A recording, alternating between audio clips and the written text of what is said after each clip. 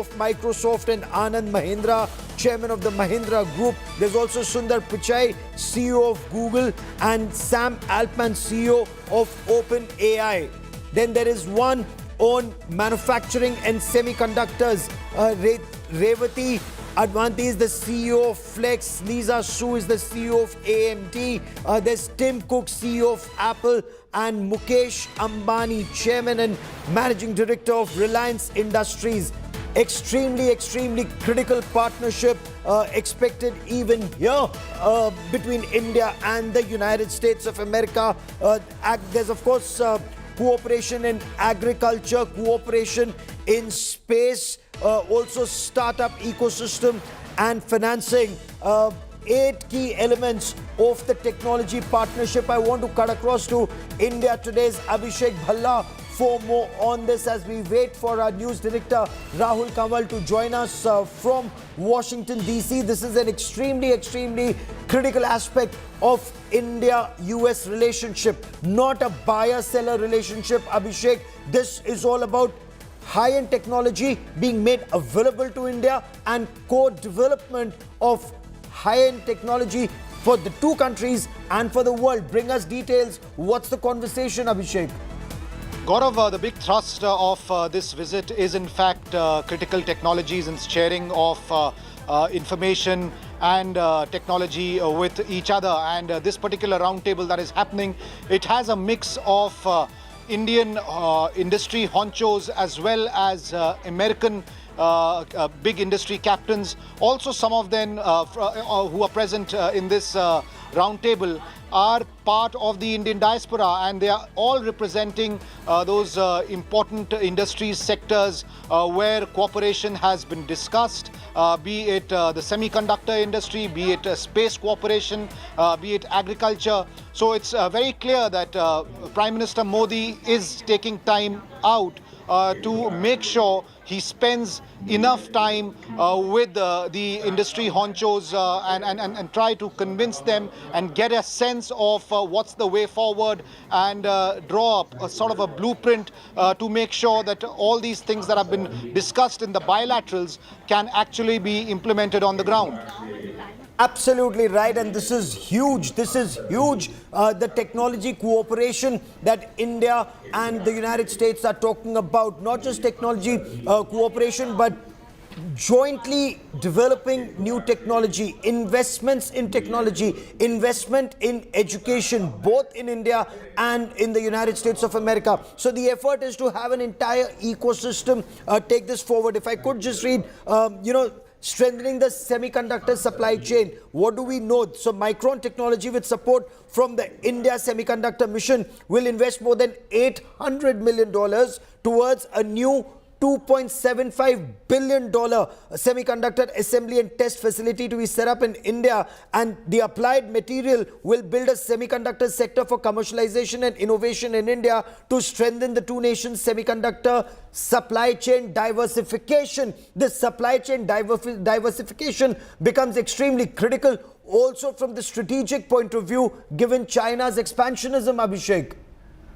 Precisely, Gaurav, and that's why the focus of this visit is not just trade cooperation and doing business with each other, but both the leaders, be it President Biden or Prime Minister Modi, on more than one instance have mentioned that this is a global strategic partnership, and not just defense cooperation. Even if you look at other sectors, it's quite clear that there is a larger goal of being strategic partners. How this pans out in time to come is something that needs to be seen, because this means a big shift from India's foreign policy on several other critical aspects. But being a strategic partner with the United States of America, which both leaders have said is definitely the way forward, considering some of the geopolitical events that have taken place. Perhaps the US... This is truly transformative, Abhishek. I mean, just hear this out. Applied Material will build a semiconductor center for commercialization and innovation in India to strengthen the two nations' semiconductor supply chain. Lam Research is to train 60,000 60,000 Indian engineers to accelerate India's semiconductor education and workforce development goal.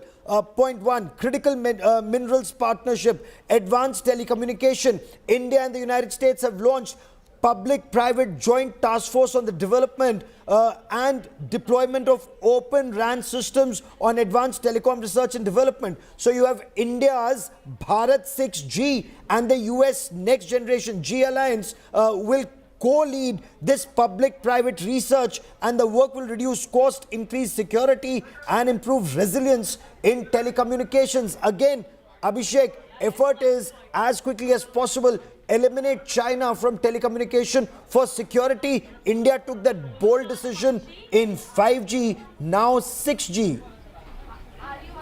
Gaurav, the entire paradigm shift definitely, has China as a focal point, because remember, whatever has been happening as far as geopolitics is concerned, be it vis-a-vis India or the kind of interests that the Americans have in areas where China is being... Okay, give me a moment.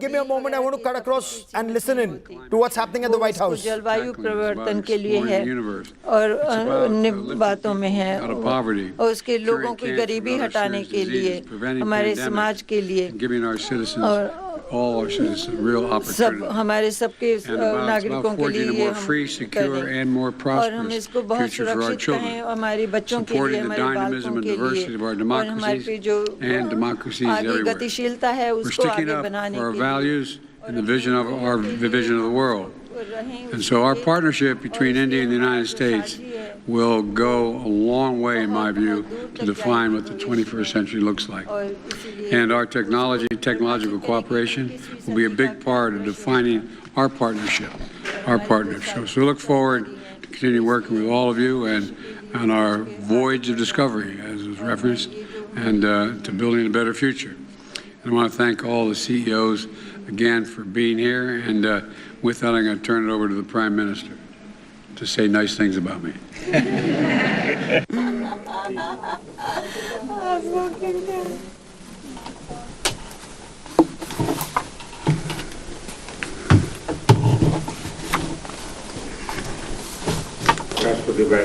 President Biden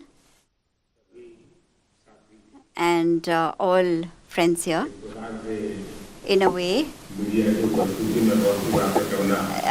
saying sometimes it's a little difficult to say too much in front of all the press present here, but first of all, I would like to thank President Biden for participating in this event. And you have seen that from agriculture to space, there are all the sectors represented here that touch our lives in every way. And technology is something that touches our lives, and all technology sectors are represented here. And there are well-established firms here and startups here as well, and both of them are working together to create a new world. And I'm very pleased that under the leadership of President Biden, technology, understanding the importance of technology, the progress that America has made in the area of technology, and the youth in India, thanks to its talent, has created an identity for itself in the world. So this coming together of talent and technology, guarantee लेकर के आया। ये सुबह कुछ ही मित्रों के बीच की है, लेकिन ये सुबह उज्जवल भविष्य की गारंटी लेकर के आई है। और मैं राष्ट्रपति बाइडेन का इस महत्वपूर्ण, भले ही छोटी हो, लेकिन मैं कहता हूँ ये होनहार है, ये शानदार है और ये धारदार भी है, और ये आने वाले भविष्य को बनाने वाली है।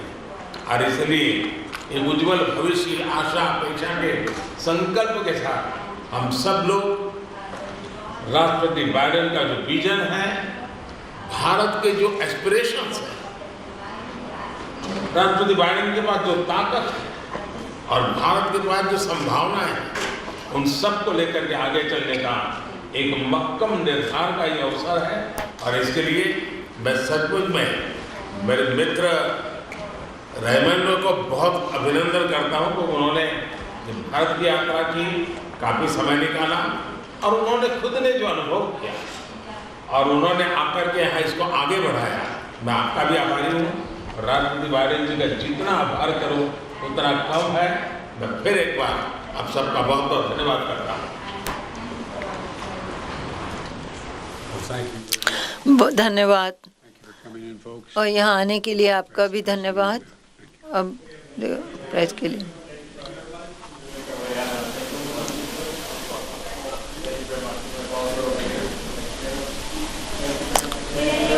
लगभग समाप्त हो गया है। So this is a very, very critical meeting that was taking place. This is called the Tech Handshake. All top CEOs of India, major CEOs, tech company CEOs of the United States and India in one room with the Prime Minister of India and the President of the United States of America at the White House. The signal is very clear. The best technology that's available to be harnessed, to be used together.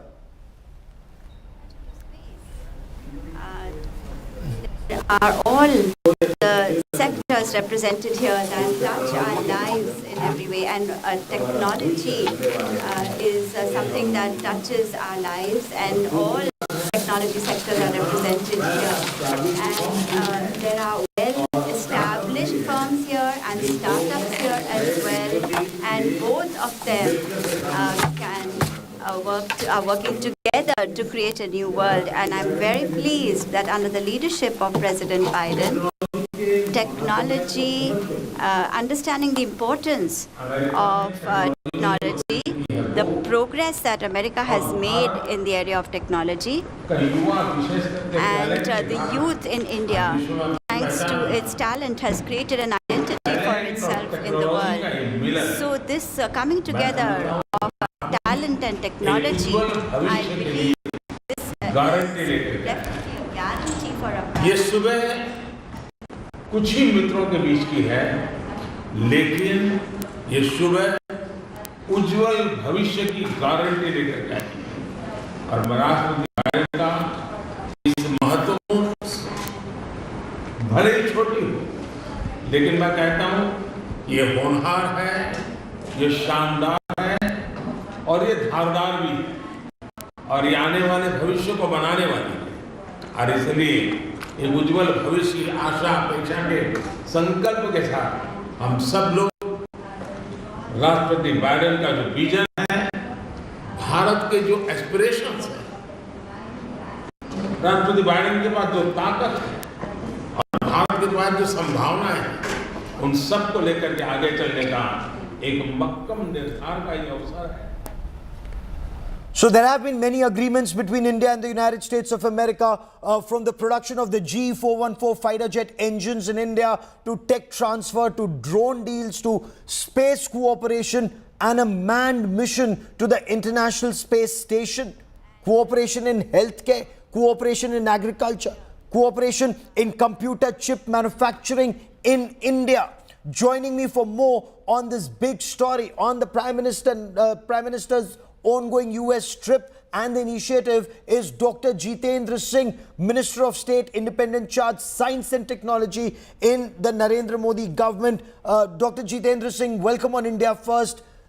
Which one of these many agreements, and I believe there are 20 to 25 areas of cooperation in technology, according to you, which one do you truly find transformational and not just a transaction between India and the U.S.?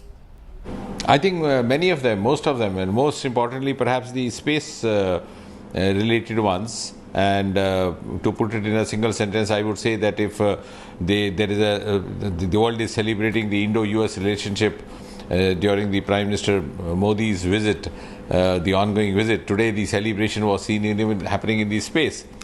So, and what gives a lot of gratification, vindication, and also a lot of satisfaction is the fact that we in India started our space journey much after the US did. Yes. In fact, when we started our space journey, US was already on the verge of landing a human being on the surface of the moon, which they finally did in 1969 in the form of Neil Armstrong, whereas we were still singing nursery rhymes, Chanda Mama Dur Ke, etc., etc.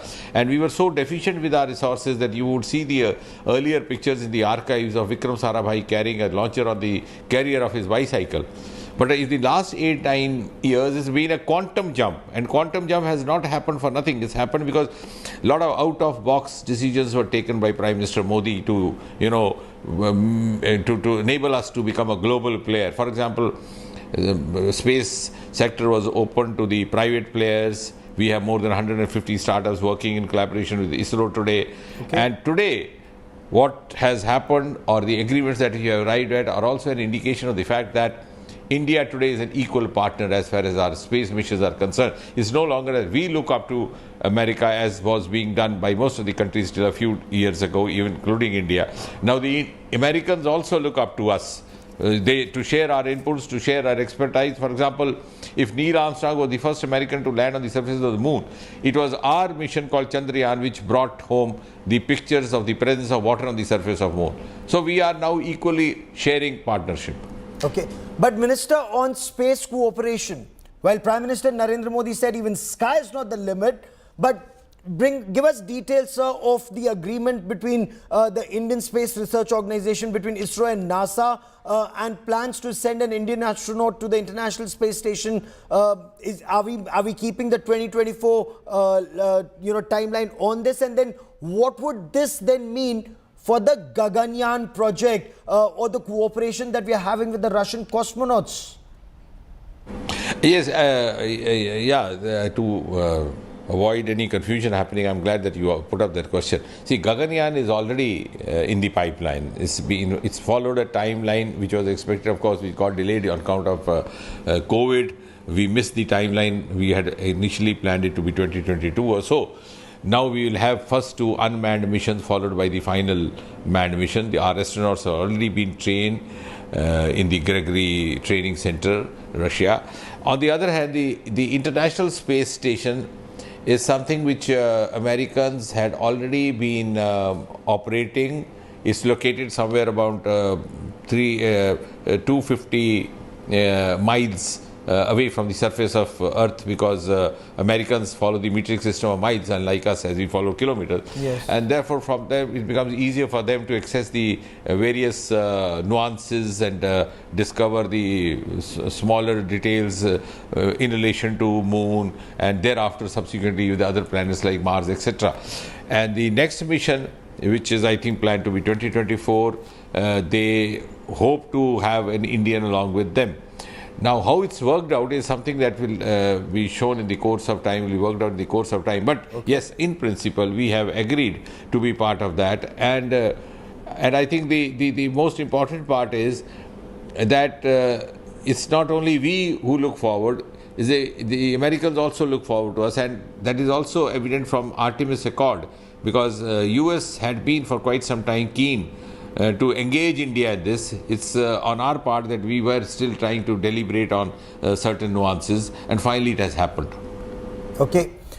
Dr. Jitendra Singh, if we were to look at some of the MOUs that have been signed and some of the announcements that have been made, if we were to specifically talk of the GEF 414 fighter jet engine deal, that's being seen as a big transformation, that America is giving India the jet engine technology, or at least manufacture that aircraft engine in India.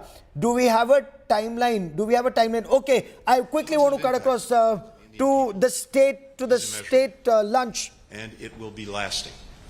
And it underscores that these aspirations for a better future are ones that we share, and ones that we depend upon each other to help realize.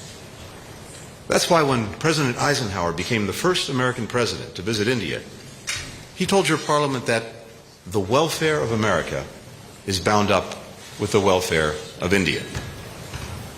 Over the past several decades, the United States and India have been advancing the vision of greater interdependence, brought closer by administrations of different parties in both of our countries. Having worked for President Biden for over 20 years, I know that his belief in this partnership is long-standing and his commitment to delivering on its promise is unwavering. And during the last 2.5 years, we've transformed the relationship between our countries. We are working closer together on more issues than ever before. From semiconductors to space, from education to food security, the energy, ambition, and potential of our cooperation is boundless. The United States and India have become, as the Prime Minister has put it, indispensable partners. And that partnership, President Biden has said, is a defining relationship of the 21st century. Together, we're promoting greater peace and stability in the Indo-Pacific and around the globe, combating disease, responding to natural disasters, strengthening the maritime security, standing up for the principles at the heart of the United Nations Charter. We're working to safeguard our planet for future generations, developing affordable solar panels and sustainable aviation fuels.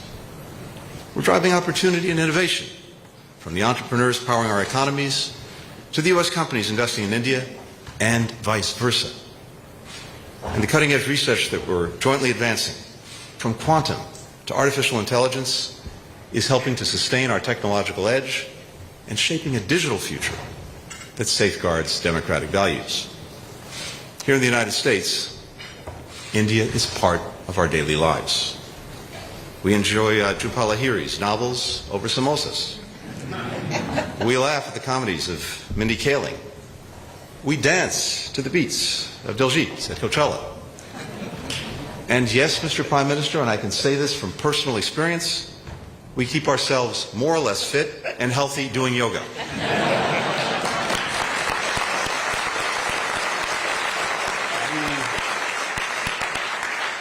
The United States is endlessly enriched by our thriving Indian diaspora.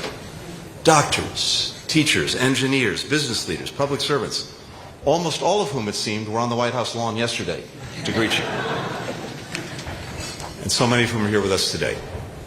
Leaders, of course, like Vice President Harris, whose mother came from Honolulu.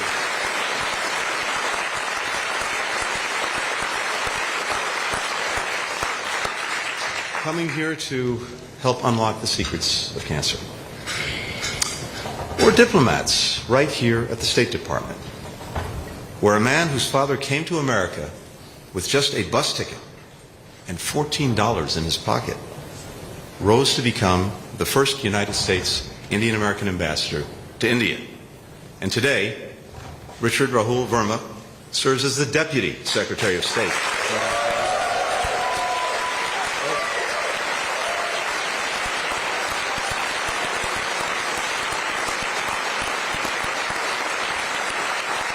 The highest-ranking Indian American official in the department's history. And, Mr. Prime Minister, that ultimately is maybe the strongest bond that unites us. As you glimpsed in your earliest travels here, whether we call it the American dream, whether we call it the Indian dream, whether it's the son of an immigrant from Jalandhar rising through the State Department, or a tea seller becoming Prime Minister, our people believe profoundly in opportunity, that no matter who we are or where we come from, we can make something more of ourselves. So, please join me in raising a glass to our shared hopes for the future and to the U.S.-India partnership that will help make those hopes a reality. Cheers.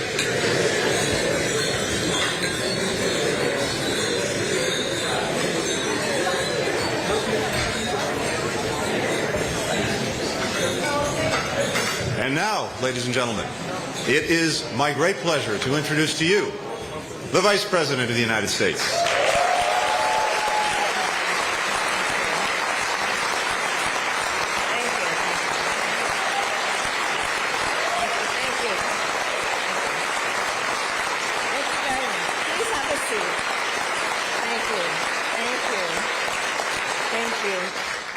Mr. Secretary, Madam Ryan, thank you for hosting us here yet again.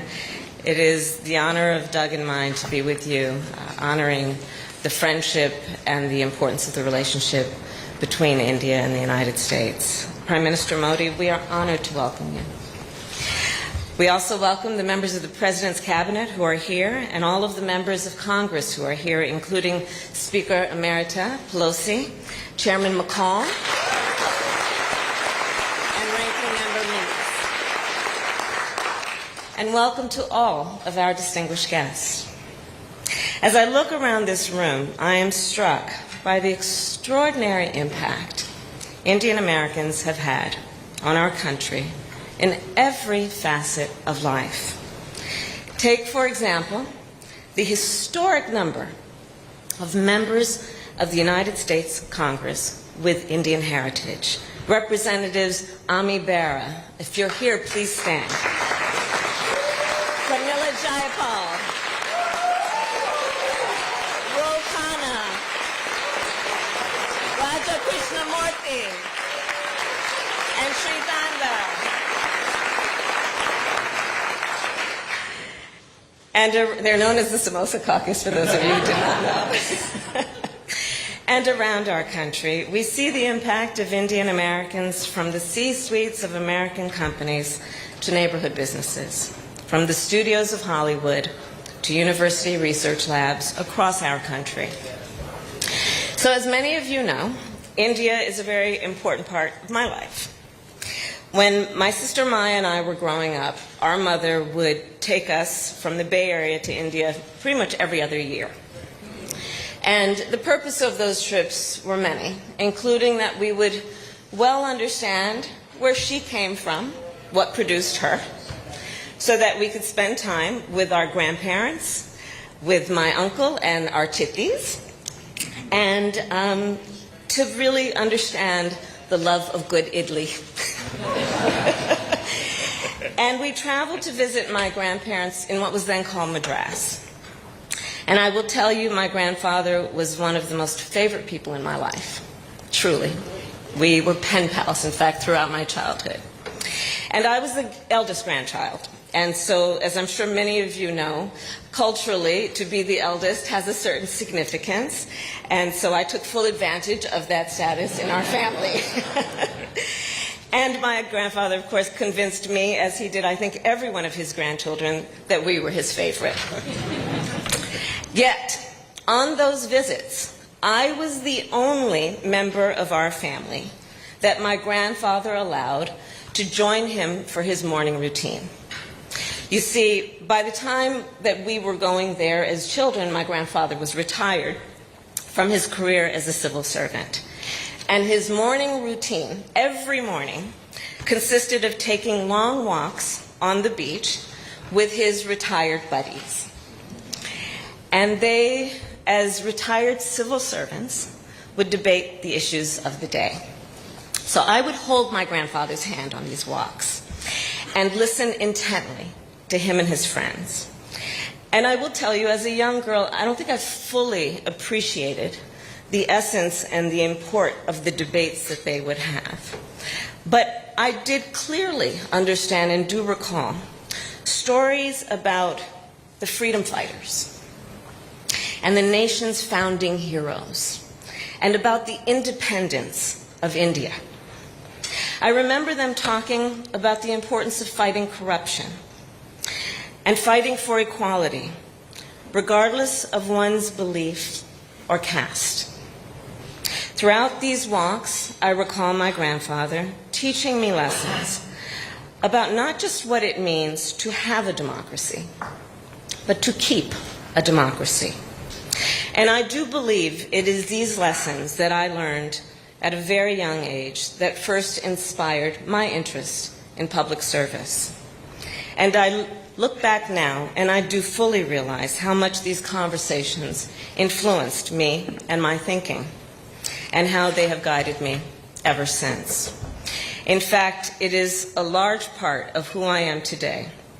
These lessons I learned from my grandfather, P.V. Gopalan, and from the dedication, determination, and courage of his daughter, my mother, Shamala.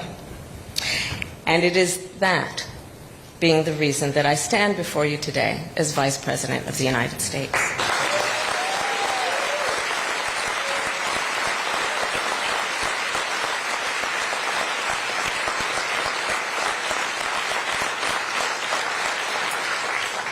history and teachings in India and of India have not only influenced me, they of course have shaped the entire globe, as Secretary Blinken just described. Throughout history, India has inspired millions of people around the world, whether through philosophy and theology, the power of civil disobedience, or the commitment to democracy. Indeed, as I travel the world as Vice President, I have seen India's global impact firsthand. In Southeast Asia, Indian-made vaccines have saved lives and livelihoods. On the continent of Africa, India's long-standing partnerships support prosperity and security. And throughout the Indo-Pacific, India helps promote a free and open region. I also know of India's extraordinary impact with regard to innovation, medicine, and science. I know this as a daughter of California. I know this as a former district attorney, attorney general, and senator who has worked on technology with leaders in Silicon Valley. And I know this, of course, as a daughter of a scientist. My mother, at the age of 19, arrived in the United States by herself as part of the first wave of Indian students to travel here. She chose UC Berkeley because it was known as being one of the best universities in the world. And growing up, I remember my mother, our mother, spending day and night and weekends in the lab. She always asked the big questions and searched for the answers that would be a clue to improving the condition of life. She understood what was possible, unburdened by what has been. And since then, I think about it in the context of the work she did and her studies that have led to advances in breast cancer research. And I think about it in the context of the millions of Indian students who have come to the United States since to collaborate with American researchers, to solve the challenges of our time, and to reach new frontiers. Indian innovators have made great strides in engineering and computer programming. They've sent a mission to Mars, and they have launched and led technology companies that are global leaders in the areas of autonomous vehicles, robotics, cybersecurity, climate data, and digital finance, all of which can serve to improve the human condition and uplift the people. The point here being, India's global engagement has not only been to the benefit of the people of India, but also to the benefit of the people of the United States and people around the world. So, Mr. Prime Minister, thank you for your role of leadership to help India emerge as a global power in the 21st century. You have helped to reinvigorate the Quad. Your leadership of the G20 is making new strides on climate finance, and you have been a proponent of international institutions and global solutions to global challenges. And as a point of personal privilege, as chair of the National Space Council, I thank you for your leadership in space and for our joint work on an Earth science satellite, which will help us address the climate crisis. And I will also thank you because when you and I first met at the White House, I asked you to join the Artemis Accords, a commitment to the safe and transparent use of space. And today I am happy to report, as you have, that you have joined the Artemis Accords.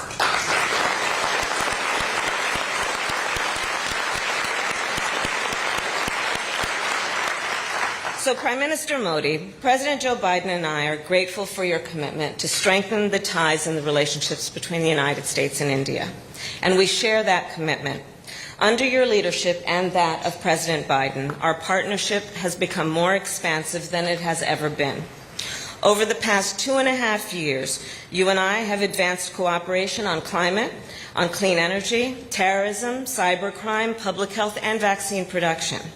And during this trip, our countries have launched new areas of cooperation, from artificial intelligence to semiconductors.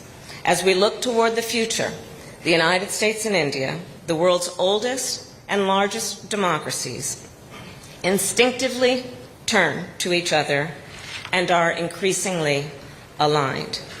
So I will close with this, which is a memory again of my grandfather and what he taught me on those long walks. And in particular, what he taught me about the nobility of public service. Prime Minister Modi, you and I have both dedicated our careers to the noble work of public service. And so to everyone here today, I say, it is incumbent on each of us, inside of government and outside of government, to continue the fight for progress and to serve the greater good. So I raise a glass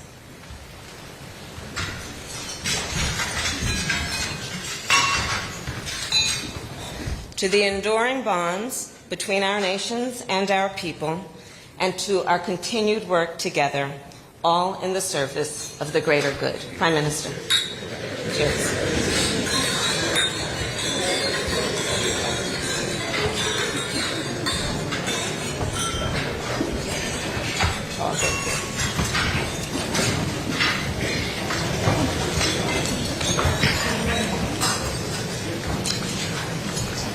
Vice President Kamala Harris, Second Gentleman Douglas Amhoff,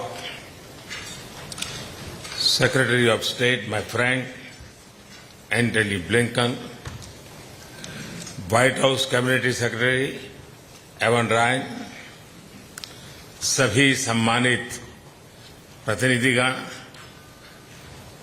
friends, सबसे पहले तो मैं उपराष्ट्रपति Kamala Harris और secretary Blinken का इस भव्य स्वागत के लिए बहुत बहुत धन्यवाद करता हूं। आप दोनों ने जो गर्मजोशी भरे शब्द कहे, इसके लिए भी मैं हृदय से आपका आभार व्यक्त करता हूं।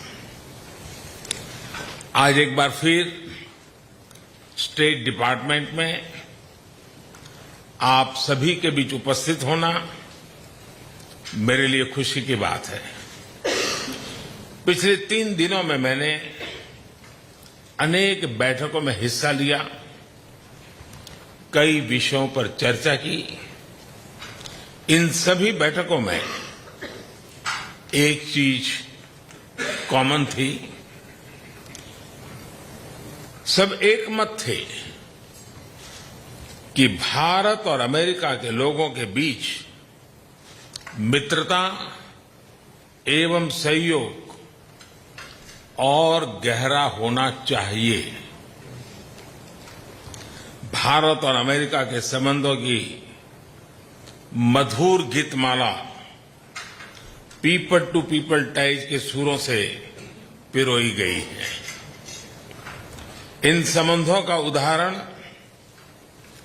हमें कदम कदम पर देखने को मिलता है। उपराष्ट्रपति कमला हैरिस की माताजी डॉक्टर श्यामला गोपालन 1958 में भारत से अमेरिका आई थी। उस समय अधिकांश लोगों के पास फोन नहीं होता था और इसलिए उनकी माताजी हाथ से लिखकर अपने परिवारजनों को पत्र भेजा करती थी और उन्होंने कभी भी भारत से रत्ती भर नाता टूटने नहीं दिया था।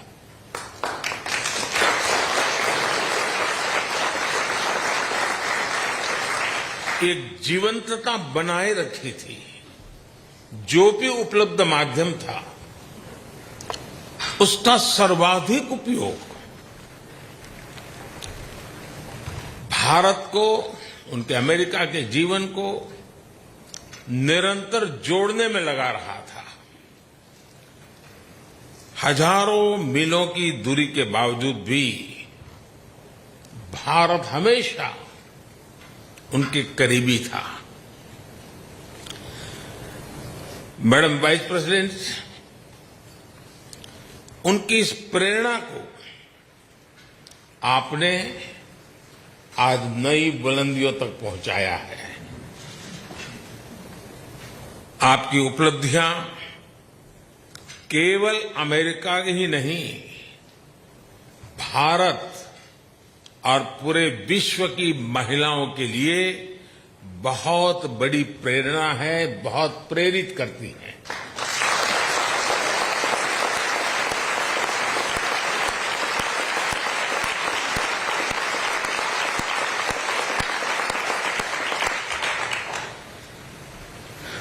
सेक्रेटरी ब्लिंकन, जब मैंने प्रारंभ में सूर और गीतमाला जैसे शब्दों का प्रयोग किया तो मेरा एक इशारा आपकी तरफ भी था।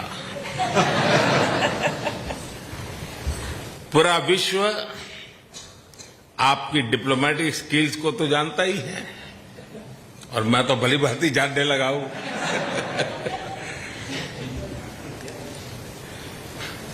आपके म्यूजिकल टैलेंट के चर्चे भी बहुत है।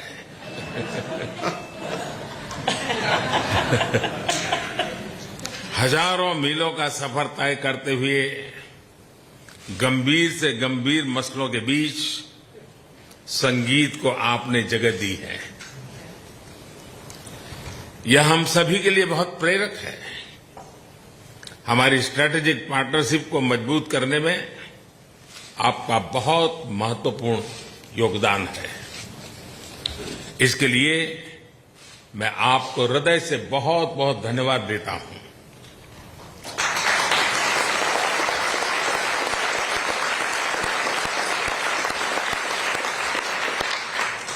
फ्रेंड्स, 2014 में मेरी यात्रा के समय मेरे प्रिय मित्र राष्ट्रपति बाइडेन भी यहां स्टेट डिपार्टमेंट में मेरे साथ थे।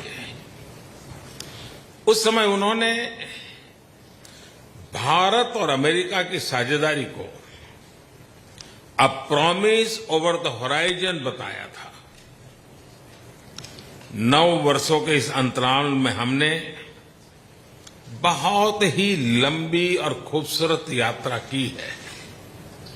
हमने डिफेंस और स्ट्रेटेजिक क्षेत्रों में आपसी सहयोग के नए आयाम जोड़े हैं। हम नई और उभरती टेक्नोलॉजी के क्षेत्र में नए विश्वास के साथ काम कर रहे हैं।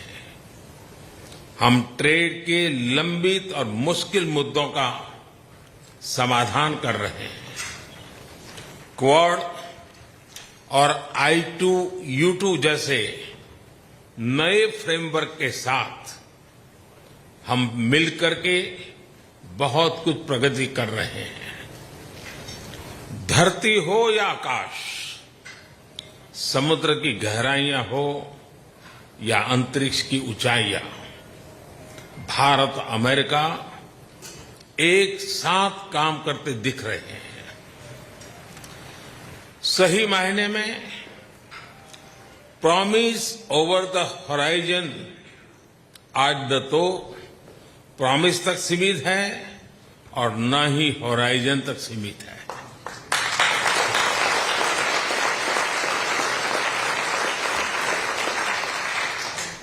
आज हम जिस मुकाम पर पहुंचे हैं, जिन उपलब्धियों पर हम गर्व कर रहे हैं, आप सबके सपनों और अथक मेहनत का परिणाम है। इसके लिए मैं आप सभी का हृदय से बहुत बहुत धन्यवाद करता हूं। Friends, on this note, I would like to raise a toast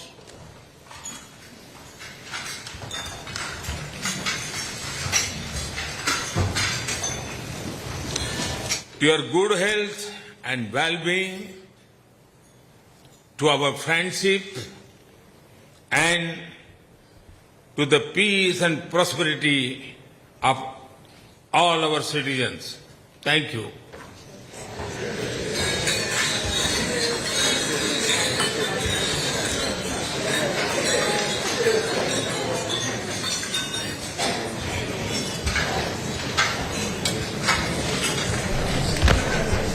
That is good. Thank you. Thank you. So this is the lunch hosted by Vice President Kamala Harris and the Secretary of State Antony Blinken. But look at that comfort factor when it comes to the relationship between the leaders of India and the United States of America, whether it's President Joe Biden and Prime Minister Narendra Modi, or the interaction between Prime Minister Narendra Modi and the Secretary of State Antony Blinken, and the eye for detail, the fact that Vice President Kamala Harris spoke of her Indian roots, and Prime Minister Narendra Modi also referred to the Indian roots of Vice President Kamala Harris, the knowledge, the information, and The energy, ambition, and the aspects that strengthen the bonds between the two countries. As the Prime Minister said, even sky is not the limit. That aspect about promise over the horizon, not restricted either to the promise or the horizon. I want to quickly bring in Sushant Sareen, who watches India-America relations very closely. Joining me on the broadcast are reporters from the State Department. We have Rahul Kanwal and Geeta Mohan in the United States of America joining us with the latest. But from the conversations in the past 3 days, a relationship that's actually being taken altogether to a new level. The United States investing heavily in India, and India investing heavily in this relationship. Let's once again cut across and listen in to Prime Minister Narendra Modi at the State Department lunch.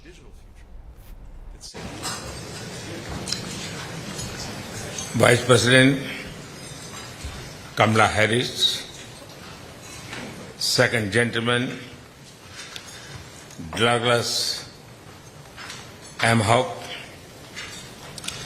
Secretary of State, my friend Antony Blinken, White House Community Secretary एवन राय, सभी सम्मानित प्रतिनिधिगण,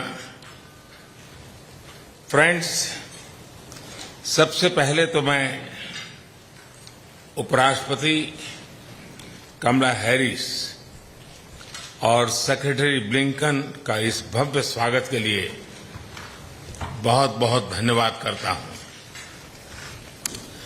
आप दोनों ने जो गर्मजोशी भरे शब्द कहे, इसके लिए भी मैं हृदय से आपका आभार व्यक्त करता हूं। आज एक बार फिर स्टेट डिपार्टमेंट में आप सभी के बीच उपस्थित होना मेरे लिए खुशी की बात है। पिछले 3 दिनों में मैंने अनेक बैठकों में हिस्सा लिया, कई विषयों पर चर्चा की। इन सभी बैठकों में एक चीज कॉमन थी, सब एक मत थे कि भारत और अमेरिका के लोगों के बीच मित्रता एवं सहयोग और गहरा होना चाहिए। भारत और अमेरिका के संबंधों की मधुर Geetmala people to people ties के सुरों से पिरोई गई है। इन संबंधों का उदाहरण हमें कदम कदम पर देखने को मिलता है। उपराष्ट्रपति कमला हैरिस की माताजी डॉक्टर श्यामला गोपालन 1958 में भारत से अमेरिका आई थी। उस समय अधिकांश लोगों के पास फोन नहीं होता था और इसलिए उनकी माताजी हाथ से लिखकर अपने परिवारजनों को पत्र भेजा करती थी और उन्होंने कभी भी भारत से रत्ती भर नाता टूटने नहीं दिया था।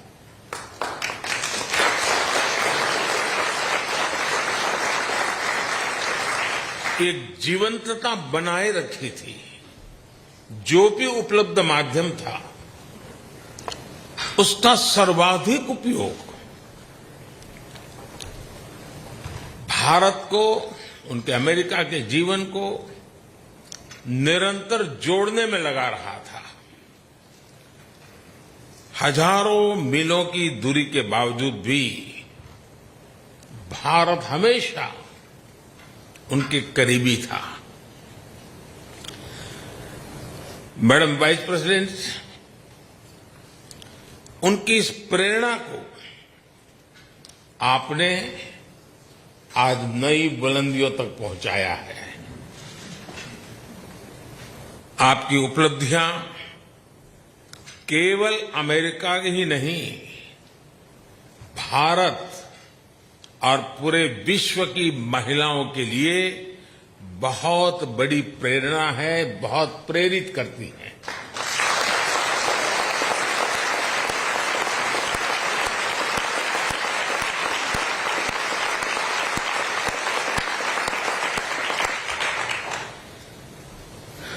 सेक्रेटरी ब्लिंकन, जब मैंने प्रारंभ में सूर और गीतमाला जैसे शब्दों का प्रयोग किया तो मेरा एक इशारा आपकी तरफ भी था। पूरा विश्व आपकी डिप्लोमेटिक स्किल्स को तो जानता ही है और मैं तो भली भांति जानने लगा हूं।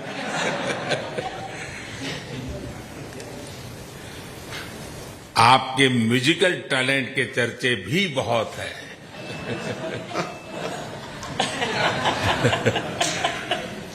हजारों मीलों का सफर तय करते हुए गंभीर से गंभीर मसलों के बीच संगीत को आपने जगह दी है।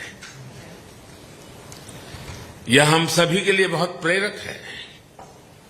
हमारी स्ट्रेटेजिक पार्टनरशिप को मजबूत करने में आपका बहुत महत्वपूर्ण योगदान है।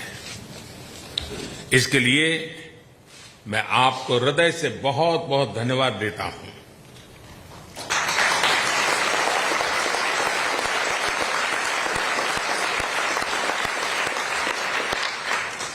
फ्रेंड्स, 2014 में मेरी यात्रा के समय मेरे प्रिय मित्र राष्ट्रपति बाइडेन भी यहां स्टेट डिपार्टमेंट में मेरे साथ थे। उस समय उन्होंने भारत और अमेरिका की साझेदारी को a promise over the horizon बताया था। 9 वर्षों के इस अंतराल में हमने बहुत ही लंबी और खूबसूरत यात्रा की है। हमने डिफेंस और स्ट्रेटेजिक क्षेत्रों में आपसी सहयोग के नए आयाम जोड़े हैं। हम नई और उभरती टेक्नोलॉजी के क्षेत्र में नए विश्वास के साथ काम कर रहे हैं। हम ट्रेड के लंबित और मुश्किल मुद्दों का समाधान कर रहे हैं। क्वाड और I2U2 जैसे नए फ्रेमवर्क के साथ हम मिलकर के बहुत कुछ प्रगति कर रहे हैं। धरती हो या आकाश, समुद्र की गहराइयां हो या अंतरिक्ष की ऊंचाइयां, भारत अमेरिका एक साथ काम करते दिख रहे हैं। सही मायने में प्रॉमिस ओवर द होराइजन आज तो प्रॉमिस तक सीमित है और न ही होराइजन तक सीमित है।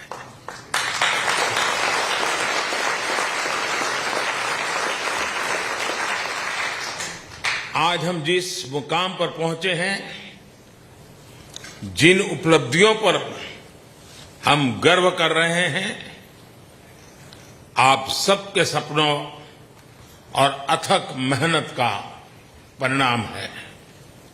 इसके लिए मैं आप सभी का हृदय से बहुत बहुत धन्यवाद करता हूं। Friends, on this note, I would like to raise a toast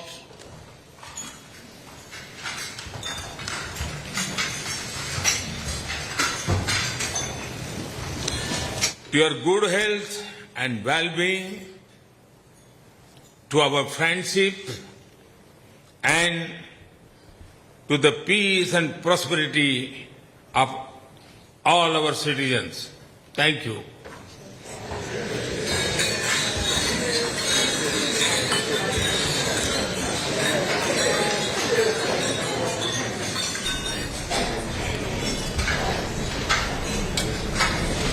And I quickly now want to cut across to Washington, D.C. to the State Department, where India Today's news director Rahul Kanwal now joins me for more on this. Rahul, 3 days now, first New York, then Washington, D.C., White House, and now the State Department. While the bells and whistles are all there, the optics are all great, this isn't just optics. This is truly, as both India and the American establishment want us to believe, this is truly substantive. Some of the agreements that have been signed, as the government says, from subsurface to the space. Oh, absolutely, Gaurav, because I think this whole initiative on critical and emerging technologies has been very significant because the moment the National Security Advisors got onto the conversation, there are a lot of things which would have otherwise got held up in the whole bureaucratic process, whether it is in Commerce Ministry in either country, or it is, say, in the finance ministries of either country, or industry or trade, suddenly have started getting expedited. I've been spending the day talking to a lot of think tankers, a lot of academics here in the United States, and they're saying, just imagine that you've now got a situation where a company like GE, a global MNC, is willing to give at less than commercial rates critical technology which you would sweat over just trying to build the IP around the technology to a country that isn't even an alliance partner. Although I do notice that in a lot of the papers, the mainstream American papers, the word ally is being used now while referring to India. And that is important because India isn't an ally of the United States in a treaty sense of the word. And therefore, for people here in the U.S. to constantly talk about India now being an ally just shows how deeply entrenched this relationship has become. Some of the senior officials we were speaking to in the Biden administration, some of these interviews we did, India being referred to a great power or an emerging great power, that again in some senses shows the bet that Washington DC is making on the India story for various reasons: the slowing down of the Chinese economy, the decline of the Chinese workforce, and because of the fact that India has a very young active workforce and more perpetuity value going into the future, shows that this is a very significant bet that these countries have made on each other. And now a visit like this has really forced things through the system. The question is, once this visit ends, once the PM leaves for Egypt, can the rest of the system keep the level of momentum going? That, I think, Gaurav, will then become the key to actually see whether the hype that we've seen this time translates into actual execution on the ground. In fact, that was the question I was coming to, Rahul. While it's very heartening to hear that GE 414 fighter jet engines would be manufactured in India for Indian Air Force, is there a timeline from the MOU to the actual aircraft engine being manufactured in India? So I spoke to Ashwani Vaishnav about semiconductors, and he said Micron will start manufacturing in 6 quarters from now. That's just about a year and a half. So that's very impressive if it does happen. But that also, while it's intricate and very complicated, is far less complicated than the jet engine deal. And remember here, there is also Hindustan Aeronautics which is in the picture, and with all respect to HAL, they're not really known as being the most efficient in terms of getting things done on time. That's just their track record over the decades, and that's the reality that we're dealing with. So this is very sensitive technology which will be transferred. There will be a lot of weeds that you'll have to navigate. And remember the nuclear submarine deal with Australia, the AUKUS nuclear submarine deal, that's still held up in terms of its implementation, not because they don't see the value any longer, but because it's just difficult to get these things done. So yes, of course, there is intent, there are announcements, the execution ultimately will be the key. And I think the Prime Minister has made quite a statement, in the manner in which he's come here, touching all the right buttons, saying the right things, reaching out even to people like Kamala Harris, who've had very uncharitable things to say about the government before she became Vice President. Of course, in the manner in which he looked back at her, felicitated her at that at the U.S. Congress and then at the State Department luncheon also shows that he realizes that you have to take the entire system along. It's not just the one-on-one chemistry between the heads of state. The whole system needs to be carried along for this intent and for these headlines to translate, Gaurav, into real, cogent, tangible action. You're absolutely right, and the conversations that were happening, whether with between President Joe Biden and Prime Minister Narendra Modi, or Prime Minister Narendra Modi also referring to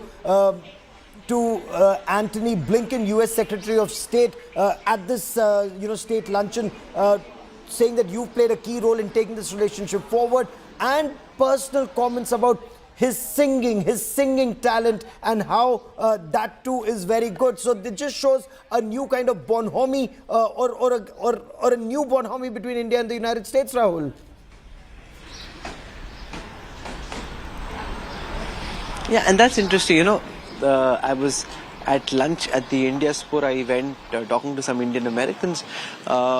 Massive clamor. Remember when the French president had come, the representation was much more diverse. Here there were a lot of Indian Americans, and at some level it's also like a much ka sawal. Now let's imagine there's some big Indian businessman who's otherwise flaunting his political connections and making it seem as if he's a really big guy, and then he doesn't get invited to the dinner.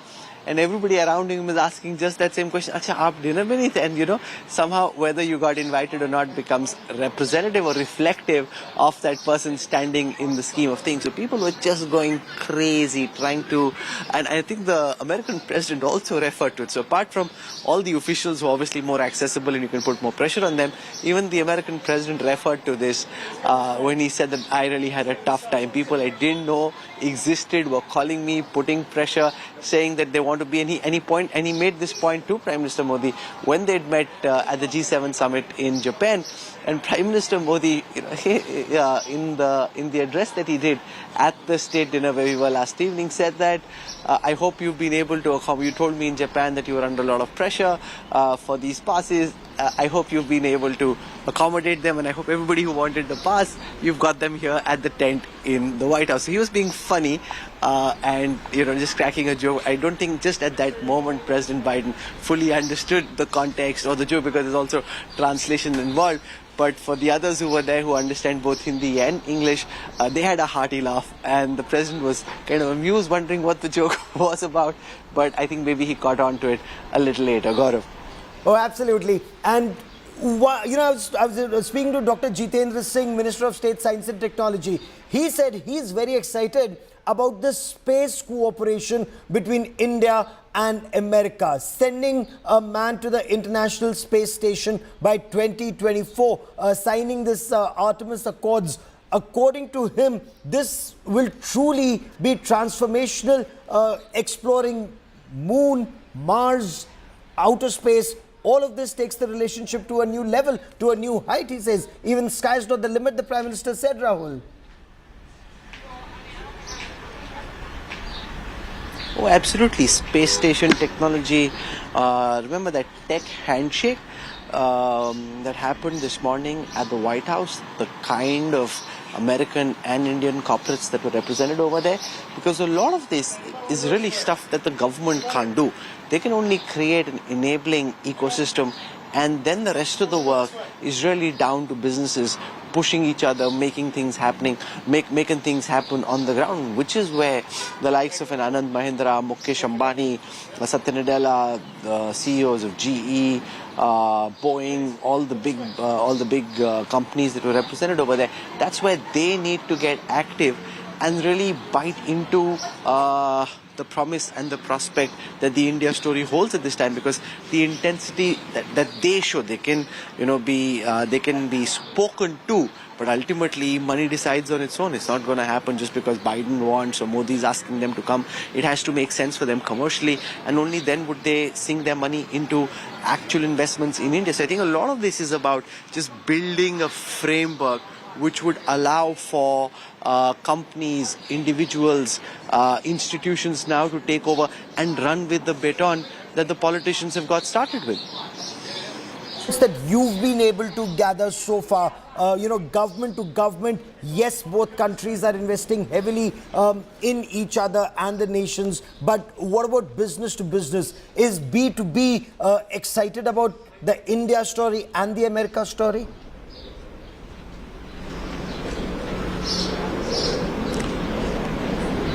Let's look at it from the perspective of American businesses first, right? So they've been hearing for more than 2 decades now that India is the next big thing, that India is opening up, that India is a market, they should go out and invest. And they've been disappointed at times with the lack of ease of doing business in India, the procedural complexities, the regulatory framework, etc. And frankly, it isn't very easy or hasn't been very easy doing business. It's changed to some extent, but not fully. And India isn't the only story in town. There's Vietnam, Indonesia, several other countries wanting to attract these investments. The one big change, though, between earlier and now is China is slowing down. Their economy is in distress. In the first quarter of this year, Chinese companies' revenue just went up by 1.5%, which is complicated because it shows that there are real signs of distress within the Chinese economy. And because of geopolitical headwinds, and because of the pandemic, a lot of MNCs now realize that you can't just depend on China as the source of the bulk of the manufacturing that you do outside the United States. So there is that factor as well. So this could possibly be India's moment. But then, as someone told me recently, that India is one country that disappoints both the pessimists and the optimists. So I think the right way to do it is to look back 10 years from now and say, was this indeed historic, or was this just one of those moments where it seems exciting, it seems historic, but ultimately the delivery is less than the talk? Hopefully it won't be like that, but there are reservations which have to be kept in mind as we stay engaged and see what's happening, Gaurav. Oh, absolutely. Rahul, stay with me. In fact, we were just taking a look at that report that you'd filed about how the American media had covered Prime Minister Narendra Modi's visit. Rahul Kawal, my colleague, with me on this broadcast here, he was sifting through some of the American dailies. How are they looking at Prime Minister Narendra Modi's visit? One aspect he did point to was they're calling India an ally, but we're not an alliance partner. In fact, as several analysts say, an alliance partner is quite a 20th century word. This is the 21st century, and there are commonalities, but then there are also independent. You look at your areas of convergence. Let's take a look at this report. What we're going to do now is take a look at how the mainstream American media has covered Prime Minister Narendra Modi's state visit to Washington, D.C. So we've got the New York Times, the Financial Times, the Washington Post, the Wall Street Journal with me. So let's take it one by one and show you what the different papers are saying. I'll start with the New York Times, typically seen as a trenchant critic of the Prime Minister. So if my video journalist Kirpal Singh just comes across and will show you, so it's raining quite non-stop here in DC, but this is the front page of the New York Times. They're leading with this image from the U.S. Congress joint address, which the Prime Minister had Kamala Harris there, all the senators and the congressmen there. Their take is for Modi's visit, abundant pomp and no friction. Biden hopes to make India an ally.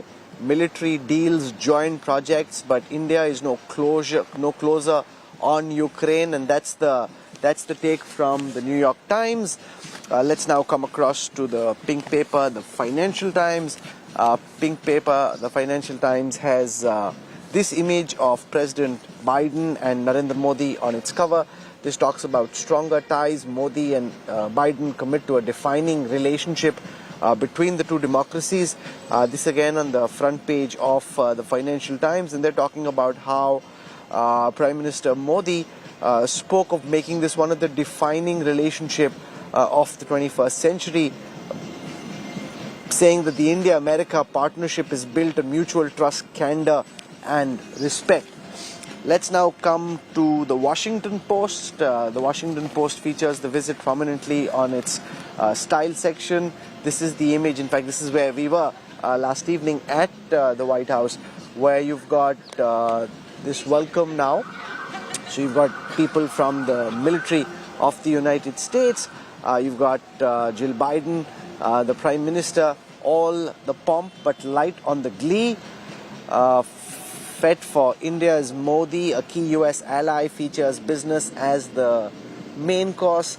And then it talks about the dinner. Despite dearth of celebrity wattage, event becomes an unlikely celebration of fashion, and goes on to talk about what all happened at the state dinner, which featured really some of the biggest names in Indian and American business and members of the Indian American community. I come now to the Wall Street Journal. The Wall Street Journal has it on the bottom fold. Warm welcome for Modi. This image is from the White House earlier in the day, where the Prime Minister met with the American President. And this, let's go to page 8, which is where the full story is. Just give me a minute.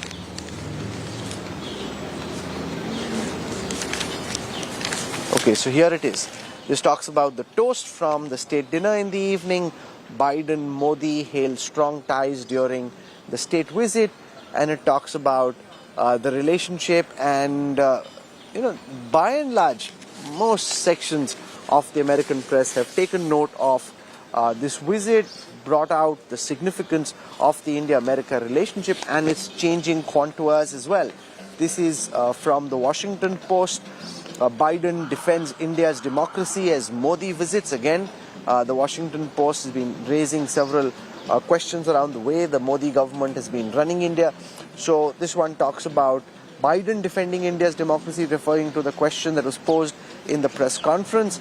And one of the reasons that I believe the U.S.-China relationship is not in a space as it is with the U.S.-India relationship is that there's an overwhelming respect for each other, and also because we're both democracies, and it's a common character of our democracy. And that's and it talks about how Biden spoke about the state of India's democracy and announcing agreements on technology defense. There's a full page coverage here in the Washington Post on Prime Minister Modi's visits. They've given this space to all the agreements, and then at the top they highlight the Prime Minister's address to the U.S. Congress, where Modi focused on growth. So always a good idea to look at what's being featured, what's not being featured, what's in, what's out in the headlines of the press in the country where the Prime Minister is visiting. What was it like at the state dinner? India Today's news director Rahul Kamal also caught up with some of the guests at the White House dinner last night. For a sense of how members of the Indian American community are viewing Prime Minister Narendra Modi's state visit and the evolving ties between India and the United States, we are currently with members of the India-Diaspora, body that looks at ties between these two countries and tries to foster equations in different ways to take India-America ties into the future. So I want to introduce you to some people who are with us. I'll start with Sunil Wadhwani, founder and chair of the Wadhwani Institute for Artificial Intelligence. With us also is Grammy Award winner Ricky Kedge, musician. He's here. We've had him on the show before he came here, and it's good to have him back once again.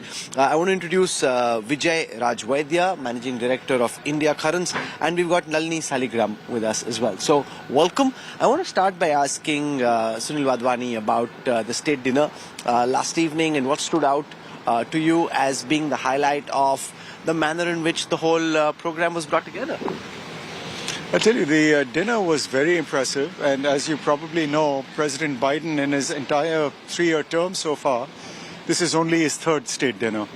So I think that speaks to the fact that U.S.-India relations are getting elevated. They were strong to begin with. They are becoming stronger. And in listening to both Prime Minister Modi yesterday as well as President Biden, it's very clear that they see a great strategic partnership developing over here on a variety of fronts. Everything from defense cooperation to business cooperation to arts, culture, science, research, and so on. What was also striking was not just that the relationship between the countries is getting elevated to a higher level, but also what came out was the personal rapport between the Prime Minister and President Biden is very strong and getting stronger, and that is, again, so important for relations between the countries. The turnout and the quality of the audience at the state dinner was really striking. CEOs of all the top companies in the U.S., Indian CEOs, American CEOs, like the CEO of Microsoft and Google and Boeing, GE, and so on. And beyond the relationship between, again, the Prime Minister and the President, what was also striking was the camaraderie between all the people who were there at this dinner, at this state dinner. All, again, very eminent people, but all talking about how to strengthen their relationships, how to do more work in India, and so on. Ricky Kedge, you were at the United Nations earlier, now you're at Washington, D.C. You want to give us a sense of how you're seeing ties between India and the United States evolve and how this whole experience has been for you? Of course, this is a very important two nations to come together. As it is mentioned so many times, one of the world's oldest democracies and the world's, by far, the world's largest democracy. So I was there at the World Yoga Day event, which happened at the United Nations headquarters.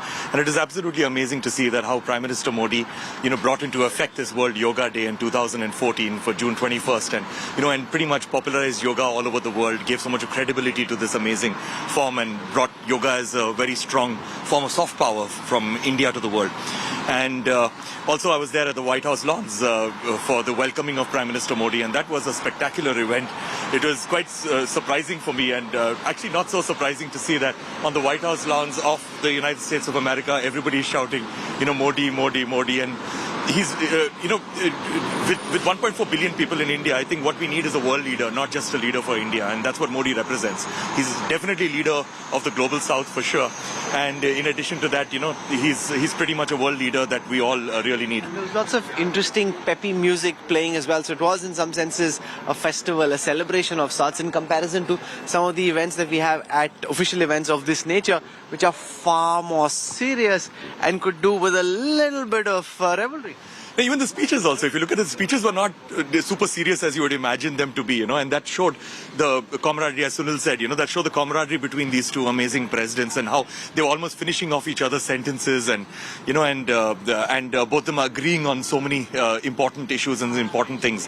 So it's a very, very good time for a collaboration between India and America, and I think it's a collaboration that has been happening for a while now, but right now it's going to go from strength to strength. Vijay, sorry to interrupt, but speaking of music and collaboration, one of the interesting things that happened at the state dinner yesterday was I happened to be at a table with Mr. Anand Mahindra, major industrialist from India. The U.S. Secretary of Commerce, Gina Raimondo, was sitting at the same table. Sundar Pichai of Google was there. So the U.S. Marine Corps band was playing, and they were playing some Beatles songs. So Anand Mahindra happened to mention that I play this song. I play guitar and I sing to this song. I said, fascinating. I play the drums, and I play with two bands in Pittsburgh. And then Mrs. Raimondo, the U.S. Commerce Secretary, said, well, I play piano and keyboards. So we said, let's form a band. So then President Biden comes up, and I said, Mr. President, we're forming a band over here. for high-end government events, you may want to invite us. He said, absolutely. Then I said, we won't come cheap. I said, each time you call us, the U.S. budget deficit may go up another 10%. He said, not a problem, it's a good investment. So another way of investing in ties between India and the United States. That would be interesting. Some of the musicians, though, will feel, hey, we suddenly have competition. And then you can get Ricky Cage to bring all music together. And for all you know, you may award-winning. You may win a Grammy as well, given the run that following big shoes to fill over here behind Ricky's. Okay, so let's ask Vijay Rajwadi about the manner in which ties between India and the United States are evolving. Your sense of how the Indian-American community here is looking at the heightened interest with which everything to do with India is being seen here in DC. So, I have lived here for 40 years. Most of us are here for a long time. And I have a perspective on this. You know, we two democracies, last 70 years since India got independence, have been trying to get together because our foundation is same, the value system is same. But every time this effort was thwarted, because what happened is that there's a space to get into that space, the door is always defined by the current alignment of interests. And that door was not materializing, call it a portal. And suddenly it has happened now that that portal has opened up and we are able to walk in. What do you need now? You need a leader to see the door and be able to walk through that and take the massive humanity through it and then get those greatness that we can achieve by having two democracies work together. Indian Americans, there are over 4 million Indian Americans living here. They span the whole spectrum of population, right from the person working, driving a truck, to the CEO of major corporations over here. And they all want these two nations and democracies to come together somewhere and at least make a start. Yesterday was a magnificent start, and I would credit both the leaders for that. How do you think things have changed in the way that you've seen Indians being perceived or the India story being perceived in the past several decades to now? What changes are you seeing? So with all the information around, there is a lack of information. So what I have seen is that particularly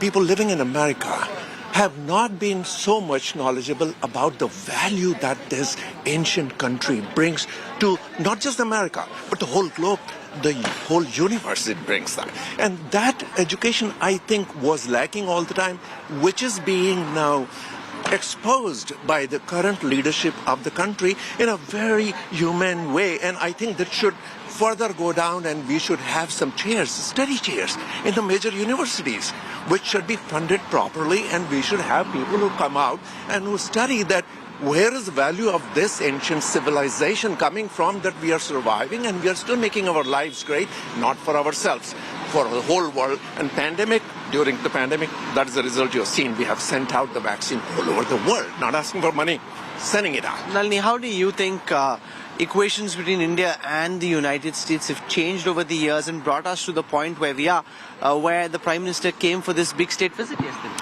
Yeah, so it has been for me so exciting. I watched the speech to U.S. Congress on TV, and it was really exciting for me to see the perception shift for the ordinary American. How do you think it's shifting? I think it's a lot more positive. The old picture of India has changed. This is a dynamic India, ready to conquer the world stage, and it showed that. You know, Prime Minister Modi really conveyed a sense of optimism and a sense of pride and growth and hope, and it was all there. I run a non-profit called Arogya World. So for me, I'm really interested to see what this visit can do to advance the field of diabetes and its prevention. And, you know, it is one of the biggest scourges of our time. It's the biggest challenge. And now there are 100 million diabetics living in India, 136 million with pre-diabetes. Hey, we've got to do something. So I would love to see a collaboration going between the United States. Right. Prime Minister Modi and Joe Biden are very different personalities. And despite their differences in personalities and style of functioning, they seem to have hit it off well and seem to be speeding up the pace of acceleration of ties between the two countries. Yes, you're absolutely right. Here's the thing. They both may seem like different personalities on the surface. I think what drives them on the inside is very similar. They see the potential within their countries in terms of progress that can be made. They both respect each other's countries, and like Nalini was just saying, the dynamism of India, the potential of India, etc., I think is now very visible, much more so than in the past. And both of them want to get things done. They want the world to be more stable. They want the partnership between US and India to grow from strength to strength. So there's a lot of commonality between the two. And I think that also helps to drive the personal rapport between them. Well, let me not hold you all back. There's lunch waiting inside at this India-Spora event. Really appreciate you taking time, because initially the focus was on yoga, then on ties between India and the United States. The meetings in the White House this morning is about tech, business, and the diaspora. Thank you all very much for joining us. Thank you. Thank you. Thank you. Thank you. Thank you. Cheers. A quick break, but there's lots more coming up. Remember, Prime Minister Narendra Modi has more engagements, many more engagements lined up in the United States of America, including a community outreach and interaction with the diaspora. All that and much more here on India Today.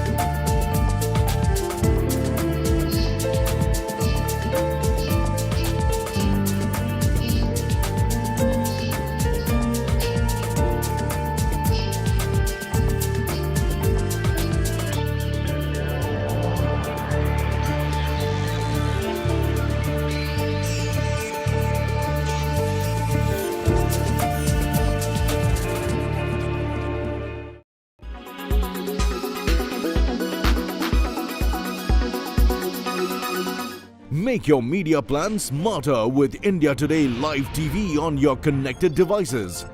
Amplify your brand with 100 million smart internet viewers. To advertise, mail us at sales@aajtak.com.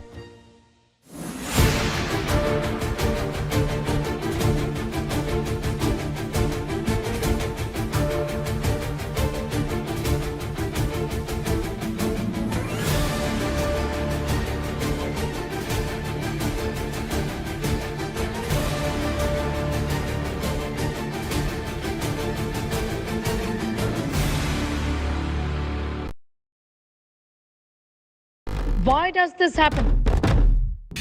Let me tell you the science behind it.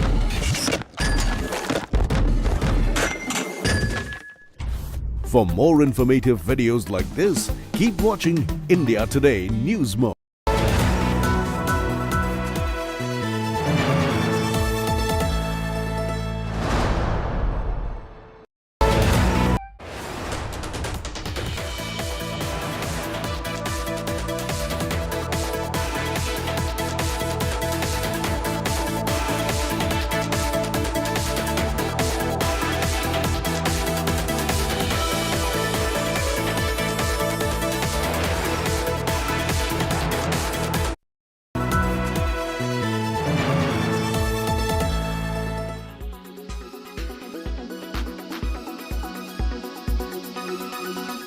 Introducing Apple Vision Pro.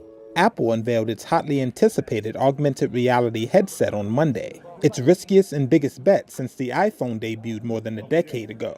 The Vision Pro poses a direct challenge to Meta's line of mixed and virtual reality devices. And with a price tag that will start at $3,499, the Vision Pro will cost more than 3 times Meta's priciest headset when it launches next year. Apple CEO Tim Cook. It's the first Apple product you look through and not at. Vision Pro feels familiar, yet it's entirely new. You can see, hear, and interact with digital content just like it's in your physical space. Apple said that users of the Vision Pro will be able to select content inside the goggles with their eyes, tap their fingers together to click, and gently flick to scroll, while also using a three-dimensional camera and microphone system to capture videos and pictures that can be viewed in 3D later. In its most striking difference from Meta's headsets, the device also has an exterior display that shows the user's eyes to people in the outside world. So in the same way that Mac introduced us to personal computing and iPhone introduced us to mobile computing, Apple Vision Pro will introduce us to spatial computing. The exterior screen goes dark when a user is fully immersed in a virtual world. When a person approaches a user who is in a full virtual mode, the headset will show both the user and the outside person to each other. For work uses, Apple showed how the headset can be used with a trackpad and keyboard to work like a traditional computer with multiple displays. The Vision Pro has 2 hours of use with an external battery, similar to Meta's top-of-the-line Quest Pro mixed reality device. Besides the headset, Apple also displayed a raft of new products and features, including a 15-inch MacBook Air, a powerful chip called M2 Ultra, and improvements to its iOS software and autocorrect feature. Shares of the iPhone maker rose 2% to hit a record high ahead of the launch, but shares ended slightly lower after the announcement.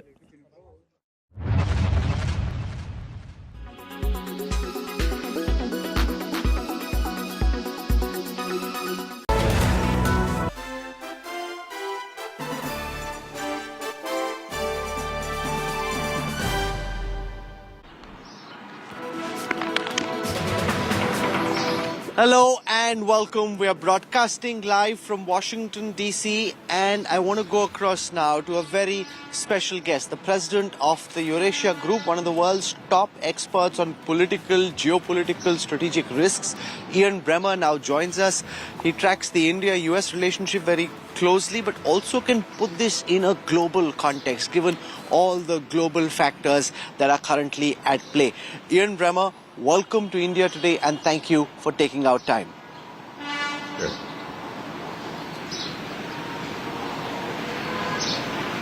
I want to start by asking you about your reflections on Prime Minister Modi's visit to Washington, D.C., his first state visit, only the third state visit thrown by the Biden administration, and the manner in which the Biden administration seems to have gone out of its way to roll out the red carpet for the Indian head of state at this moment in time. What do you think is at play and why? Well, first I want to say that this was probably the best bilateral meeting that Biden has had since he's become president. The trajectory of the U.S.-India relationship is warm and strong. Some of that is, of course, because of mutual concerns about the rise of China, but a lot of it is because of how well India is doing. India's own trajectory, Modi's popularity, India's growth, its technological growth and capabilities, 5 million Indians in the diaspora in the United States in positions of great significance and popularity.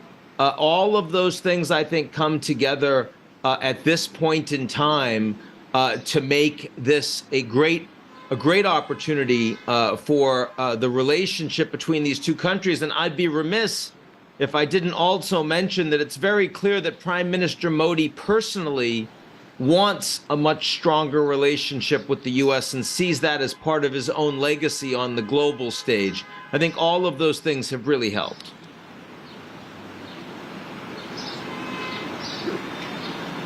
You know, you're a top expert on risk. You advise companies, countries on risks that they should be mindful of. So if you were to look at this from a risk prism at this moment, what, according to you, are the key risks that India and the United States need to be watchful for at this moment?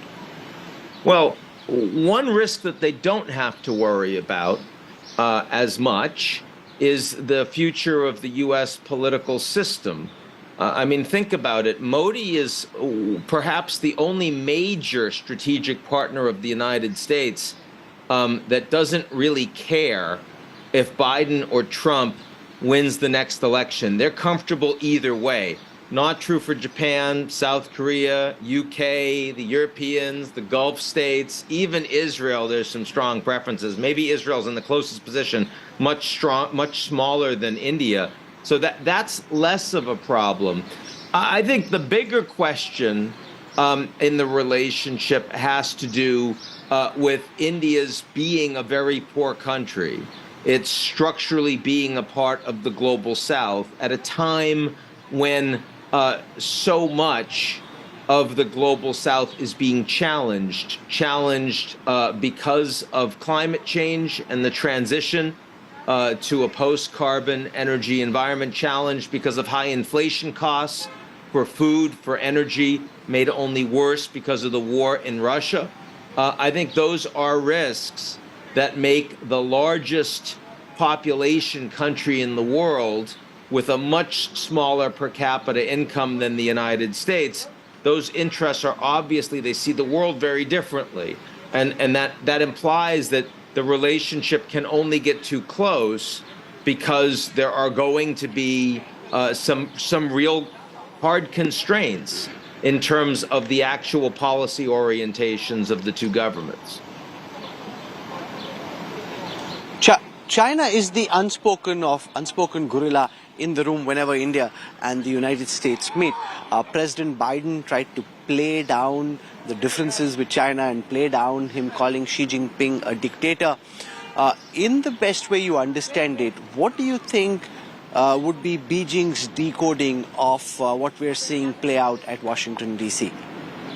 Well, I think the fact that the United States and India both have democracies that they want to keep, even though they're democracies that are under challenge, and Xi Jinping is president for life. I mean, let's be clear, part of Modi's strength on the global stage is that he's not Putin. It's that he's not Xi. His strength comes from the fact that he wins elections. His strength comes from the fact that most of the people in India support him. And Biden's rule, of course, is reflected by that as well, even though the U.S. political system is much more divided and the elections are coming up real soon. The concern about China, I mean, some of that, of course, is China's military growth in capabilities in Asia, the South China Sea, the Taiwan Straits, its relationship with Pakistan. Some of that is about China's economic dominance in trade through Belt and Road with almost all the countries that are around India, in strategic infrastructure investments over the long term, which potentially are seen as problematic. But some of it is because that China is promoting a very different model, a model of state capitalism and authoritarianism that turns out to be quite stable, but is not democracy. And neither the Americans or the Indians are fundamentally comfortable with that. And so in that environment, India doesn't want to have to choose between the United States and China. It wants an independent foreign policy, of course, but India also knows that from a military and national security perspective, increasingly it is aligned with the United States. And there was nothing that showed that more clearly than the announcements being made on producing new advanced jet engines with classified systems with American corporations. I mean, the military-industrial complex is going to be much closer to India, and America's is the biggest in the world.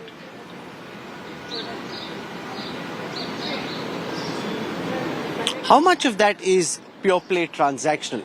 GE would ordinarily guard its IPR very dearly. This is very high-end military technology which isn't available commonly. Just a handful of countries have the capacity to make this. It's agreed to transfer of technology. It's agreed to selling at lesser than normal market prices. Is that something that you think could possibly be suggestive of a growing trend to try and wean India away from Russia's embrace when it comes to weapon purchases? I don't think the Americans need to try very hard. I think that these alignments are quite strong. It's very clear that Russia's not going to be able to produce the kind of spare parts and military equipment for export going forward that they had historically. And, you know, the Indians are going to have a problem with that. The Russians can barely produce the military equipment they need for themselves, fighting and losing a war in Ukraine. Then beyond that, as India becomes wealthier, they're going to want more capable and more sophisticated weapons that the Russians aren't going to have. So I think for all of those reasons, never mind the sanctions, never mind the geopolitical challenges of a Russian invasion and all the war crimes, which the Indians don't care as much about. But the fact is that the Indians have very good reasons to want to work more closely with the United States. They're not going to get their weapon systems with Chinese chips and Chinese surveillance. That's not a possibility. And the other alternatives are really small. I mean, I'm sure, you know, you can work with France, you can work with the UK, but these are not replacements for Russia. So, I mean, actually, this is a really big strategic move. The U.S. spends more on defense than the next 10 countries in the world combined. India is the 5th largest economy in the world, but soon it's going to be the 3rd.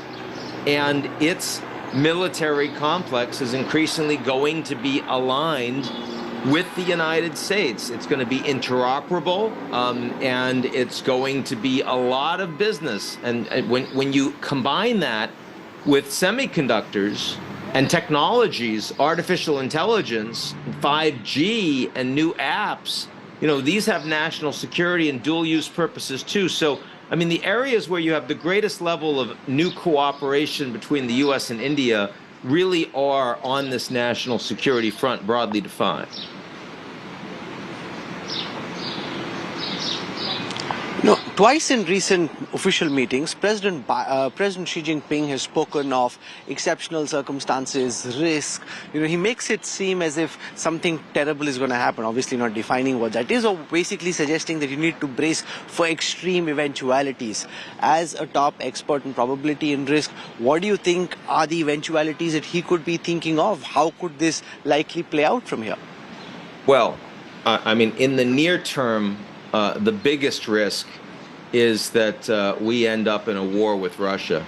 The Russians were very close to knocking down a British surveillance aircraft in international waters with 38 British airmen on board. If that had happened, they fired. They locked the missiles on, they fired because the fighter pilot misunderstood the order from his superior, his commanding officer, and fortunately the missile didn't fire. It misfired. If it had fired, we're in a Cuban Missile Crisis. I mean, you've got mining of the nuclear plant in Zaporizhia, the biggest in Europe. God forbid that blows. That could happen. And, you know, the Russians are in a war with Ukraine that NATO is supporting as hard as they possibly can. The possibility of that becoming a hot war with NATO is real. So I think Xi Jinping is clearly talking about that. He would like to see an end of that war. So far, he's not been able to have any impact. Maybe that'll change going forward. He's also talking about Taiwan, and he's talking about specifically the potential for a new Taiwanese government to move towards independence. He's also talking about TSMC, the semiconductor producer, and the export controls from the United States and its allies on this Taiwanese critically important plant, which means that the Chinese have to build their own. And it also means Taiwan becomes less interdependent from China, and therefore potential for risk goes up. That's another one. But there are others. I mean, we are in an environment with artificial intelligence, with hundreds of billions of dollars being invested by the most powerful technology companies in the world, and literally no regulatory oversight, almost no government officials that know anything about how the technology works, and no international architecture on governance of AI. Now, there are a lot of people that are trying to fix that real soon, but for the next year or two, I mean, this is basically the Wild West. And the potential for disinformation for the proliferation of these dangerous technologies, to have geopolitical import, to lead to crises suddenly, I think is very real. So, I mean, I actually agree with Xi Jinping. I've been a political scientist for 30 years now. I've never seen an environment that has had so many structural geopolitical risks as the one that we're facing right now.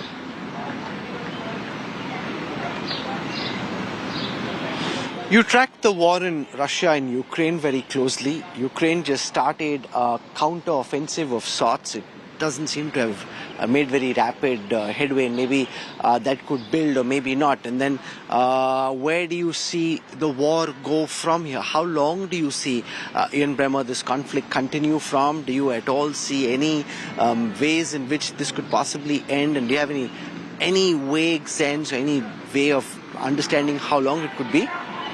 Well, the counteroffensive is not going well so far. I mean, on a scale of 1 to 10, you'd probably give it about a 2 or a 3. The Ukrainians are losing a lot of people. They're losing a lot of material. They haven't taken much land. We'll see if that continues to be true in the next 1-2 months. I think it's still early days, but you're right. It's not going very well for the Ukrainians. What is going well for the Ukrainians? You've got 27 European Union states that voted unanimously for an 11th round of sanctions against Russia, including very clear statements on secondary sanctions.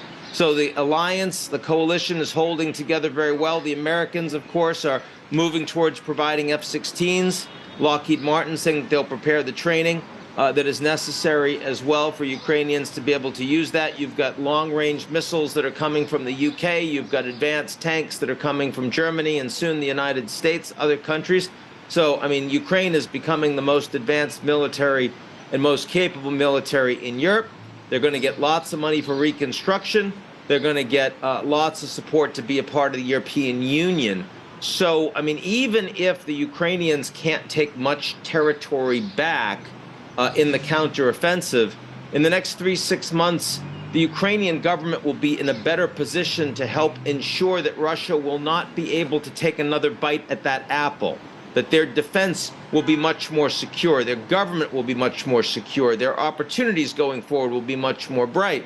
Now, none of that, of course, makes up for 8.5 million refugees and the tens of thousands of civilians killed and all of the war crimes they faced. I'm not trying to make light of that. But I am saying that the Ukrainian government may well be in a position by the end of this year that they would be willing to freeze the conflict for a period of time, especially once they get all those security guarantees from the West. Now, that means that the impact of the war on the world will go down. And obviously that means less inflation, and that'll be good for, you know, commodities, consumers all over the world, including India. But on the negative side, that's not leading Russia to feel like they're being reintegrated into the West. They're the big losers. And NATO has expanded, and Ukraine's so powerful, and the West is giving them all these weapons, and the Russians they can't send their gas anywhere, so they're going to have to flare it. And they've got 1 million Russians that have fled the country, capable young men that they need in the economy, not to mention the devastation of Russia's military. I mean, that's a very dangerous thing. So, you know, if you ask me, can I see an end to the Ukraine war? Yes, but I can't really see an end to the conflict with Russia. And this is enormously dangerous. Russia as a rogue state for the G7, for the U.S. and its allies, and, you know, they've got 6,000 nuclear weapons. I mean, I just don't know what that means for Putin. And for the future of Russia and the way they will engage with the rest of the world. I mean, they don't have many friends out there. Belarus, you know, Iran, that's about it. I mean, even China, China's not providing them any weapons, right? And they really need them. So China must not be that much of a friend, right? It's a real problem if you're Putin.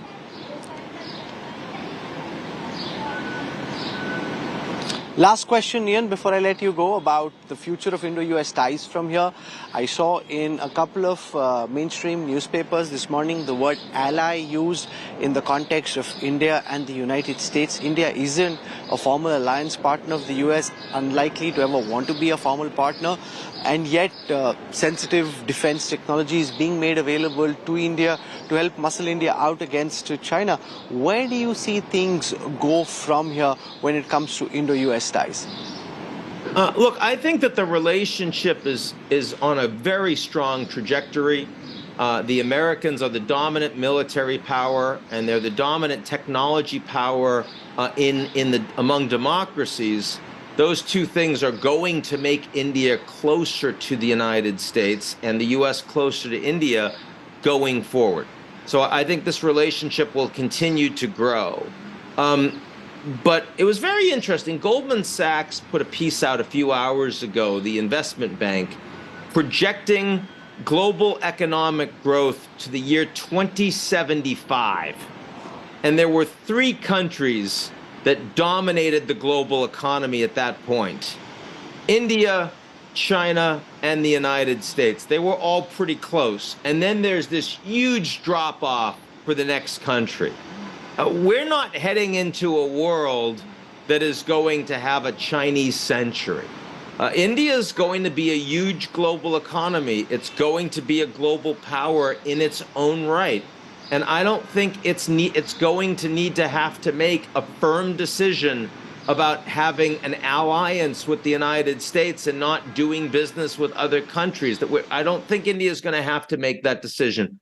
But I do think that in certain areas of national security, there's going to be more trust and integration between the two countries, and it may feel much more friendly than what we've had for the past generation. Well, always interesting to hear your perspective. Ian Bremmer, thank you very much for taking our time and joining us to talk about Prime Minister Modi's state visit to Washington, D.C. and what to expect next on the India-America counter. Thank you very much. Appreciate your time. Good to see you. With this, I'm going to slip into a quick break, and we'll have more for you when we come back on the other side. Stay with us. We're back in a moment.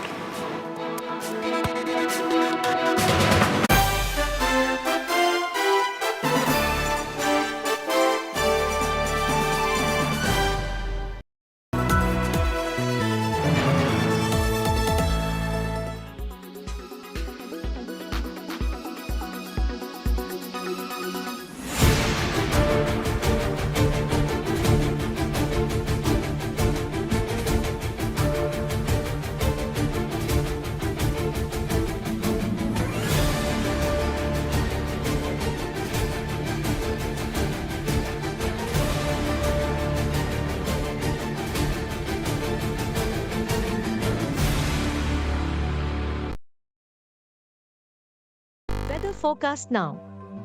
Delhi, maximum 42 and minimum 27 degrees. Mumbai, maximum 30 and minimum 28 degrees. Kolkata, maximum 35 and minimum 26 degrees. Bangalore, maximum 30 and minimum 21 degrees. Chennai, maximum 32 and minimum 27 degrees. Hyderabad, maximum 28 and minimum 24 degrees.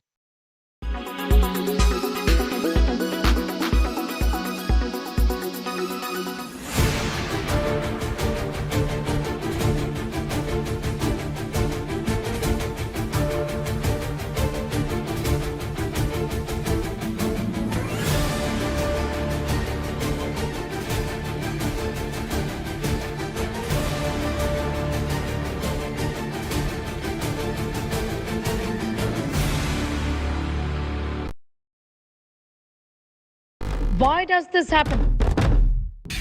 Let me tell you the science behind it.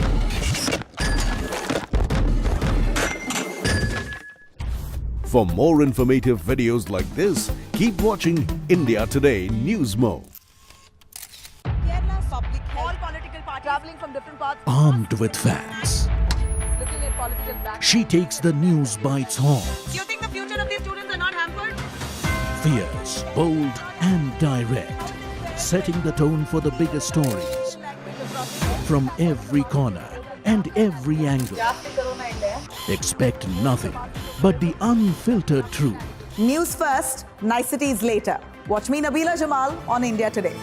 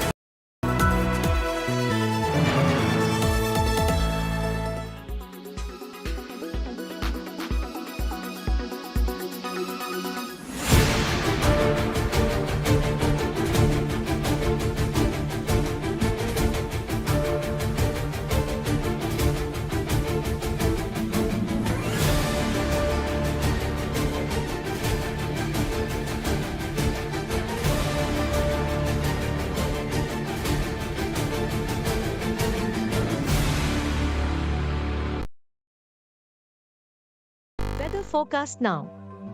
Delhi, maximum 42 and minimum 27 degrees. Mumbai, maximum 30 and minimum 28 degrees. Kolkata, maximum 35 and minimum 26 degrees. Bangalore, maximum 30 and minimum 21 degrees.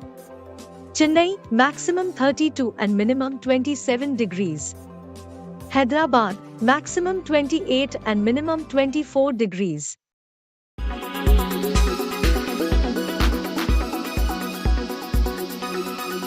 Make your media plan smarter with India Today Live TV on your connected devices. Amplify your brand with 100 million smart internet viewers. To advertise, mail us at sales@aajtak.com.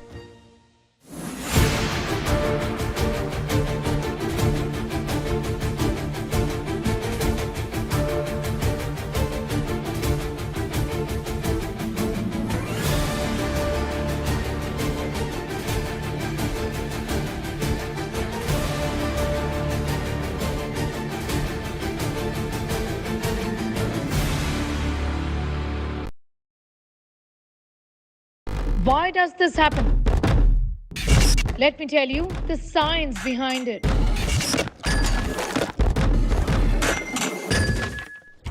For more informative videos like this, keep watching India Today News Mo.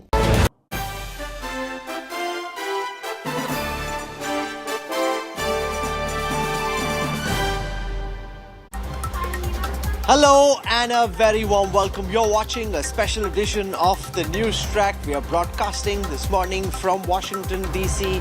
This is day 3 of Prime Minister Narendra Modi's visit to the United States. Yesterday, the focus was on President Biden and the meetings at the White House. Today, it's Business and Diaspora Day, and that's my top focus on the News Track. A visit transforming India-U.S. ties.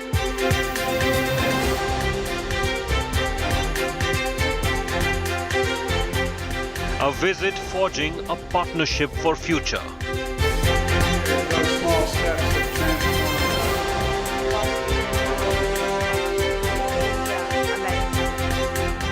The world's oldest and largest democracies.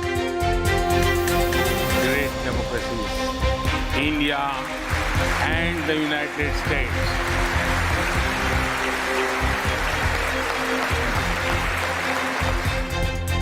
Prime Minister Modi and Biden toast to two great powers. Two great friends, two great nations, and two great powers. Cheers. Namaste America, live from Washington, D.C. One of the questions that Prime Minister Narendra Modi has been asked in the build-up to the state visit to Washington was questions around human rights in India, democratic backsliding? This question was posed by Sabrina Siddiqui of the Wall Street Journal in the Prime Minister's press conference with the American President. The Prime Minister taking that question head on, not just in the press conference, also later at the U.S. Congress, reaffirming once again his commitment to constitutional values, his commitment to human rights, his commitment to democracy, and saying that every single time, every action of his is measured and compared and tries to live up to everything that's written in the Indian Constitution. So there was no ducking and weaving in private conversations, from what we're told, when this issue came up, and in public. The Prime Minister reaffirming once again, very emphatically, India's commitment to human rights and to democratic values. As you stand here in the east room of the White House, where so many world leaders have made commitments to protecting democracy, what steps are you and your government willing to take to improve the rights of Muslims and other minorities in your country and to uphold free speech? मुझे आश्चर्य हो रहा है कि आप कह रहे हैं कि लोग कहते हैं नहीं, भारत डेमोक्रेसी है. Asked on India's democratic credentials and rights of Muslims, the Prime Minister made an emphatic answer at the joint briefing with President Joe Biden. Prime Minister Modi was answering to Wall Street Journal's Sabrina Siddiqui. The Prime Minister's body language said it all. He removed his earpiece to make his point with full authority. What steps are you and your government willing to take to improve the rights of Muslims and other minorities in your country and to uphold free speech?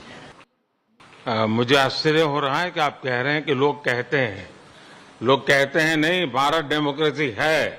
और इसलिए जब आप democracy कहते हैं, जब democracy को स्वीकार करते हैं और जब हम डेमोक्रेसी को लेकर के जीते हैं, तब डिस्क्रिमिनेशन का कोई सवाल ही नहीं उठता है.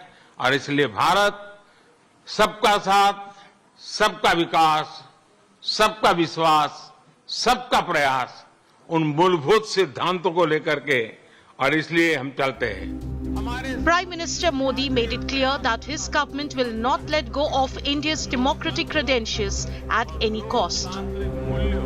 In a massive pushback to silence critics who have trained guns on India over the issue of minority rights, President Biden also rubbished claims by former U.S. President Barack Obama on India's track record in safeguarding Muslims. Publicly defending India and the Modi government, Biden repeated Modi's claim that democracy is in India's DNA. And it is in America's DNA, and I believe in India's DNA, that the whole world has a stake in our success, both of us, in maintaining our democracies, makes us appealing partners, and enables us to expand democratic institutions around the world. And I believe this, and I still believe this. Modi, while speaking at the U.S. Congress, made it a point to underscore his government's Sabka Saath policy to uphold minority rights. Our vision is Sabka Saath, Sabka Vikas, Sabka Vishwas, Sabka Prayas. It means together for everyone's growth, with everyone's trust and everyone's efforts. Sought to silence its... This was Modi's biggest counter ever to a powerful voice, which has been critical of his government. जैसा राष्ट्रपति Biden ने कहा, भारत और America दोनों के DNA में लोकतंत्र है. लोकतंत्र हमारा स्पिरिट है. लोकतंत्र हमारी रगों में है. Will Modi's forceful assertions silence his detractors? With Rahul Kaval and Geeta Mohan in Washington, D.C., Bureau Report, India Today. The most glitzy, glamorous event of the Prime Minister's state visit was the state dinner at the White House. We were at that state dinner.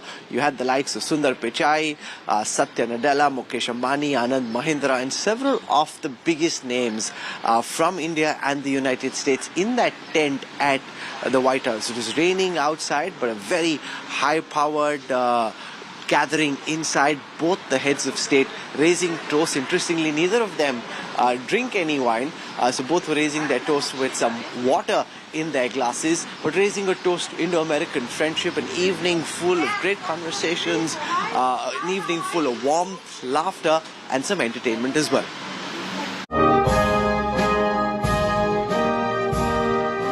It was all pomp and grand at the White House in honor of the Indian Prime Minister Narendra Modi.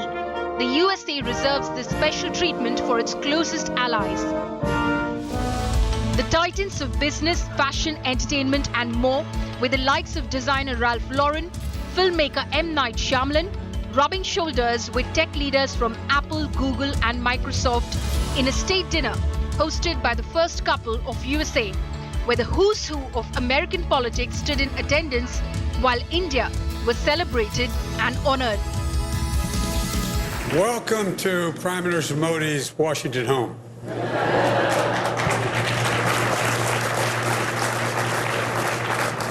I've been doing it. Please have a seat.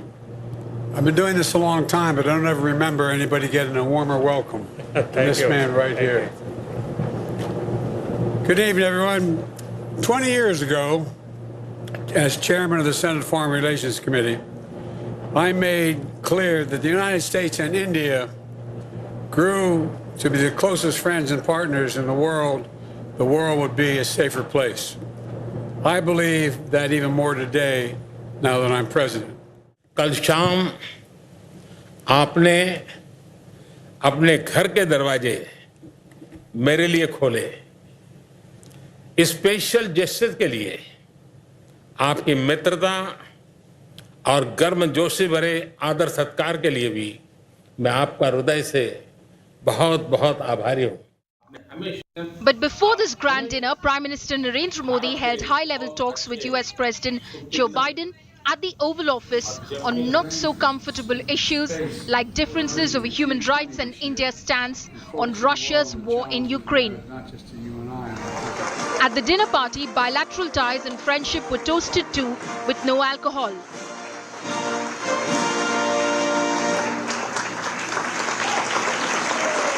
Mr. Prime Minister, thank you for your partnership and your friendship. And to all, please join me in a toast. Mr. Prime Minister, I had an Irish grandfather named Ambrose Finnegan, and he used to say that when you give a toast and you don't have any alcohol in your glass, you must do it with your left hand. You think I'm kidding? I'm not. Prime Minister Modi quipped with his own rejoinder. मैंने देखा है कि आपकी मेहमान नवाजी से प्रभावित होकर कई बार आपके मेहमान गाना भी गाने लगते हैं।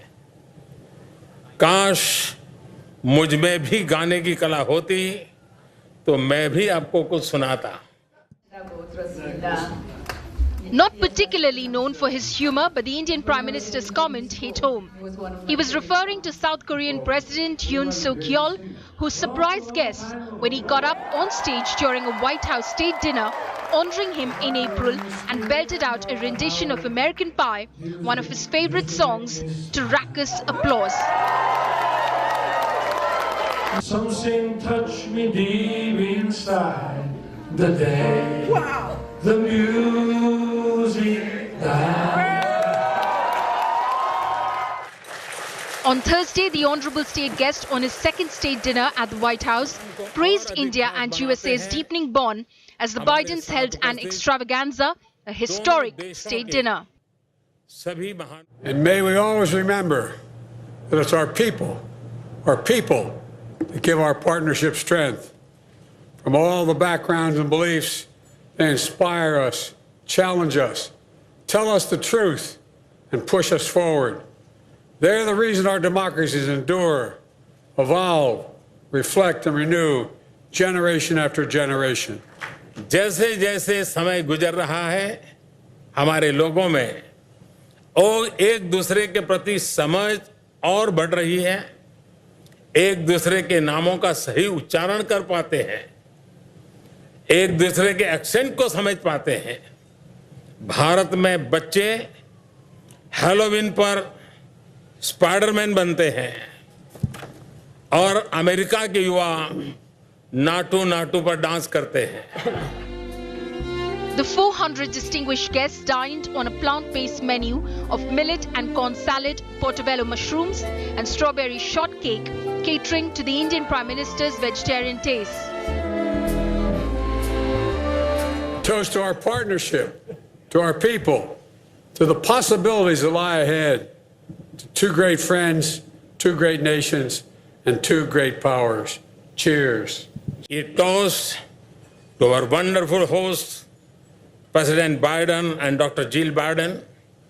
A toast to good health, prosperity, and the pursuit of happiness, to liberty, equality, and fraternity, and to the everlasting bonds of friendship between India and the United States. Cheers. Cheers. Indian national flower, the lotus, was visible throughout the pavilion, along with saffron-hued floral arrangements that differed from table to table at the south lawn of the White House, as the most powerful head of state of the world admired and showed respect to the growing, most powerful head of state from Asia. It was an evening of dazzling brilliance of India on Uncle Sam's soil.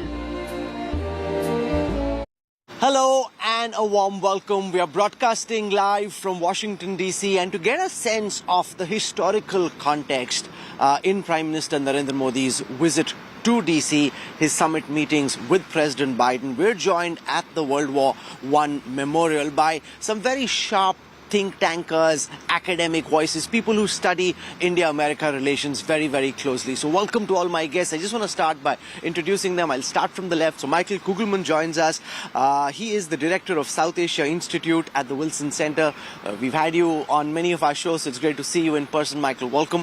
Flanking him is Daniel Marquis, senior advisor, South Asia at the U.S. Institute of Peace and senior fellow at the SACE Foreign Policy Institute. Welcome. Thank you.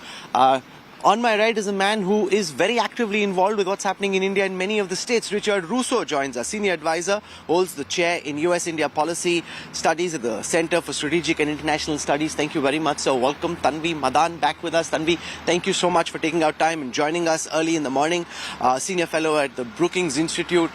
She's tracked India, America, China very closely. And for a political perspective, we have Professor Irfan Nuruddin, Professor of Indian Politics at Georgetown University. Thank you all so much. It's a bit windy and wet, but I guess this is DC and you're all used to this weather. So a little cooler than we usually have this time of year. But it's fantastic to have you with us. Richard Russo, I want to start by asking you about the historical significance of what we're seeing, because a lot of people wondering, is this just hype? Is the media and the government just trying to blow this out of proportion because they've got an election coming up? Or are we truly seeing something which is historic, which will be spoken of many years from now? Well, you see an acceleration. India, of course, faces tremendous challenges from China across a range of domains. The United States looks at those challenges as well, and we find that as an area for cooperation. But also, India just surpassed China as the most populous nation, relatively high per capita economic growth rate right now. So companies looking at it excitedly as well. So things that were almost impossible a few years ago on technology transfer, defense cooperation are happening a lot faster. And these summits help make sure that they move. It really sharpens the mind and gets people active behind the scenes. Tanvi Madan, we saw at the White House and through this visit, the Biden administration seems to have really rolled out the red carpet. The Economist described it as the world's biggest transaction. Is this really seen as a transactional relationship, or are you seeing something transformative in terms of the relationship between India and the U.S.? I think, you do see that this is a strategic relationship. If you look at both the joint statement and the fact sheet, which I think people should, because you really get the details, there's definitely a strategic aspect driving this. And you see it in the sense that the focus is on security and prosperity as objectives, but doing that through building resilience, through technology and talent development. So as I think President Biden put it well, where he said this is about unlocking a shared future, the Prime Minister used the term a new dawn. But I I actually think people should stop making such a big fuss about transactionalism. It is good to have a certain amount of transactionalism. To me, that suggests both sides are getting something out of the relationship. It is mutually beneficial, which is the case. So I don't think, people should say, oh, this is transactional. In every relationship, there's a certain amount of transactionalism. That's normal. That's good. That's actually natural.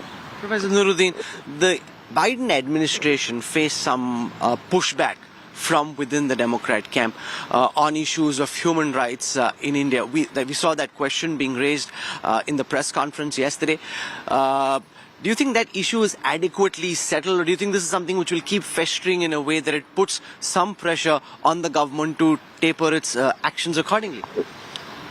I don't think it will taper the actions, but I don't think the question is settled. And it's up to India to decide how that question gets asked and answered in the coming years. If there are unfortunate incidents at home, the question will continue to arise over here. You can't both be in the limelight, get the red carpet rolled out, and expect there not to be the attention even on the negative things. So the best case scenario over here is that India makes it a non-issue, that the election in 2024, as we would all expect, is free and fair, that the rhetoric that surrounds the election is civil and competitive, messy, right? But nothing that crosses the lines. And then I think the issue goes away. For some people, of course, democracy and human rights, including for Mr. Biden, is supposed to be a defining issue of the foreign policy. As long as that rhetoric is key in Washington, D.C., India should expect for there to be scrutiny, but hopefully it will continue to pass that test with flying colors. No, but the Prime Minister took those questions head on, and I think even in his address to the U.S. Congress and in that press conference, Tanvi, he basically kept referring to democracy being the answer, that this is a democratic government, we're answerable to the Constitution, and suggesting that there is no way in which anything that's written in the Constitution will be violated, and reaffirming his commitment publicly to trying to ensure that India lives up to all constitutionally enshrined values. Well, in India has regularly invoked democracy. And you saw this even in the Prime Minister's departure statement, where he talked about shared values of diversity, democracy and freedom. But that's also why you are going to hear people then hold India to that standard, because India holds itself to that standard. And so when the Prime Minister said at the press conference that, where there is no human rights, there is no democracy, you will hear that being invoked by others. I think there's another aspect as well, right? This democracy isn't just a values thing here. It is about today, about the contrast, that it is about strategy. And, it was for some reason controversial, but President Obama's remarks yesterday, it's actually a bit of a no-brainer, right?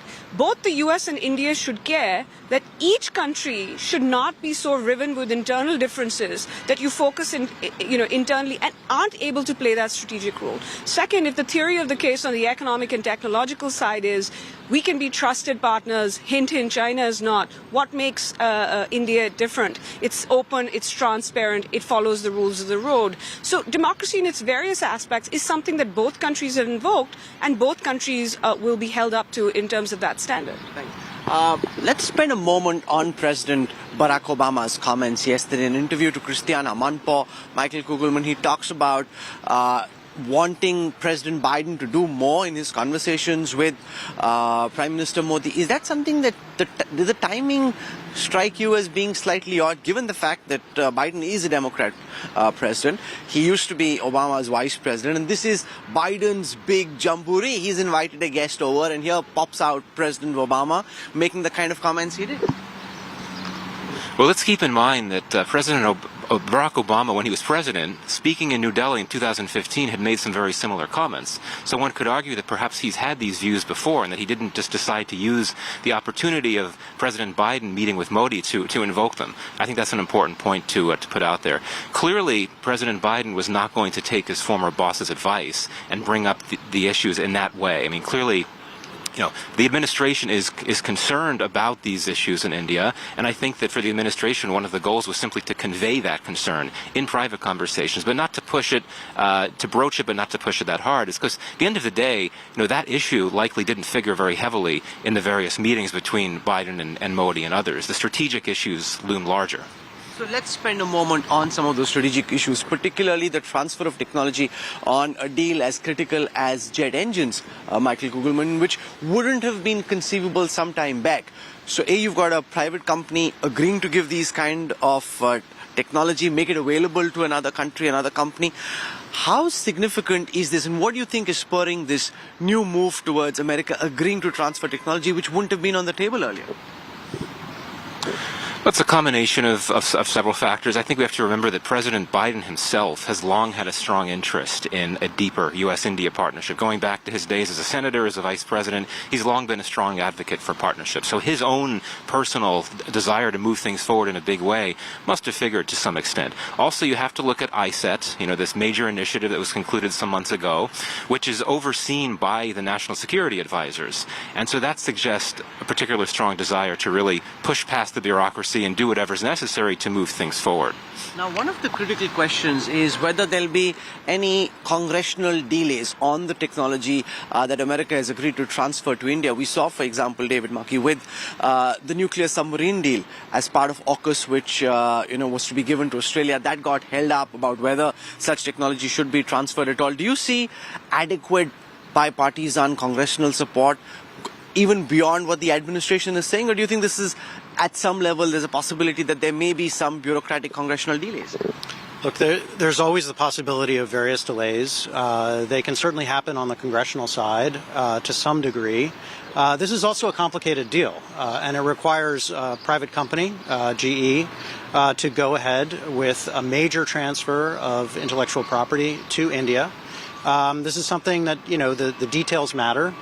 This won't happen overnight. You mentioned AUKUS. I don't think the problem so much on AUKUS is a political barrier or even a bureaucratic barrier. I think it's an incredibly complicated thing to transfer high-end, really cutting-edge technology to a partner which may or may not be ready to implement it immediately. In both cases, I think it will take time. In the AUKUS deal, we're talking about years, possibly decades before this comes to full fruition, but that's not a political or congressional problem. That's a practical problem of cooperation. Just getting into the weeds and the amount of time it takes to get past those weeds. Let's spend a moment on China, Richard Russo, because China wasn't spoken of in any derogatory way at all. Far from. In fact, when the president was asked this question, he tried to calm things down by saying this has got nothing to do with China, but of course it's got a lot to do with China. And despite everything that's being said formally, what do you think is the message that Beijing would likely be drawing from what's being witnessed here in DC? Well, you do see the United States and India finally finding areas to cooperate on strategic technology. Defense has been on there for quite some time, although fits and starts, but strategic technology in the last couple of years has become prime. It's not just in the bilateral, but also in the Quad. So when we talk about China's ability to intimidate others and use commercial coercion in areas like we're talking about quantum, we're talking about AI, we're talking about semiconductor production, if two massive economies like the United States and India can find areas to cooperate and help to blunt China's ability to dominate these spaces in the future, that's going to be powerful, not just for commercial relations, but of course, many of the same technologies are going to have massive military application in the future as well. So important for today, important for tomorrow. Hopefully we can get it right, because getting commercial entities to cooperate, it's not always easy for governments to spoke and to stir. Oh, and in fact, what you're mentioning is true, because one of the reasons why there was a problem with the Rafale deal in its original avatar was because the French simply didn't trust Hindustan Aeronautics to be able to manufacture cutting-edge aeroplane fighter jets back home, and now it's the same HAL that now needs to deal with GE. So there are genuine complications, as you said, in just getting it done despite all the intent. Well, I think a lot of the great technology talent that exists, is there with companies like HCL and TCS and Wipro and others. They haven't always been to the first ones to the table, because when we started talking about India really stoking defense companies, delicensing and privatizing, you saw a lot of the big conglomerates setting up those operations first. Not the technology leaders, but manufacturing leaders. But the tech ability, if you really want to transfer technology, you need the engineering firms to step in, the ones that are already doing back office work for a lot of these companies, and help them produce high-end equipment there. So I think India's got to get that mix together, but I also like what's happening with the startup environment there as well. I mean, ultimately, developing technology at the root is going to be a lot easier than transferring mature technology and hoping to upgrade it. So getting our startups and our universities to work together in tech areas, that's going to be but it's going to take a long time to gestate. Tanvi, let's spend a moment on China and what China is likely to see. I mean, India and the United States are seeing what they are. What do you think China is seeing from what's happening in DC? I suspect they wouldn't like, and they do watch these visits closely. I suspect they wouldn't have liked the fact that even if they're not, mentioned explicitly, you see again in the speech where the Prime Minister to Congress talked about the confrontation and coercion that is being seen in the Indo-Pacific. Hint, hint, the sea he's talking about that wasn't mentioned was China. But he also talked about that very explicitly as the basis for cooperation between the two countries in the Indo-Pacific. China doesn't like to see a U.S.-India relationship that's closed. Some in China have convinced themselves that India is, so strategically autonomous, so interested in non-alignment that it would never, nothing they could do would push India closer to the U.S. Well, they're realizing that India, when they're concerned about China infringing on India's strategic autonomy in a bigger way, suddenly thinks about the U.S. very differently. And I think you saw that.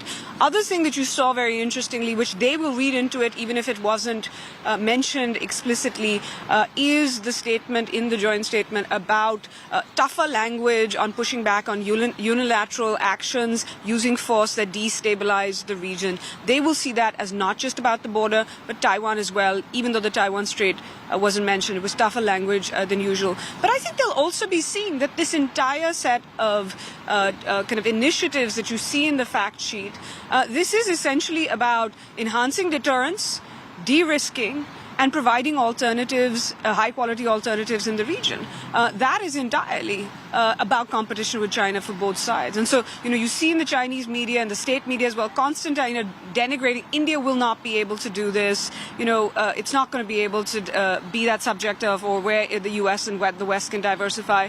Well, this is the U.S. saying, we think India, even if not now, we're going to build the ecosystems together. And I think that's been missed. This is not about one deal or another. Underlying almost every one of these things is the two countries investing in each other's ecosystems. And in the U.S. case, helping India build its ecosystem in certain places like advanced technology. Which is very useful, make no mistake about it. We've spoken so far about how the Biden administration is seeing the India relationship, but we also saw, Michael Kugelman, that there was a lot of interest from top American corporates at the state dinner where we were last evening. We had, you had the likes of Satya Nadella, Sundar Pichai, which were also of Indian origin, so there's that. But General Atomic, General Dynamics, GE, all these big companies coming, Micron making an announcement of an $850 million investment. Do you see this could accelerate the prospects of India being the destination for the China plus one realignment of global supply chains? Well, absolutely, India wants to capitalize on this moment with this desire of so many companies to relocate production to India. It has a long way to go on that route. Let's keep in mind the broader context that every trip, pretty much, so far as I know, that Prime Minister Modi has made to the U.S. since he became Prime Minister has involved meetings with corporates. So this is not necessarily new, but certainly that engagement has been intensifying.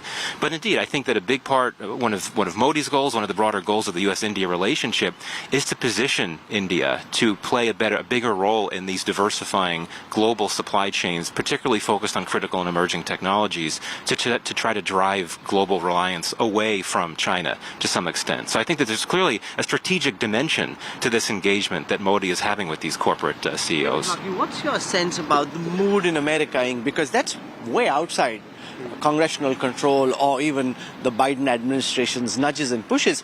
They'll make their own minds if they think it would be profitable to invest in India. Are U.S. corporations this moment in a let's see how it goes, dip our feet in the Indian water and then build on it? Or do you think they're more and more convinced that India could be the one place, A, because of the domestic market, B, because of geopolitical factors at play, where they should really start now building some roots? Look, I can't speak for American corporates, but my broader sense is sort of on the one hand, on the other hand. On the one hand, there's certainly an openness to India. There's an enthusiasm about India. This isn't a partisan issue. This isn't just a congressional issue. There's a broader openness and an interest in India that I think we'll see in the private sector as well. On the other hand, there's lots of other places that the United States is looking to invest, and it's really up to India to capitalize on this moment. You opened this conversation with a question about whether this is really a historic meeting, and the answer will be if in a few years from now we can look back and say this was the moment that the United States said yes, and India then moved forward on a variety of cooperative measures and ventures, both state to state and private sector, and really seized that opportunity, the opportunity provided by the conflict with China, and also the opportunity on the defense side provided by questions about Russia as a reliable supplier of Indian equipment and whether the United States could fill some of those gaps. When we begin to see that, then we'll look back at this moment and say, yeah, that was historic. But that's up to India. A lot of the action will be on the Indian side. Mm-hmm. Let's spend a moment on politics, because there's a big election both in India and the U.S. up next year. And American politics are more fractious at this moment than Indian politics, which seems a bit more settled. But of course, things can change, and who knows? It's a election, and things happen in elections. But do you think that has any bearing at all? Because if you see President Biden, when he came in, there were concerns that given that Prime Minister Modi had been part of that Howdy Trump mega jamboree and that Kamala Harris was on the vice presidential ticket, that there may be concerns. He seems to have aced navigating this relationship and building on it, despite being a very different public personality from Prime Minister Modi. I think, we've seen in the United States, you can't find two candidates that are probably more different than President Trump and President Biden.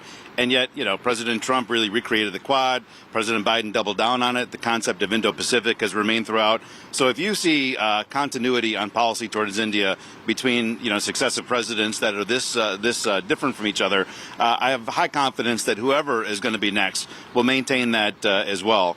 In India, you think of the Modi government and expectations that they've got a pretty good chance at returning to power. If they don't, if they're brought in for a coalition, that's again where the United States needs to make sure that we're constantly engaging a lot of these regional parties that we've seen in times past. I mean, those that have been on the India beat for just 8 or 9 years, they think single-party majority is the norm in India. Those of us that have been doing it a little bit longer realize coalitions are common, and coalition moments have actually been the biggest obstacle sometimes to getting big things done. So even if Modi government comes back but loses a few seats, they're forced into a coalition, it could be a lot of these regional parties that could be king or queen makers on big things happening. So engaging those is going to be important for us to keep in mind as well. The India-U.S. relationship, Tanvi, has been marching forward at different speeds, regardless of who's in power in India or in Washington. Do you think the election next year and the fact that you've got two personalities who seem to have hit a particular moment just at this instance, does that make any difference in terms of accelerating the speed of building on this relationship? Or do you think there's enough of an institutional framework where whoever it is in power, it doesn't really matter, it only is tangentially consequential? So I think it's quite clear that both sides, recognizing that after many years you're going to have India and the US go to election in the same year, that they wanted to try to get as much done in this visit, in President Biden's visit for the G20, but potentially also for a Quad summit that will be held in India, to try to get as much done before both sides start getting involved in their election years. And then momentum just slows from the government side. But I think the test of this relationship, when it'll become truly natural, so to speak, is when you don't need the governments constantly facilitating, that they just create the enabling environment and the private sector takes on, the labs take on, the civil society, universities. And so if you go back and look at what they have, all these initiatives, it's about saying, look, we've done our work as much as possible. Our bureaucracies will continue to work. We've sent them the signal. But look, we are going to be involved in other, our elections, our domestic politics. You guys now need to move this forward. What's your sense of President Biden's re-election chances at this moment in the manner in which American politics is shaping up? If I get this right, you got to buy me dinner at Bukhara in Delhi. I think at this point you'd have to say that Mr. Biden is in a good position. The economy has done much better than everyone expected, and the Republican Party is about to go through a nomination fight that's going to be extremely bruising. Right? And so anytime an incumbent is running for election, the odds are in their favor in the American context. The 2020 election where Mr. Trump lost was the exception that in some ways proved the rule. It was really unusual. So Biden has the advantage, but it's going to be a really ugly campaign, regardless of what happens. America, as you pointed out in your lead into this conversation, is as fractious as it's been in a long time. And key to that is a real debate about what America's role in the world is. You can't both have America sort of go out, be a force for good in the world, and have America being made great again with a very internal isolationist bent. India could be collateral damage in that fight. And look, one of the reasons that you might see a sense of not caution, a lot of enthusiasm for what's happened over the last 24 hours is because, well, some of us are older than others, but I mean, we remember 2007. You want to talk about two leaders putting a lot of personal political capital into getting the U.S.-India civil nuclear deal. That was the game changer. It was supposed to be the same announcements that we're talking about today, the same language. But 16 years later, we know that that just never came to fruition. And as my colleagues have pointed out, that's because governments can put us on the right strategic path, but if you can't get private sector buy-in at every level, you don't deliver on the full potential. And we are going to have to see, I love the way Dan put it, we'll know whether this was a historic moment a decade from now, right, when we'll know whether or not many of these announcements really not only came to fruition, but generated even more investment, even more deep partnership, such that we're no longer wondering whether or not the two leaders have a personal rapport, because there's just so much else happening. So we're going to have to see. But right now, I'm betting on Biden coming back. That's a very important point you make, because if you remember the amount of noise and hype there was around the US-India nuclear deal, at the end of it, there's very little tangible takeaway for either side from that deal, particularly here in the US. So in the last part of this conversation, I want to focus on where the relationship goes from here. Richard, we're seeing America and lots of American companies talking now about more de-risking than decoupling from China. Where do you see India and the United States go on the back of this state visit? Well, I think when we talk about corporates, there's a real tension in boardrooms, a place I spend a lot of time in with large companies. You've got top executives that they look at the numbers, the population growth, the economic growth, and they know they need a massive presence in India in the future if they don't have it today. But the tension lies with the fact that it is still really tough to do business. And a lot of the challenges that companies face, including some of those that had big announcements yesterday, getting reliable access to electric power, flexible labor regulations, these kind of basics that China and Vietnam and others provide in droves. And these are things controlled by state governments. It's not anything that Prime Minister Modi can snap his fingers. Even states controlled by the BJP don't always follow suit. So I think getting those engagements to be more subnational oriented, getting state governments to get a lot of this stuff right, to attract those investments. once we start hitting $200 billion, $300 billion in annual trade, then the momentum behind this becomes pretty unstoppable. Daniel, what do you see as being the next step in this relationship between India and the United States? What would you be looking out for most closely? Well, look, I don't know if it's the next big step, but you asked the question about whether the two sides are prepared to actually seize this moment and what is going to happen in the coming political year. And the question is whether the two bureaucracies can pick up on what's already been done and kind of keep the ball rolling while both President Biden and Prime Minister Modi go back to the polls and have to contest elections. That's the thing I'm going to be watching, because a lot of this, the tendency is you make huge announcements and then things kind of begin to fall apart when you leave it in other people's hands. To what extent do you need top-level, presidential level engagement to keep the momentum going? And if you need a lot of that, I'm afraid that the coming, 2024 is going to be a tough year. Michael, you want to answer that? Because now beginning to rain quite heavily, so we'll just start winding down very quickly. Yes.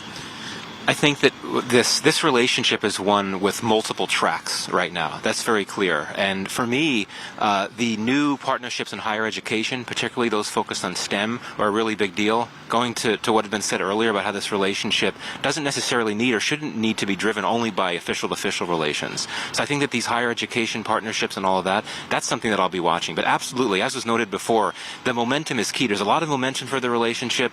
This state visit really puts it right at the top, so to speak. But yeah, with both governments soon going into election campaign mode, it's important that you have momentum taken on by those outside of government and outside of politics. Professor Nuruddin, I want to talk to you about the new education policy and whether you think American universities are seriously looking at coming and setting up campuses or collaborating, joint degrees. It's been spoken of a lot with hope. I spoke to the American ambassador to India and others. They're talking about it. But will it actually happen in reality? It's going to be slow moving. There's a lot of enthusiasm. Anyone who teaches at American universities knows the pool of talent that exists in India, right? Indian Americans who are on the faculty like myself, and of course the incredible number of Indian students who come over here. There's a great interest among American students to go study in India. But Rahul, it's hard. Every part of that bureaucracy is still really complicated. The simple act of getting a student visa to go to India is complicated. We all know, if you've ever stood in line at the U.S. consulate to get a visa here, what a difficult experience that can be. There's a lot of progress to be made over there, but we've talked a little bit about the human rights situation. It's not worth dwelling on over here, but don't underestimate the degree to which a lot of universities look at the situation there and say, how do we think about academic freedom in this context? How do we think about what a genuine partnership will look like? But I think you're going to see a lot more announcements, including hopefully from my university, about partnerships that are serious about joint programs with credible Indian partners. The potential of the Indian higher education market is recognized by everyone in this space, and you're going to see that opportunity. And look, one thing we haven't talked about today is that the diaspora pushes this incredibly. Young people, young Indian Americans are keen to go home, they're keen to be more engaged, and education is a great pathway for that. Well, we're fully committed to this equation and this relationship. As you can see, we're standing out in the rain. But Tanvi, you know both India and the United States very closely. Given everything that we've seen, what scares you the most? What do you think can go wrong? Lots of things can go wrong, but I would say, if you don't implement, if you focus on, the strategic, that the words, the visit happens, and these kind of visits are called action forcing events. So they force the action where you get all the agreements, and then momentum falls. You get kind of involved in internal situations. You become more insular. That can happen because in either country that we start struggling with our democracies, that we are so involved in fighting each other that we don't focus on the path ahead. And frankly, countries like China would take advantage of that and actually tell the rest of the world, look, these messy democracies can't get anything done. I will say though, Rahul, and I do want to put this on the record, as the one historian around here, since we're talking about historic moments, I do think the U.S.-India nuclear deal was historic.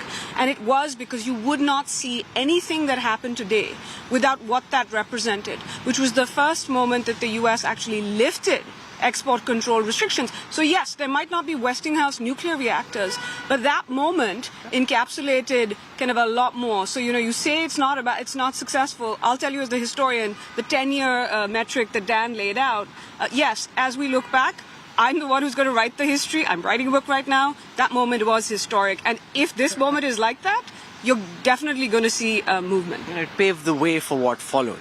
And that, in that sense, of course, it was massively consequential. I really want to thank all of you for joining us, braving the inclement weather. Really appreciate you taking out time. And thank you so much and wish you all the best. Thank you. Thank you very much.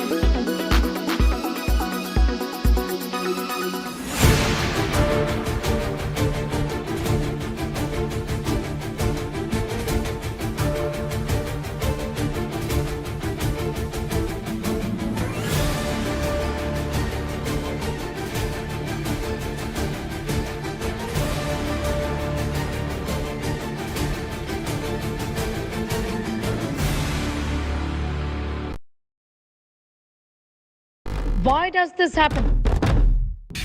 Let me tell you the science behind it.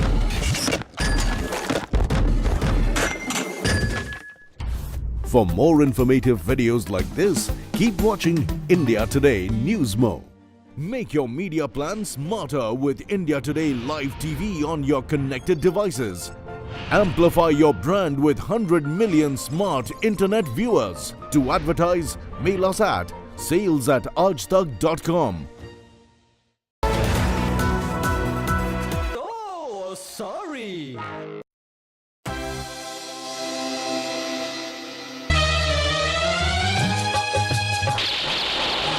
नए दौर में दोस्ताना हमारा अब देखेगा जलवा ज़माना हमारा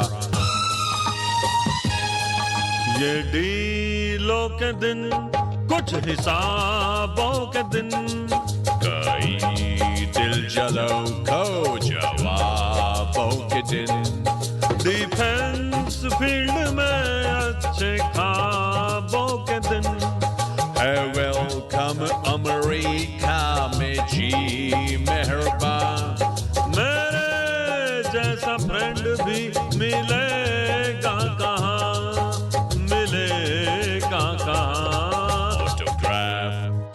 दिल दीवाना हमारा अब देखेगा जलवा ज़माना हमारा.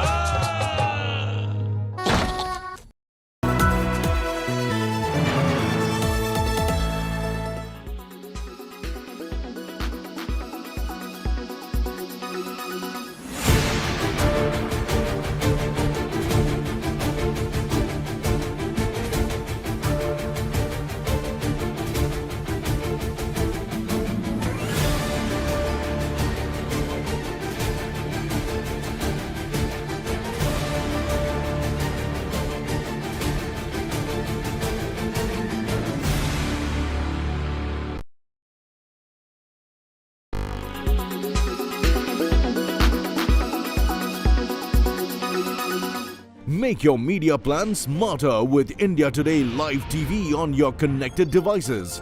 Amplify your brand with 100 million smart internet viewers. To advertise, mail us at sales@aajtak.com.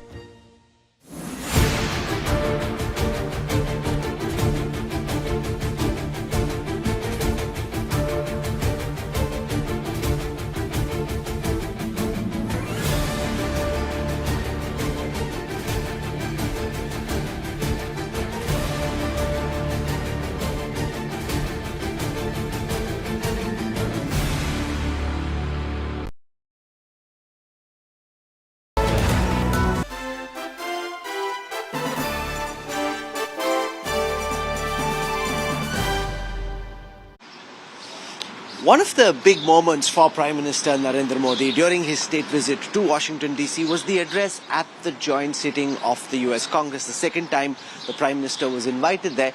Interestingly, there were more than a dozen occasions where the Prime Minister received a standing ovation. In fact, there were a lot of Indian Americans in the visitors gallery right above where the congressmen and the senators were sitting, and they were chanting Modi, Modi, and a lot of the American press that were there were quite shocked by the fact that you had these chants inside the US Congress, which obviously isn't a common sighting over there. Also, soon after the visit got over and before, the congressman greeted the Prime Minister very warmly. Lots of autographs being taken, selfies as well. And many of those congressmen, senators told us later, off camera of course, that they seemed quite envious of the kind of popularity the Prime Minister enjoyed in a distant country. These aren't necessarily his voters, they're his supporters, but not his voters. And they seem to be treating him with a certain adulation, which was quite the envy of all the American politicians who were gathered at the US Congress.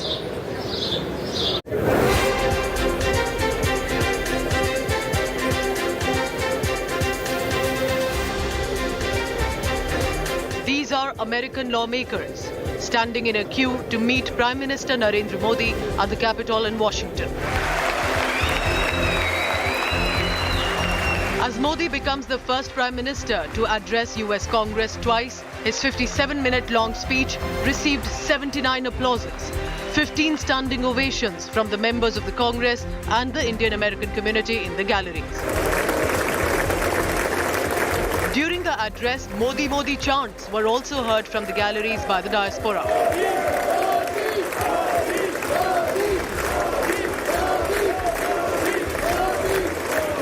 And what followed after showed India's rising power in international corridors.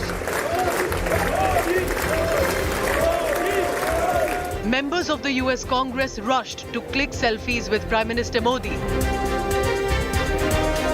Some even waiting in a queue for an autograph from the Indian Prime Minister.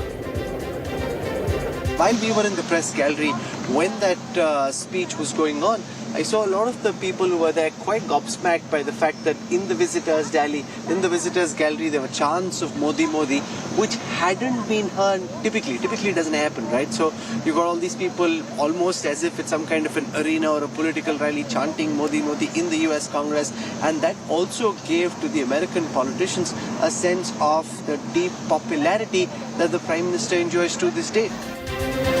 At the state dinner at the White House hosted by the Bidens, Desi musical connect was on full display. Rendition of Shah Rukh Khan's Tara Chaiya Chaiya was performed by the Pen Masala group, while classical violin was also heard during the event. This was a significant meeting of world's largest and oldest modern democracies. In the high-profile guest list of 400 invited attendees, who's who from different industries were seen arriving for the dinner, adorning gorgeous attire, many showcasing the Indian Connect. Business tycoons Neeta and Mukesh Ambani, who called this a historic visit. Industrialist Anand Mahindra, Google CEO Sundar Pichai, Microsoft CEO Satya Nadella, former chairperson of PepsiCo Indra Nooyi, film director M. Night Shyamalan and many more. Also present were members of the Biden administration. Pichai was also seen obliging attendees at the state dinner with photographs. The second day of Prime Minister Modi's visit to the United States of America was clearly a star-studded affair, where he raised a toast to India-U.S. friendship and ensuring that India cannot be ignored anymore in world politics. With Rahul Kamal and Geeta Mohan in Washington, Bureau Report, India Today.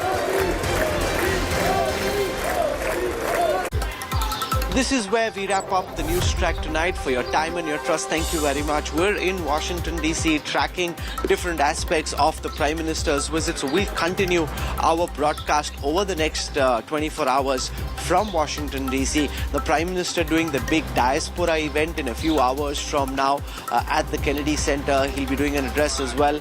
He's meeting U.S. businessmen right now, several of the tech titans meeting the Prime Minister. So we're tracking his engagements and also what emerges from each of these meetings. Thank you for tuning in, and I look forward to seeing you at 8 p.m. tomorrow. Goodbye. Good night.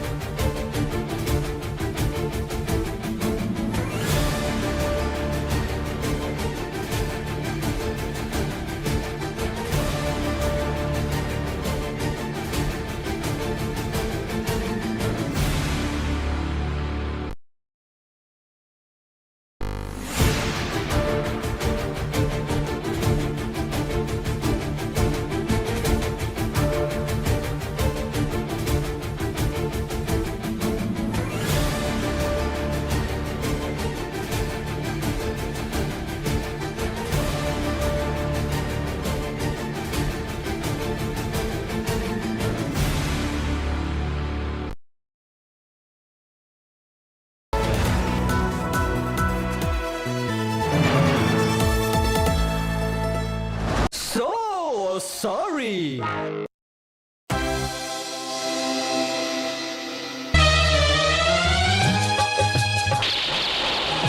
नए दौर में दोस्ताना हमारा अब देखेगा जलवा ज़माना हमारा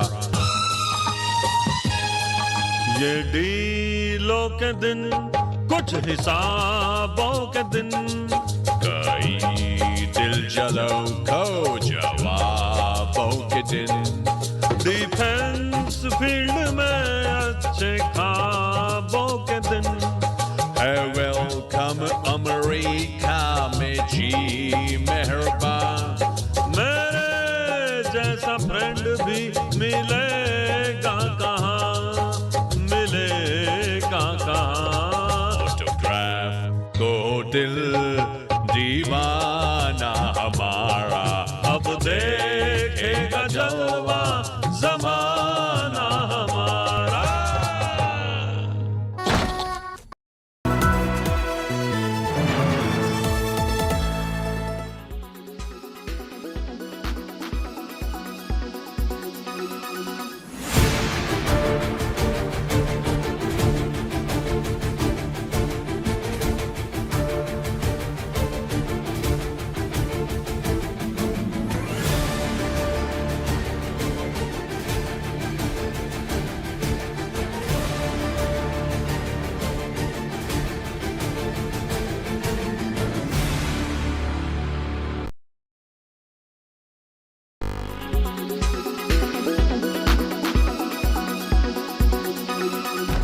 does this happen?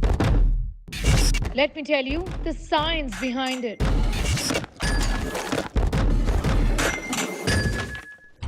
For more informative videos like this, keep watching India Today News Mo. Kerala's public health. All political parties traveling from different parts. Armed with facts, Looking at political back. she takes the news by its horns. You think the future of these students are not hampered? Fierce, bold, and direct, setting the tone for the biggest stories from every corner and every angle. Expect nothing but the unfiltered truth. News first, niceties later. Watch me, Nabila Jamal, on India Today. Make your media plan smarter with India Today Live TV on your connected devices. Amplify your brand with 100 million smart internet viewers. To advertise, mail us at sales@aajtak.com.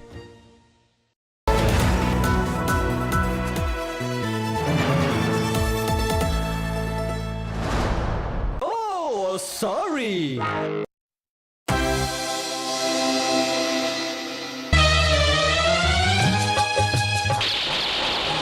नए दौर में दोस्ताना हमारा अब देखेगा जलवा ज़माना हमारा ये डीलों के दिन कुछ हिसाबों के दिन कई दिल जलों को जवाबों के दिन डिफेंस फील्ड में अच्छे ख्वाबों के दिन है वेलकम अमेरिका में जी मेहरबान मेरे जैसा फ्रेंड भी मिलेगा कहाँ ऑटोग्राफ को दिल दीवाना हमारा अब देखेगा जलवा ज़माना हमारा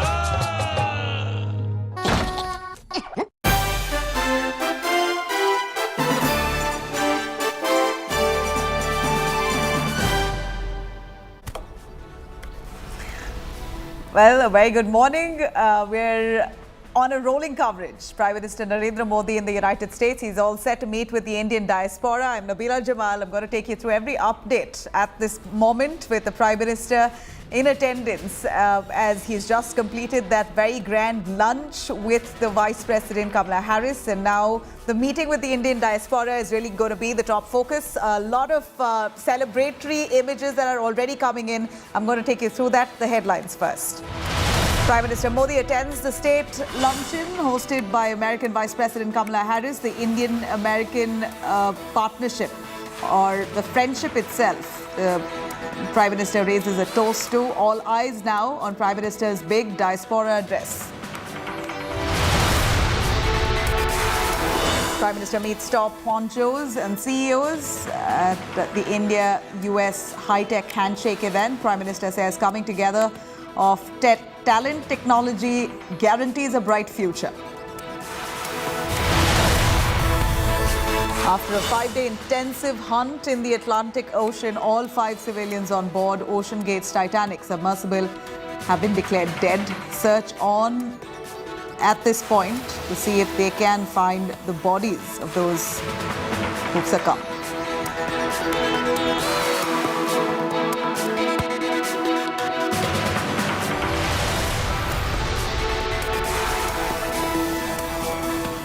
All right, now Prime Minister Narendra Modi attends the state lunch hosted by United States Vice President Kamala Harris.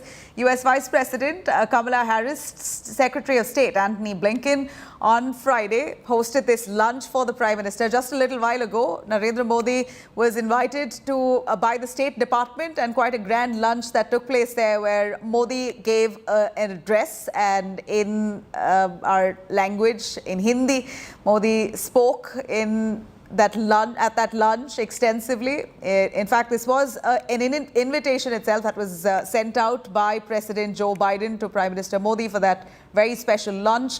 In a warm welcome for the Prime Minister, we saw Vice President Kamala Harris hailing India's global impact in this world. In fact, recalling her Indian roots, the Vice President has further gone on to appreciate India's long-standing partnerships and how this country together, both countries together in this alliance of sorts, will only prosper. And security was also on top focus while Vice President Kamala Harris addressed welcoming Prime Minister Modi.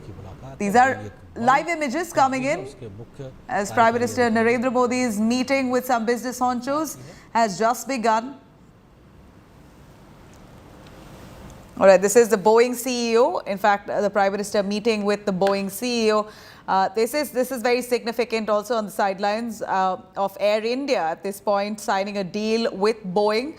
We believe nearly 450 aircrafts that have been a deal that's been signed by the Tata Group with Boeing. Prime Minister Narendra Modi meeting with that CEO. If I could introduce our guest here, joining us in the studio, Major General A.K. Sahai. A.K. Shivas, thank you very much for staying with us through this rolling coverage here on India Today. We see that Prime Minister Modi is meeting with the Boeing CEO. I'm taking you through this. Yeah, these are the live images that are coming in. Give us the significance of this as we see a huge opportunity for many of these big brands. Boeing looking to expand in India, in every sense looking to associate with India. We believe 450 aircrafts are all set to be sent to join the Air India fleet. Absolutely. See, the point today is that aviation industry in India is now opening up and doing extremely well. And as on today, Air India has gone and signed a deal with Boeing for 450 aircraft. And now recently, Indigo has signed a deal for another 500 aircraft. So we are going to get almost about 950 aircrafts in future. And this will be a milestone for aviation industry. You will find it that the number of aircrafts in another 10 to 15 years are going to be almost double than what we have. So aviation industry is going to do extremely well in India, and that is the future of this. And you will find it now what has happened, especially in last 10 years.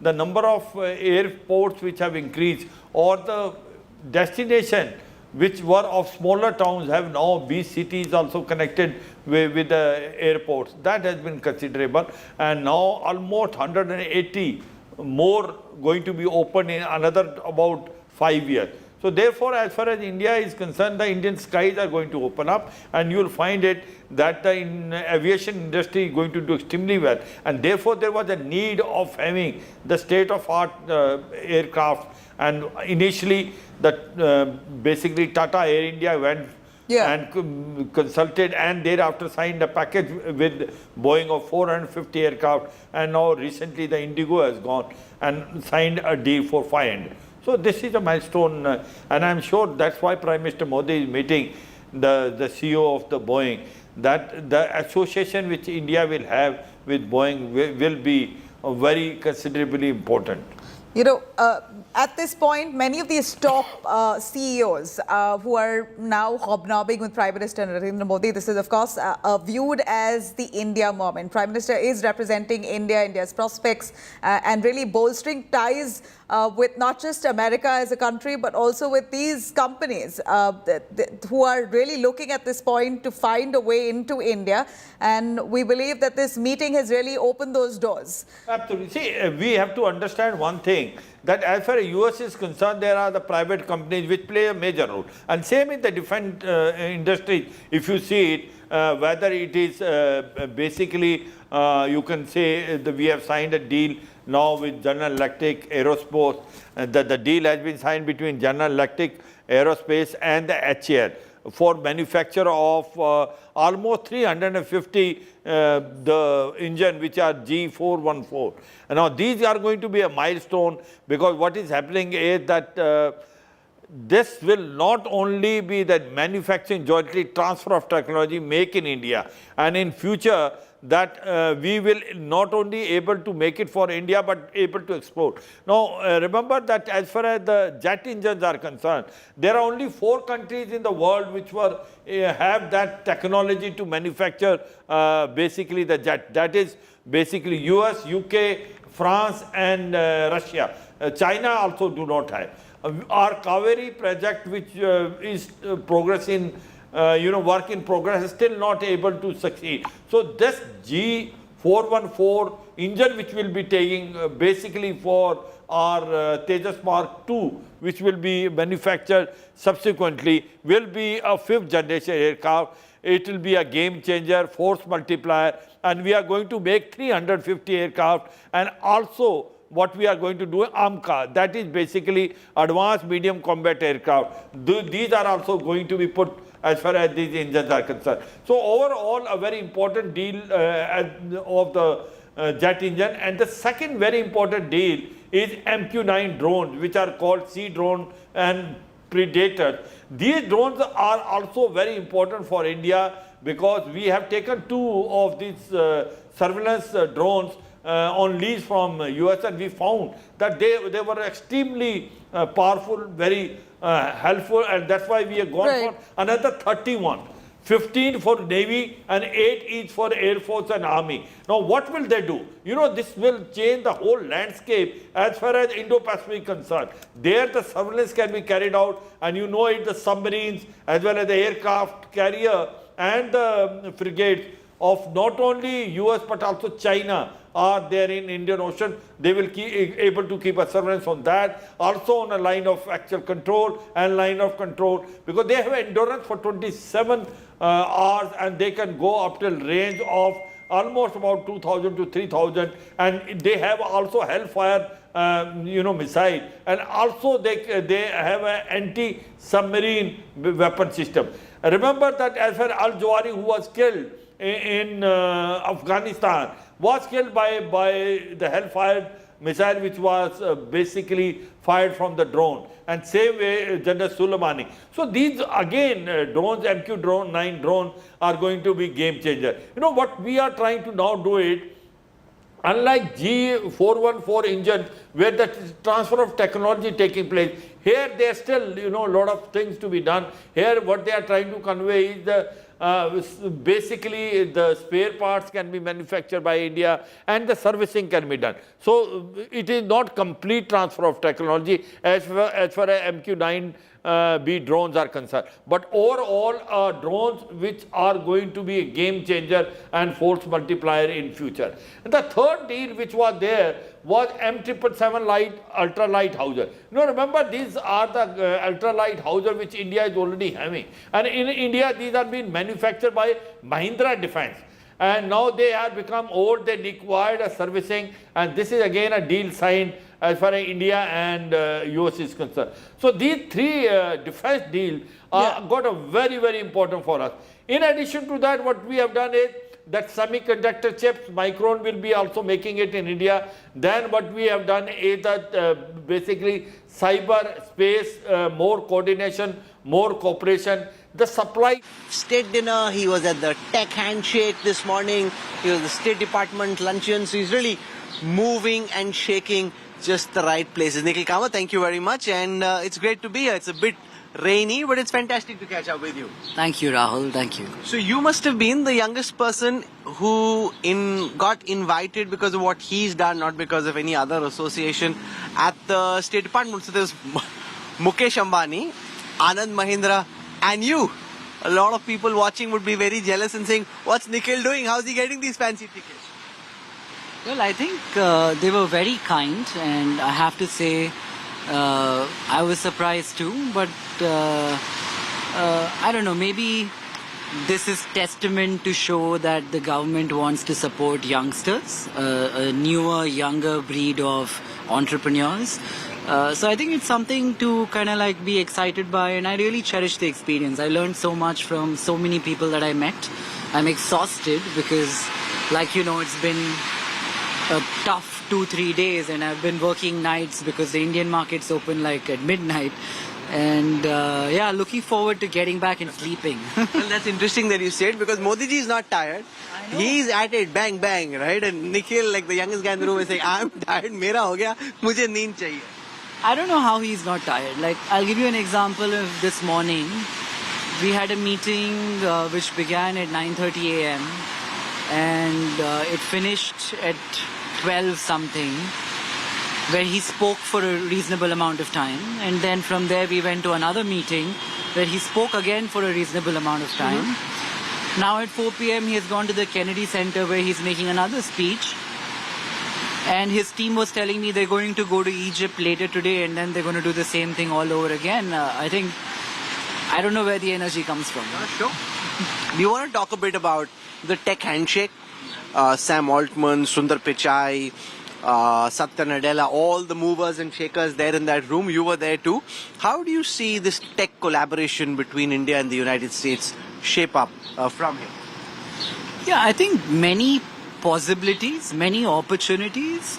There is a friendship which has kind of formed between our Prime Minister and the U.S. President, which was evident for all of us in the room to see.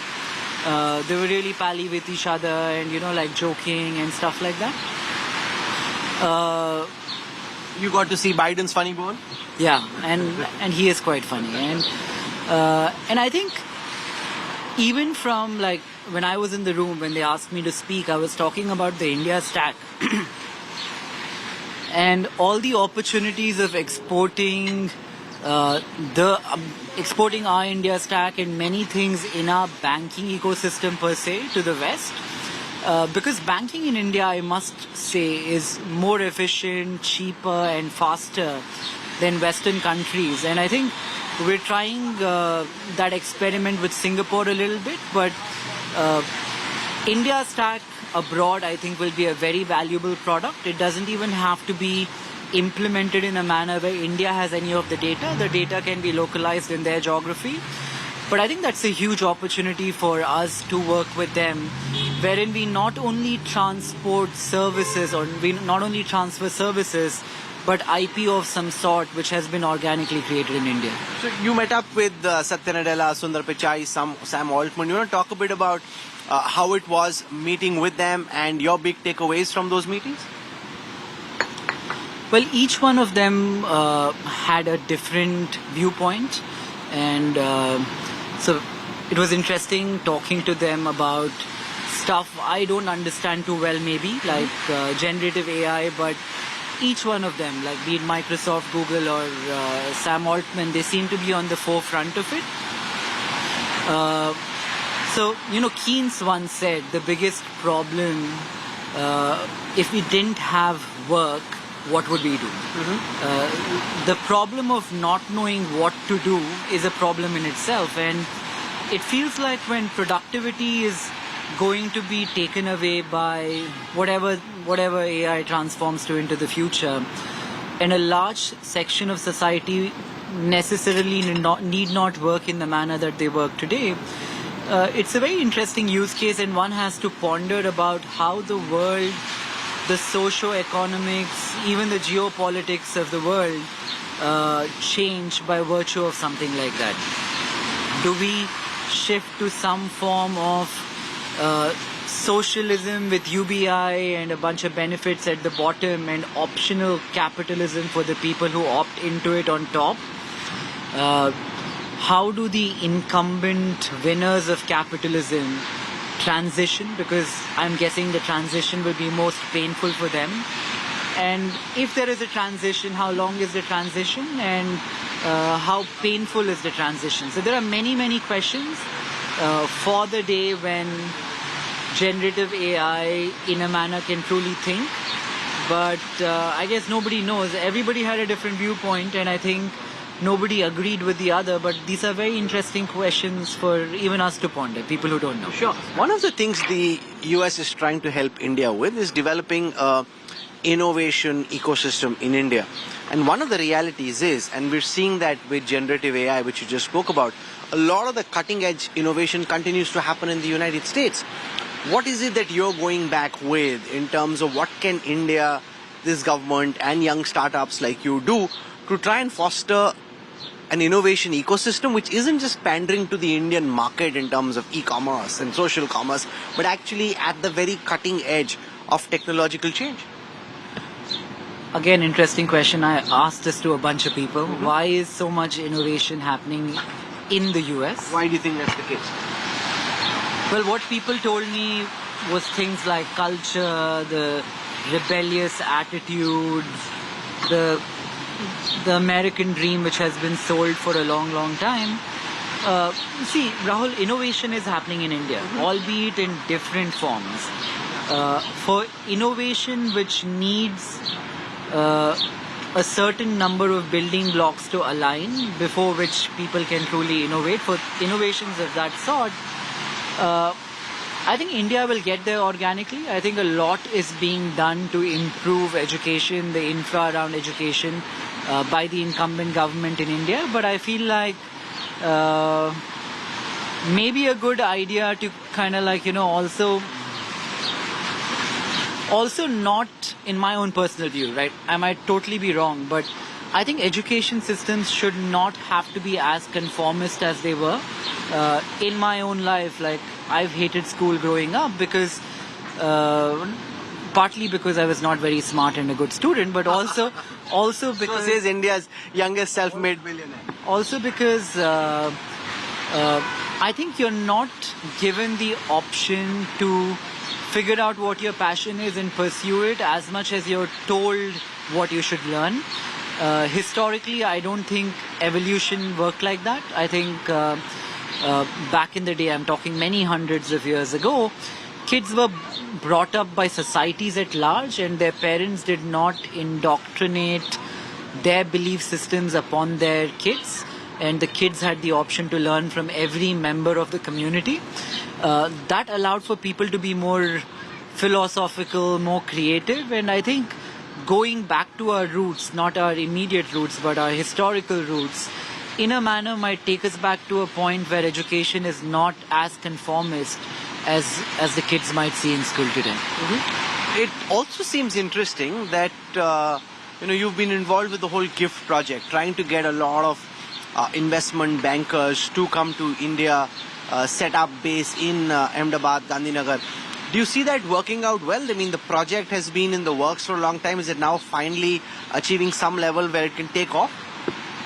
So Rahul, when I went to GIFT first, we were the first fund to set up there. I think like a couple of years ago, there were maybe a couple of hundred people, 5 cows and a few like cycles on the street. When I went to GIFT the last time around, which was a month and a half ago, GIFT has transformed. I think it's hard to today get real estate in GIFT. There are like big companies like Bank of America with thousands of employees and structurally the ease of business. I think GIFT has taken it very seriously that they're not competing with India anymore, but they're competing with a DIFC in Dubai or Singapore.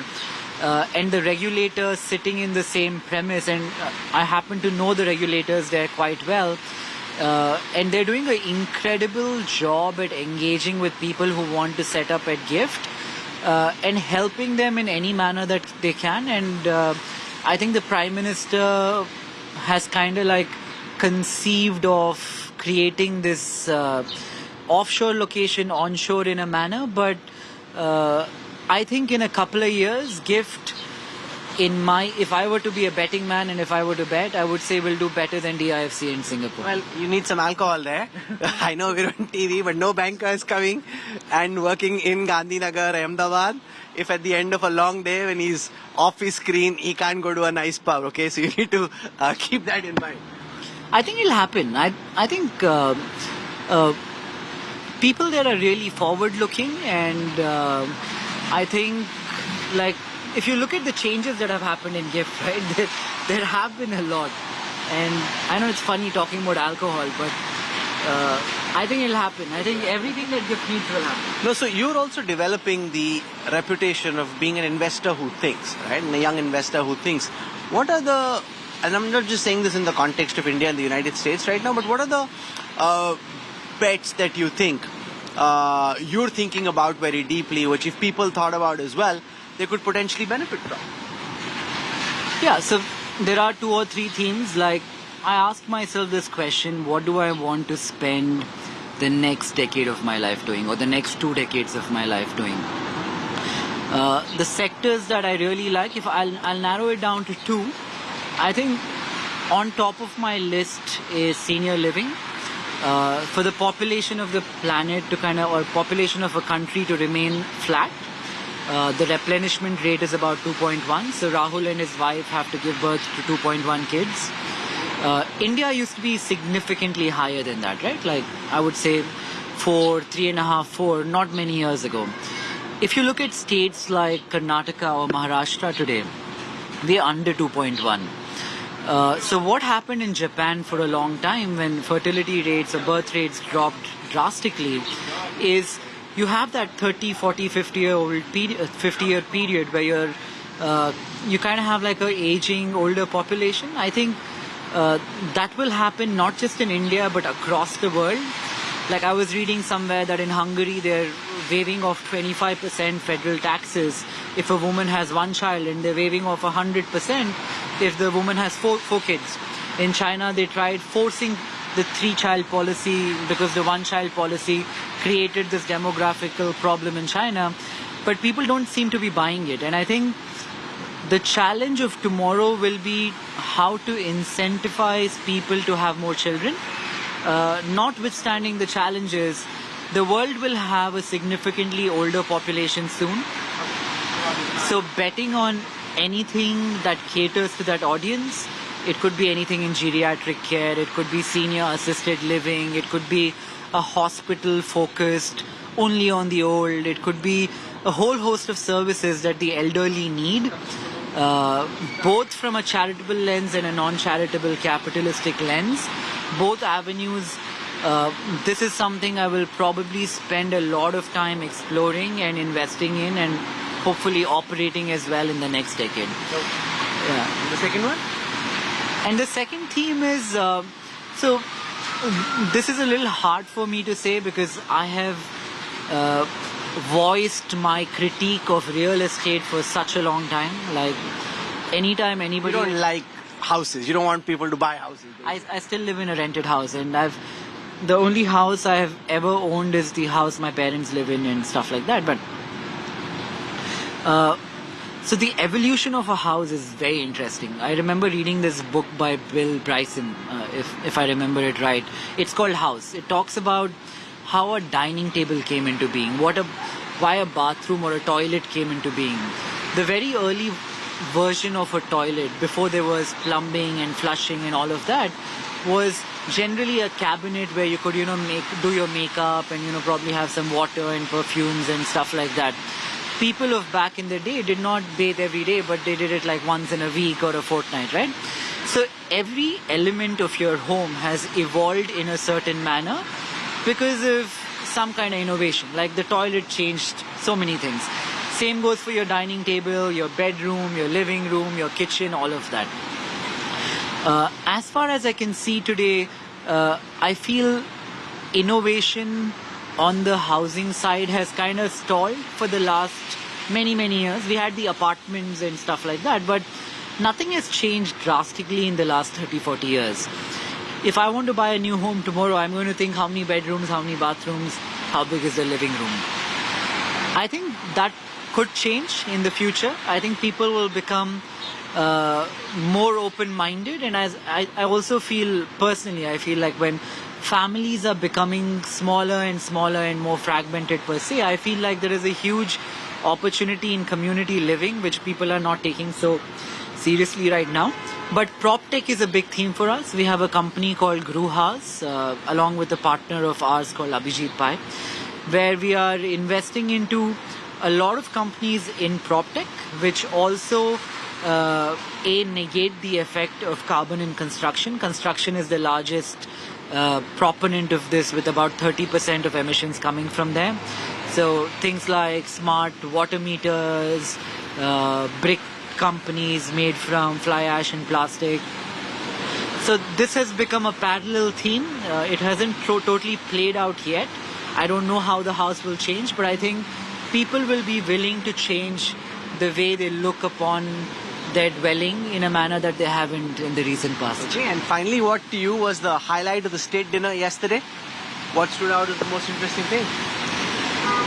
Well, so the state dinner had, 300, 400 people? It was a big event. It was it looks a lot more exclusive when there is a video of one person walking in somewhere and somebody shoots it, but it was a big event with many, many people.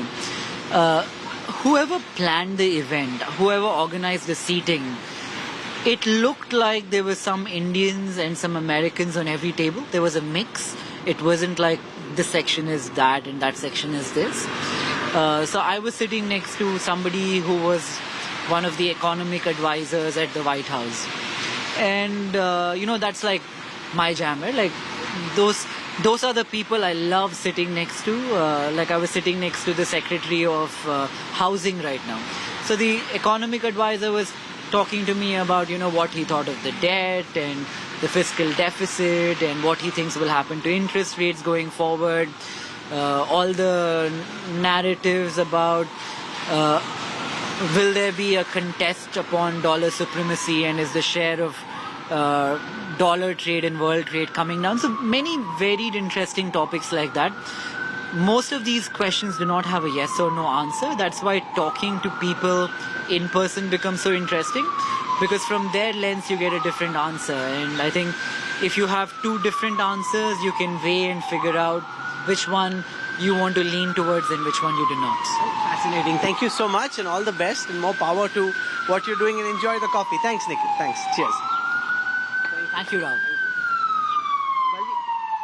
All right, that's quite a long conversation there with Nikhil Kamath, the CEO of Zerodha. He's been invited as part of the Indian diaspora meeting with the Prime Minister Narendra Modi in the United States. Well, this is visual coming in that India Today has accessed from the White House, where there was this grand luncheon that was organized by Kamala Harris, the Vice President of the United States.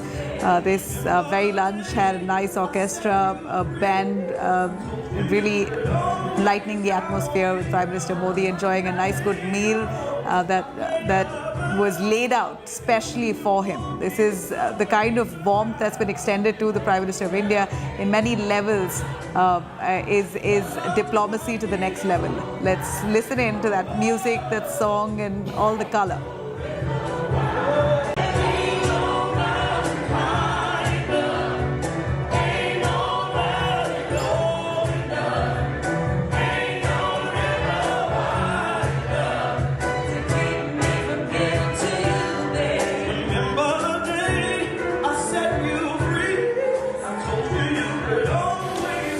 Friends, on this note, I would like to raise a toast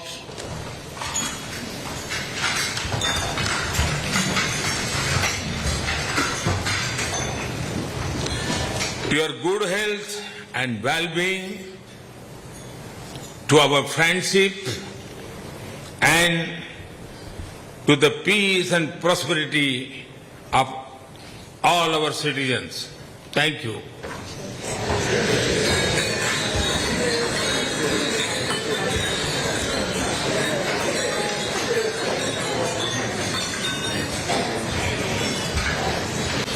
पिछले 3 दिनों में मैंने अनेक बैठकों में हिस्सा लिया, कई विषयों पर चर्चा की। इन सभी बैठकों में एक चीज कॉमन थी, सब एकमत थे कि भारत और अमेरिका के लोगों के बीच मित्रता एवं सहयोग और गहरा होना चाहिए। So, Mr. Prime Minister, thank you for your role of leadership to help India emerge as a global power in the 21st century. You have helped to reinvigorate the Quad. Your leadership of the G20 is making new strides on climate finance, and you have been a proponent of international institutions and global solutions to global challenges. And as a point of personal privilege, as chair of the National Space Council, I thank you for your leadership in space and for our joint work on an Earth science satellite, which will help us address the climate crisis. Throughout history, India has inspired millions of people around the world, whether through philosophy and theology, the power of civil disobedience, or the commitment to democracy. Indeed, as I travel the world as Vice President, I have seen India's global impact firsthand. In Southeast Asia, Indian-made vaccines have saved lives and livelihoods. On the continent of Africa, India's long-standing partnerships support prosperity and security. And throughout the Indo-Pacific, India helps promote a free and open region. I also know of India's extraordinary impact with regard to innovation, medicine, and science. Here in the United States, India is part of our daily lives. We enjoy Drupal Lahiri's novels over samosas. We laugh at the comedies of Mindy Kaling. We dance to the beats of Diljit at Coachella. And yes, Mr. Prime Minister, and I can say this from personal experience, we keep ourselves more or less fit and healthy doing yoga.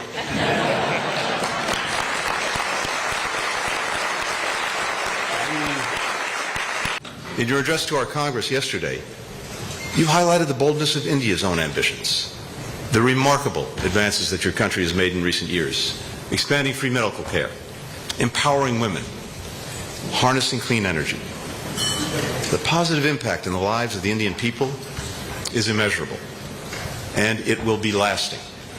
And it underscores that these aspirations for a better future are ones that we share, and ones that we depend upon each other to help realize.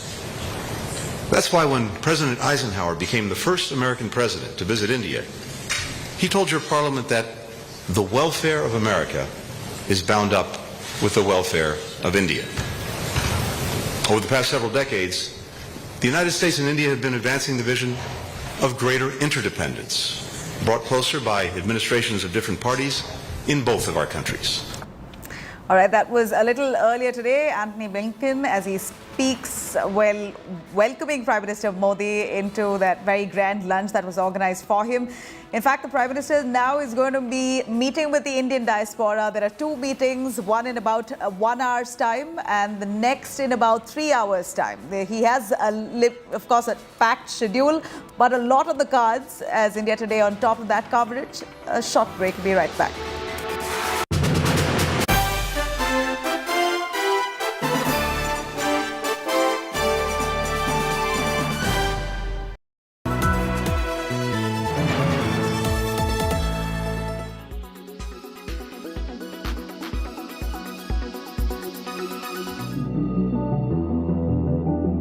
Exfoliators,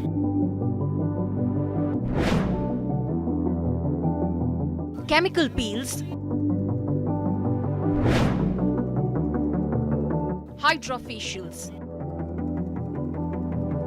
The internet is abuzz with skincare treatments that celebrities like Jennifer Aniston, Gwyneth Paltrow and Courtney Cox swear by and dermats advise.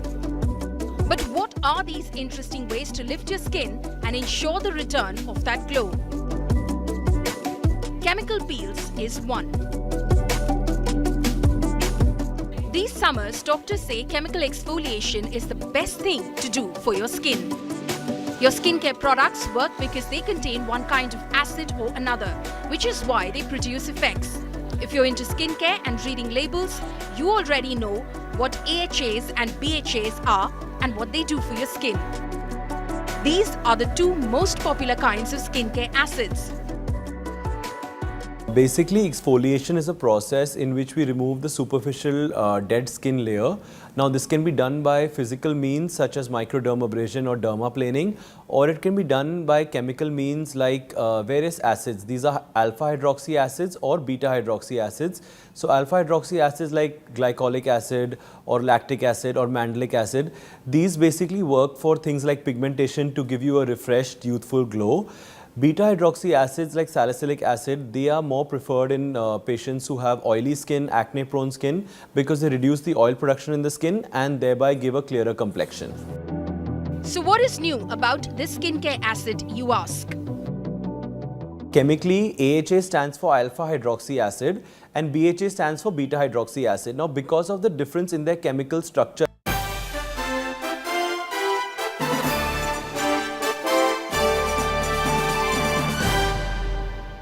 I want to start by asking you about your reflections on Prime Minister Modi's visit to Washington, D.C., his first state visit, only the third state visit thrown by the Biden administration, and the manner in which the Biden administration seems to have gone out of its way to roll out the red carpet for the Indian head of state at this moment in time. What do you think is at play and why? Well, first I want to say that this was probably the best bilateral meeting that Biden has had since he's become president. The trajectory of the U.S.-India relationship is warm and strong. Some of that is, of course, because of mutual concerns about the rise of China, but a lot of it is because of how well India is doing. India's own trajectory, Modi's popularity, India's growth, its technological growth and capabilities, 5 million Indians in the diaspora in the United States in positions of great significance and popularity. All of those things, I think, come together at this point in time to make this a great opportunity for the relationship between these two countries. And I'd be remiss if I didn't also mention that it's very clear that Prime Minister Modi personally wants a much stronger relationship with the U.S. and sees that as part of his own legacy on the global stage. I think all of those things have really helped.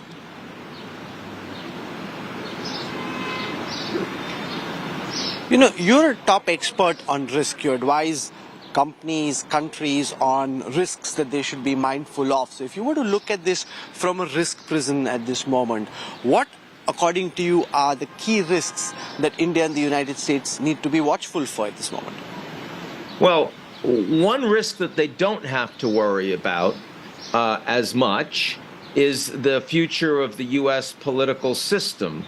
I mean, think about it. Modi is perhaps the only major strategic partner of the United States that doesn't really care if Biden or Trump wins the next election. They're comfortable either way.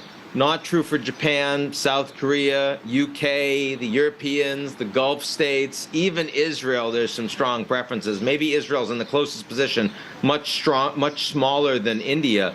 So that's less of a problem. I think the bigger question in the relationship has to do with India's being a very poor country. It's structurally being a part of the global South at a time when so much of the global South is being challenged because of climate change and the transition to a post-carbon energy environment, challenge because of high inflation costs for food, for energy, made only worse because of the war in Russia.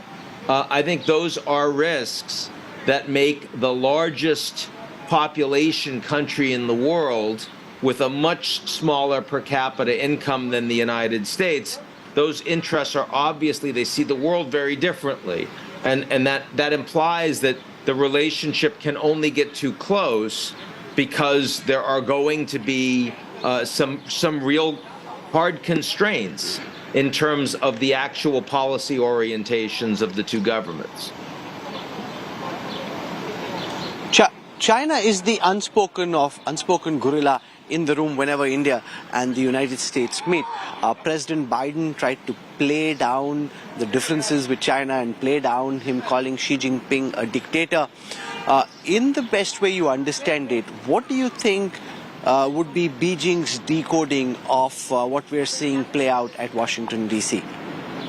Well, I think the fact that the United States and India both have democracies that they want to keep, even though they're democracies that are under challenge, and Xi Jinping is president for life. I mean, let's be clear, part of Modi's strength on the global stage is that he's not Putin.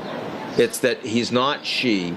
His strength comes from the fact that he wins elections. His strength comes from the fact that most of the people in India support him. And Biden's rule, of course, is reflected by that as well, even though the U.S. political system is much more divided and the elections are coming up real soon. The concern about China, I mean, some of that, of course, is China's military, growth in capabilities in Asia, the South China Sea, the Taiwan Straits, its relationship with Pakistan. Some of that is about China's economic dominance in trade through Belt and Road with almost all the countries that are around India, in strategic infrastructure investments over the long term, which potentially are seen as problematic. But some of it is because that China is promoting a very different model, a model of state capitalism and authoritarianism that turns out to be quite stable, but is not democracy. And neither the Americans or the Indians are fundamentally comfortable with that. And so in that environment, India doesn't want to have to choose between the United States and China. It wants an independent foreign policy, of course, but India also knows that from a military and national security perspective, increasingly it is aligned with the United States. And there was nothing that showed that more clearly than the announcements being made on producing new advanced jet engines with classified systems with American corporations. I mean, the military-industrial complex is going to be much closer to India, and America's is the biggest in the world.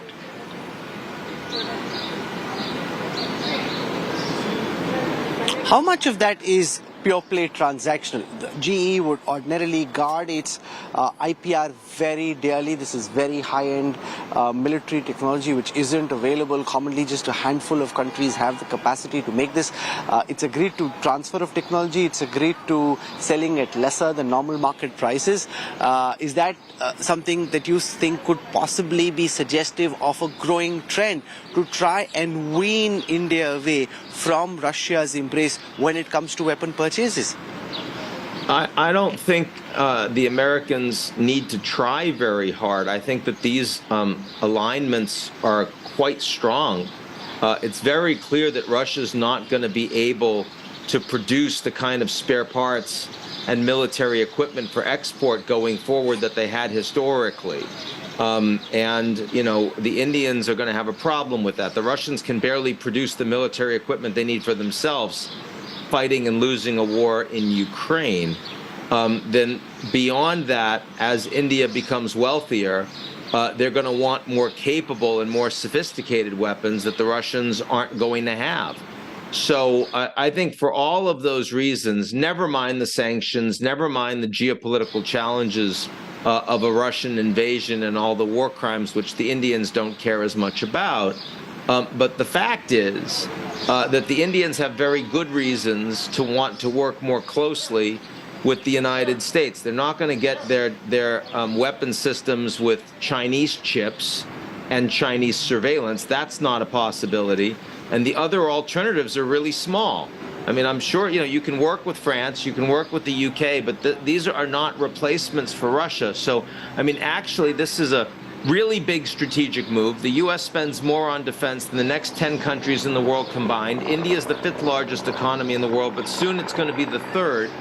And its military complex is increasingly going to be aligned with the United States. It's going to be interoperable, and it's going to be a lot of business. And when you combine that with semiconductors and technologies, artificial intelligence, 5G, and new apps, these have national security and dual-use purposes too. So, I mean, the areas where you have the greatest level of new cooperation between the U.S. and India really are on this national security front, broadly defined.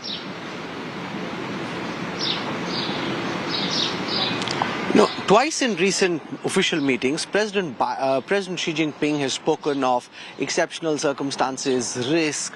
He makes it seem as if something terrible is going to happen, obviously not defining what that is, or basically suggesting that you need to brace for extreme eventualities. As a top expert in probability and risk, what do you think are the eventualities that he could be thinking of? How could this likely play out from here?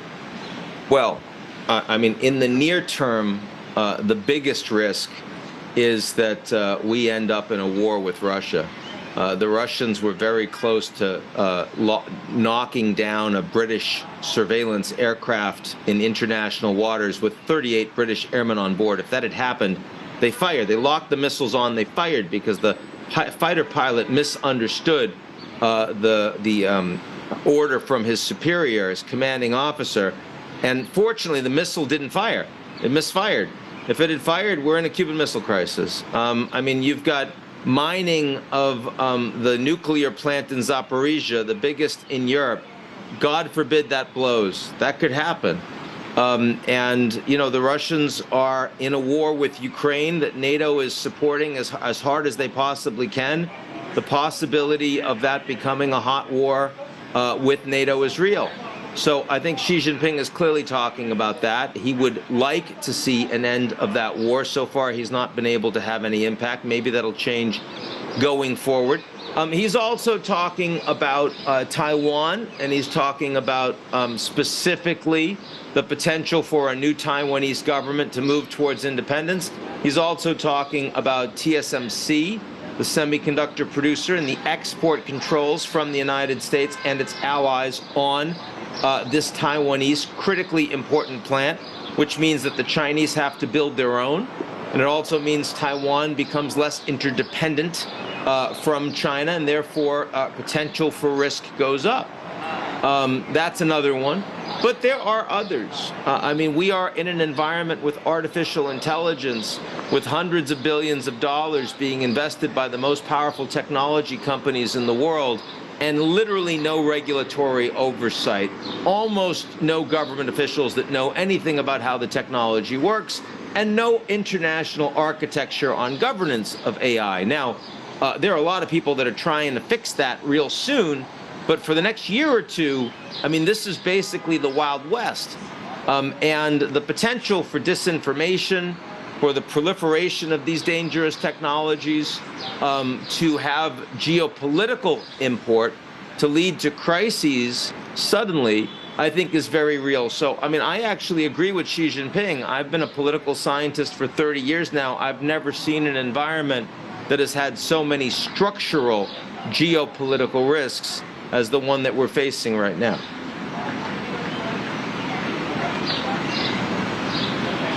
You tracked the war in Russia and Ukraine very closely. Ukraine just started a counter-offensive of sorts. It doesn't seem to have made very rapid headway. Maybe that could build or maybe not. And then where do you see the war go from here? How long do you see, Ian Bremer, this conflict continue from? Do you at all see any ways in which this could possibly end? And do you have any vague sense or any way of understanding how long it could be?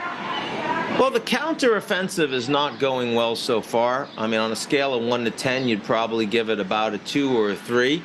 The Ukrainians are losing a lot of people. They're losing a lot of material. They haven't taken much land.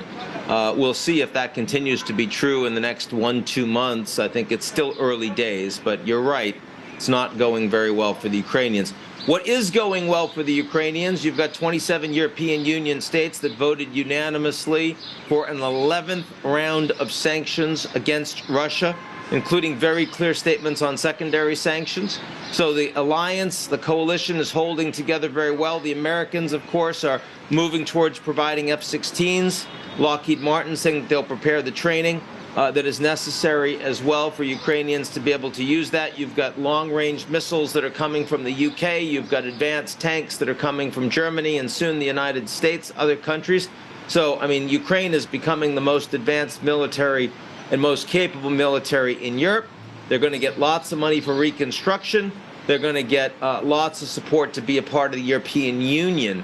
So, I mean, even if the Ukrainians can't take much territory back in the counteroffensive, in the next 3-6 months, the Ukrainian government will be in a better position to help ensure that Russia will not be able to take another bite at that apple, that their defense will be much more secure, their government will be much more secure, their opportunities going forward will be much more bright.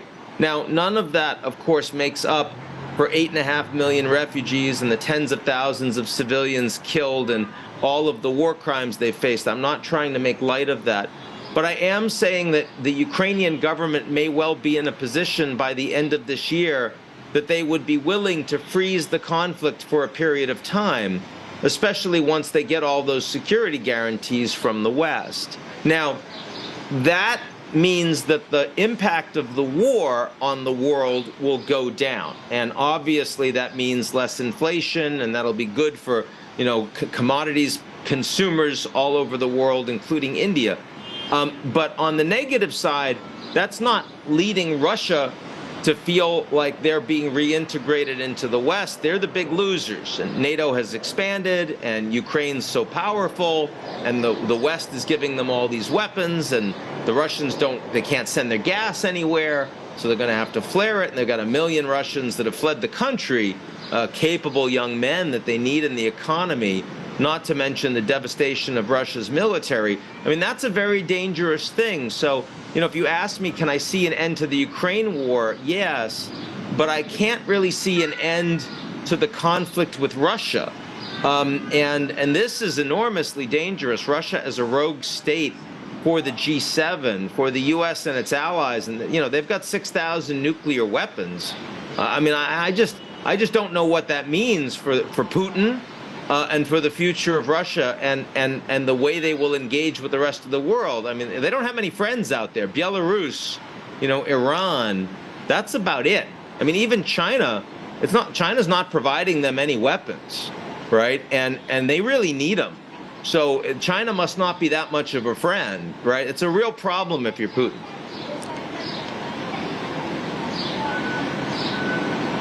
Last question, Ian, before I let you go, about the future of Indo-U.S. ties from here.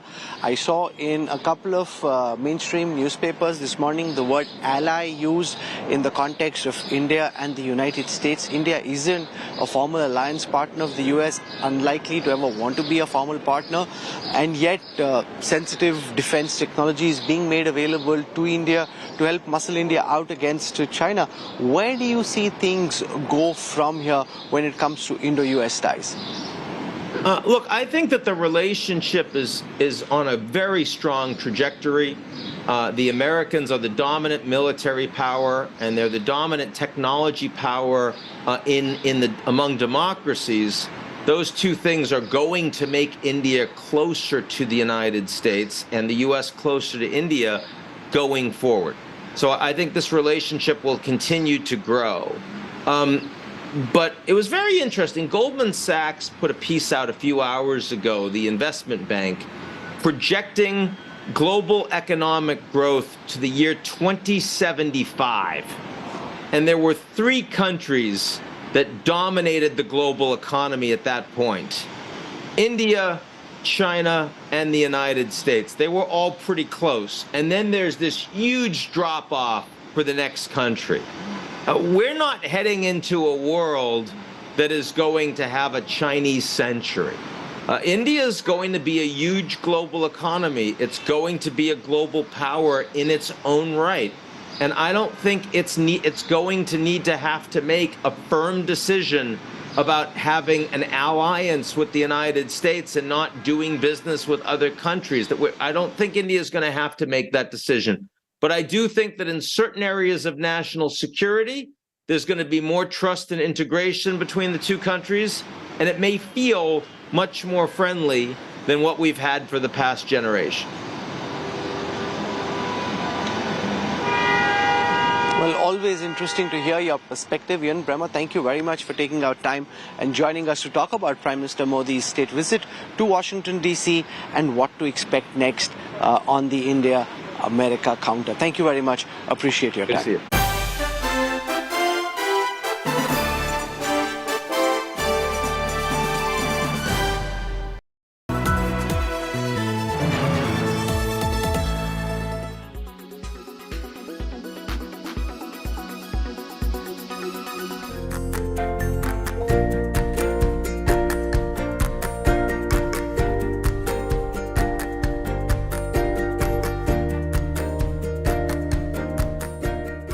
Indian Prime Minister Narendra Modi chose traditional Hindu culture of Das Danam for an octogenarian who has witnessed 1,000 full moons as his gift concept for the US President Joe Biden. In a sandalwood box handcrafted by a master craftsman from Jaipur, 10 different objects of Das Danam were aesthetically placed. The sandalwood for the box was sourced from Mysore and had intricately carved flora and fauna patterns. For the Das Danam, Bhudanam or land donation is an important gift. Sandalwood was offered in place of Bhutan. In fact, each item of this gift box is handcrafted from different parts of India.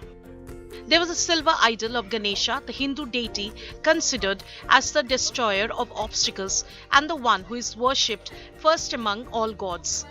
It's handcrafted by a family of 5th generation silversmiths of Kolkata. A diya or oil lamp occupies a sacred space in every Hindu household. The silver diya in the box has also been handcrafted by artisans from the family of 5th generation silversmiths in Kolkata. A delicately handcrafted silver coconut by the skilled artisans of West Bengal was offered in place of a cow for Godan. Til or white sesame seeds sourced from Tamil Nadu offered for Tildan. Handcrafted in Rajasthan, this 24-carat pure and hallmarked gold coin is offered as Hiranyadan or donation of gold. Ghee or clarified butter sourced from Punjab is offered for Achyadan. A hand-woven textured tushar silk cloth sourced from Jharkhand symbolized Vastradan. Long-grained rice sourced from Uttarakhand are offered for Dhanyadan or donation of food grains. As Gurdan, jaggery sourced from Maharashtra was offered. A 99.5% pure and hallmarked silver coin, aesthetically crafted by Rajasthan artisans, was offered as Ropyadan or donation of silver. Lavan or salt from Gujarat made for Lavandan or donation of salt. All these gift items were placed on the copper plate or the tamrapatra sourced from Uttar Pradesh. A shloka has been inscribed on it. In ancient times, tamrapatra was widely used as a medium for writing and record keeping. Other than this, the Prime Minister also gifted President Biden a copy of the first edition print of the 10 principal Upanishads published by Faber and Faber Limited of London and printed at the University Press, Glasgow. It was one of the final works of W.B. Yeats.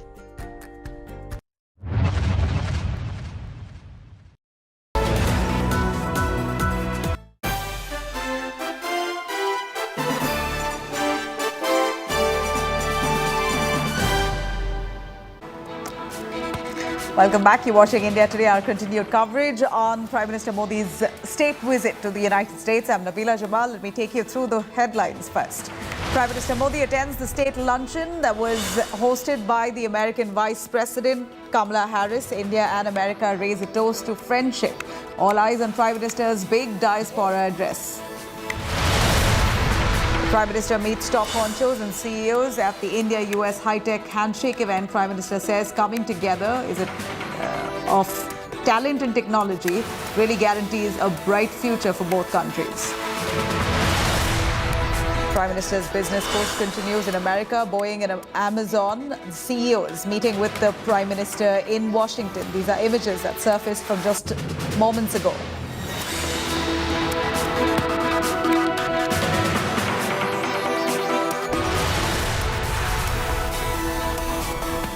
All right, we saw those images there of Prime Minister Narendra Modi meeting with the CEOs on his last day of his U.S. tour, his state visit, his last leg in the United States. Prime Minister Modi has already met with several Indians who are part of the Indian diaspora.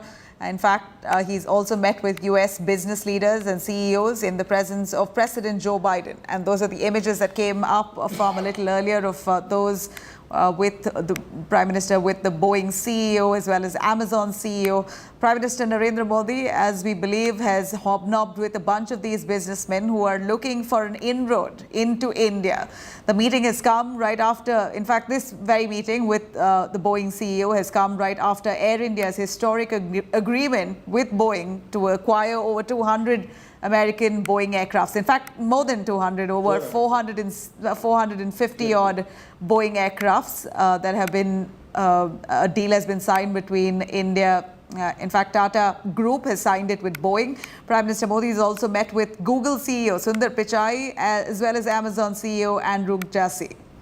Earlier, CEOs of top brands, including renowned names like Mukesh Ambani of Reliance Industries, astronaut Sunita Williams, Sundar Pichai, CEO of Google, Apple and Microsoft CEO Tim Cook, Satya Nadella, along with Anand Mahindra and Nikhil Kamath of Zerodha, were all present during the India-U.S. high-tech handshake event that was held at the White House. Earlier speaking at the event, U.S. President Joe Biden has said that cooperation of Indian and the United States firms is certainly important for the world. Expressing his gratitude towards President Biden, the Prime Minister has highlighted that coming together of talent and technology guarantees a bright future for this world. This is Biden's words. Of course, Prime Minister Modi being welcomed into the country with the kind of reception that he's received that's been really awarded to very few.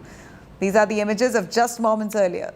Sundar Pichai of Google, that Prime Minister Modi has met, multiple CEOs who have come as part of the diaspora event, many of the Indian Americans and Americans themselves, people who have different origins, in fact, who have business set up in the United States, who are keen to get an inroad into India, have really taken a beeline to meet with Prime Minister Narendra Modi. This was all, of course, prior appointments, or rather a prior understanding that they will be meeting him at this very time, just a few minutes given to each one of them to meet with the Prime Minister.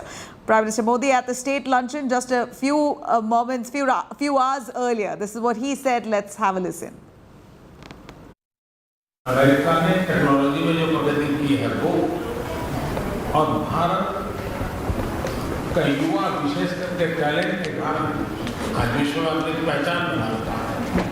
तो talent और technology का ये मिलन मैं समझता हूँ अपने आप में एक उज्जवल भविष्य के लिए गारंटी लेकर गया है। ये सुबह कुछ ही मित्रों के बीच की है, लेकिन ये सुबह उज्जवल भविष्य की गारंटी लेकर गए। एक उज्जवल भविष्य की आशा अपेक्षा के संकल्प के साथ हम सब लोग राष्ट्रपति बाइडेन का जो विजन है, भारत के जो एस्पिरेशंस है, राष्ट्रपति बाइडेन के पास जो ताकत है और भारत के पास जो संभावनाएं हैं, उन सबको लेकर के आगे चलने का एक मक्कम निर्धार का ये अवसर है। और इसके लिए मैं सचमुच में मेरे मित्र रहमान को बहुत अभिनंदन करता हूं कि उन्होंने भारत की यात्रा की, काफी समय निकाला और उन्होंने खुद ने जो अनुभव किया और उन्होंने आकर के यहाँ इसको आगे बढ़ाया। मैं आपका भी आभारी हूँ। राष्ट्रपति बाइडेन जी का जितना आभार करूँ उतना कम है। मैं फिर एक बार आप सबका बहुत बहुत धन्यवाद करता हूँ। We're sticking up for our values and the vision of the world. And so our partnership between India and the United States will go a long way, in my view, to define what the 21st century looks like. And our technological cooperation will be a big part of defining our partnership. So look forward to continue working with all of you and on our voyage of discovery, as was referenced, and to building a better future. Most important takeaway is the Prime Minister's passion for India's development, the welcome mat to business and investment and opportunity is, I think, obvious not just to me, but to pretty much everybody who has interacted with him. He does have a specific interest in aviation and aerospace. It's a big vision. He would like for India to play a significant role, not just for India, but for the region broadly. And at Boeing, we support that 100%. I think it's great when technologies and opportunities align with the vision that a leader has for a country, and that's where we are. I had a very good and productive conversation with Prime Minister Modi. I think we share a number of goals together in India. Very interested in helping create more jobs, helping digitize more small and medium-sized businesses, and then helping more Indian companies and products be able to be exported all around the world. All right, even as a bunch of those business leaders who are meeting with Prime Minister Modi at this during the state visit, there's a lot of questions being asked in India. If India is now going to be that destination where businesses of such kind will be opening up. Tesla has already committed. Elon Musk is committed to open up its factory in India. They're also wanting to start off Starlink, the internet service in India as well. So the huge boost as Prime Minister meets with many of those business honchos. Major General Sevach, who's joining me right here in the studio, how would you really look at this this diaspora diplomacy, sir? No, very encouraging. See, the point is, what we have to know is that as far as the supply chains are there from China, they are moving. And there is now uncertainty as far as China is concerned. Because after COVID-19 and after Russia-Ukraine war, you find a lot of companies moving out from China. They are going to Indonesia, going to Vietnam, also few of them coming to India also. Now, what has happened is that after Prime Minister Modi has taken over, there is a complete change as far as India is concerned. The environment is very conducive for new companies to come and invest in India. It's a huge market. India is a huge market there, and I suppose this is what it has been exploited by the U.S. Top notches and also the top industry owners. They want to now coordinate and cooperate with India because not only that India is a huge market, it is a cheap labor, there is a qualification of IT, there is also the complete environment and you can say ecosystem which has changed. Now, as you know, not only one, that Boeing, which is now likely to got a contract of almost 950 aircraft, 450 from Tata Air India and 500 from Indigo. So this is itself a very encouraging news. The other issue which are coming is that all these companies which were earlier hesitant to come in India are now lining up to come in India. The reason is simple, that the complete environment has changed. The ease is that, sir, because is that because China's economy right now is seeing a slump? China's relationship with the United States is now seeing a strain post-COVID. Is that the reason, or was India anyway on a path to glory? India was booming, and we were heading towards that direction, and right now we're at that cusp.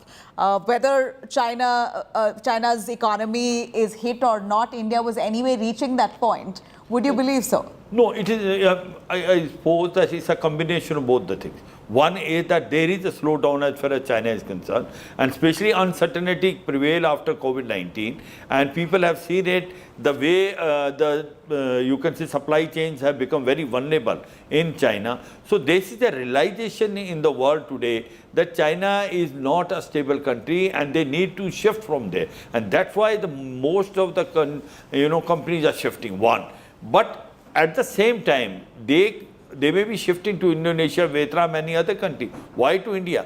Because India is now giving them that sort of space. India is now a destination for all these people who want to invest in Asia. Because one is that there is a cheap labor, there is a government which is pro for investment, the ecosystem is also conducive for the investment to come in, and also the main thing which is coming is we are a hub center of IT. Right. We have a soft power, and therefore combination of all these things makes India an attractive destination for the new industry to come and invest.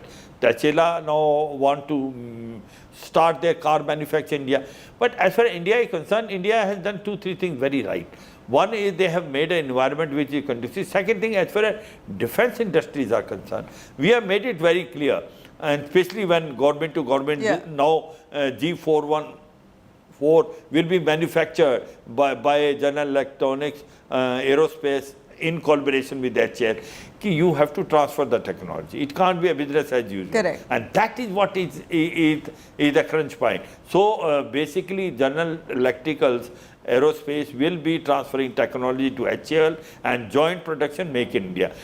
As far as MQ-9 drones are concerned, there is a doubt. They are not shifting everything. They are only giving you permission for servicing as well as spare parts. In every sense, but it's whether it's part Make in India or full Make in India, we're still stepping up towards looking at manufacturing in our country. Yeah, very correct. You see, a very important point is that before COVID-19, we were fastest growing economy. Right. And after COVID-19 also, we are fastest growing economy. It means we have done something very right during COVID days also, that the environment which was not conducive in the world is conducive for India. The people are coming, the companies are coming, they are having confidence and faith. We're delighted, and I think this is the road set. Prime Minister Modi has really paved that path at this point during this very official state visit, and this diaspora diplomacy we see in full swing as that big diaspora event is going to take place in just an hour odd from now. India Today is really tracking every image coming in from the United States, that very event in Washington, D.C. Thank you very much, General Sevaj, for joining us on that. Now, India Today has spoken to CEO of Zerodha, Nikhil Kamath. In fact, he was a part of that Indian diaspora event that was organized with President of the United States, Joe Biden. Let's listen in.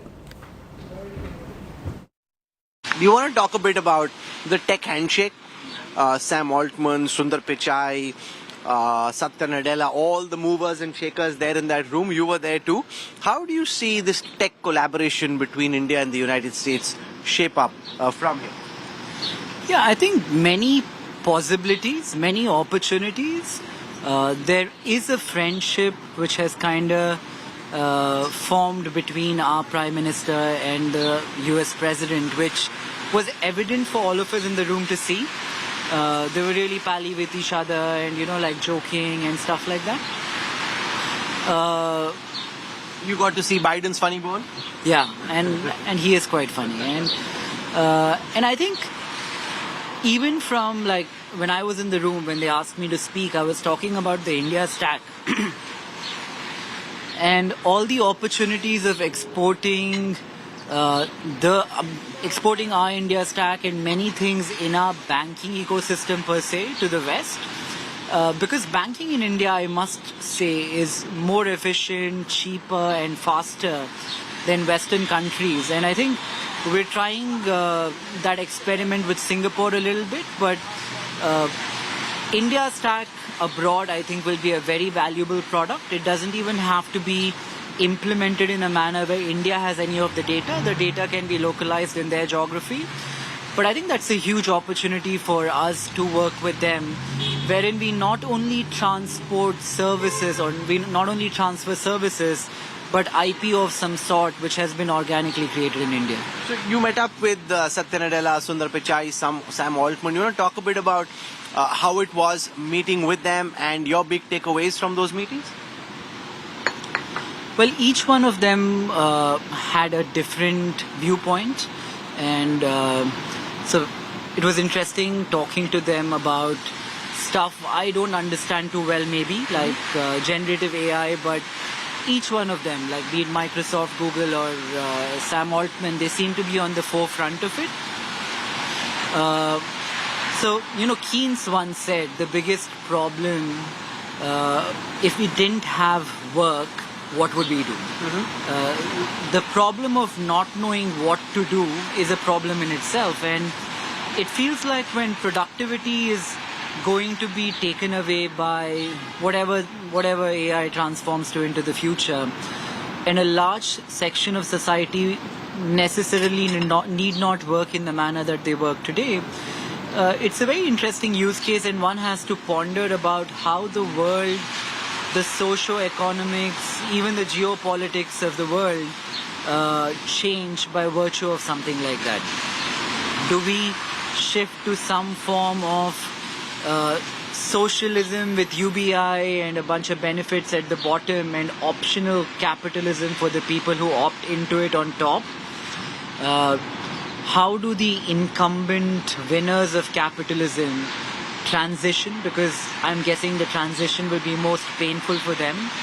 And if there is a transition, how long is the transition, and how painful is the transition? So there are many, many questions for the day when generative AI in a manner can truly think.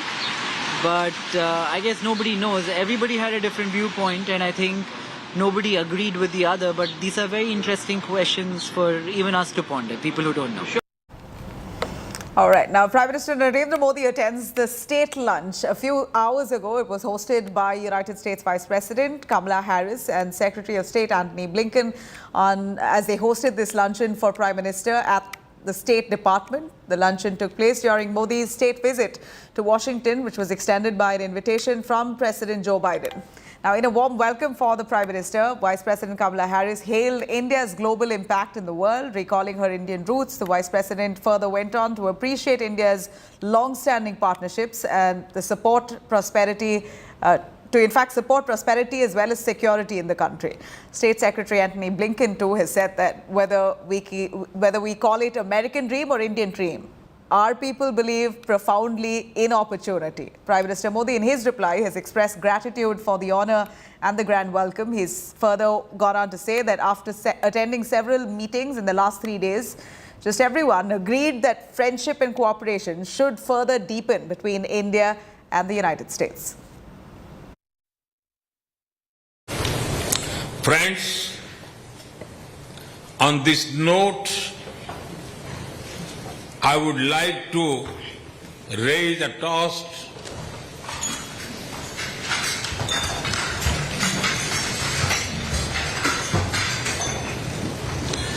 to your good health and well-being, to our friendship, and to the peace and prosperity of all our citizens.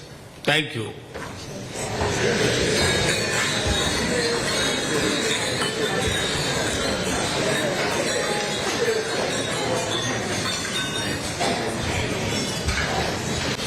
पिछले 3 दिनों में मैंने अनेक बैठकों में हिस्सा लिया, कई विषयों पर चर्चा की।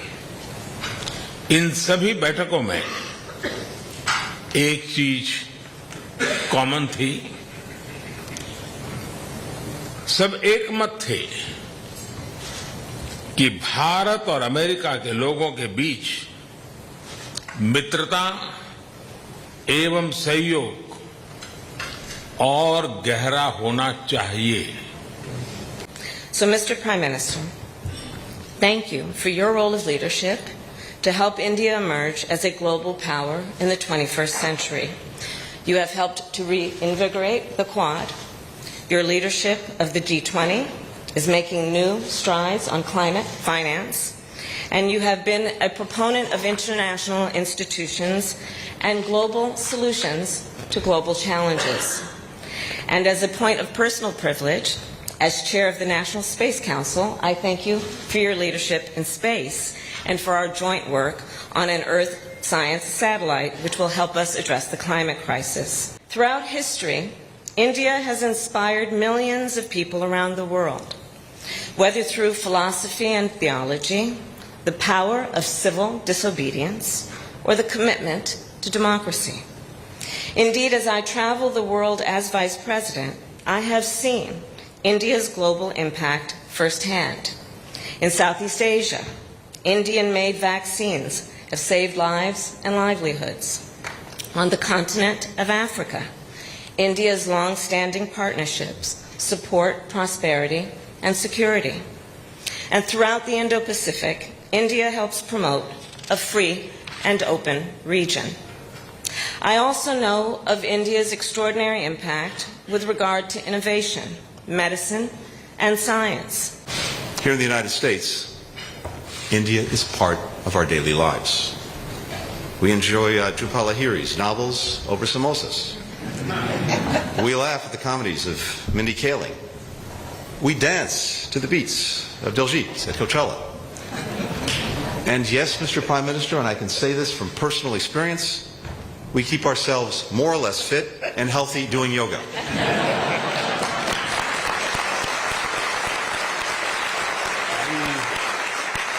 In your address to our Congress yesterday, you highlighted the boldness of India's own ambitions, the remarkable advances that your country has made in recent years, expanding free medical care, empowering women, harnessing clean energy.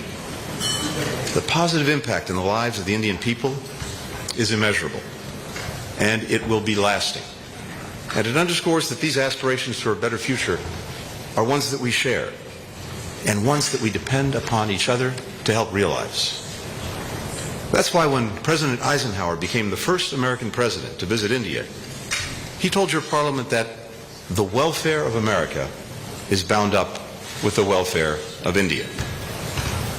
Over the past several decades, the United States and India have been advancing the vision of greater interdependence, brought closer by administrations of different parties in both of our countries. All right, I'm cutting across to all the exclusive images that have just come in of that state luncheon at the White House where Prime Minister Modi, Kamala Harris, Indra Nooyi, all of them seen enjoying this rendition of Mountain Game, a classic. Let's take a listen as we see this nice grand lunch that's been rolled out by the Vice President Kamala Harris herself with this choir playing out.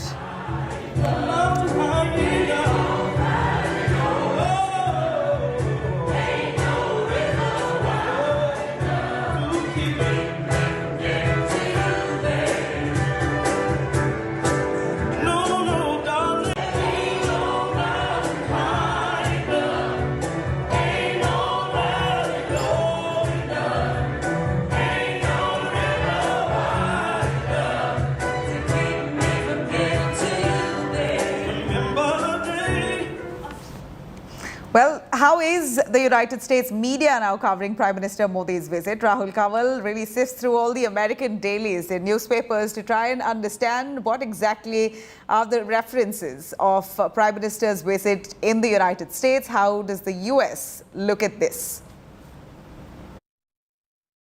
What we're going to do now is take a look at how the mainstream American media has covered Prime Minister Narendra Modi's state visit to Washington, D.C.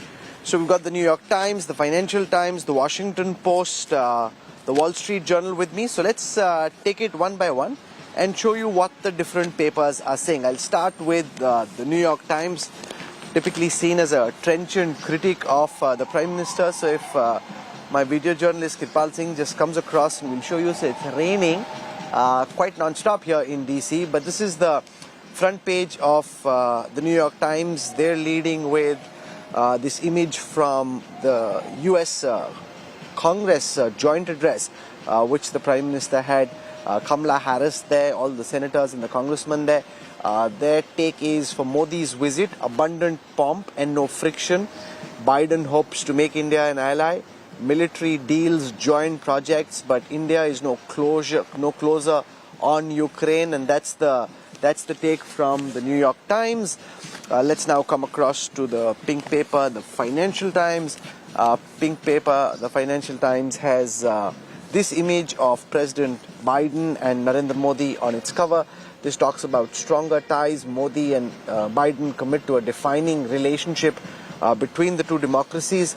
This again on the front page of the Financial Times, and they're talking about how Prime Minister Modi spoke of making this one of the defining relationship of the 21st century, saying that the India-America partnership is built on mutual trust, candor and respect. Let's now come to the Washington Post. The Washington Post features the visit prominently on its style section. This is the image, in fact this is where we were last evening at the White House, where you've got this welcome now. So you've got people from the military of the United States, you've got Jill Biden, the Prime Minister, all the pomp but light on the glee. Fed for India's Modi, a key U.S. ally, features business as the main course. And then it talks about the dinner. Despite dearth of celebrity wattage, event becomes an unlikely celebration of fashion, and goes on to talk about what all happened at the state dinner, which featured really some of the biggest names in Indian and American business and members of the Indian American community. I come now to the Wall Street Journal. The Wall Street Journal has it on the bottom fold. Warm welcome for Modi. This image is from the White House earlier in the day, where the Prime Minister met with the American President. And this, let's go to page 8, which is where the full story is. Just give me a minute.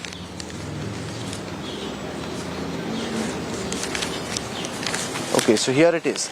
This talks about the toast from the state dinner in the evening. Biden, Modi hailed strong ties during the state visit, and it talks about the relationship and, by and large, most sections of the American press have taken note of this visit, brought out the significance of the India-America relationship and its changing contours as well. This is from the Washington Post. Biden defends India's democracy as Modi visits again. The Washington Post has been raising several questions around the way the Modi government has been running India. Conversation. And we shared, Google is investing $10 billion in the India Digitization Fund. And we are continuing to invest through that, including in companies working on AI. As part of that, we have a 100-language initiative. We are bringing BART to more Indian languages very soon. And we are also excited today that we are announcing the opening of our Global FinTech Operations Center in Gift City, Gujarat. And it'll cement India's FinTech leadership thanks to UPI and Aadhaar. And we're going to build on that foundation and take it globally. So we are very excited at the progress. And with the advent of AI, I think the opportunity for India to make more progress is definitely exciting, and we're going to support the Prime Minister's vision there. I mean, his vision for digital India, was ahead of its time. I now see it as a blueprint other countries are looking to do, and the follow through on the scaling up of India's digital stack, is a model other countries are thinking about. And I think it's something which will be important in G20 as well, which is obviously happening in India. So it's a real exciting to see the progress, his commitment towards the economic growth for India, and we are glad to be partners in the journey.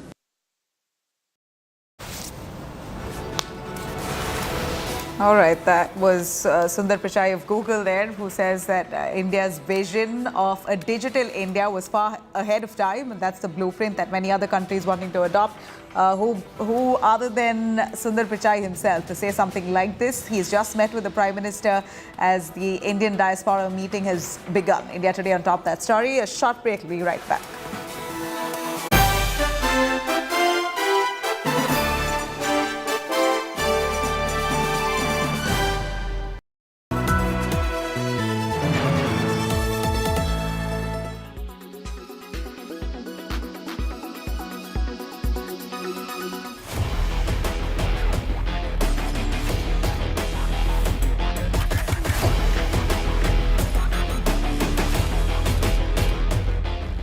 These lethal long-endurance, medium-altitude drones may soon be the new weapons in the arsenal of the Indian Armed Forces.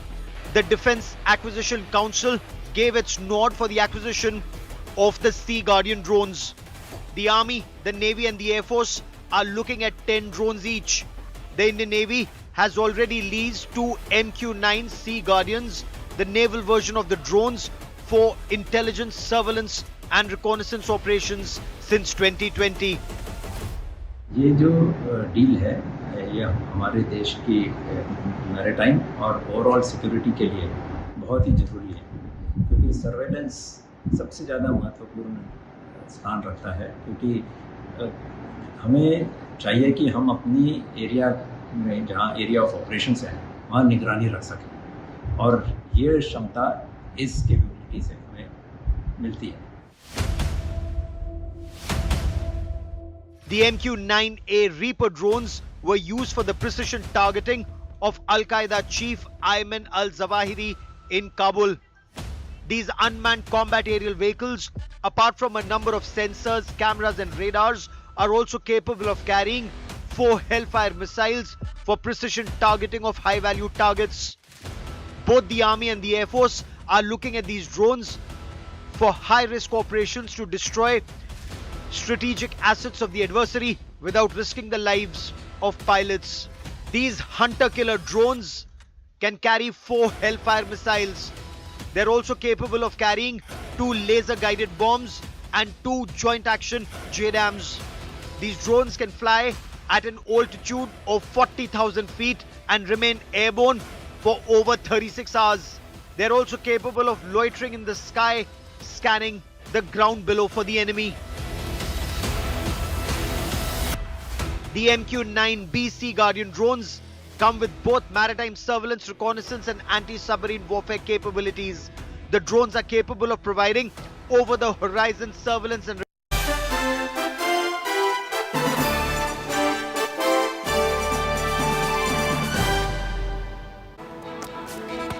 Welcome back. You're watching India Today, our continued coverage on Prime Minister Modi's state visit to the United States. I'm Nabila Jamal. Let me take you through the headlines first. Prime Minister Modi attends the state luncheon that was hosted by the American Vice President Kamala Harris. India and America raise a toast to friendship. All eyes on Prime Minister's big diaspora address. The Prime Minister meets top honchos and CEOs at the India-U.S. high-tech Handshake event. Prime Minister says coming together of talent and technology really guarantees a bright future for both countries. Prime Minister's business push continues in America. Boeing and Amazon CEOs meeting with the Prime Minister in Washington. These are images that surfaced from just moments ago.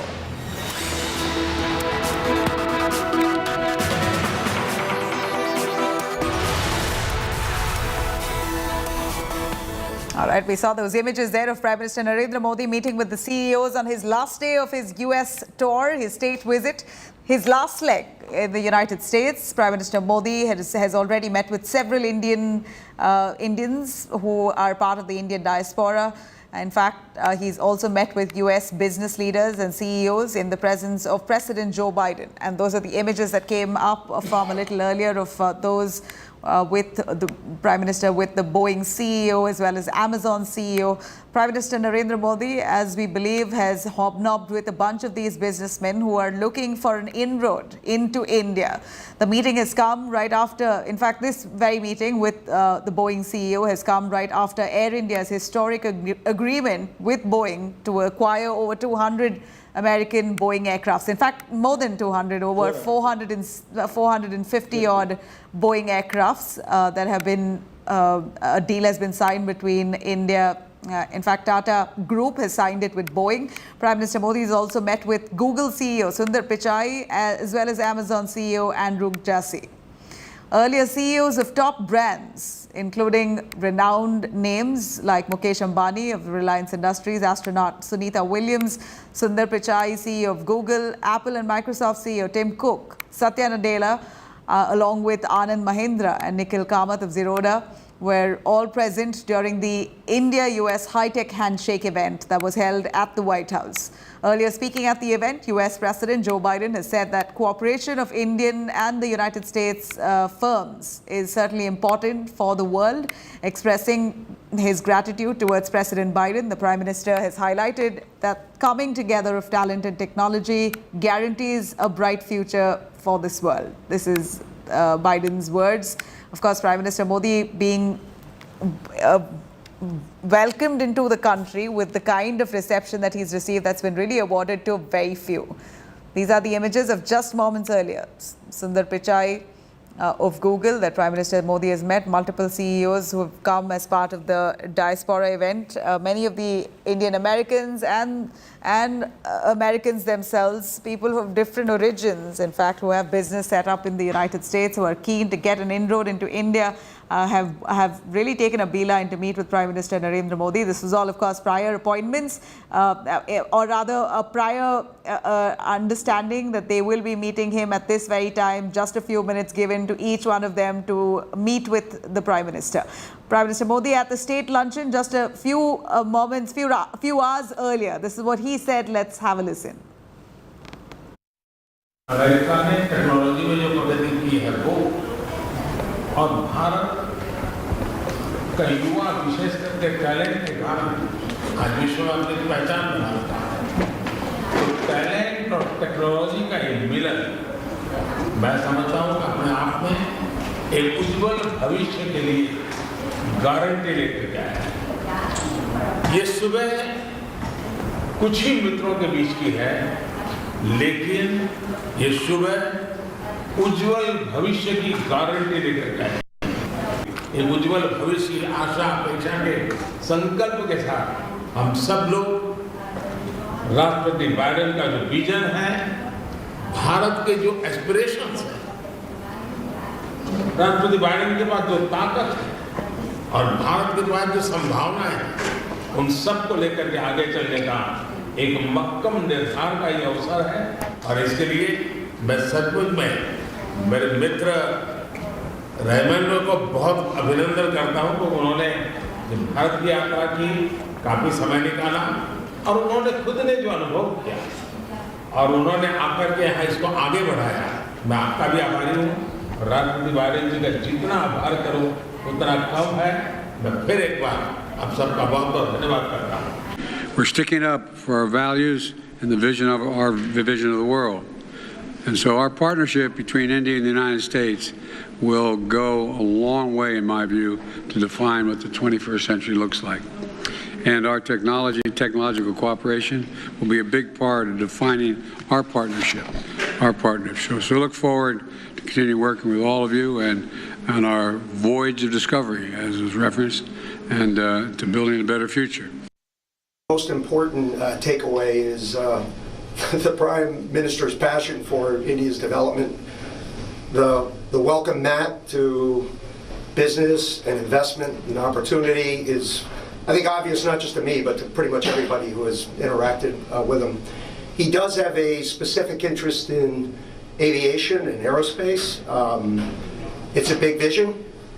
He would like for India to play a significant role, not just for India, but for the region broadly. And at Boeing, we support that 100%. I think it's great when technologies and opportunities align with the vision that a leader has for a country, and that's where we are. I had a very good and productive conversation with Prime Minister Modi. I think we share a number of goals together in India. Very interested in helping create more jobs, helping digitize more small and medium-sized businesses, and then helping more Indian companies and products be able to be exported all around the world. All right, even as a bunch of those business leaders who are meeting with Prime Minister Modi at this during the state visit, there's a lot of questions being asked in India. If India is now going to be that destination where businesses of such kind will be opening up, Tesla has already committed. Elon Musk is committed to open up its factory in India. They're also wanting to start off Starlink, the internet service in India as well. So the huge boost as Prime Minister meets with many of those business honchos. Major General Sevach, who's joining me right here in the studio, how would you really look at this this diaspora diplomacy, sir? No, very encouraging. See, the point is, what we have to know is that as far as the supply chains are there from China, they are moving. And there is now uncertainty as far as China is concerned. Because after COVID-19 and after Russia-Ukraine war, you find a lot of companies moving out from China. They are going to Indonesia, going to Vietnam, also few of them coming to India also. Now, what has happened is that after Prime Minister Modi has taken over, there is a complete change as far as India is concerned. The environment is very conducive for new companies to come and invest in India. It's a huge market. India is a huge market there, and I suppose this is what it is being exploited by the U.S. Top notches and also the top industry owners. They want to now coordinate and cooperate with India because not only that India is a huge market, it is a cheap labor, there is a qualification of IT, there is also the complete environment and you can say ecosystem which has changed. Now, as you know, not only one, that the Boeing, which is now likely to got a contract of almost 950 aircraft 450 from Tata Air India, and 500 from Indigo. So this is itself a very encouraging news. The other issue which are coming is that all these companies which were earlier hesitant to come in India are now lining up to come in India. The reason is simple, that the complete environment has changed. The ease of doing business. Is that, sir, because is that because China's economy right now is seeing a slump? China's relationship with the United States is now seeing a strain post-COVID. Is that the reason, or was India anyway on a path to glory? India was booming, and we were heading towards that direction, and right now we're at that cusp. Whether China's economy is hit or not, India was anyway reaching that point. Would you believe so? No, it is.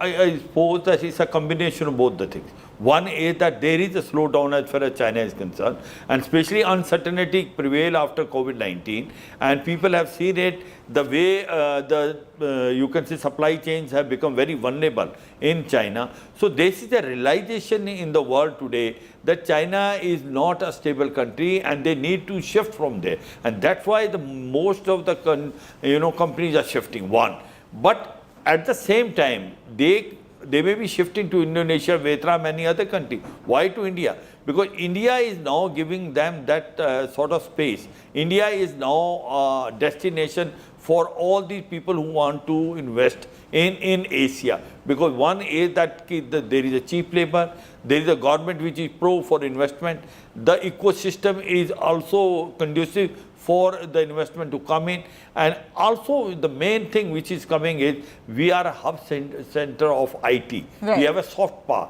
and therefore combination of all these things makes India an attractive destination for the new industry to come and invest. Tesla now want to start their car manufacturing in India.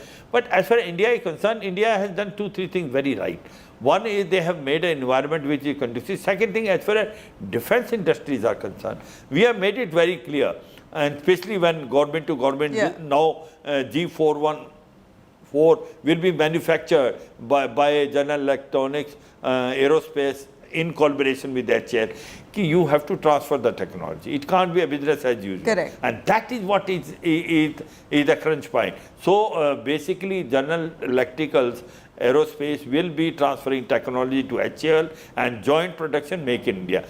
As far as MQ-9 drones are concerned, there is a doubt. They are not shifting everything. They are only giving you permission for servicing as well as spare parts. In every sense, but it's whether it's part make in India or full make in India, we're still stepping up towards looking at manufacturing in our country. Yeah, very correct. You see, a very important point is that before COVID-19 we were fastest growing economy. Right. And after COVID-19 also we are fastest growing economy. It means we have done something very right during COVID days also, that the environment which was not conducive in the world is conducive for India. The people are coming, the companies are coming, they are having confidence and faith. We're delighted, and I think this is the road set. Prime Minister Modi has really paved that path at this point during this very official state visit, and this diaspora diplomacy we see in full swing as that big diaspora event is going to take place in just an hour odd from now. India Today is really tracking every image coming in from the United States, that very event in Washington, D.C. Thank you very much, General Sevaj, for joining us on that. Now, India Today has spoken to CEO of Zerodha, Nikhil Kamath. In fact, he was a part of that Indian diaspora event that was organized with President of the United States, Joe Biden. Let's listen in. Do you want to talk a bit about the tech handshake? Sam Altman, Sundar Pichai, Satya Nadella, all the movers and shakers there in that room. You were there too. How do you see this tech collaboration between India and the United States shape up from here? Yeah, I think many possibilities, many opportunities. There is a friendship which has kind of formed between our Prime Minister and the U.S. President, which was evident for all of us in the room to see. They were really pally with each other and, like joking and stuff like that. You got to see Biden's funny bone? Yeah, and he is quite funny. And I think even from like when I was in the room, when they asked me to speak, I was talking about the India stack and all the opportunities of exporting exporting our India stack and many things in our banking ecosystem per se to the West. Because banking in India, I must say, is more efficient, cheaper and faster than Western countries. And I think we're trying that experiment with Singapore a little bit, but India stack abroad, I think, will be a very valuable product. It doesn't even have to be implemented in a manner where India has any of the data. The data can be localized in their geography.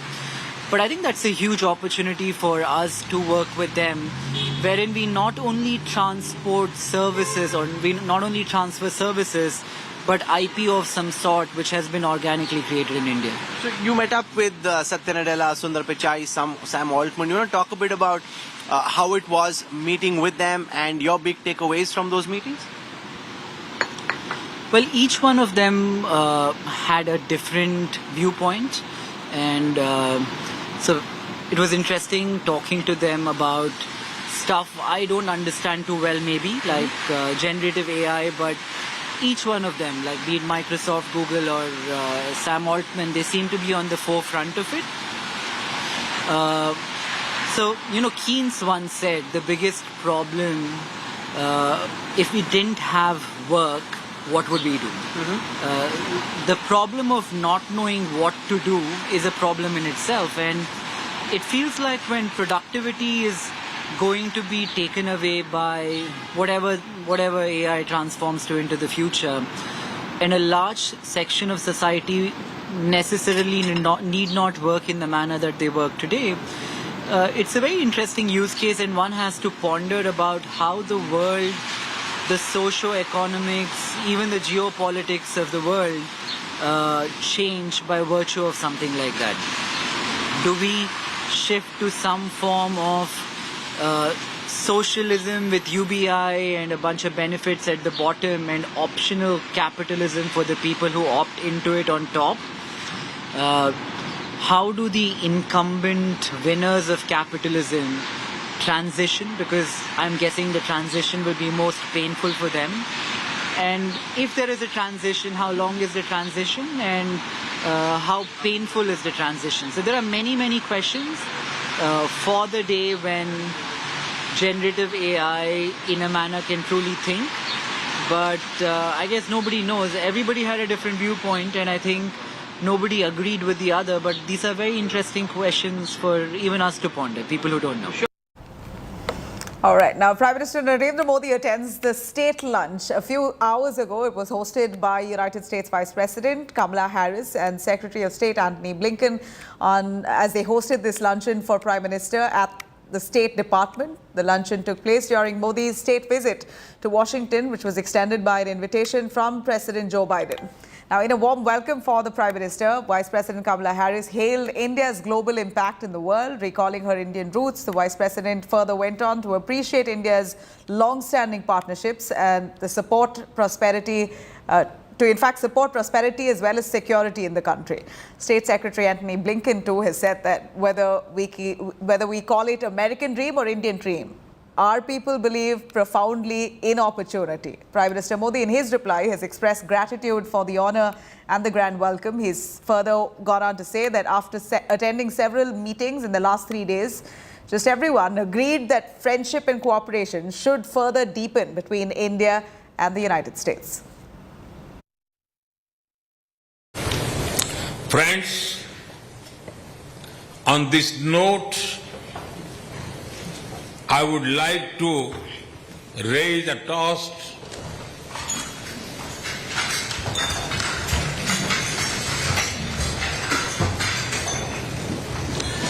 to your good health and well-being, to our friendship, and to the peace and prosperity of all our citizens. Thank you.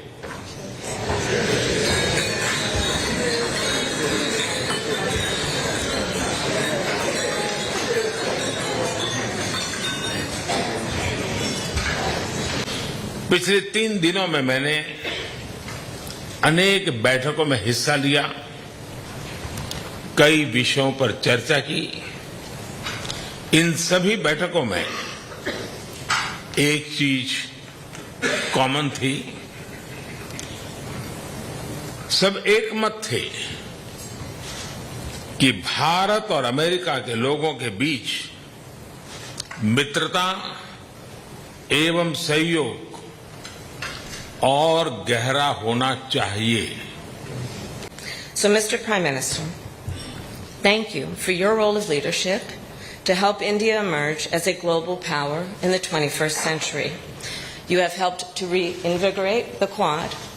Your leadership of the G20 is making new strides on climate finance, and you have been a proponent of international institutions and global solutions to global challenges.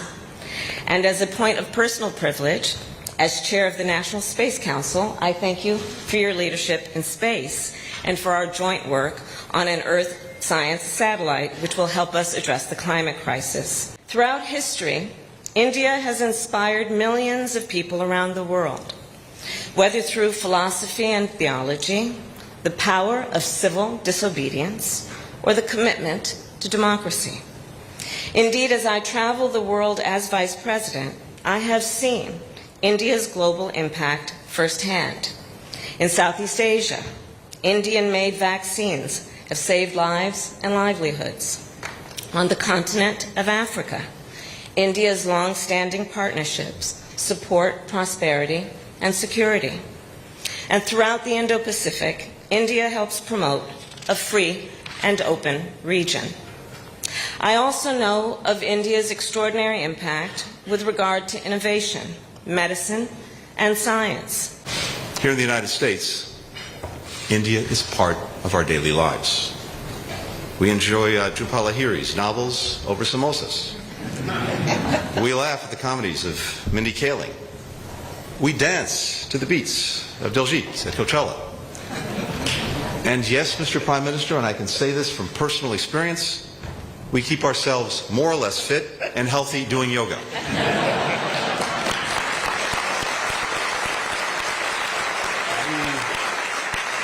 In your address to our Congress yesterday, you highlighted the boldness of India's own ambitions, the remarkable advances that your country has made in recent years, expanding free medical care, empowering women, harnessing clean energy. The positive impact in the lives of the Indian people is immeasurable, and it will be lasting. And it underscores that these aspirations for a better future are ones that we share, and ones that we depend upon each other to help realize. That's why when President Eisenhower became the first American president to visit India, he told your parliament that the welfare of America is bound up with the welfare of India. Over the past several decades, the United States and India have been advancing the vision of greater interdependence, brought closer by administrations of different parties in both of our countries. All right, I'm cutting across to all the exclusive images that have just come in of that state luncheon at the White House where Prime Minister Modi, Kamala Harris, Indra Nooyi, all of them seen enjoying this rendition of Mountain Game, a classic. Let's take a listen as we see this nice grand lunch that's been rolled out by the Vice President Kamala Harris herself with this choir playing out.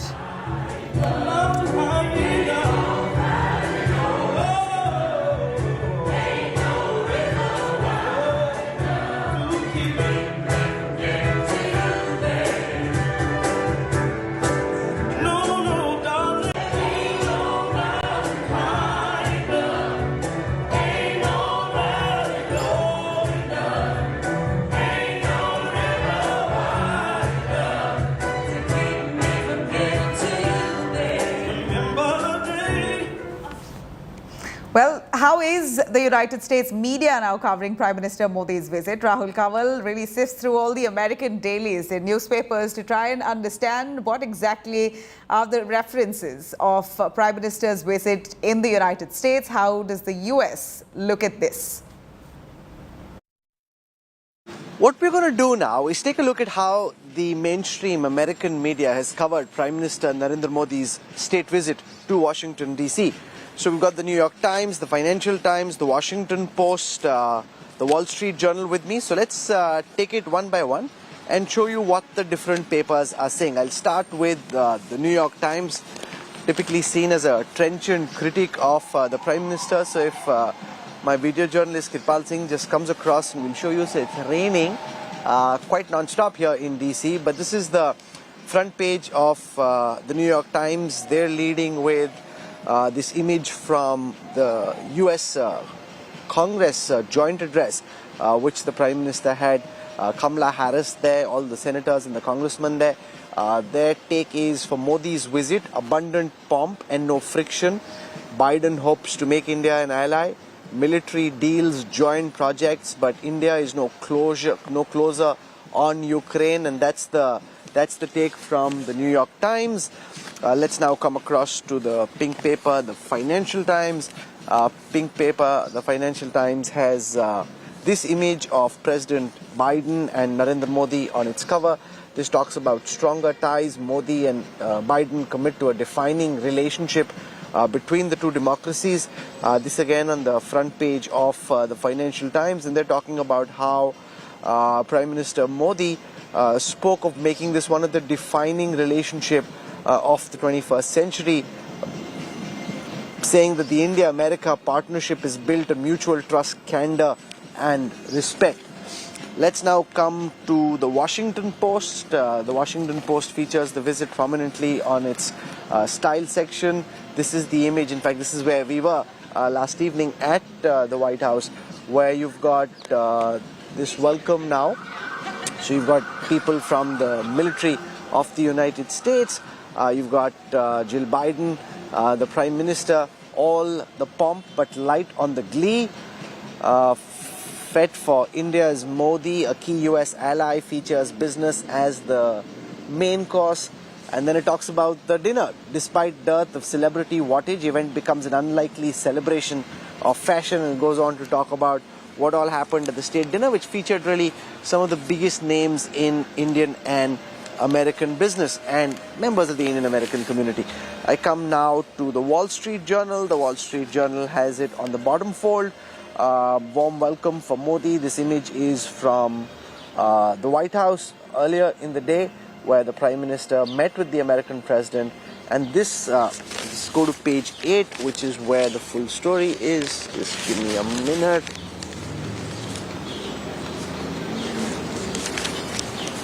Okay, so here it is. This talks about the toast from the state dinner in the evening. Biden, Modi hailed strong ties during the state visit. And it talks about the relationship, and by and large, most sections of the American press have taken note of this visit, brought out the significance of the India-America relationship and its changing contours as well. This is from the Washington Post. Biden defends India's democracy as Modi visits. Again, the Washington Post has been raising several questions around the way the Modi government has been running India. Conversation. And we shared, Google is investing $10 billion in the India Digitization Fund, and we are continuing to invest through that, including in companies working on AI. As part of that, we have a 100-language initiative. We are bringing BART to more Indian languages very soon. And we are also excited today that we are announcing the opening of our Global FinTech Operations Center in Gift City, Gujarat. And it'll cement India's FinTech leadership thanks to UPI and Aadhaar. And we're going to build on that foundation and take it globally. So we are very excited at the progress. And with the advent of AI, I think the opportunity for India to make more progress is definitely exciting, and we're going to support the Prime Minister's vision there. I mean, his vision for digital India, was ahead of its time. I now see it as a blueprint other countries are looking to do, and the follow through on the scaling up of India's digital stack, is a model other countries are thinking about. And I think it's something which will be important in G20 as well, which is obviously happening in India.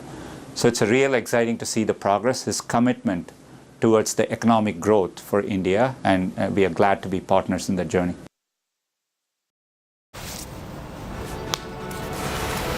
All right, that was Sundar Pichai of Google there, who says that India's vision of a digital India was far ahead of time, and that's the blueprint that many other countries wanting to adopt. Who other than Sundar Pichai himself to say something like this? He's just met with the Prime Minister as the Indian diaspora meeting has begun. India Today on top of that story. A short break, we'll be right back.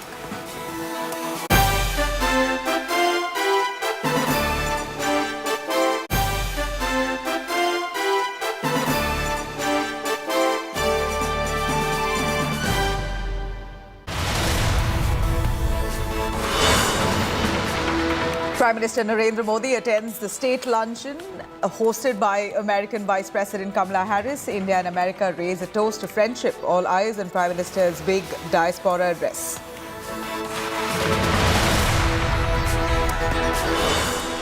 Prime Minister meets top honchos and CEOs at the India-U.S. high-tech Handshake event. The Prime Minister says coming together of talent and technology guarantees a bright future. And Prime Minister's business push continues in America. Boeing and Amazon CEOs meet with the Prime Minister in Washington, D.C.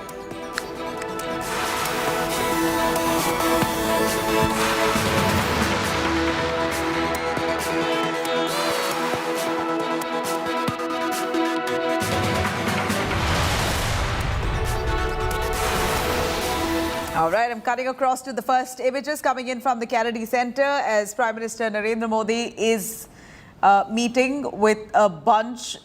In fact, a strategic dialogue is due to take place right there at the Kennedy Center. Those are the first images that we bring to you.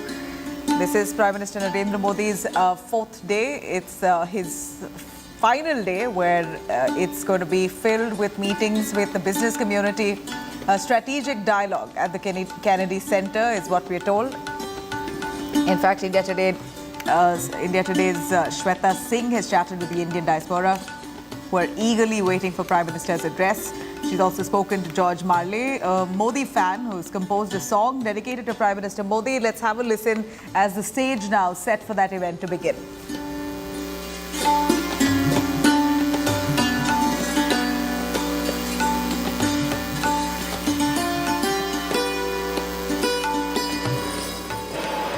प्रधानमंत्री नरेंद्र मोदी जब भी भारतीय समुदाय के बीच, भारतवंशियों के बीच विदेश में जाते हैं तो वो समा अद्भुत होता है, लेकिन यहाँ पर कुछ और ज्यादा अद्भुत चीज हम आपको दिखाने वाले हैं।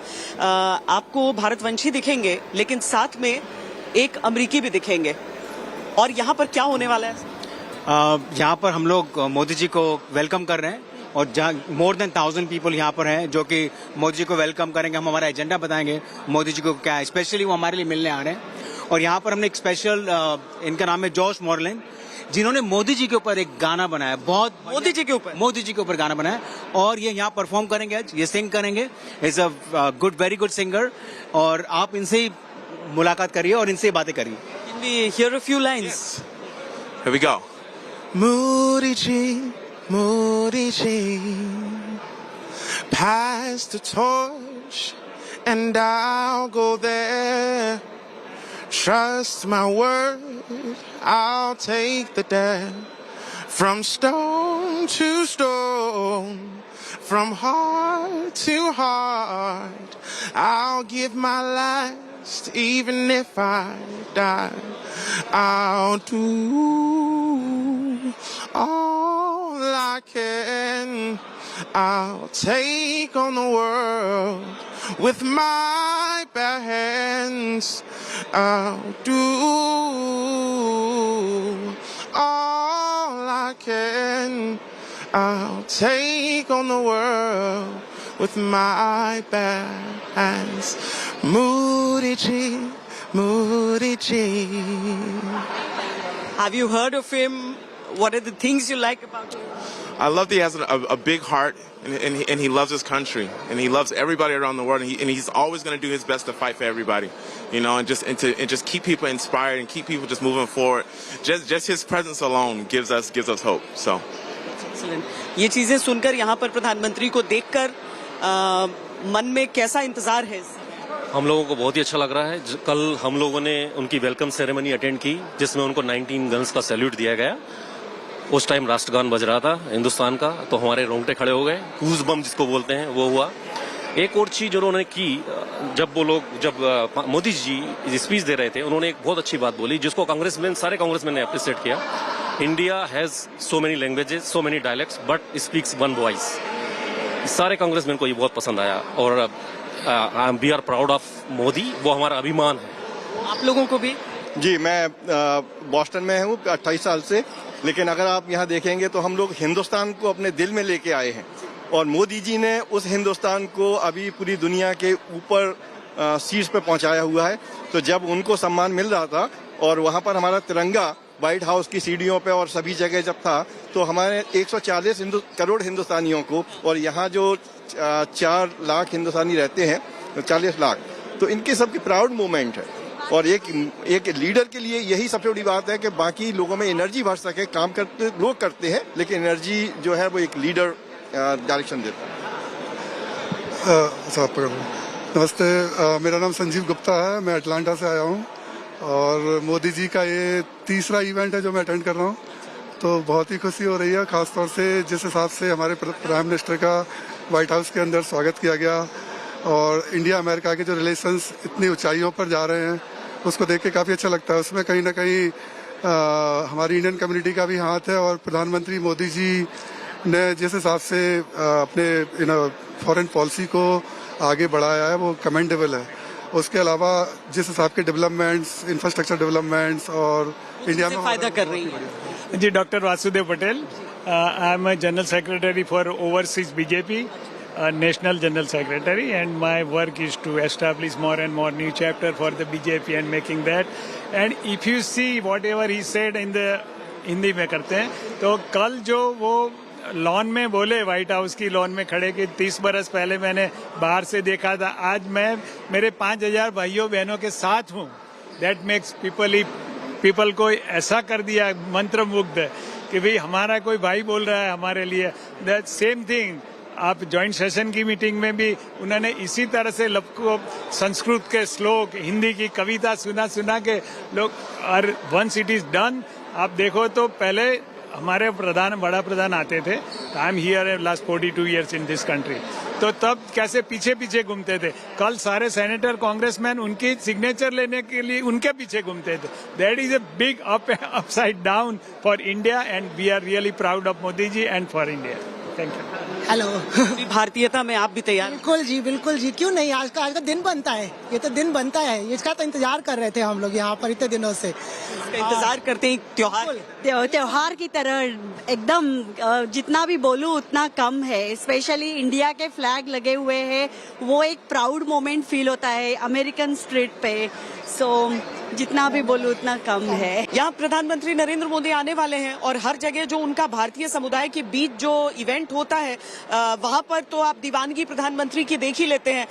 यहाँ पर जितने भी लोग आपको यहाँ नजर आ रहे हैं, मुझे लगता है कि बड़ी मुश्किल से सबको यहाँ पर निमंत्रण मिल पाया होगा। हाँ, registered. They are officially registered. And we are volunteering you guys. कितने लोग यहाँ पर अप्लाई किया था कि वो आना चाहते? 700. यहाँ पर 700 आ रहे हैं, पर आना कितना चाहते? That is only for the volunteering. अच्छा। But real people were more than 6,000 people. जो आना चाहते थे। अब यहाँ पर देखिए, यहाँ पर लोग सुन सकते हैं जरूर प्रधानमंत्री को, लेकिन जो अलग हॉल्स में ये होगा। कहाँ से आई है मैम आप? यहीं से हैं, वॉशिंगटन से? नहीं, रिचमंड वर्जीनिया। हाँ। अच्छा, कितना टाइम लगता है वहाँ से? 2 घंटे। हाँ। आप यहाँ आई हैं पीएम को देखना है बस? मुझे तो दर्शन करना है, वो तो भगवान ही है हमारे लिए, गुजरात, इंडिया के लिए, गुजरात के लिए स्पेशली। आप कहाँ से? Same Richmond Virginia. हाँ। Yes, Virginia. प्रधानमंत्री नरेंद्र मोदी दरअसल एक प्रवासी भारतीय के लिए क्या मायने रखते हैं, वो समझना लोगों की जुबानी ही जरूरी हो जाता है। कितने साल से आप हैं? मैं 22 साल से इधर रहता हूँ, रिचमंड वर्जीनिया में। बदलाव दिखता है? मुझे बहुत बदलाव दिख रहा है। मैं मोदी साहब का बहुत बड़ा फैन हूँ। मैं कल भी व्हाइट हाउस में भी गया था, उसके आगे संडे को यूनिटी मार्च में भी गया था उनके लिए। तो मोदी है तो मुमकिन है, वो स्लोगन मुझे बहुत अच्छा लगता है। और सबका विकास सबका साथ, वो भी मुझे बहुत अच्छा लगता है। मुझे बहुत बड़ा बदलाव की अभी भी अपेक्षा है कि आगे की इलेक्शन नेक्स्ट ईयर में वो फिर से आए और फिर से देश के लिए करे, क्योंकि अभी हम वो जब 2014 में आए थे तब हम इंडिया 10वीं बिग इकोनॉमी थी पूरे वर्ल्ड में, अभी वो 5वीं आ गई है। तो अभी हमारा है आगे का टारगेट तीसरी वर्ल्ड में सबसे बड़ी इकोनॉमी होनी है। तो मोदी है तो अभी ये वो मुमकिन है, तो इसीलिए मोदी का आना बहुत जरूरी है। कहाँ से आइए? Richmond, Virginia. Yes. सुनने के लिए Yes. मैं आपको एक मैसेज मोदी जी के को देना चाहता हूं आपका थ्रू कि आप वो मोदी साहब अपनी टेक केयर करें, क्योंकि हम उसको लूज करने के लिए अफोर्ड नहीं कर सकते हैं। India can not afford to lose Modi, can not, otherwise India will be too much in because he has a lot of enemies, so he had to have a lot of security. So India cannot lose him. I'm Dr. Sudhir Parikh, Padma Shri. I own the ITV channel here. Yeah. Hi, I'm Dr. Sudhir Parikh. Really, this is a very historical and अच्छा, ये बहुत historical visit है। ये visit में oldest democracy and largest democracy दोनों बातें कर रहे हैं prime minister Modi ji as well as president Biden, and they are talking about US India relation, how to make India more powerful. अच्छा रहा है दौरा? ये दौरा बहुत अच्छा रहा। बहुत अच्छा रहा। हम we were in White House also and attended the ceremony and it was fabulous. Hindi में बोलो। हाँ, वो बहुत ही अच्छा था। व्हाइट हाउस व्हाइट लॉन में जो फंक्शन था बहुत ही अच्छा था। अगर दौरा अच्छा रहा है, ऐतिहासिक या एक तरह से कहीं मित्रता बढ़ाने वाला? बिल्कुल, एकदम। We are all excited to get Modi ji over here and we are all looking forward to this India diaspora meeting.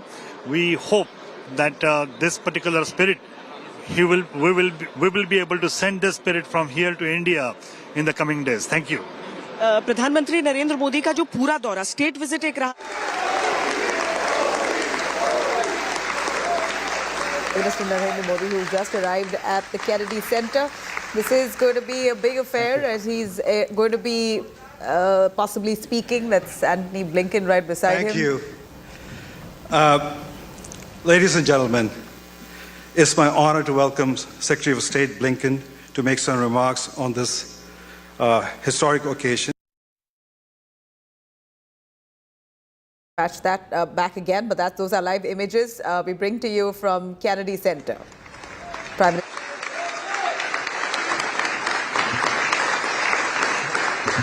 Thank you.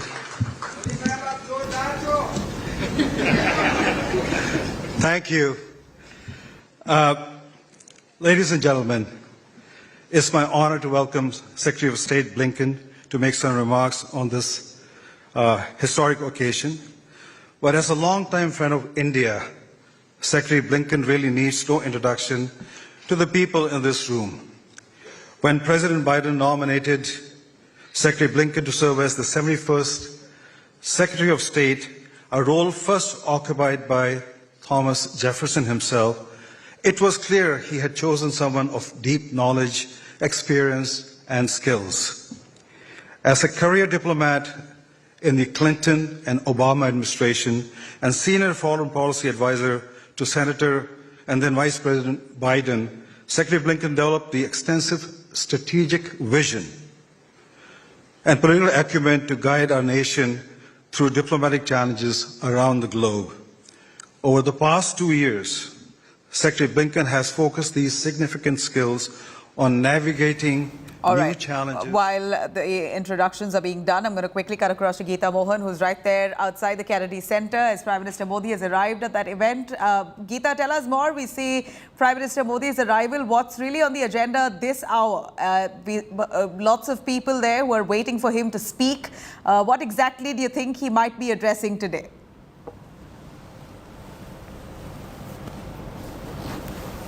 The Kennedy Center is where the business meeting is going to take place. I'm here at the Ronald Reagan Center where the Indian diaspora event is to take place. Waiting for the Prime Minister over here are... I have to say, Mukesh, it's a little bit intimidating to be in the same sentence with Thomas Jefferson, but I appreciate it. And I also have to say, as a one-time aspiring musician, I especially appreciate being able to take the stage here at the Kennedy Center. It's probably the closest I'll get to actually performing on it. Mr. Prime Minister, this has truly been a historic visit to Washington.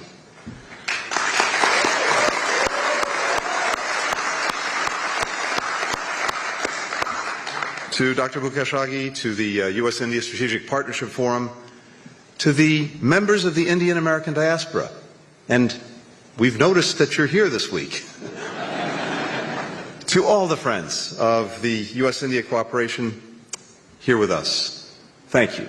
Thank you for your work to bring our countries and our citizens ever closer together.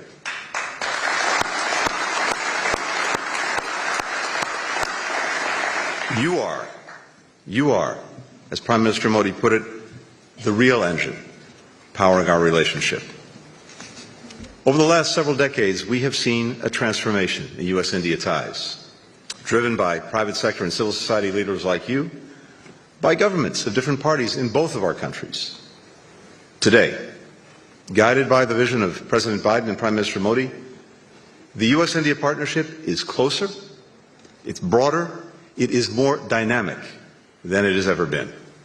And as President Biden said yesterday, we are two great nations, two great friends, two great powers that can define the course of the 21st century.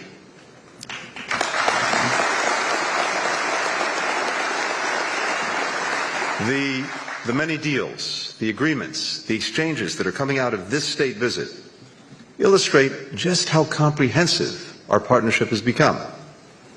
It reaches quite literally from the seas to the stars, from promoting public health to bolstering peace and stability in the Indo-Pacific. And at its heart is our economic engagement between entrepreneurs, investors, researchers, and others that is expanding opportunity for both of our countries and beyond. Together, we are facilitating greater trade and investment, building on what is already a record $191 billion in bilateral trade. We see the mutual benefits of this relationship when Air India purchases 200 Boeing aircraft, supporting over 1 million American jobs in 44 states. And we see it when Boeing, in turn, commits to training Indian pilots and building regional hubs in India. This partnership is also defined increasingly by efforts to advance technology and innovation, 5G, quantum, artificial intelligence, and to ensure that they are shaped by our values. Building on the initiative on critical and emerging technologies that was launched in January, we announced an innovation handshake yesterday to further connect our startup ecosystems. And the landmark agreement to jointly manufacture advanced GE fighter jet engines in India will facilitate greater tech transfer while strengthening our shared security.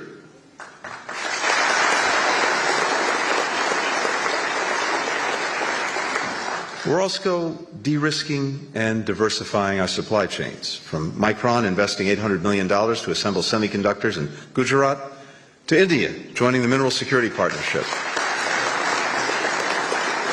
And that partnership is helping to develop and ensure trusted sources for vital energy minerals. India's Epsilon Carbon is investing $650 million and creating more than 500 good-paying jobs to build electric vehicle batteries here in the United States, the largest ever Indian investment in the U.S. EV battery industry.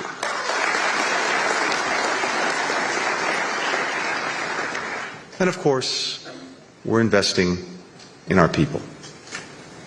Our country's education systems have collectively trained the leaders of trailblazing companies in both the United States and India. Infosys, IBM, FedEx. And we're committed to continuing to create new success stories. streamlining visa processes, opening new consulates to facilitate travel, expanding student exchanges, research collaborations, addressing skills gaps, promoting economic empowerment of women, ensuring that all our people have access to opportunity. You know, if we were gathered together 50, 75, 100 years ago, and we were asking ourselves the question, what constitutes the wealth of a nation?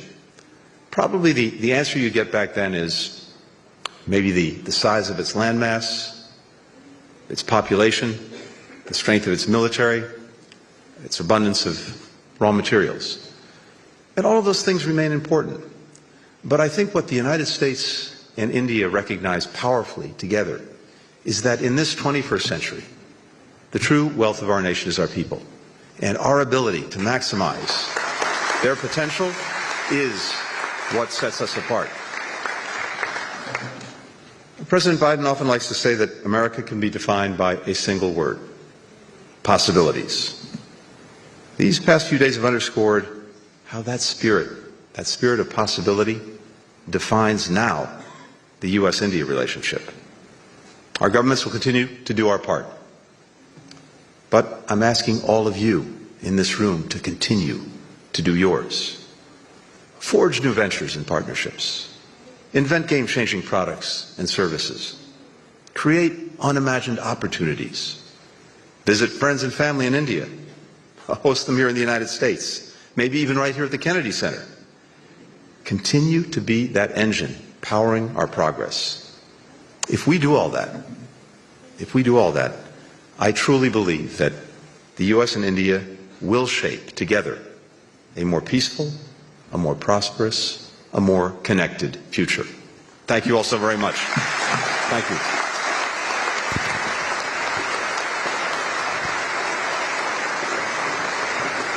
Thank you, Mr. Secretary. Ladies and gentlemen, please welcome USIS PF Chairman Emeritus of Cisco Systems, and CEO of JC2 Ventures, Mr. John Chambers. Thank you, my friends. It is one of the biggest honors of my life today to introduce a leader that I think grasps where the future is and is able to enable a country, partner with other countries, and change the world. I have met probably 40 of the top leaders around the world over 35 years in leadership. And the very first time I met the Prime Minister, he was different. He had an energy that was amazing. He had an understanding of technology and how technology was going to enable a country. And then he did something that is really unusual. He connected a vision to a strategy, to what are the priorities to get it done, to outcomes. And when he outlined his Digital India strategy to me and asked for feedback, it was perfect for the future. He based his economy, inclusion of all the people in India, 1.4 billion today, on the ability to bring the power of technology to them, to change their lives, to enable them to participate in what would be the largest economic growth of any country over the next decade. I want to be very upfront. As most of you know, I have been the biggest optimist, the biggest bull on India's future, not in 1 or 2 years, but for the last decade since he came into the leadership.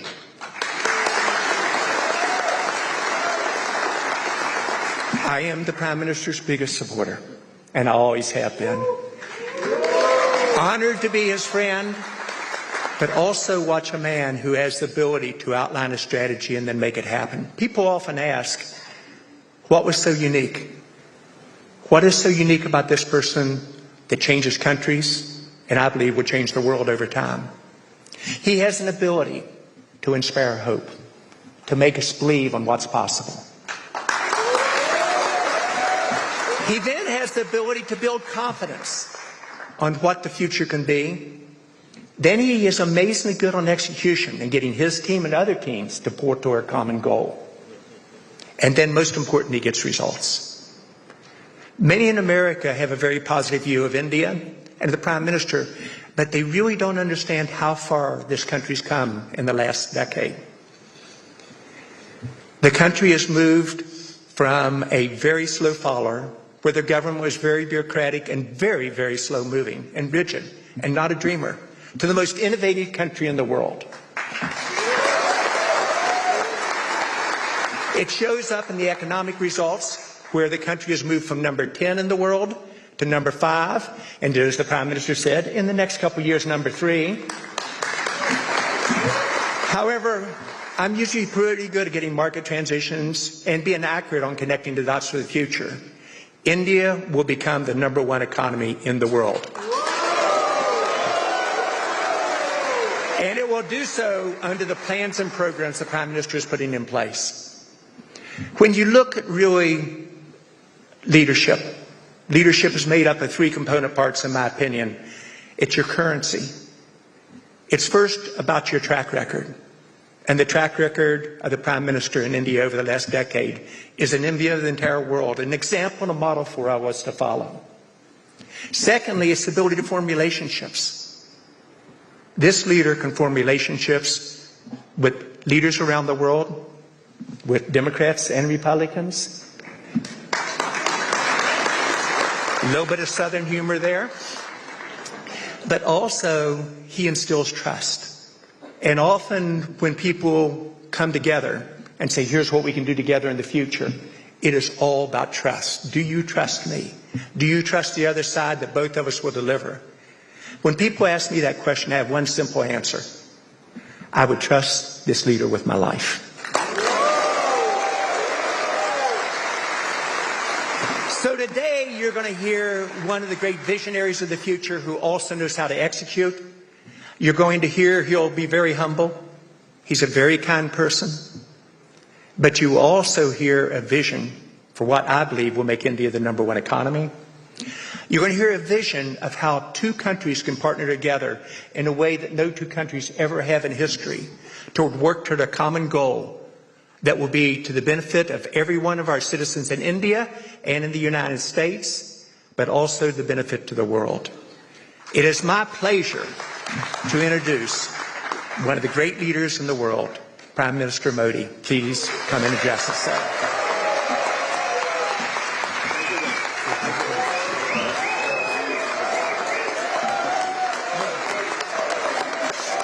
Thank you. Thank you.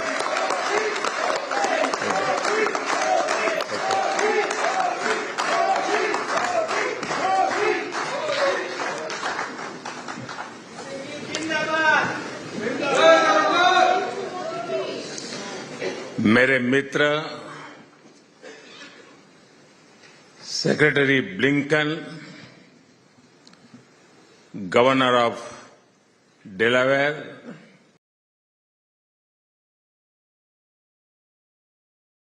congressmen, other elected representatives, my old friend John Chambers, my always great companion, I can say, Mukesh Agiji, industry campaign, ladies and gentlemen, namaskar, good evening. अपनी America visit के दौरान इस कार्यक्रम का मैं बहुत बेसब्री से इंतजार कर रहा था। आप सभी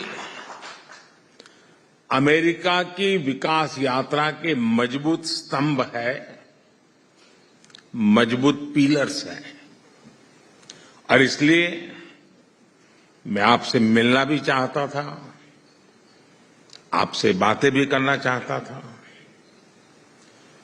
कांग्रेसमैन हो, बिजनेस लीडर्स हो, डॉक्टर्स हो, इंजीनियर्स हो, साइंटिस्ट हो, दूसरे प्रोफेशनल्स हो, आप सभी अपनी मेहनत से अमेरिका को इस ऊंचाई पर लाए हैं।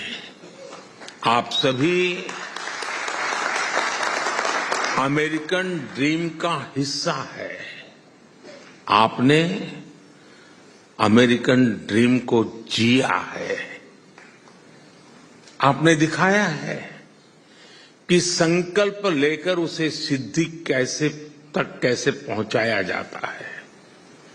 मैं आप सभी का अभिनंदन करता हूं इस कार्यक्रम में मुझे निमंत्रित करने के लिए।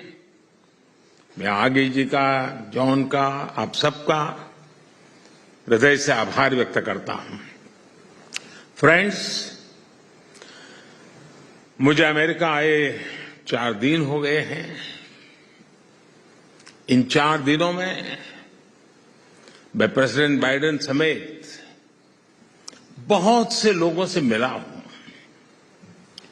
मेरी कितने ही सीईओज के साथ, यहां के दिग्गजों के साथ मुलाकात हुई है। जिस एक बात ने मुझे सबसे ज्यादा आत्मविश्वास दिया वो है भारत और अमेरिका की पार्टनरशिप।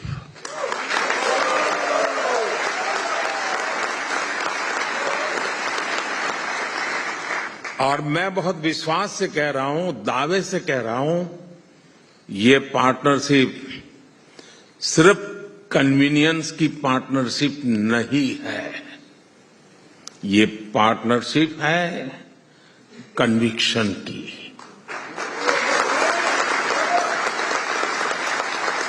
ये पार्टनरशिप है कंपैशन की। और ये पार्टनरशिप है एक बेहतर विश्व के लिए शेयर्ड कमिटमेंट की।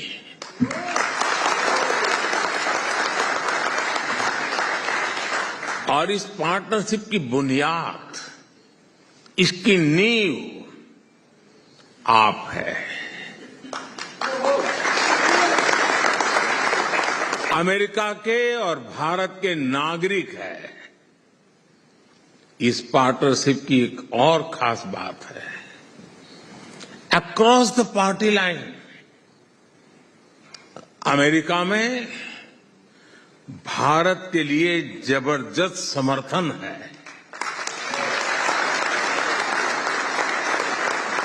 कल अमेरिकी कांग्रेस में जिस तरह बाय पार्टीजन सपोर्ट भारत को मिला है वो वाकई अभूतपूर्व है।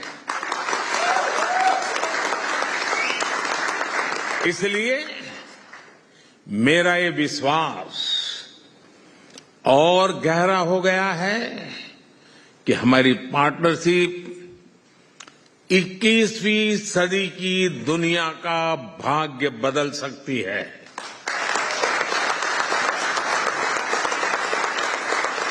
फ्रेंड्स, हर देश की विकास यात्रा में एक ऐसा टाइम पीरियड आता है जब एक नई ऊर्जा के साथ एक नया लक्ष्य तय करता है। आज भारत भी एक ऐसे ही टाइम पीरियड से गुजर रहा है। कुछ समय पहले ही हमने अपनी आजादी के 75 साल पूरे किए हैं और हमने संकल्प लिया है, मोदी ने नहीं, 140 करोड़ हिंदुस्तानियों ने संकल्प लिया है। और ये संकल्प है विकसित भारत का, डेवलप इंडिया का।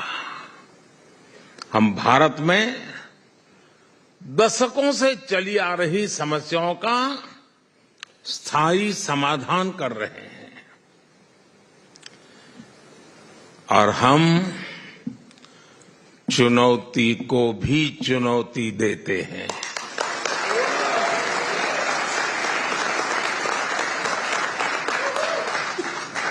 हम भारत के गरीबों को सशक्त कर रहे हैं, उनके ईज ऑफ लिविंग बढ़ा रहे हैं। 10 साल में भारत, जैसा अभी जॉन ने कहा, दुनिया की 10वें नंबर की इकोनॉमी से 5वें नंबर की इकोनॉमी बन गया है। कोरोना काल में जिस तरह भारत ने इस महामारी का मुकाबला किया, वो भारत के सामर्थ्य को दिखाता है। आप जानते हैं कि आज पोस्ट पैंडेमिक वर्ल्ड में इकोनॉमी, इन्फ्लेशन और सप्लाई चेन क्या हालत है। इन सब के बीच भारत आज 7% से अधिक से भी ग्रोथ लेकर आगे बढ़ रहा है।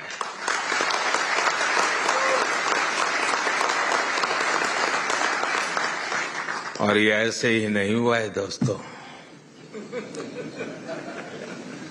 आज भारत में रिफॉर्म्स का एक अभूतपूर्व दौर चल रहा है।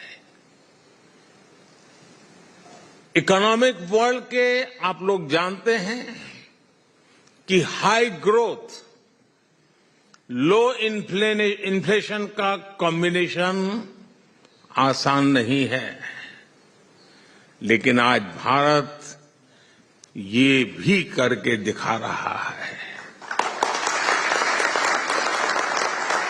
हम फिस्कल डेफिसिट को नियंत्रित रखते हुए कैपेक्स में लगातार वृद्धि कर रहे हैं। हमारा एक्सपोर्ट बढ़ रहा है, फॉरेक्स बढ़ रहा है और एफडीआई का नया रिकॉर्ड बनता चला जा रहा है। पिछले 2-2.5 साल में ही अमेरिकी कंपनियों ने $16 बिलियन से ज्यादा भारत में निवेश किए हैं। फ्रेंड्स, भारत की सफलता का आधार, भारत के विकास की सबसे बड़ी ड्राइविंग फोर्स भारत के लोगों का एस्पिरेशन है। ये अमेरिकन ड्रीम से बहुत अलग नहीं है। आज भारत की जीडीपी में प्राइवेट कंजम्पशन का शेयर 1.5 दशक में सबसे अधिक हो गया है। और जिस बात को लेकर हम सबको समाधान होगा वो है भारत में एक्सट्रीम पॉवर्टी तेजी से खत्म होती चली जा रही है।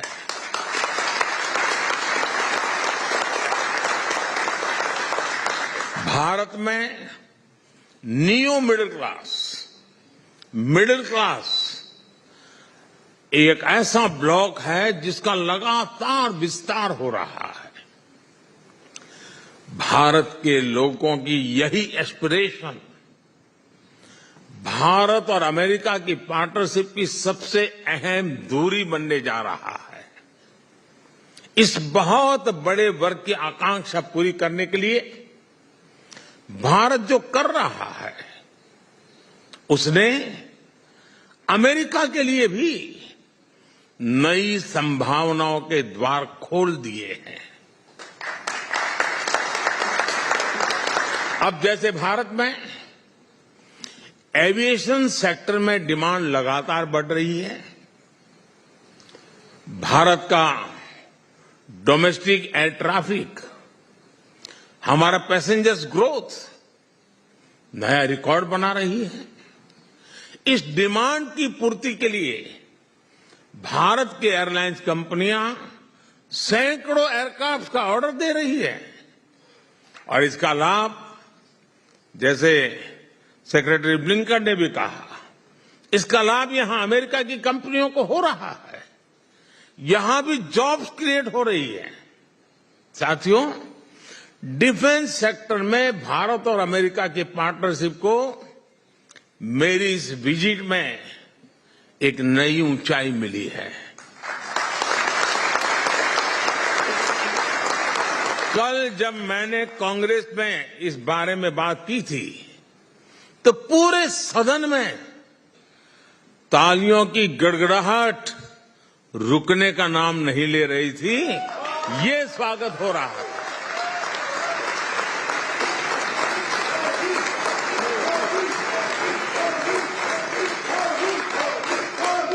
राष्ट्रपति बाइडेन की दीर्घदृष्टि, फोरसाइटनेस, पूरा सदन उछल उछल करके बधाई दे रहा था कल। Bharat America defence partnership America के करीब करीब हर स्टेट के लोगों के साथ एक विशिष्ट प्रकार का नाता बना रहा है। एक मदद का नया एक आयाम खुल रहा है। एरिजोना में बनने वाले अपाचे हेलीकॉप्टर, जॉर्जिया के C-130 के सुपर हरकुलिस, अलाबामा के MH-60R हेलीकॉप्टर्स, वाशिंगटन और साउथ कैरोलिना के सिविलियन बोइंग एयरक्राफ्ट, पेंसिल्वेनिया के चिनूक हेलीकॉप्टर, ये भारत के साथ ही अमेरिका के डिफेंस और एरोस्पेस सेक्टर को भी मजबूती दे रहे हैं। Texas, new Mexico, north Dakota और अलास्का को भी भारत की तेजी से बढ़ती इकोनॉमी से मदद मिल रही है। टेक्सटाइल हो, फूड हो या फिर टूरिज्म, करीब करीब हर सेक्टर में भारत के एस्पिरेशंस अमेरिकी अर्थव्यवस्था को ताकत दे रही है। और मुझे एक बात की और खुशी है, भारत की कंपनियां भी अमेरिका में बिलियंस ऑफ डॉलर्स का इन्वेस्टमेंट कर रही हैं। भारत की कंपनियां ग्लोबल बन रही हैं। New Jersey, Texas, New York, California, Georgia, Illinois, Michigan, यहां बड़ी संख्या में भारतीय कंपनियां ऑपरेट कर रही हैं। उसमें से कुछ महानुभाव यहां मौजूद भी है। इन सब का फायदा कि यहां की मैन्युफैक्चरिंग इंडस्ट्री अमेरिका के युवाओं को हो रहा है, अमेरिका के किसानों को हो रहा है। साथियों, भारत और अमेरिका की ये पार्टनरशिप दोनों देशों के हित में है, दोनों देशों के लोगों के हित में भी है। और इसलिए इसको मजबूत करना भी उतना ही आवश्यक है। प्रेसिडेंट बाइडेन के नेतृत्व में यहां की सरकार इस दिशा में बहुत बेहतर काम कर रही है। आप देख रहे हैं कि कैसे बीते 3 दिनों में इस पार्टनरशिप को मजबूती देने के लिए कई ऐतिहासिक कदम उठाए हैं। डिफेंस से लेकर एविएशन सेक्टर तक, एप्लाइड मटेरियल से लेकर के मैन्युफैक्चरिंग तक, आईटी सेक्टर से लेकर स्पेस सेक्टर तक, भारत अमेरिका अब मोस्ट रिलायबल पार्टनर की तरह आगे बढ़ रहे हैं।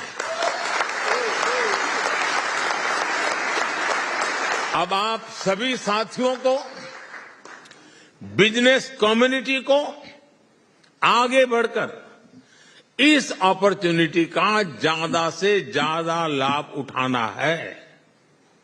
साथियों, भारत के हर डेवलपमेंट प्रोजेक्ट में अमेरिकी ड्रीम को और मजबूती देने की क्षमता है।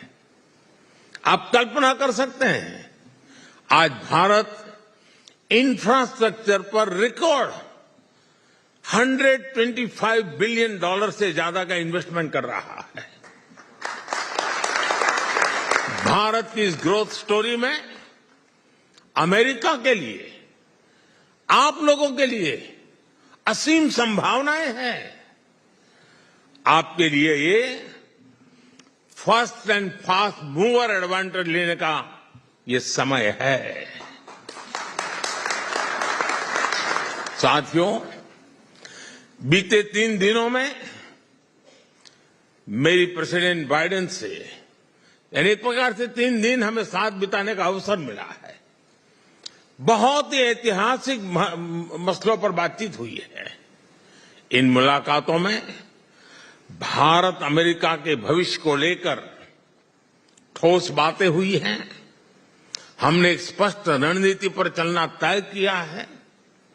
आज व्हाइट हाउस में हुआ टेक्नोलॉजी हैंडशेक भी दोनों देशों की कंपनियों को, बिजनेस को, मैन्युफैक्चरर्स को, इनोवेटर्स को सीधा संदेश है, this is the moment.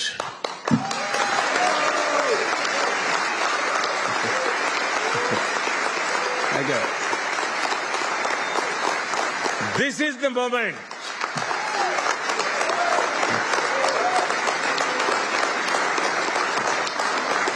Thank you दोस्तों, थैंक यू।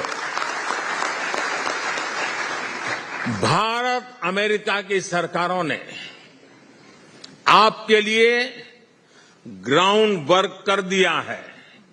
खेत जोतने का काम हमने कर दिया है। इसमें जो जरूरी होगा वो हम आगे भी करते रहेंगे, लेकिन अब इस ग्राउंड पर खुलकर खेलने और खिलने की जिम्मेदारी आपकी है।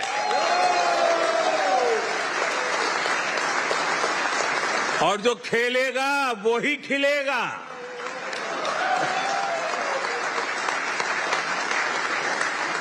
मुझे विश्वास है आप कोई मौका नहीं छोड़ेंगे, इस अवसर का पूरा लाभ उठाएंगे। और मैं आपको इस बात का भरोसा देता हूं कि आपको भारत में एक बेहतर माहौल मिलेगा, बेहतर अवसर मिलेगा। ईज ऑफ डूइंग बिजनेस हमारी सरकार का कमिटमेंट है। साथियों, इतिहास साक्षी है कि जब जब भारत मजबूत हुआ है तब तब पूरी दुनिया का लाभ हुआ है। 100 साल के सबसे बड़े संकट काल में, इस पैंडेमिक में भी हमने यही देखा है। जब दुनिया को दवाइयों की जरूरत थी, भारत ने अपना प्रोडक्शन बढ़ाकर 150 से ज्यादा देशों को दवाइयां भेजी। और वो समय याद कीजिए, घर से बाहर निकलने के लिए भी दुनिया डरती थी। तब दुनिया के 150 देशों को दवाइयां भेजी थी। जब दुनिया को कोरोना वैक्सीन की जरूरत थी, भारत ने अपना प्रोडक्शन बढ़ाकर 100 से ज्यादा देशों को वैक्सीन पहुंचाई थी।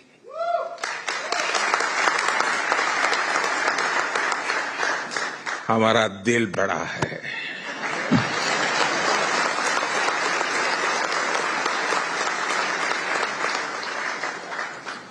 विश्व शांति के प्रति हमारा कमिटमेंट उससे भी बड़ा है।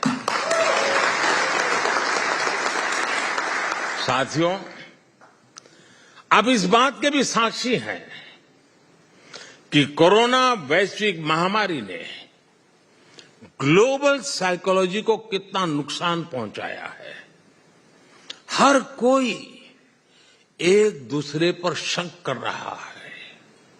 हर देश सोच रहा है कि मुझे जब जरूरत होगी तो कौन सा देश मेरा साथ देगा। यानी कोरोना ने शरीर के साथ ही मन पर भी गहरा आघात किया है। और हमें इस बात को कम नहीं आंकना चाहिए। शंका आशंका के इस दौर में भारत अपने हजारों वर्ष के डेमोक्रेटिक वैल्यूज के साथ आगे बढ़ा है। दुनिया के साथ खड़ा है। साथियों, भारत के पास आने वाले समय की एक और चुनौती का सबसे बड़ा समाधान है। ये चुनौती है एजिंग की। हम इससे इनकार नहीं कर सकते कि एजिंग और एजिंग से सिर्फ मैन पावर ही प्रभावित नहीं होती, बल्कि ये कंजम्पशन, प्रोडक्शन और इनोवेशन को भी प्रभावित करती है। आज भारत दुनिया का सबसे युवा देश है।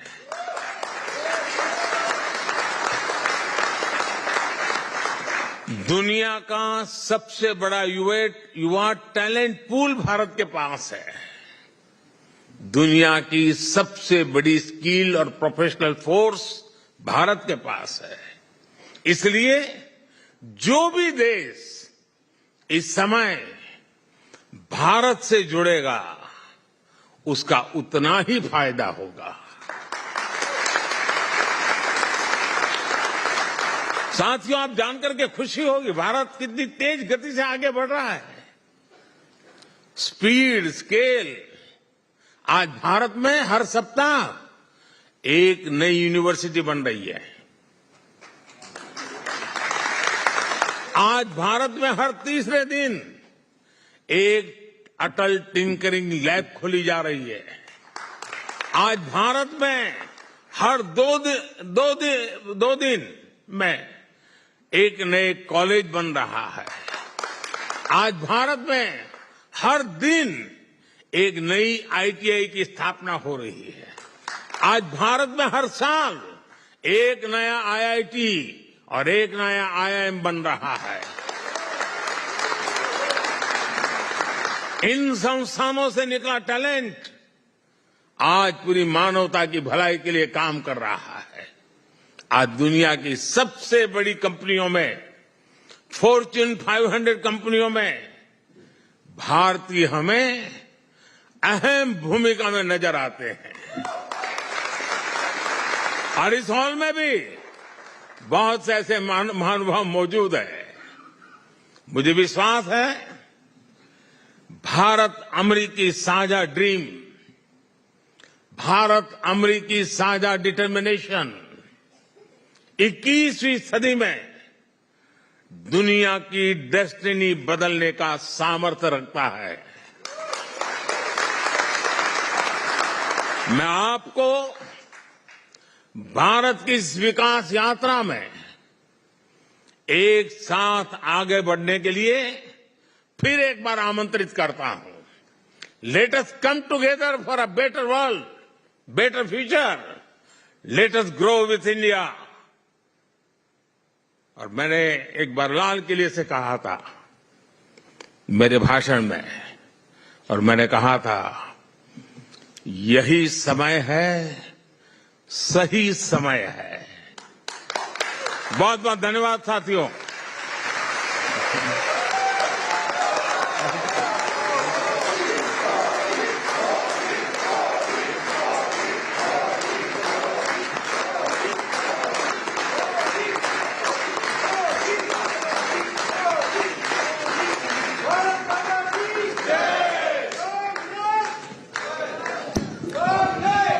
Ladies and gentlemen, please remain in your seat. All right, that was Prime Minister Narendra Modi's very powerful, a power-packed speech that he gave at that Kennedy Hall for the Indian diaspora. This was certainly a big booster for the Indian diaspora as they've come from far and wide to witness Prime Minister Modi's speech yet again, 9 years after that first grand Indian diaspora event that took place. In fact, in 2014, his visit, we saw the kind of Modi euphoria that happened back in 2014, and now yet again in 2023, Prime Minister receiving this kind of roaring welcome by the Indian diaspora, and he's given quite a spirited speech there, speaking of India's growth, its success story, the fact that India, the youngest country in the world today, is all set to achieve great feats. He's spoken about the Indian diaspora's efforts to build the to build America itself, about the work that the Indians have put in to escalate the success story of the United States. And of course, he's mentioned on the kind of values that these Indians bring to America, almost crediting India for throwing up such intelligent, successful, hardworking people who are now all across the globe. This is the Indian diaspora in the United States who have come by to have this very, to witness this euphoria around Prime Minister Narendra Modi, and of course his speech now, a very spirited one as he speaks on India's growth story and the kind of success that India is due to see. Let's take you through the speech yet again. At the Kennedy Hall, Prime Minister Modi, the Kennedy Center, he speaks with the business leaders, the Indian diaspora at large. I'm going to play that out for you once more. हम भारत के गरीबों को सशक्त कर रहे हैं, उनके ease of living बढ़ा रहे हैं। 10 साल में भारत, जैसा अभी जॉन ने कहा, दुनिया की 10वें नंबर की इकोनॉमी से 5वें नंबर की इकोनॉमी बन गया है। कोरोना काल में जिस तरह भारत ने इस महामारी का मुकाबला किया, वो भारत के सामर्थ्य को दिखाता है।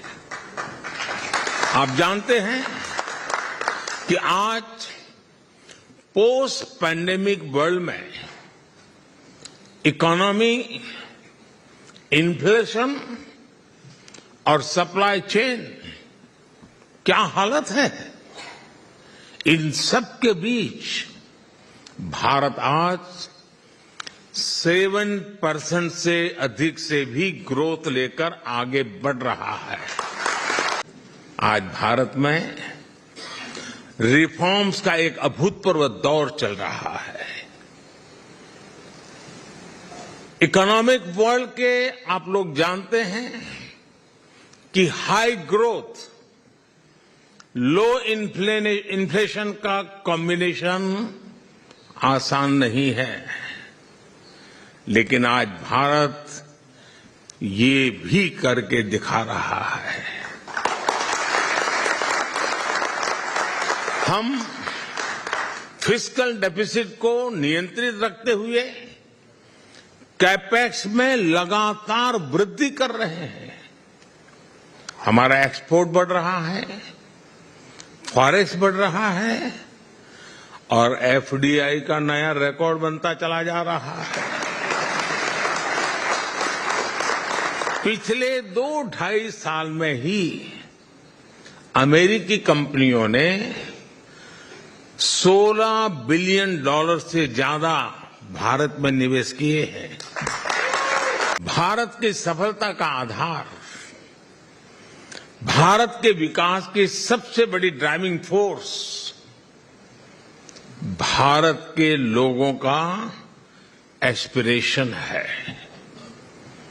ये अमेरिकन ड्रीम से बहुत अलग नहीं है।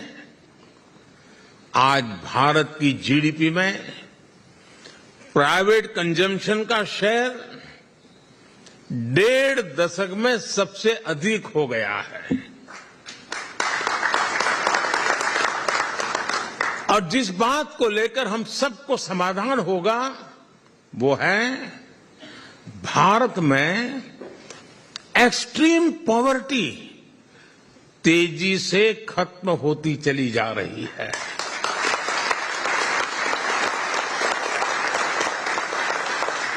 भारत में नियो मिडिल क्लास एक ऐसा ब्लॉक है जिसका लगातार विस्तार हो रहा है। भारत के लोगों की यही एस्पिरेशन भारत और अमेरिका की पार्टनरशिप की सबसे अहम दूरी बनने जा रहा है। इस बहुत बड़े वर्ग की आकांक्षा पूरी करने के लिए भारत जो कर रहा है उसने अमेरिका के लिए भी नई संभावनाओं के द्वार खोल दिए हैं।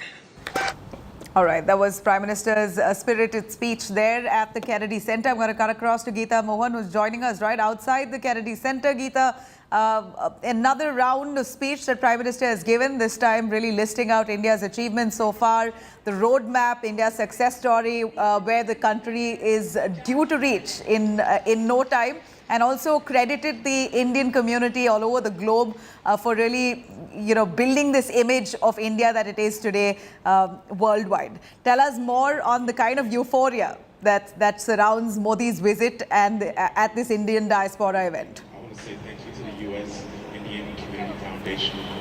Well, the people over here are quite excited.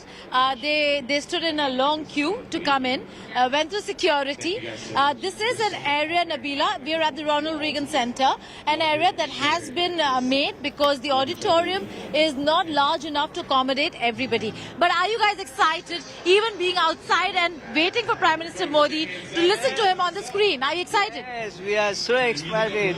I'm coming all the way from Doha, from Doha? Doha, from, towards Europe, then London, then U.S. And I was desperate to be in this program, so all right. Thank God I made it. What about you? How excited are you? What do you expect the Prime Minister to say when it comes to the Indian community?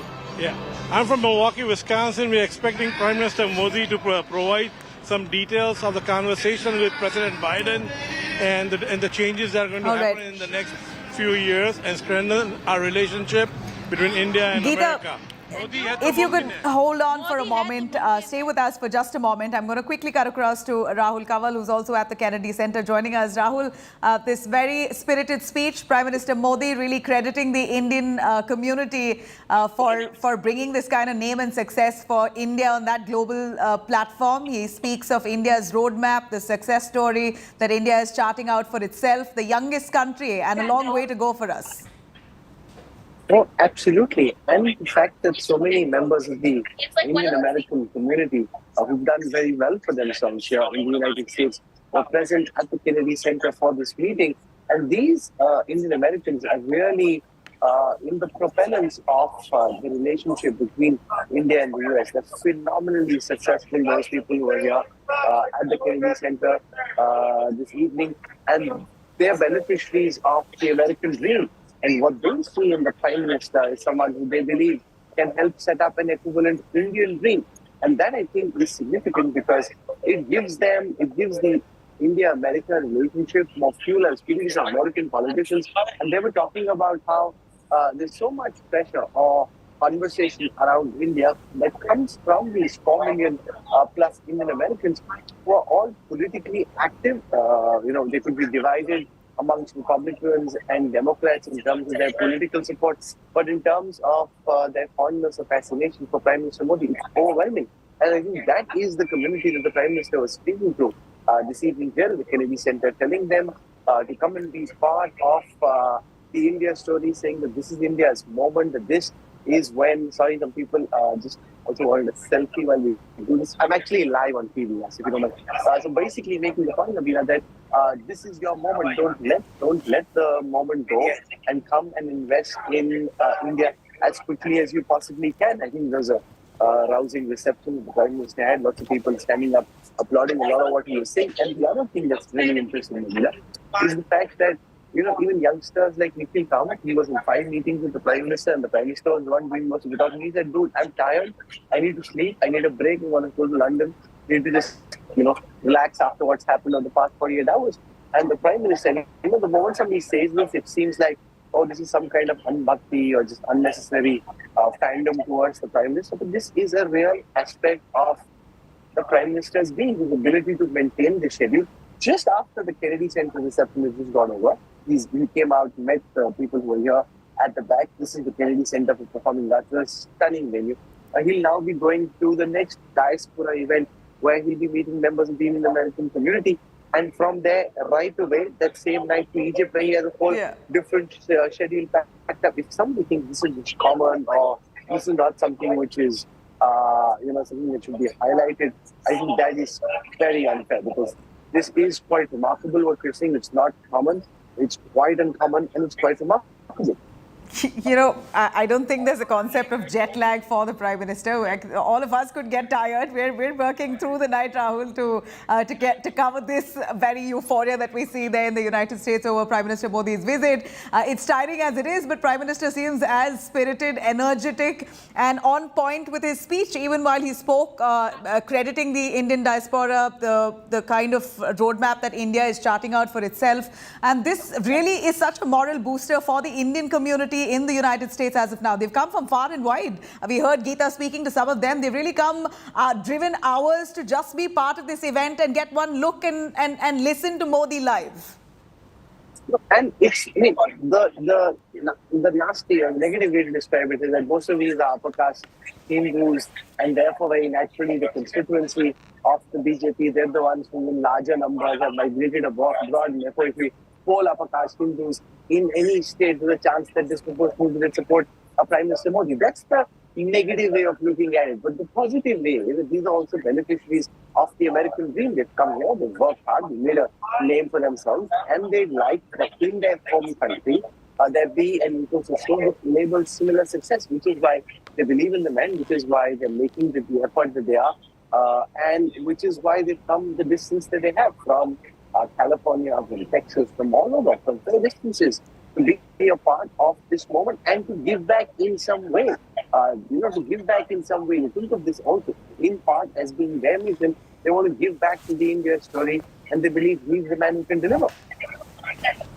Tell some us of the stuff, Navina, we heard from John Chambers, former head of Cisco. He's one of the organizers of this function. He was introducing the Prime Minister. He said that in years to come, he thinks of India as becoming the #1 economy in the world, and that he's still some distance away. But that's the confidence which is being exuded, and is often the case. Waiting for the stars will possibly hit the treetop. And then another thing the Prime Minister highlighted was that when he started out, India was number 10 in a couple of years. By 2027 to 8, India could potentially be number 3. And number 3, the PM said, aise hi nahi hua. He's taking a lot of effort to make this happen. And in the next few years, he thinks that some of the effort that's being made in a structural way will start seeing results. Rahul, absolutely. India is right now on its way up and possibly even taking China's place entirely. This is India's moment, no doubt, and Prime Minister Modi asserting that on that stage. But the place you're at, what exactly does the audience comprise of? Who are these people who've been given this very special invite? We believe that this is a much sought-after event. A bunch of them who've really waited for hours or days to manage a ticket and travelled. Geeta brings us people who've travelled all the way from London, Europe to come for this very diaspora event. Oh, absolutely. These are highly successful businessmen, CEOs who are here to listen to the Prime Minister. And you're right, it is a very sought after ticket. It's a very tough to come by ticket. And these are also people who, like for example, this afternoon I was at the India-U.S. event. These are members of the Indian diaspora who set up their own organization. And talking to them, these are people who've done really well for themselves in the US. And talking to them, I got the sense that they want to contribute that in some way. They think that, India could do and should do much more than it has done in the past. And they're really trying to make a difference. They're very, very charged up. If these people were the voters of India, obviously they're not, but if they were, Prime Minister Modi would win by a landslide majority next year. But that's not the only India. This is not, it's not just rich, it's not just affluent, it's not just Indian American. There's a real election out there. But this would give the Prime Minister some confidence as he goes back. We are speaking to Ian Bremer at the u.s.a Group, top risk expert, top American political scientist. He said that this is the most successful bilateral meeting that President Biden has had. These are people who track American politics. Here, when Anthony Blinken, the Secretary of State, is speaking, and even the Prime Minister is talking about India and America being the defining relationship of the 21st century. Now, those are heavy words. And of all the countries that America has relationships with, if they think that the one with India is special and they're investing their equity, they're investing their capital, that is a very significant achievement that the Prime Minister will be leading with when he takes off from DC for Congress. You know, Rahul, sure there is an election in India that is independent of all this frenzy outside, but at the end of it, this kind of craze that we see all the way from 2014, when Modi addressed the diaspora, Indian diaspora, with nearly 20,000 people in New York's Madison Square Garden, all the way to 2023, something like this cannot be staged managed. This kind of love and craze for him is authentic. No, far from being staged managed, the fact is that these are people who come by spending their own hard-earned money. They've taken time off. Some of them were here for a couple of days. You don't just do that. Many of them are businessmen. You don't just do that for no reason. They obviously believe in the man. They believe in what he's saying, and they think that by being here, they're showing their support to the Prime Minister. And more importantly, their support to the India story, which is why they get. These are things we cannot, as we said, stage manage. You can get a couple of hundred people, sure. That can be organized. But given the distances that these people have traveled, given the kind of people that these are, that's not easy to pull off. And also remember, each one of them, in some way, oftentimes is influential in their own local community. So they have American politicians who, they vote for and stuff. There is funds for some of these American politicians.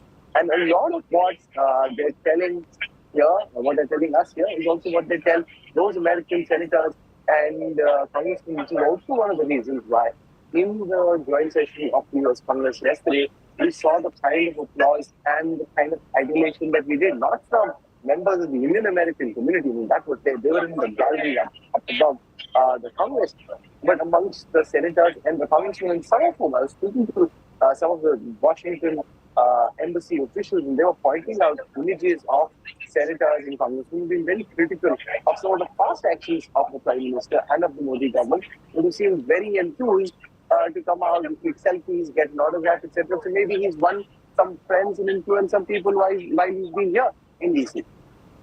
Rahul, at this point, we're seeing the United States, of course, wanting to ink many deals with India, and those talks have already happened, defense, bilateral talks and whatnot. But the business community at large, some of them who you've spoke to as well, post this event, post Prime Minister Modi's state visit to the United States and his chat with a bunch of business leaders, do you think, or do you see doors opening up to a stream of companies now flowing into India? But it doesn't work like that, Nobel, as you know well. This is all talk. Ultimately, any company that wants to invest will do a full evaluation of whether that investment will have the right kind of return on capital employed. All the matrices that they need to be looking at before taking the call will be evaluated. Money doesn't move on top. Money moves when there is belief that the rate of returns justify the investment. And I think which is why one of the things that's being attempted is to create an enabling framework, create an ecosystem which allows these American companies to come in, have a good experience, invest in the India story, and actually benefit, because then one becomes a bellwether for the other, and others jump in and will be the same, and be part of the same bandwagon, which is why the Micron investment in semiconductors in Gujarat is so significant, because if that investment is successful, then it kind of encourages other companies to do it. Governments can't move money for private companies. Those companies can, which is also why so many CEOs have been met. Just before he came here, he met with the CEO of Alphabet, Sundar Pichai. He met with the Amazon CEO. He met with the Boeing CEO. So he's really, apart from meetings, the congressmen and senators, really trying to convince America into this is the moment. This is when you must invest in the India story. There is a global tailwind on account of the fact that companies are looking beyond China, but just that factor itself is not enough, because there are other countries trying to get this money as well. The countries like Indonesia, countries like Vietnam, they're trying to get companies to come to them. So it's a global contest, and the Prime Minister is doing what he does best, be the best salesman for the India story, which is kind of what he's trying to do over the past 3 days, first in New York and now in DC. Absolutely, but India's sheer scale, the numbers, I think we're certainly hoping for the best. Final word, Prime Minister Modi is going to be having another meeting with the Indian diaspora. Rahul, if you could tell us the final event as he ends this US tour today. Oh, that's true. And just imagine, we just wrapped up this long address, and you have another one to go to. I mean, this is that'll be different. There'll be more Nach Gana Tamasha over there. This is very proper. They've got their suits on, many in their tuxedos. So this is a very different kind of event. I mean, this is the Kennedy Center for Performing Arts. Let me just turn the camera around while you have it and show you what's happening. So this is where some of the greatest musicians, greatest operas perform. So this is a very different kind of event from the one that you're about to see, which is where my colleagues Geeta Mohan and Shweta Singha, and they'll take you through that's a different kind of audience. I suppose that will be a different kind of speech. This was more about trying to attract investment, trying to get all these CEOs charged up about investing in India, so moving from top to action. That's what the Prime Minister focused on. That'll have a different vibe, that'll have a different energy. It's not going to be Madison Square Garden, but it's going to be on similar lines, but at a much smaller scale. All right, Rahul, thank you very much. I'm going to let you go enjoy some time out in your time in the United States on the final day of Prime Minister Modi's visit. Thank you very much. Well, those are the images that came in from a little earlier with Prime Minister addressing that huge crowd, the Indian diaspora who've come in from far and wide just to hear Prime Minister Modi speak, a huge moral booster for that Indian community who Prime Minister, like he says, has worked really hard to achieve that American dream, which the Prime Minister called, in fact, an Indian dream. This is nothing short of an Indian dream of the Indian community moving to different parts of the globe and making the country so proud. Well, we hear the Prime Minister is now going to be meeting with the Indian diaspora at another event. This is also going to be an event where you have invite-only guests who will be arriving, and all the top business leaders and honchos who will be meeting with Prime Minister Modi. Is he expected to speak or not? Geeta Mohan is joining us to give us a little more on that. Geeta, would you tell us, Prime Minister Modi's event just took place here. We heard him speak at that Kennedy Center where he addressed the Indian diaspora. We believe there's another event now to follow where he's going to be meeting with more people of the Indian diaspora. Is he going to be speaking there as well? How is this? Give us the plan of this last leg of his event, of his tour. Well, the fact that he's meeting Indian diaspora in every meeting that he's going to, where the themes are different, Nabila, goes to show the kind of contribution the Indian community has made in America and American society, American economy. Over here, we are looking at the Indian diaspora event where the theme is Indian diaspora's contribution to America and to Indian-America relations. Sir, if I could come to you. You've been waiting over here. We know that it's going to take a while for Prime Minister to come, and everybody's waiting patiently. Are you excited? Yes. It is actually a truly unique event, and we are very excited to welcome Modi to the United States. Yes. Okay. A lot of others over here, but it's not absolutely crowded because this is not the auditorium where the event is taking place. The auditorium where the event is taking place is behind the wall over there. But let me go across to the ladies who were waiting a long time to speak to us, and we did not go to them. So I'm just walking across to the ladies who waited a while. Ladies, can you just get up now and start talking as to how excited are you for being over here? And you've waited long for Prime Minister Modi. So how excited are you? We are very excited. We were here yesterday. We've been here since last 2 days. We're from Illinois, Chicago. Oh, you're not from DC? No, we're from Chicago. Just came to see the Modi. Okay. So you travel every time Prime Minister Modi comes, or is this the first time? This is the first time for us to come to see Modi. Okay. So we were so exciting to done that. And what about you? Where are you from? We from Chicago. All of you are from Chicago. So the ladies are here from Chicago, waiting for the Indian Premier. What do you want Prime Minister Modi to say in terms of the connect between India and U.S. through the diaspora? We would like to make him connect and just make more connecting, more merge to the India and U.S. What about you? Same thing, and technology-wise and everything for the new generations. We want him to move. As what he's doing a very good job for everyone. We want him to be out in 2024. Okay. So they not only are talking about the contribution of the Indian diaspora when it comes to India-America ties that has been there so far. Now the conversation also has moved to the next generation. Speaking of the next generation, let's talk to a few people over here. Are you from DC? No, we are from Fairfax, Virginia. Okay, from Virginia. Yeah. Not so far away. But are you excited? Is this the first time that you've come to an event of Prime Minister Modi? Yeah. I mean, actually, we've seen him day before yesterday near the hotel. But yeah. Oh, you were there? Yeah. So we all got drenched together outside the hotel? Okay. Yeah. But it's been an honorable experience altogether, meeting him, seeing him and everything. Did you get to shake hands with him outside the hotel? I got to shake hand with the Prime Minister after full drenching in the rain. So we were excited at the time. So after meeting, we were all so excited, and we got videos of the Prime Minister, and now we are lucky to got the passes here. Okay, but you're not going to the main auditorium because that would be full. Is that disappointing, or you're still happy that you're here? You're going to see him on the big screen? Really happy. At least we got here. Okay. So all right. Happy that at least they're here. The room is not completely packed, but the auditorium, we're told, was registered, and there was overwhelming registration, which is why there is a spillover.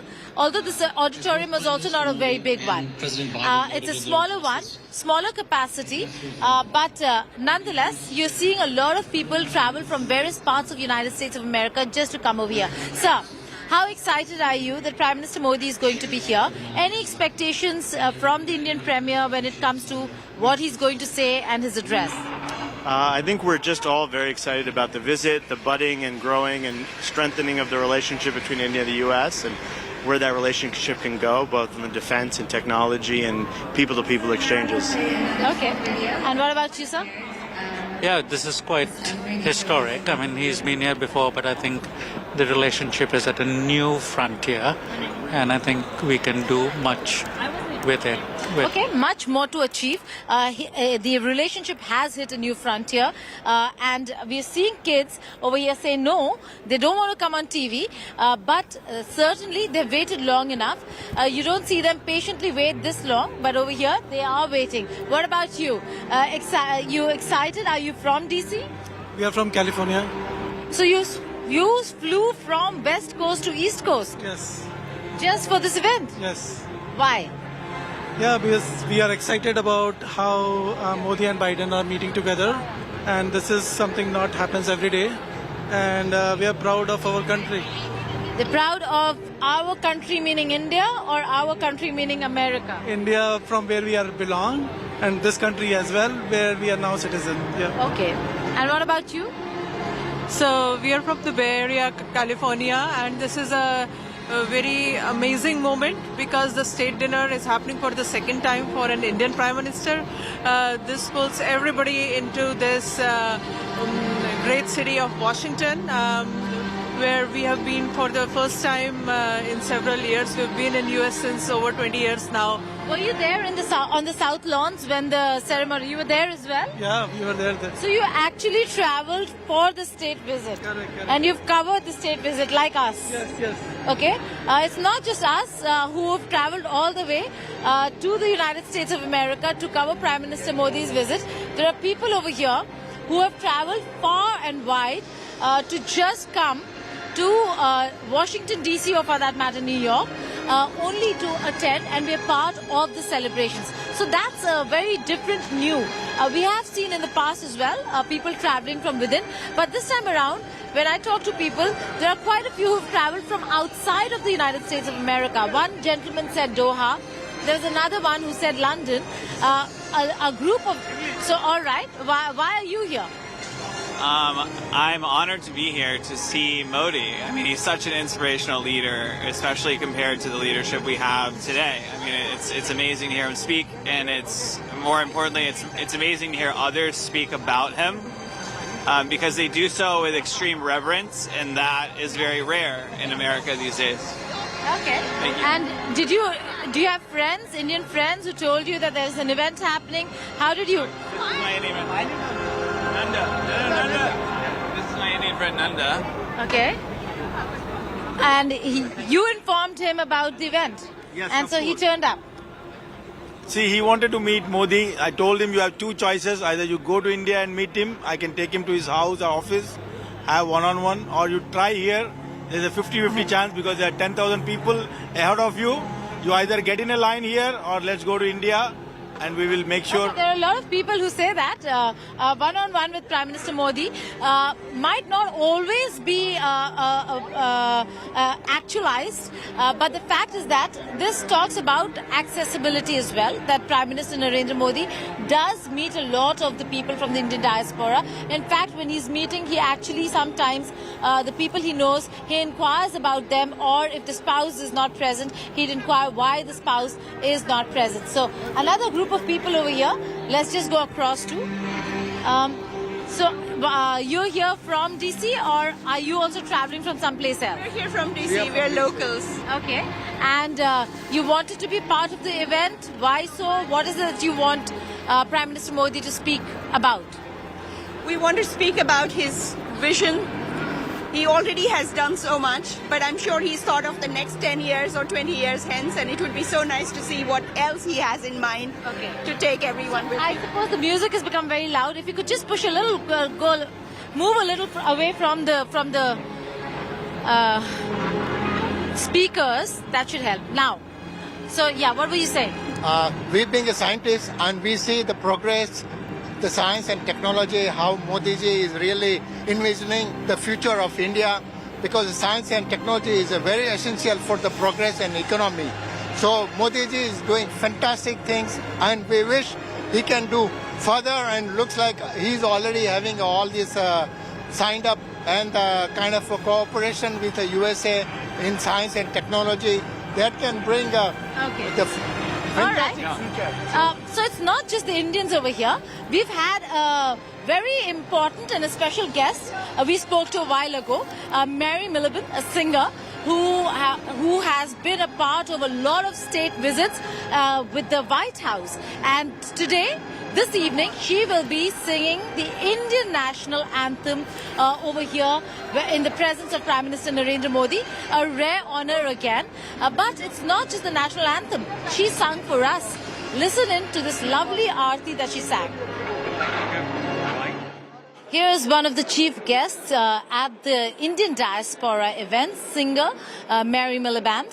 Thank you so much for joining us here on India Today. What you are going to do is special. She is going to sing the national anthem, the Indian national anthem, in front of the entire audience. How excited are you for being here? Well, first let me say hello to all the India Today audience. Namaste. I'm so excited to be here. It's such a great honor to be a part of the Prime Minister's historic state arrival visit. I've had the great pleasure to sing our national anthem, the American anthem, for 4 consecutive U.S. presidents. But this is probably, I'll tell you, this is icing on the cake to be here tonight to celebrate the Prime Minister and to raise the Indian national anthem. An anthem and a song that I personally have come to love, and certainly that is very meaningful to all of your audience and so many. So Mary, I've learned from somebody that you really practice your Hindi. How did that come about? Well, I give a lot of credit to my great Hindi coach, Dr. Mokshraj, who's based in Rajasthan. We met during 2020 a year when we were preparing for some performances, and he's really, I tell you, my love for the language, my love for the culture, I give Dr. Mokshraj a lot of credit. All right. And what do you make of the buzz, the Indian community? Have you ever seen a world leader come to the United States of America and get this kind of a welcome? Well, I've been fortunate to be involved in a lot of state arrival visits for multiple administrations, but I have to say this particular week for the Prime Minister has been truly just beautiful and remarkable to see all of the love for the Prime Minister, certainly what he is doing in India, but certainly his leadership as it relates to the U.S.-India relationship. And so I have certainly been honored to be a part of this week, and it's going to be a beautiful night in celebration of the Prime Minister and certainly of a country and of people that I love. All right. And you also performed yoga right beside the Prime Minister. Yes. How was that? Well, I was a little intimidated. I said, the Prime Minister is quite fit. And so I need to go take a few more classes to probably keep up with the Prime Minister. But we had a wonderful time. It was such a historic day, certainly, for International Yoga Day. I want to thank the ambassador for her wonderful invitation. And it was a joy to share that moment with the Prime Minister. So you you have traveled to India. I have. Tell your American friends why should they be traveling to India, which is what Prime Minister Modi always asks. I tell you, India is such a special place, and I hope that every person watching that lives in the United States or across the world go visit India.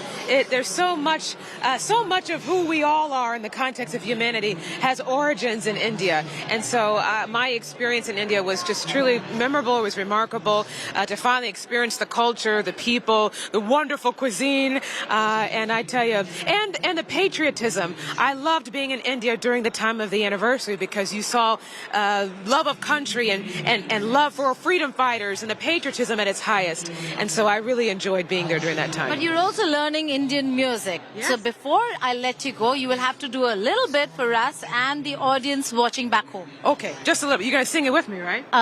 No, no, not at all. So if you have Mary Miliband over here, it's not possible for anyone else to really sing along. This is a song that you grew up learning and singing, but I'd suggest you sing and let the world see how Americans and people across the world are now taking to Indian classical or Indian bhajans for that matter. So, Om Jaya Jagadish Hare, Swami Jaya Jagadish Hare, Bhakta Jano ke Sankata, Das Jano ke Sankata, Shana me Dora Kare, Om Jaya Jagadish Hare, Om Jaya Jagadish Hare. Beautiful. Thank you so much, Mary. Thank you. All right, that was so lovely. Milben, who's going to be singing right at this very Ronald Reagan Center, the business center, where Prime Minister Modi will be arriving.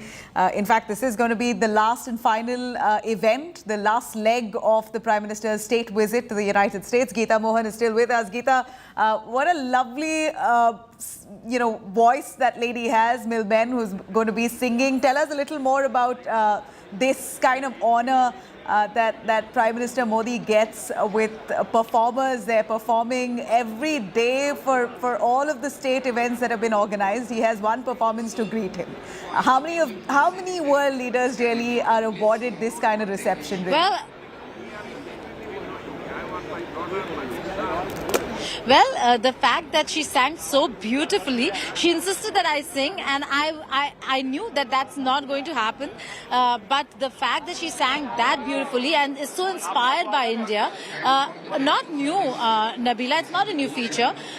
There are many people who've been inspired for years, for decades, and have been learning Indian classical. But to see Mary Miliband sing so nicely and so beautifully, I look forward to the national anthem that will be sung in the auditorium inside. But people over here, if you see, if I could ask Kirpal to show, now this entire hall is filling up.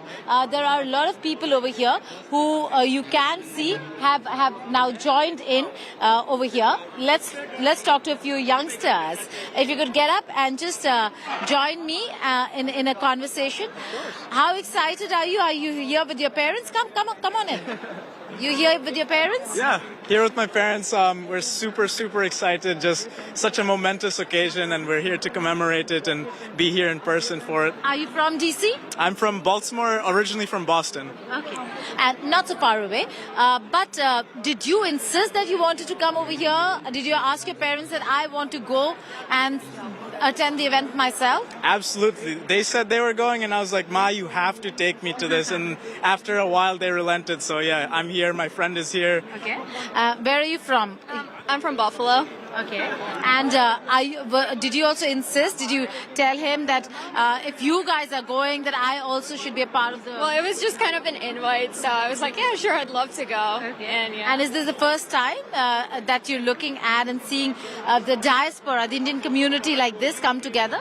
Yeah, for me, yes, I would say so, yeah. Yeah, I mean, it's really nice to see everyone together here. And do you think that this really helps, this a diaspora event, the way it's done when Prime Minister Modi comes to show the India connect, that you're connected to a land far away? Yeah, absolutely. I mean, because right now we're going from just India to like a global stage, so it's nice to see that everyone's connected at like such a big level, you know. And are there more conversations now with your friends in college and school about India? Are they more curious? Oh, absolutely, yeah. And, you know, we're not shy about it. We hype India up. We talk about how it's coming up globally. We talk about the economy, how India is doing so much for the environment, for climate change, how Modi's pushing that forward at the United Nations, at the G20 summit. So, yeah, we have conversations all the time at this point. And it's amazing to see India's come up and how the United States is finally recognizing that. All right. Thank you so much for joining us. Let's go forward and see there's a group of people over here as well. You guys weren't here when we were talking to others over here, but is it a very important moment for all of you who are here? Absolutely, it is an once in a lifetime event and a great moment. And Modi ji ko milna, it's a great opportunity. Sure. Then why aren't we showing some enthusiasm? Why is the spirit so low? Okay, yeah. Hey, Modi, Modi, Modi, Modi. Where are you from? I am from Virginia. Okay. And we are the one of the culture. This is a. So you're all traveling down to DC? Yes, the 4 people is volunteers. Since 2 months we are doing a lot of work, and I'm in the cultural and she's also cultural. We are in main group also. We are, doing estimated how many people the band. You're part of the organizers, the team and all, and organizing. Also because that one side एक तरफ से भारत का और दूसरा तरफ से American. Camera में दिखाइए ठीक से. Okay, so they're all making a lot of these little souvenirs and mementos that I'm sure a lot of people will carry home. Yeah. Flags of India and America, we've seen through and through this state visit, not just from the street lining of flags, which is an honor accorded only to leaders who are given a state visit. From there on, I've seen India and America, the Indian and American flags fly high together on various occasions. How excited are you? You look quite well turned out for the event. So, is this a very important day for the Indian community? He does this very often, but is this a very significant, important day this time around? Absolutely. I don't think we have ever seen such kind of turnout from an Indian American community. I flew from Boston at 3 a.m. in the morning, leaving my kids. So it is definitely a big moment for all of us, for me, my family back in India, back here. So I think we have never seen such a good turnout. We are dressed up like, it's a wedding, and that just shows that how excited we are. I think we're just waiting for him to speak and share his heart with us, and I think we're all waiting for all that moment. But is there also the theme this time around is the contribution of Indian community to America, to American society. Is that something that's very significant in terms of how America is looking at the Indian community and how the Indian community has become a big part of the American society? So what I think is Modi's visit gives more opportunities for Indian investors over here. That ties the bond more stronger. That is where I think people come together. We all are from different places. We may not know them before, but this is an opportunity for us to come together, discuss, talk. We may not even know other person in the table, but this gives a good opportunity, and that gives more importance for our community to grow in the U.S. Again, a very important. Sir, do you have something to say? Sure. 30 to 40 years ago. Sorry, wait. As people migrated. You'll have to start over. Oh, the movement started about 30 to 40 years ago, where all the bright Indians came to U.S. And now you see Microsoft, you see Alphabet, all these are being headed by Indians. So the stage has been set, and it's kind of culminating with Modi coming on to take us to the next level. Okay. It's going to be a leapfrogging into the next century with Modi at the head. See, what they are saying, Nabila, is exactly what has happened over here. The tech handshake, the CEO roundtable or meetings that Prime Minister Modi held in itself goes to show the significance the two administrations attached to how business communities, how the tech community has really brought India and the United States of America very, very close. Now, it is very important to see over here and note that there are a lot of Indians in the Silicon Valley, in the technology and software sector. In fact, the leading faces of the tech industry in America are actually Indian, or software and technology sector are actually of Indian origin. And that certainly plays very well into what India wants to achieve with America on the tech front, on the software front. So this emphasis over here that people are talking about, business communities coming together, in itself is quite significant. Yet another table over here. We see this time around we're also seeing a lot of youngsters who've turned out. Are you from DC? No, I'm from New York. From New York. So you traveled all the way to DC for the event? Yes, I did. Why? I'm here with family, actually. Okay. And any expectations from the event, from Prime Minister Modi, because the theme is, and the thrust is, Indian community? Yeah, absolutely. I think that both countries, the United States and India, are positioned in a global stage where a strategic partnership would be very beneficial for both countries. So I'm really glad that this is happening, and everyone in both countries they're very excited. Okay. So out here at the Reagan Center, we have a lot of people who have come and are waiting patiently for the event due to start. Address. But the main address is going to happen in the auditorium, and there are going to be performances as well, Nabila. All right, what time is the event due to start, Geeta? And is this another round of talk that Prime Minister will be delivering? Well, he will certainly be addressing the gathering over here. It was to start around 7 p.m. But it is yet to begin. We know that the SPG officials had gone in and there was a security drill, and they had exactly told. There you go. Bharat Mata ki Bharat Mata ki Bharat Mata ki Bharat Mata ki. वाह, आपने तो यहाँ पे माहौल बना दिया। आपने तो यहाँ माहौल बना दिया। वो बनाना पड़ेगा। मोदी जी आए, you get energized. He is such a great personality that he has changed my life personally, because after he getting elected for the Prime Minister, I entered into the social service, and I am getting a chance to serve my Matrubhumi and Karmabhumi. So I've been doing a lot of volunteers. I'm grateful to my wife. She takes care of kids, and I do a lot of volunteering. Dhanyavad Modi ji, you are Karma Yogi. We are proud of you. Long live for 100 years. We are always there for you, Modi ji. We want you again to be our motherland's PM in 2024. Yay! See, a lot of people have been saying that. We came all the way from California. We are supporters of Modi. We are both from Assam. Yeah. You're from Assam? Yeah. From Himantadas area. And it's a pride for us to be here and hearing Modi ji speak. Modi ji has taken these India-American. Nabila, that's also very interesting. The moment they hear that the Prime Minister is coming or the event is going to begin, you'll see the people over here, some of them start chanting Modi, Modi or whatever in terms of hailing Indo-U.S. ties. So an interesting moment, a historic moment only for the fact that this was a state visit, and Prime Minister Narendra Modi had very important engagements, apart from the fact that yes, he reserves the best for the last, which is the Indian diaspora. That is something very close to his heart, and something that he has made a part of every foreign tour that he embarks upon, especially where there are Indian community involved. So, well, Prime Minister has just addressed another round of the Indian diaspora a little earlier to this at the Kennedy Center, where there were a good bunch of people to hear him speak, and this is exactly what his talk was all about, a very spirited one, speaking on India's roadmap and its journey to success.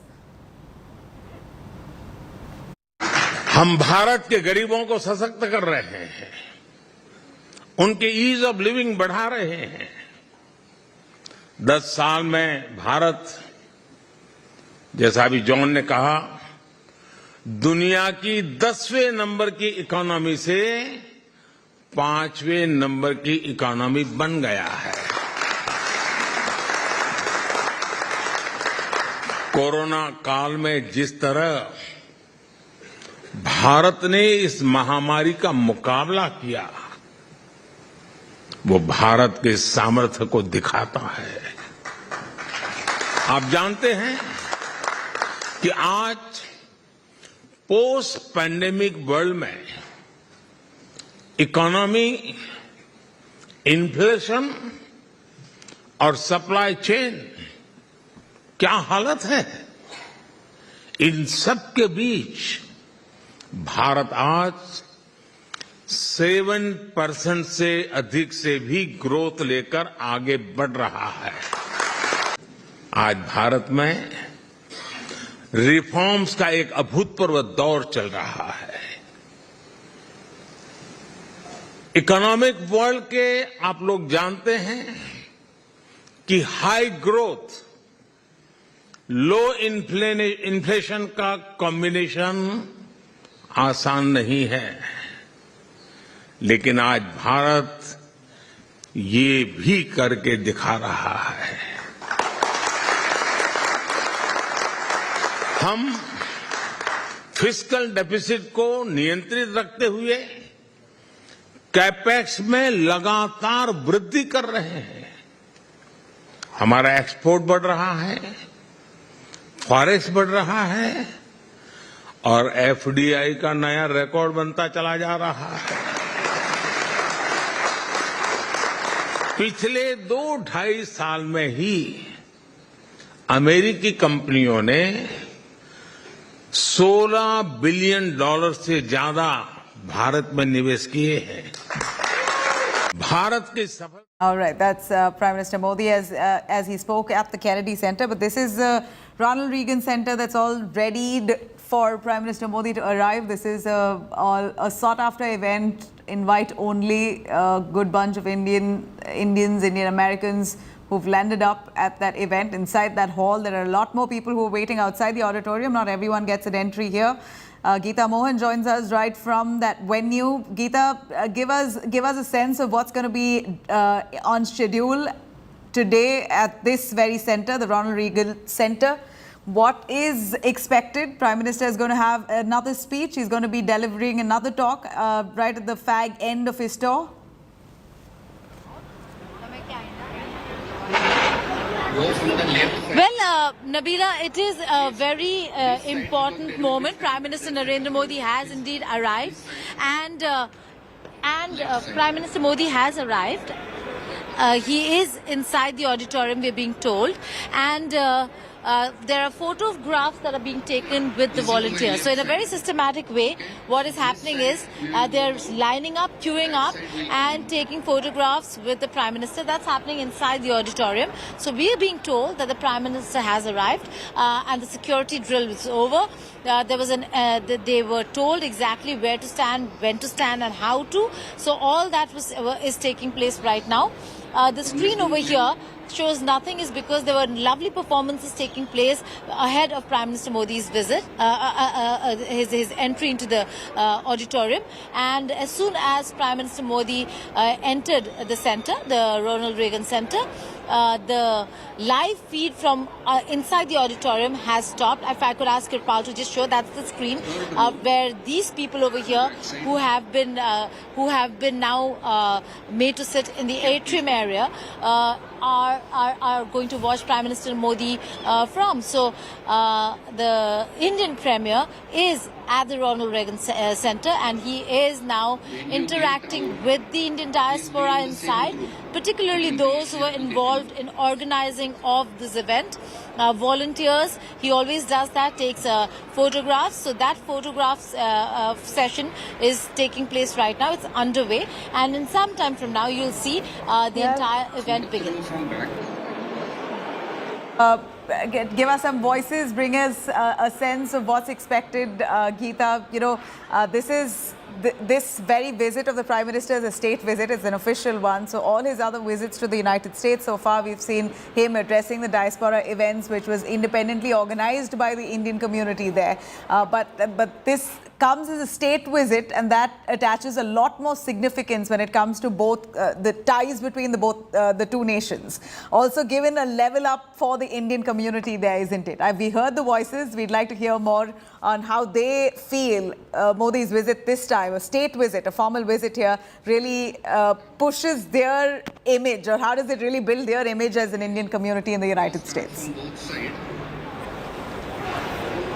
Fifth row. Well, that's right, Nabila. Like we have been speaking to various people behind me and interacting with them. In some time from now, we will go back to them. But the fact is that it is an important and a very significant evening for the diaspora. They also not only there was a lot of planning involved. There always is, but the fact that there are so many people who volunteered to work on this event from various parts of the country, and then the fact that they actually traveled and have stayed on for the past 3 days, most of them will be going back over the weekend, in itself goes to show the dedication that you see now of the Indian community towards a diaspora event. We do know that the previous prime ministers also have interacted with the diaspora and the community, but they always used to be very small in number. Very important interaction and exchanges, but nonetheless very small. The scale and the magnitude of events that are held now certainly has changed the way the Indian community, particularly the younger generation, you know, Nabila, the second and third generation of Indian Americans were not this connected as you see some of the youngsters over here are. They're very connected. They want to talk about India, like one of the youngsters was saying.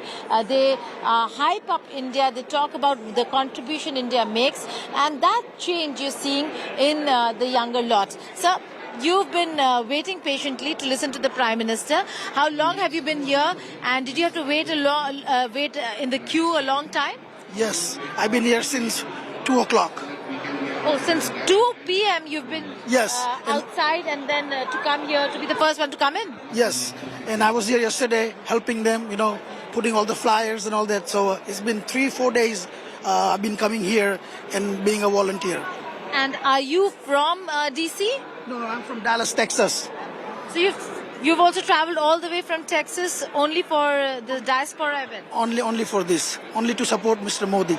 Okay, and did you also get to go take a photograph, so on and so forth, with the Indian Premier? I just did. Okay, then explain, will you please stand up, sir? Explain to us what happened inside, because we have no visuals and we don't have any. Please come on in, sir. We have no visuals and we don't know exactly what happened. So what is happening inside right now? Well, they have 8 booths for the pictures, and there are like 30 people in one group, and Modi ji would go there. He would stand there for a few seconds, no phones allowed, nothing, and then people... So no selfies, no phones, the photographs will be shared later. So basically I was the part of volunteer team, so we had set up, we had different photo booths, and we had group of 30 people on each booth. So as PM... For security reasons, the people who have been selected to have to get themselves photographed with the Prime Minister were already placed and then before the Prime Minister arrived. So there was a lot of things that we done on the background. You know, we got people out in timely manner. They were standing at the backdrop, and then PM came in. He stopped by. He took the picture. He didn't shake anybody's hand. No selfies allowed. No cell phone allowed. So it was very nice, and he was very kind. He was talking to people. Even he said Jai Shri Krishna. To whom? To me. Oh, I don't know. He probably figured it out. I'm a Gujarati, so okay. It was fun. And did he speak to all of them, or He was saying at least hello, kaise ho, Jai Hind, matlab, you know, he was conversing with every single person. Namaste like that. Everybody, namaste. That's the pose he gave. Okay, so there you go, Nabila. The Prime Minister is here, and the live streaming has been cut off for now, which means that the photo sessions are taking place. This is a private and a personal moment for the people inside, not for anybody to see how it is done, what is happening, how were the photographs taken, because it is in a very systematic manner that it is done. If you look at 30 people standing in 8 booths separately waiting for the premiere, it might look odd, but imagine if you were to call them all on a stage every now and again after one batch and then the next, it would have wasted a lot of time. It would be time consuming. So this is a more efficient way of doing it, because people who volunteer also want to remember it with a photograph or with the Prime Minister. So this is Prime Minister Modi taking that time out to ensure, and this is him in all probability thanking the volunteers with a photograph with him. So the enthusiasm continues and remains. Now you see the atrium over here almost filled up, and the media contingent also not allowed into the auditorium. So you can see the entire media contingent right here waiting to listen to the Prime Minister, and the expectation is that he is going to talk about the contribution the Indian community makes. So very interesting to see how people have turned up from various parts of America just to listen to Prime Minister Modi. And not just that, the fact that Prime Minister Modi does inspire so many people to come over here and help, volunteer, and I'll just ask a few people to come across and join me to talk about the importance and the significance. Thank you so much for joining me. If you could just tell me how important is it for Prime Minister Narendra Modi, for any Indian Prime Minister, to actually come and engage the Indian diaspora and the Indian community? Please allow the lady also to join us. Yeah. It's very important. I think this speaks about the contributions and importance of Indian American community, and the Prime Minister has talked about it, and U.S. President talked about it. I think it's really a tribute. You see, today it's a celebration of event for Indian Americans. They have really earned it. The contributions they have made in almost every field within U.S. society is really wonderful, and we are here to celebrate Prime Minister's visit and really contributions of Indian Americans to the country. We are really proud. And you, ma'am, you've come all beautifully turned out for the event. How excited are you? Very excited. This shows we came at for this event. We had been to PM's White House event yesterday. We spent the whole day there. We are very excited, and I'm very excited. He's laying a lot of emphasis on science and technology, cutting-edge technology, which will put India on a global scale. Okay. And you, sir? I came from Houston, Texas, and we came here yesterday, and we were at the historical official visit of Prime Modi, and you can see the energy, the vibe. Yes, I you can see the energy and the vibe. Right. So this has given this Indian diaspora, Mr. PM Modi has given us a face, I will say. The Indian diaspora was always there, but we never had that visibility. So I'll say PM Modi has given us that face, that strength, and the way the India has grown its stature for past decade, that's commendable. Well, the Indian community is a huge community in America, but like this gentleman just said, the Indian diaspora events and the way the Indian community is projected by the Indian Premier has given the Indian community a face. We are seeing a lot of them enjoy with a lot of music, and we'll try getting them on over here as well. We'll get the gentleman over there who actually, I'll ask Kirpal to stay on over here and see if I can get some of the gentlemen over there to come and join us. Sir, if you could join us with the song. आप वहाँ पे आ जाइए हमारे पास और थोड़ा 2-4 और लोगों को बुला लीजिए. उनको भी बुला लीजिए.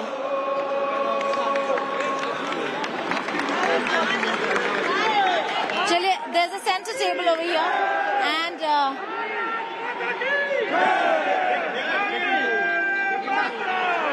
this has become the center. Huh? Master, keep going. ये अच्छा, अब आप गा रहे थे, अब और उनको भी बुलाइए, the gentleman over there. आइए, because I know he sings beautifully. He was singing outside the hotel also. बता दीजिए. अब now you get a few people also, and get a few people to come and sing. कौन गाएंगे? चल, बोलिए कौन सा गाना गाना है? हाँ, आप बताइए. उस दिन आप जो गा रहे थे, जिला होटल में गाना गाया था ना? हाँ, वो. हाँ. हम आएंगे. अमिताभ का गाना था, right? जिसके लिए. जिसका मुझे, हाँ. जिसका मुझे था इंतजार, जिसके लिए है दिल बेकरार, वो घड़ी आ गई. मोदी जी अब पधारे यहाँ पर, मोदी जी आपका इंतजार है. डांस भी करो. बिल्कुल, थोड़ा जगह दीजिए और टेबल इस तरफ करिए और डांस करिए. चलिए. Yes. But I have a message. मेहमा जो हमारा होता है वो जान से प्यारा होता है, ज्यादा की नहीं लालच हमको थोड़े में गुजारा होता है, थोड़े में गुजारा होता है.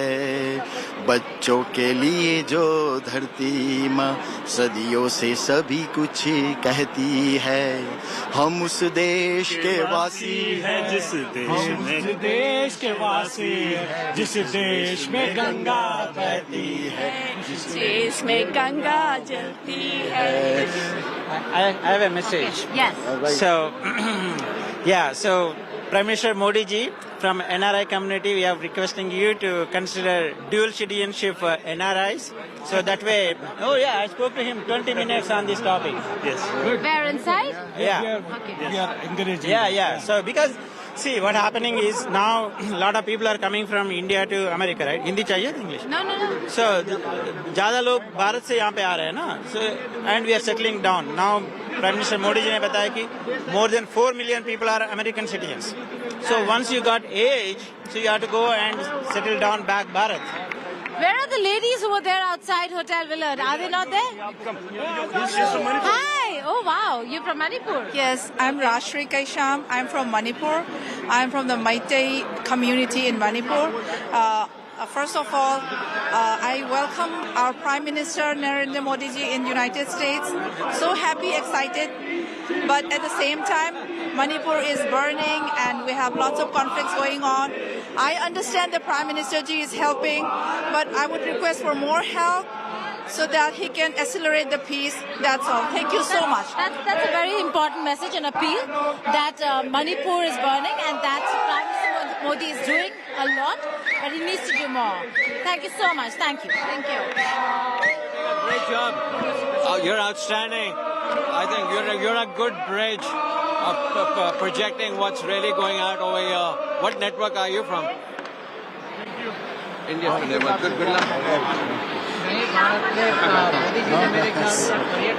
So here there's a round table of people trying to get all the music in, and I suppose now what we're looking at, all these journalists also have turned out to this table because everybody's having fun over here, and the music and entertainment continues.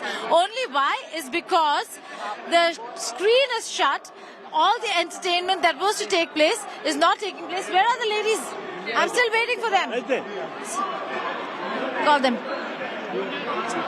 So let's just go across to a few more people and see. So we've almost spoken to everybody over here, but there's some new faces. Were you inside? Were you volunteering? Did you get a photograph with the Prime Minister?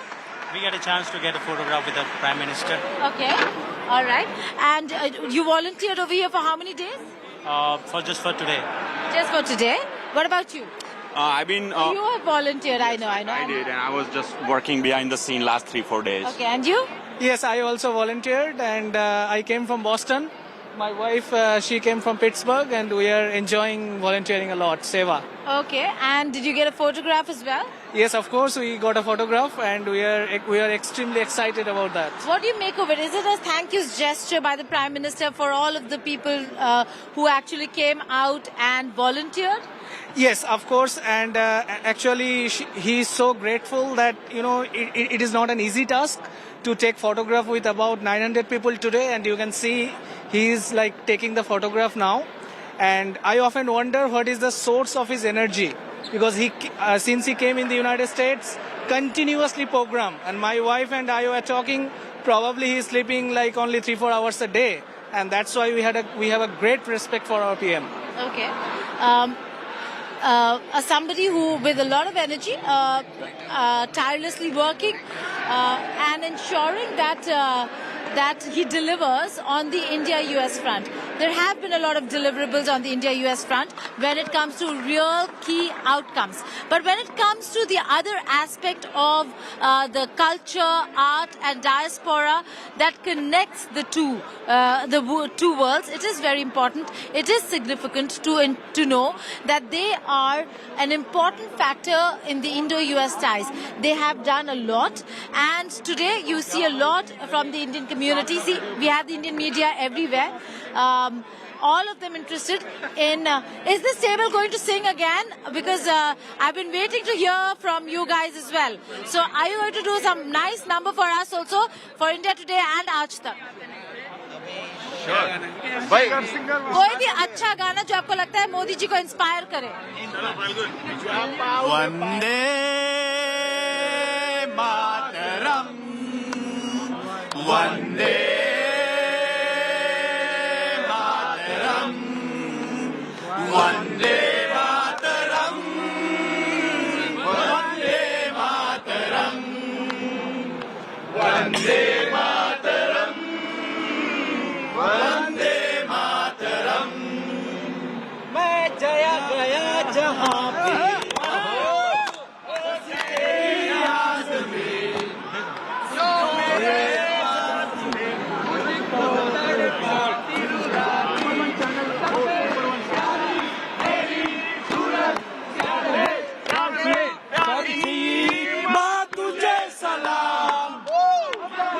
तुझे सलाम, वंदे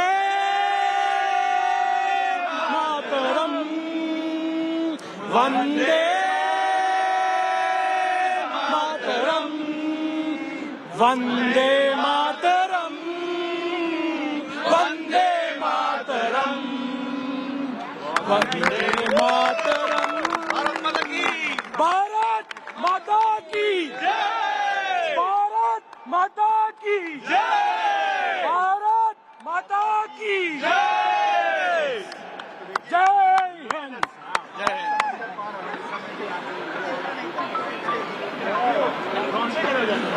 So Nabila, you see the excitement over here. It continues, and it will continue till Prime Minister Narendra Modi starts speaking in the auditorium. Keep it up. Here is one of the chief guests at the Indian Diaspora event, singer Mary Miliband. Thank you so much for joining us here on India Today. What you are going to do is special. She is going to sing the national anthem, the Indian national anthem, in front of the entire audience. How excited are you for being here? Well, first let me say hello to all the India Today audience. Namaste. I'm so excited to be here. It's such a great honor to be a part of the Prime Minister's historic state arrival visit. I've had the great pleasure to sing our national anthem, the American anthem, for 4 consecutive U.S. presidents. But this is probably, I'll tell you, this is icing on the cake to be here tonight to celebrate the Prime Minister and to raise the Indian national anthem. An anthem and a song that I personally have come to love, and certainly that is very meaningful to all of your audience and so many. So Mary, I've learned from somebody that you really practice your Hindi. How did that come about? Well, I give a lot of credit to my great Hindi coach, Dr. Mokshraj, who's based in Rajasthan. We met during 2020 a year when we were preparing for some performances, and he's really, I tell you, my love for the language, my love for the culture, I give Dr. Mokshraj a lot of credit. All right. And what do you make of of the buzz, the Indian community. Have you ever seen a world leader come to the United States of America and get this kind of a welcome? Well, I've been fortunate to be involved in a lot of state arrival visits for multiple administrations, but I have to say this particular week for the partnership with the U.S. that can change the world, that can also change the citizens' lives in India and in the U.S. And he did that with President Biden. I think they had 7 different meetings in the last 3 or 4 days. The other takeaway was he hasn't changed in terms of his enthusiasm, his ability to use technology to change the world, and he always does it with a focus on inclusiveness. I believe he's one of the top 3 leaders I've ever met in my life. You already know this. I'm the biggest bull on India, the biggest optimist, and I believe firmly in Prime Minister Modi's vision. So you just look at this and you realize the energy that's going on in terms of how America thinks about the Prime Minister and how he has an ability to gain people's trust based on the track record and forming relationships that probably are his strongest strength is people trust him and they are comfortable in agreeing at times and occasionally disagreeing. What should be the focus areas for India and U.S. because they are gaining strength to strength? Yes. What should be the future course of action according to you? How do you...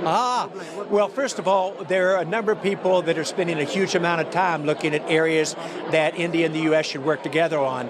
And that's really a sign of strength because when President Biden and Prime Minister Modi assigned their teams, which they've been working on this for a year, and then they say, here are all the areas that we can work together on. They talked at this session about defense. They talked about technology, both critical technology and emerging technology. They talked about how do we change the world together, but also how do we build the benefit to every citizen in India and in the U.S. Now, in terms of what's possible, you haven't seen anything yet. And you really think about what we could do together. Between the U.S. and India, we could innovate at a speed no other countries in the world can. Not just for the benefit of our countries, but for the benefit of the world as well. We can combine a Silicon Valley capability with literally a Bangalore capability with startups. All right, that's a former CEO of Cisco Systems. The business leaders in the United States who flocked to meet Prime Minister Modi, a lot of them speaking on Prime Minister Modi's vision on basically India's potential to boom in the years to come. The United States Vice President a little earlier today had hosted this luncheon for Prime Minister Narendra Modi where they raised a toast to India and the United States, the ties and the friendship. Prime Minister Narendra Modi was accompanied by Antony Blinken as well as Kamala Harris. They spoke about their love for yoga, for samosa, democratic values. In attendance were also Indra Nooyi and Jhampa Lahiri, among many others. Let's take a look. Make those hopes a reality. Cheers. The clinking of glasses, more than a simple gesture. Whether we call it the American dream, whether we call it the Indian dream, our people believe profoundly in opportunity. That no matter who we are or where we come from, we can make something more of ourselves. Their toast embodied the diplomatic triumph of unity and progress. Indian-American author Jhampa Lahiri, American actress Mindy Kaling of Indian descent, Indian singer Diljit Dosanjh debuting at the Coachella Valley Music and Arts Festival this year. The hall embraced the Indianness flourishing across the United States. Here in the United States, India is part of our daily lives. We enjoy Jhampa Lahiri's novels over samosas. We laugh at the comedies of Mindy Kaling. We dance to the beats of Diljit at Coachella. And yes, Mr. Prime Minister, and I can say this from personal experience, we keep ourselves more or less fit and healthy doing yoga.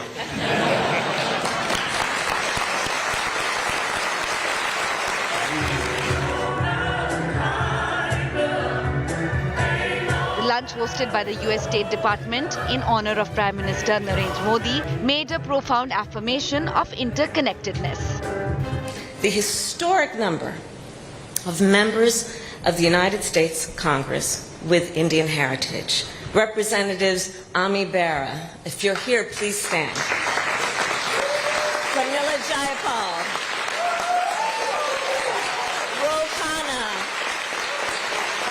Raja Krishnamurti, and Sri Danda.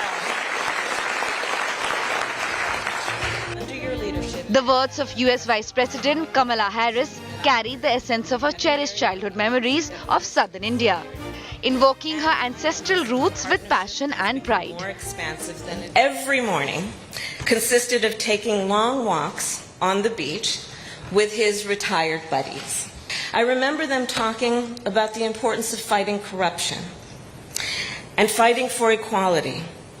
Throughout these walks, I recall my grandfather teaching me lessons about not just what it means to have a democracy, but to keep a democracy. The Prime Minister thanked the hosts for their gracious reception. उपराष्ट्रपति Kamala Harris और secretary Blinken का इस भव्य स्वागत के लिए बहुत बहुत धन्यवाद करता हूं। पिछले 3 दिनों में मैंने अनेक बैठकों में हिस्सा लिया, कई विषयों पर चर्चा की। इन सभी बैठकों में एक चीज कॉमन थी, सब एक मत थे कि भारत और अमेरिका के लोगों के बीच मित्रता एवं सहयोग और गहरा होना चाहिए।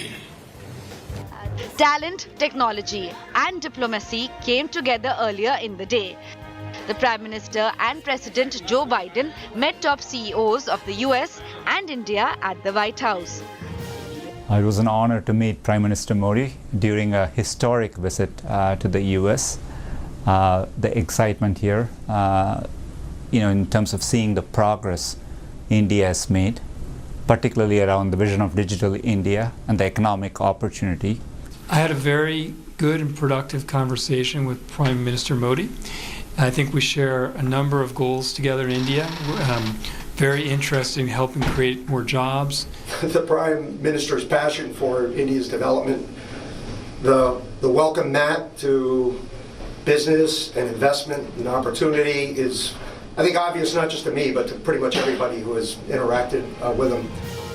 Microsoft's Satya Nadella, Google's Sundar Pichai, NASA astronaut Sunita Williams, Mahindra Group Chairman Anand Mahindra, Reliance Industries, Mukesh Ambani and several others present. हम नई और उभरती टेक्नोलॉजी के क्षेत्र में नए विश्वास के साथ काम कर रहे हैं। President Biden once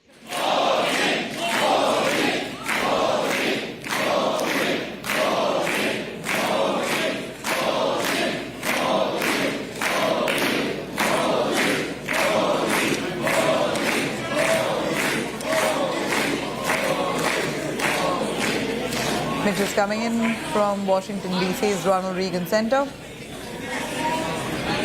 Prime Minister Modi will be addressing the crowds here. This is his last final leg of this state visit to the United States. It's been quite a special one. This is the last Indian diaspora event.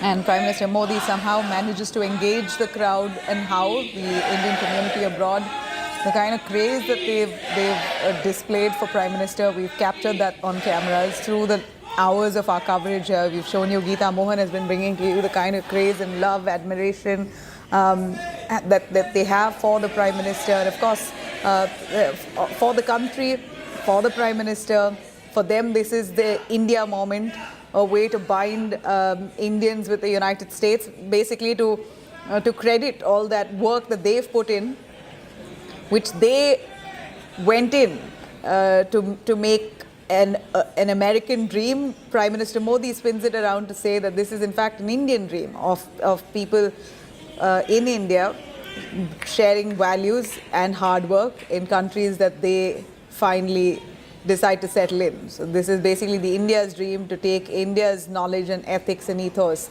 and work and build wherever they go. Geeta Mohan is in fact right there, Ronald Reagan Center. She's right outside speaking with a bunch of the Indian community members who managed to arrive. Geeta, could I ask you what's really the way to get to this event, to get to be part of this sought after Indian diaspora meet? How many people are allowed inside? Is it a ticketed event, invite only event? Give us some clarity, because we know people have driven, flown down from far and wide. Excited. Just a few moments.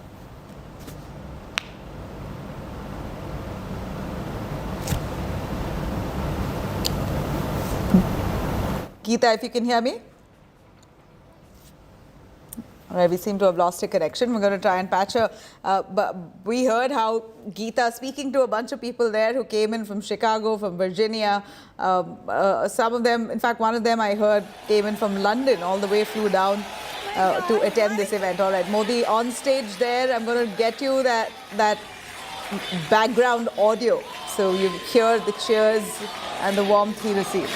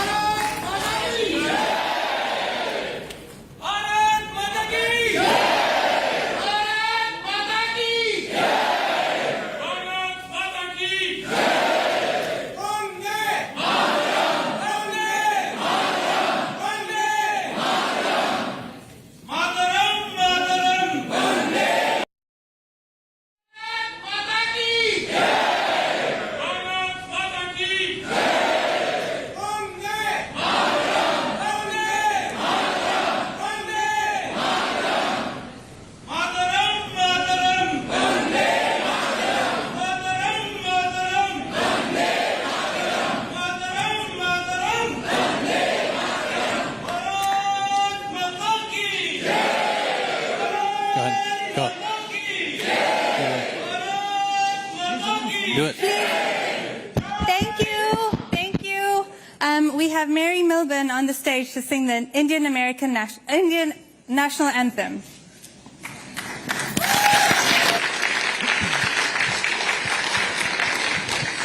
Prime Minister Modi, what an honor it is to be here this evening to sing the Indian national anthem for your official state arrival visit. An honor to be here. Neil.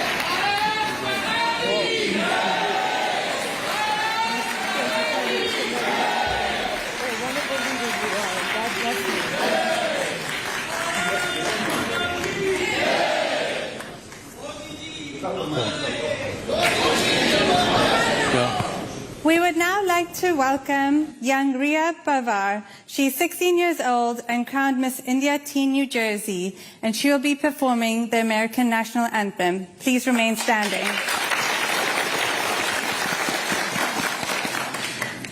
Oh, say, can you see by the dawn's early light what so proudly we hailed at the twilight's last gleaming, whose broad stripes and bright stars through the perilous fight o'er the ramparts we watched were so gallantly streaming, and the rocket's red glare, the bombs bursting in air, gave proof through the night that our flag was still there. Oh, say, does that star-spangled banner yet wave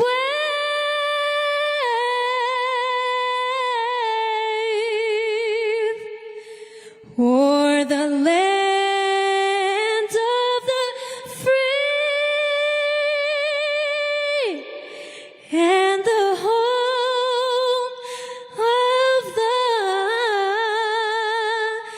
brave?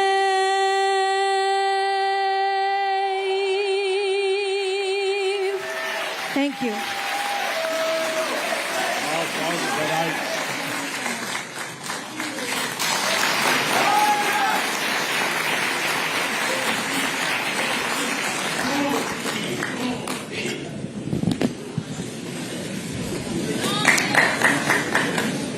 नमस्ते।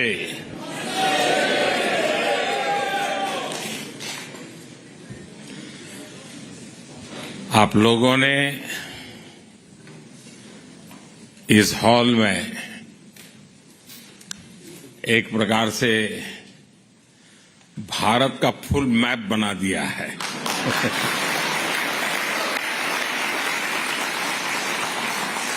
हिंदुस्तान के हर कोने के लोग यहां नजर आ रहे हैं।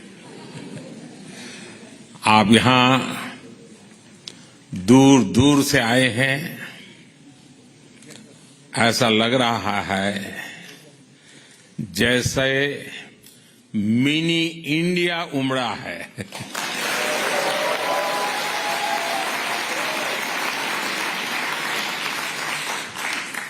America में एक भारत श्रेष्ठ भारत की इतनी सुंदर तस्वीर दिखाने के लिए मैं आप सबको हृदय से बहुत बहुत बधाई देता हूं, अभिनंदन करता हूं।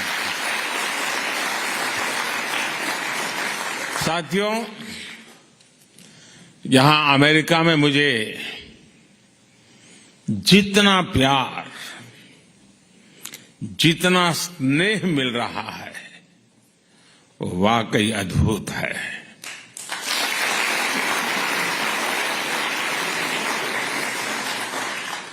और इसका श्रेय यहां अमेरिका में आपकी मेहनत, आपके व्यवहार, अमेरिका के विकास में आपके योगदान को जाता है।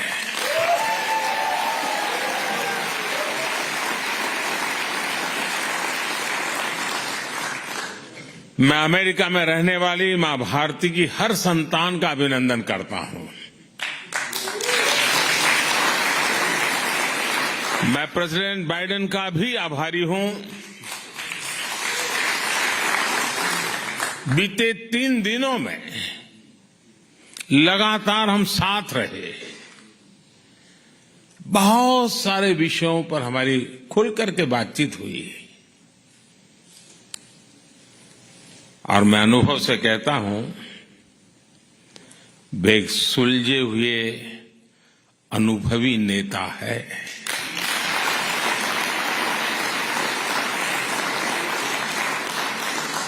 भारत अमेरिका पार्टनरशिप को एक नई ऊंचाई पर ले जाने वाले व्यक्तिगत रूप से उनका बहुत प्रयास रहा है और मैं सार्वजनिक रूप से उनके इस प्रयासों की सराहना करता हूं।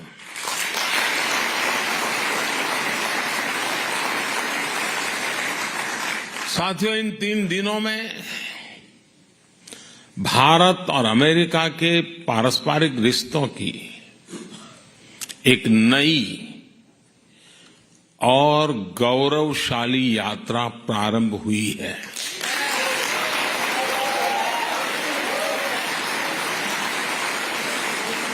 ये नई यात्रा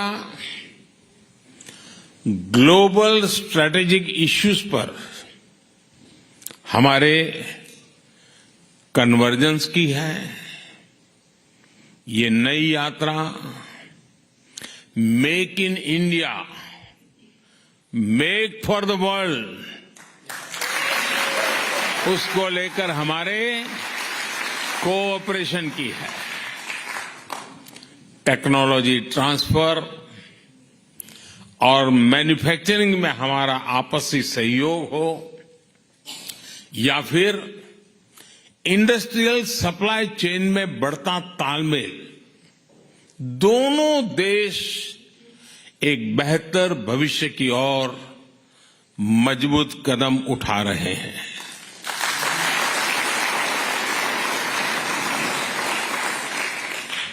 जनरल इलेक्ट्रिक कंपनी का भारत में फाइटर प्लेन के इंजन बनाने का फैसला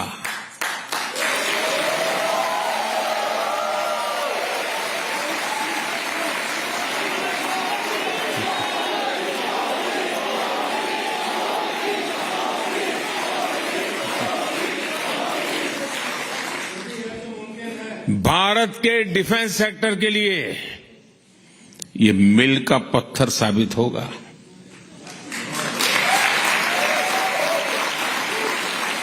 ये समझौता करके अमेरिका सिर्फ टेक्नोलॉजी ही शेयर नहीं करेगा, बल्कि म्यूचुअल ट्रस्ट को भी शेयर करेगा।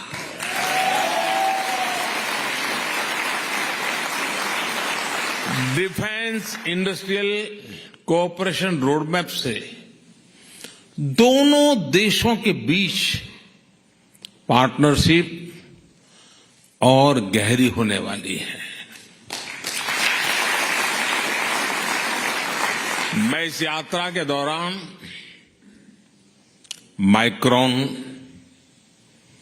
गूगल,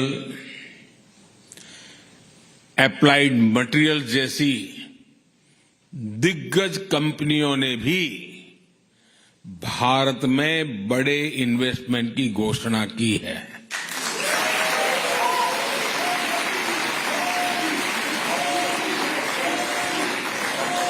माइक्रॉन द्वारा सेमीकंडक्टर सेक्टर में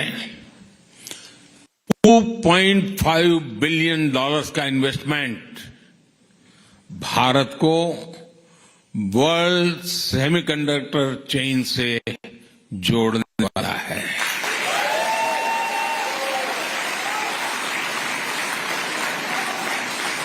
एप्लाइड मटेरियल्स द्वारा भारत में सेमीकंडक्टर इक्विपमेंट के लिए $400 मिलियन का निवेश भारत में सेमीकंडक्टर मैन्युफैक्चरिंग का इकोसिस्टम बनाने में मदद करेगा। और गूगल भी अब भारत में अपना ग्लोबल फिनटेक सेंटर खोलने जा रहा है।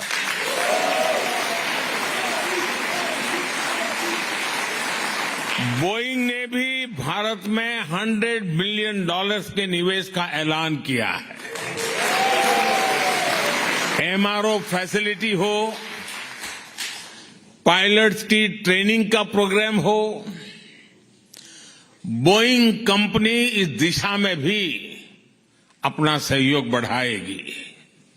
ये सारे समझौते, ये सारी घोषणाएं भारत में इन्वेस्टमेंट के साथ साथ जॉब क्रिएशन, रोजगार, हाई टेक्नोलॉजी मैन्युफैक्चरिंग और इनोवेशन को बढ़ावा देगी।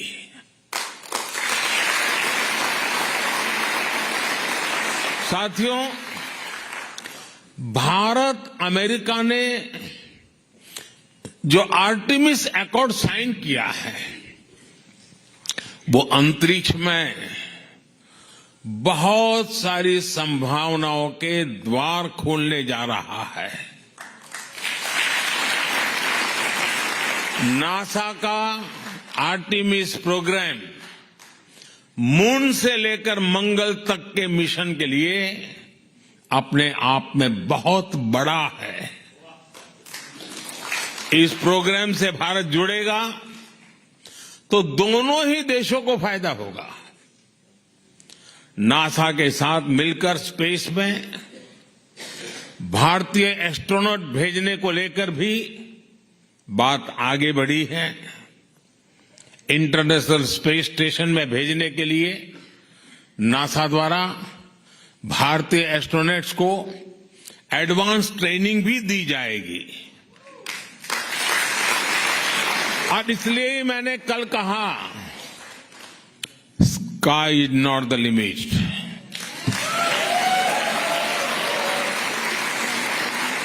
साथियों, ये सारे समझौते, ये एग्रीमेंट्स सिर्फ कुछ नीतियों को आगे बढ़ाना मात्र नहीं है, ये भारत अमेरिका के करोड़ों लोगों के भाग्य को नई ऊंचाई देने का काम हुआ है।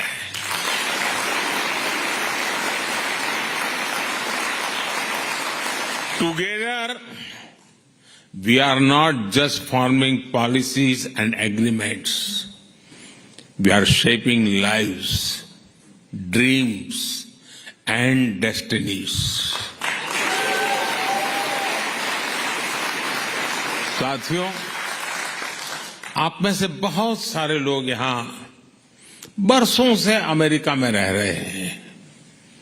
यहां आप अपने जीवन में, अपनी दिनचर्या में व्यस्त रहते हैं, लेकिन मैं ये भी जानता हूं कि आपका मन, आपका दिल भारत में भी लगा रहता है।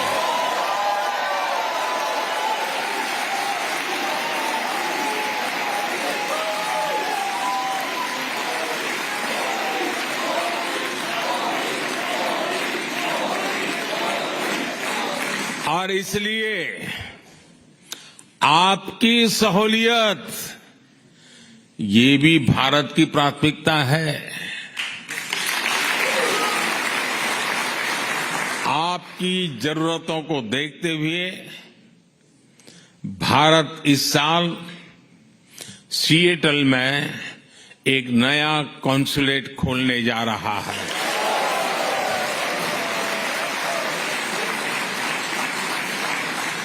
इतना ही नहीं, इसके अलावा भी अमेरिका के 2 और शहरों में भारतीय कॉन्सुलेट खोले जाएंगे।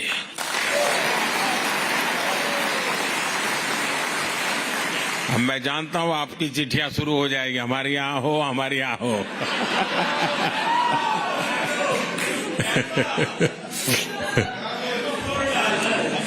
देखिए, शुरू हो गया।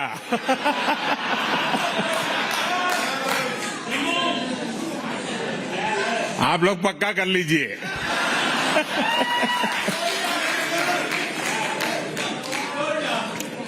और एक बात अच्छा ये भी है कि अब अहमदाबाद और बेंगलुरु में भी अमेरिका के नए कॉन्सुलेट खुलने जा रहे हैं।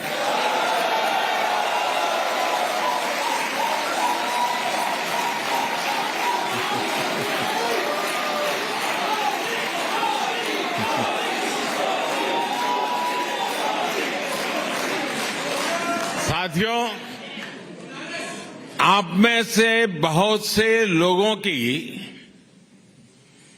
H-1B वीजा के रिन्यू को लेकर भी लंबे अरसे से एक डिमांड थी। अब ये निर्णय लिया गया है कि H-1B वीजा को रिन्यू करने के लिए आपको अमेरिका से बाहर नहीं जाना पड़ेगा।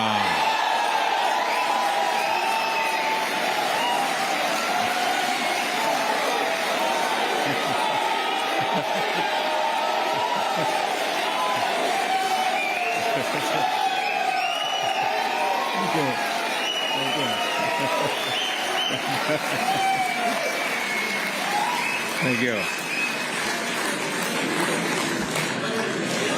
अमेरिका में रहते हुए ही अब ये वीजा रिन्यू हो जाएगा। इसके लिए इस साल एक पायलट प्रोजेक्ट शुरू किया जाएगा। इसका बहुत बड़ा फायदा हमारे आईटी प्रोफेशनल्स को भी होने वाला है। इस फैसले के जो भी अनुभव होंगे उसे देखते हुए यही व्यवस्था भविष्य में एल कैटेगरी वीजा के लिए भी हो सकती है।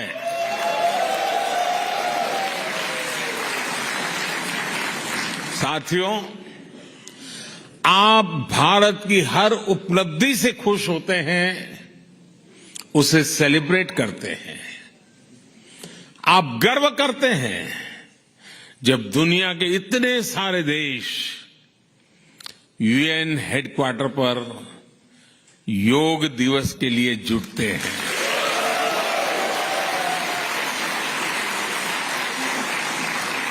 आप गर्व करते हैं जब यहां के सुपरमार्केट में मेड इन इंडिया प्रोडक्ट दिखता है।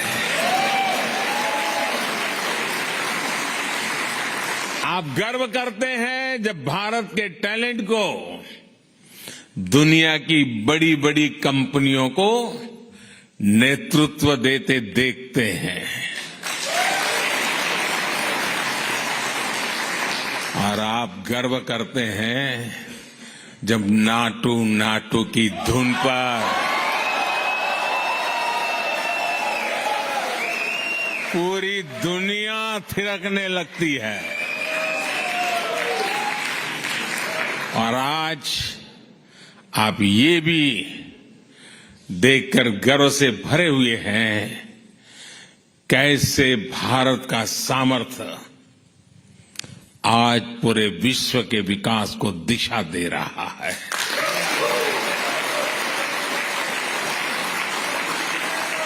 आज भारत दुनिया के उन देशों में से एक है जहां अर्थव्यवस्था इतनी तेजी से आगे बढ़ रही है। पूरी दुनिया की नजर आपके भारत पर है।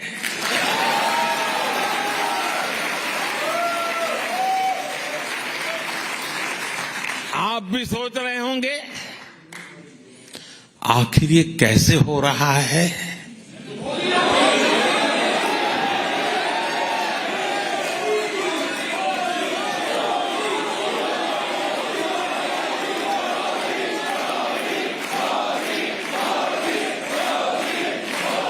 ये किसने किया है?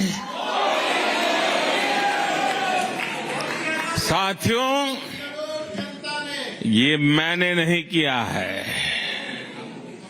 ये मोदी ने नहीं किया है, भारत में हो रही इस प्रगति का सबसे बड़ा कारण है भारत का आत्मविश्वास।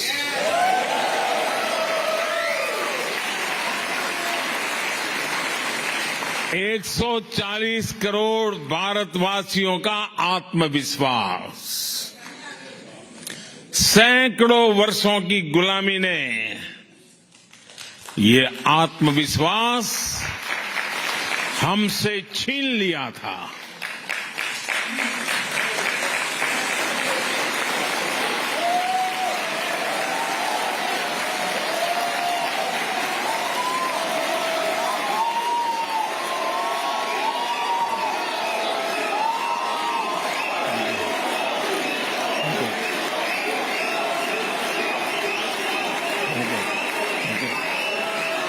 Thank you, thank you. आज जो नया भारत हमारे सामने है, उसमें वो आत्मविश्वास लौट आया है। ये वो भारत है जिसे अपना रास्ता पता है, दिशा पता है। ये वो भारत है जिसे अपने निर्णयों, अपने संकल्पों पर कोई कंफ्यूजन नहीं है।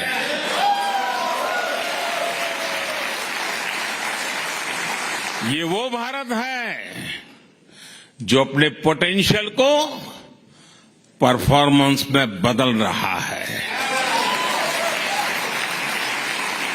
साथियों, आज नए भारत की नई ग्रोथ स्टोरी हमारे सैकड़ों टियर 2, टियर 3 शहरों में लिखी जा रही है। छोटे छोटे शहरों में संभव है कि आप भी,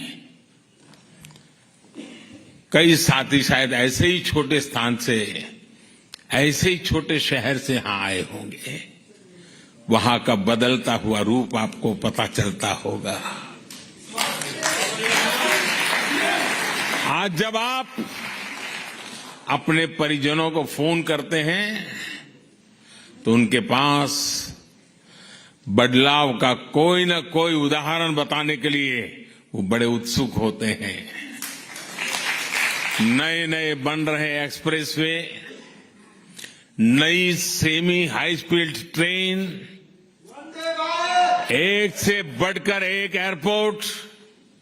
भारत आज अपने इंफ्रास्ट्रक्चर पर जितना इन्वेस्ट कर रहा है उतना पहले कभी नहीं हुआ।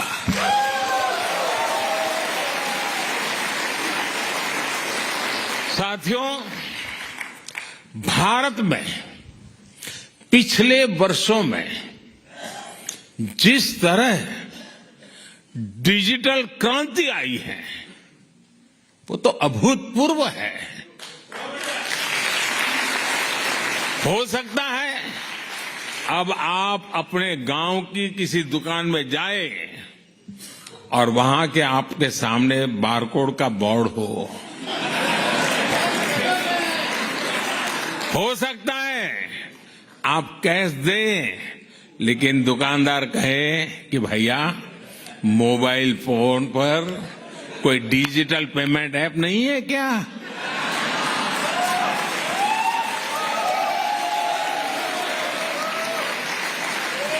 ये बदला हुआ भारत आपको हैरान कर देगा। आज भारत में कोई भी व्यक्ति कहीं से भी कभी भी 24/7 बैंकिंग कर सकता है। संडे हो या मंडे, बैंकिंग लेन देन पर इससे कोई फर्क नहीं होता। भारत में आ रहे ऐसे बदलावों को मैं इसके कितने उदाहरण आपको दे सकता हूं, समय कम पड़ जाएगा, लेकिन भारत की उपलब्धियां कम नहीं पड़ेगी। साथियों, भारत मदर ऑफ डेमोक्रेसी है।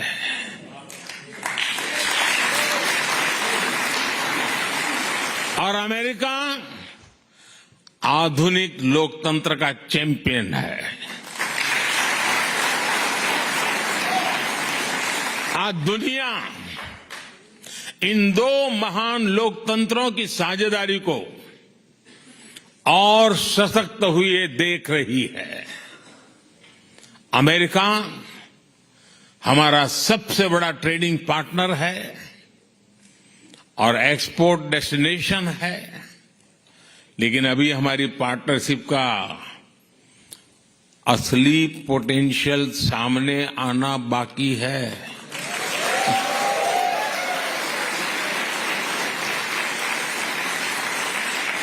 इस पोटेंशियल को आगे बढ़ाने में आप सबकी बहुत बड़ी भूमिका है। आप सभी ने यहां बहुत नाम कमाया है।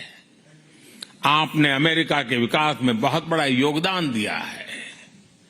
अब जब भारत ने आजादी के अमृत काल में विकसित भारत के निर्माण का संकल्प लिया है, तब आपसे अपेक्षा और अधिक बढ़ जाती है।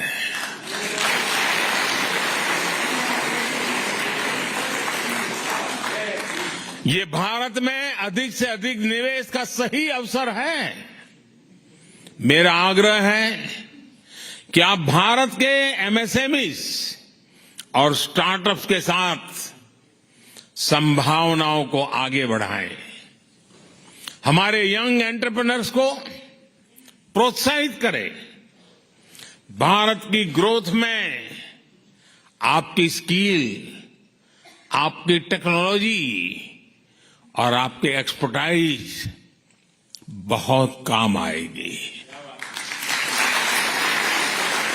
आपको पता है, भारत में एक नई आधुनिक नेशनल एजुकेशन पॉलिसी लागू की गई है। आप में से अनेक साथी अमेरिकन यूनिवर्सिटीज में महत्वपूर्ण पदों पर है। रिसर्चर्स और academicians हैं। आप अपने अल्मा मेटर्स और दूसरे भारतीय एजुकेशनल इंस्टीट्यूशन के साथ जुड़ेंगे तो उसका बहुत अच्छा प्रभाव होगा। वैसे आपके प्रयासों के बीच मैं आपको दो और बातें बताना भी चाहता हूं और जिनको सुनकर के आपको जरूर अच्छा लगेगा। पहली तो ये कि भारत में गूगल्स का एआई रिसर्च सेंटर 100 से ज्यादा भारतीय भाषाओं पर काम करेगा।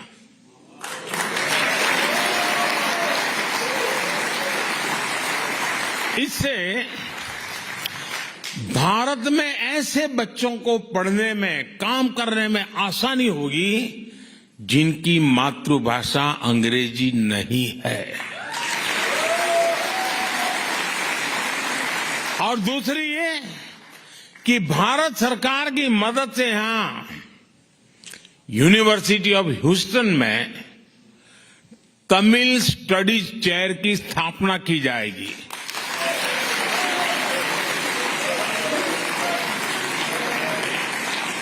इस चेयर से तमिल संस्कृति और दुनिया की सबसे प्राचीन तमिल भाषा का प्रभाव बढ़ाने में और मदद मिलेगी। और मेरी आप सबसे रिक्वेस्ट है, जब कभी भाषा की चर्चा निकले तो सीना तान करके दुनिया को कहना कि दुनिया की, मानव जात की सबसे पुरानी भाषा तमिल भाषा है और वो हमारी भाषा है।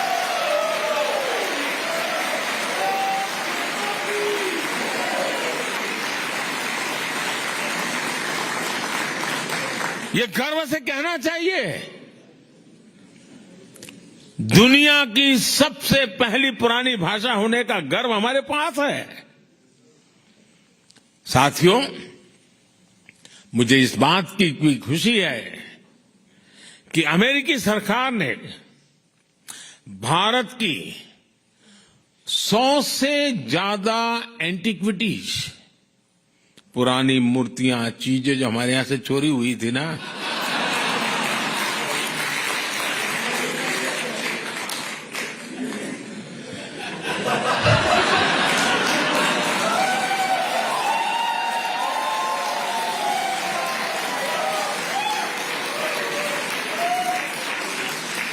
से अधिक उसे लौटाने का फैसला लिया है।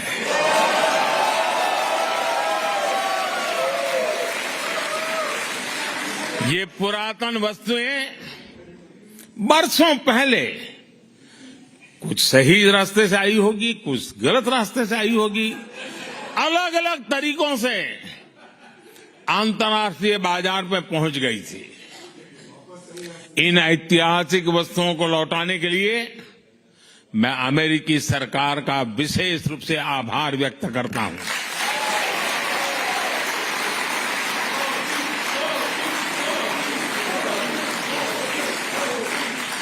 किसी दूसरे देश की भावनाओं का सम्मान,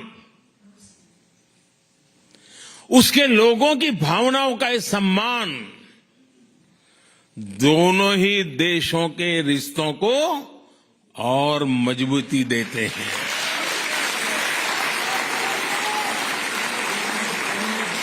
मैं जब पिछली बार अमेरिका आया था, तब भी भारत को बहुत सी पुरानी ऐतिहासिक वस्तुएं लौटाई गई थी। और आजकल दुनिया में मैं जहां भी जाता हूं ना, तो उनको लगता है ये सही व्यक्ति है।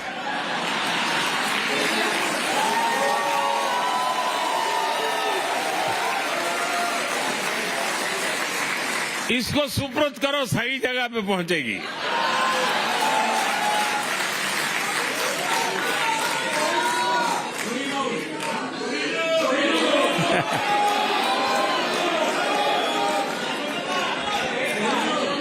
ये दिखाता है कि भारत अमेरिका के बीच रिश्ता सिर्फ व्यापारिक ही नहीं, बल्कि भावनात्मक रूप से भी मजबूत हो रहा है। साथियों, भारत और अमेरिका की पार्टनरशिप 21वीं सदी की दुनिया को फिर से बेहतर बनाने के लिए है। इस पार्टनरशिप में आप सभी की भूमिका बहुत बड़ी है और मुझे पूरा विश्वास है कि इस भूमिका को निभाने में आप कोई कोर कसर नहीं छोड़ेंगे।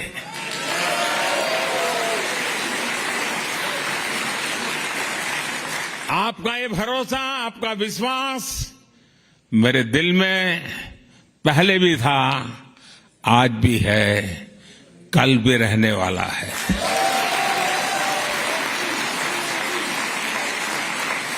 आप सब दूर दूर से आए, आप सबको मिलने का मुझे अवसर मिला और यहीं से सीधा एयरपोर्ट जा रहा हूं। तो जैसा भोजन के बाद आखिर में मीठी डिश होती है, ऐसी स्वीट डिश को खा करके मैं निकल रहा हूं।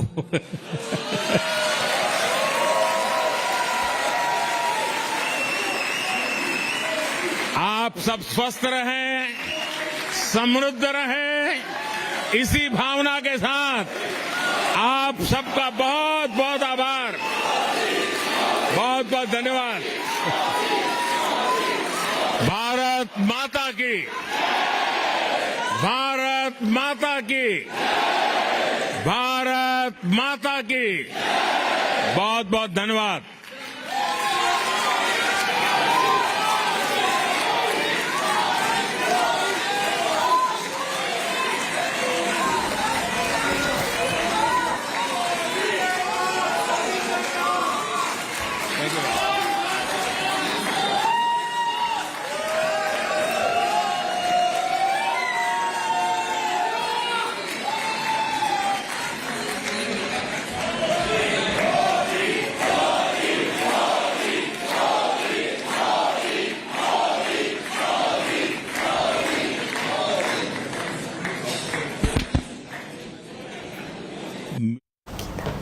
All right, that was Prime Minister Modi's yet another spirited speech as he addresses the Indian diaspora in every way, crediting them for the kind of efforts they've put to build the country and of course the love and affection that they have for their home country. He thanks them for so much, while also listing out the kind of potential that India has, what India has done so far, on just how the kind of progress that India has seen over the years, specifically addressing the visa issue. He spoke about the H1B2 visa. H1B visa, the skilled workers visa, they do not have to anymore leave America to renew it. They can do it while staying in America itself. That's a huge move that would benefit a whole load of the population. Nearly 3 lakh H1B holders usually go from India every year. So that's a huge population there. Apart from that, he spoke about the consulates, a number of them that will be opened up, one in Bengaluru and Ahmedabad. That's also what he addressed. Speaking of the relations between India and the United States to improve significantly. He's spoken about the kind of ties between the two nations and Indian culture and ethos, the people of the Indian diaspora, taking that globally. He has credited them for building India's image outside of the country. So a mutual admiration that it was. The Indian diaspora, of course, crazy affection that they have shown for Prime Minister Modi, with cheers and chants for him, and the Prime Minister fittingly giving that affection back, returning the same love in the sense of praising them for all that they've done to achieve their American dream. That's Prime Minister Modi's last address and final one, as he now takes off to Egypt, where he's going to be meeting with the head of state in Egypt and touring. He will be visiting a mosque that's been refurbished by the Bora community from Gujarat. So a lot on the agenda still. But Prime Minister Modi's energy levels top notch. One really must notice how for the last 4 days, there really nothing like a jet lag that's hit him at all. Despite the 12-hour time difference from India to the United States, Modi has been super energetic, enthusiastic, spirited in every talk and meeting that he's carried for the last 4 days. Geeta Mohan joining us live right there at the Ronald Reagan Center. Geeta, tell us more. Prime Minister Modi, yet another spirited talk. Well, you know, it's just hard for me to fathom the kind of energy that he has. We've been pulling off an all-nighter, been live the whole through the night, and that energy levels are dipping. But that man, he just manages to, surprise us every time. The kind of energy he has while addressing the crowds as well. He said that says that he's catching a flight now, and this was really the best goodbye he could have possibly got. Right. Well, that's right. Like we were saying, Nabila, he saves the best for last. And that's what he said when he said that after a meal, one has a dessert. And this event was dessert for him. So that's the Indian community over here. It's very interesting, Nabila. They were not inside the auditorium, but every time he said something very significant, they all got up and were chanting Modi, Modi, and were saying Modi hai to mumkin hai. Modi magic? Yes, ma'am. Modi magic. Absolutely. You can see it, what he had done. Okay, and what do you make of his speech? He made some very important points. There are a few points that is very important, belongs to us too, and we are happy because of that points. He spoke about visas, and that certainly hit home. Visas, the immigration policy, the fact that they can get the visa stamped here and don't have to travel back. A lot of important policy decisions that he actually spoke about. You know what? I waited 8 years to go back home because of the same stamping issues. This is a big thing. I don't have issues now, but then, that's a big thing for us to know that our people, down there who are following the H1B pattern are going to be, stamping here, you know. Absolutely. That certainly is a huge thing. Not many people would understand who do not deal with or have not had to travel to India, to America or work in America, or 8 years just to get their green card processed, or the visa stamped if you're working over here with the work permits. So significant statement, significant development when it comes to the working working community, the people who are working over here, Indians who come to work over here. Huge development. But I see some excited faces, the younger ones. How did you like Prime Minister's speech? It was very good. The exact name of the app in the App Store is the Narendra Modi. What about you? A lot of important statements about India, about America, and about people who are working over here. Yeah, so the best thing we heard was the consulate in Ahmedabad. That's where we are from. All right. And the new consulate opening in Seattle. So it will help a lot of people. Plus the changes in the H-1B rules, that is a big welcome for the Indian community. A change in H-1B rules, see, these are things that hit home for them. These are significant announcements that he's made, but not just H-1B visa. Increasing number of consulates in India and in America will certainly help them, because right now they actually have to travel to the city where a consulate or the embassy really is to get their interviews done. Nothing happens without that in-person interview, and that will change for many who will now be able to do it in Seattle, and for Indians who can now do it in Ahmedabad. So for a Gujarati or somebody hailing from Gujarat, it's a huge development. I'm from Gujarat. Okay. I would like to add one more point regarding AI, artificial intelligence. Modi has given us a very different definition of AI, American, Indian, right? In context of that, I would like to add one more symbol or slogan. Shastri ji had given Jai Jawan, Jai Kisan. Modi ji has given Jai Vigyan. Aaj ka zamana hai. After AI definition, I would like to add one more slogan, Jai Sangyan. Okay. Jai Sangyan is it's a time of knowledge. Okay. We have to spread the knowledge, and thank you. Time to spread knowledge, but Prime Minister Narendra Modi is okay. We'll just come to a few more people over here. What did you make of the speech? I mean, he's doing everything for our country, good and well. I mean, he's the best Prime Minister. Okay. And that's what I can say. I mean, a lot of them have moved. Sir? Yes. What you say? What did you make of Prime Minister's speech?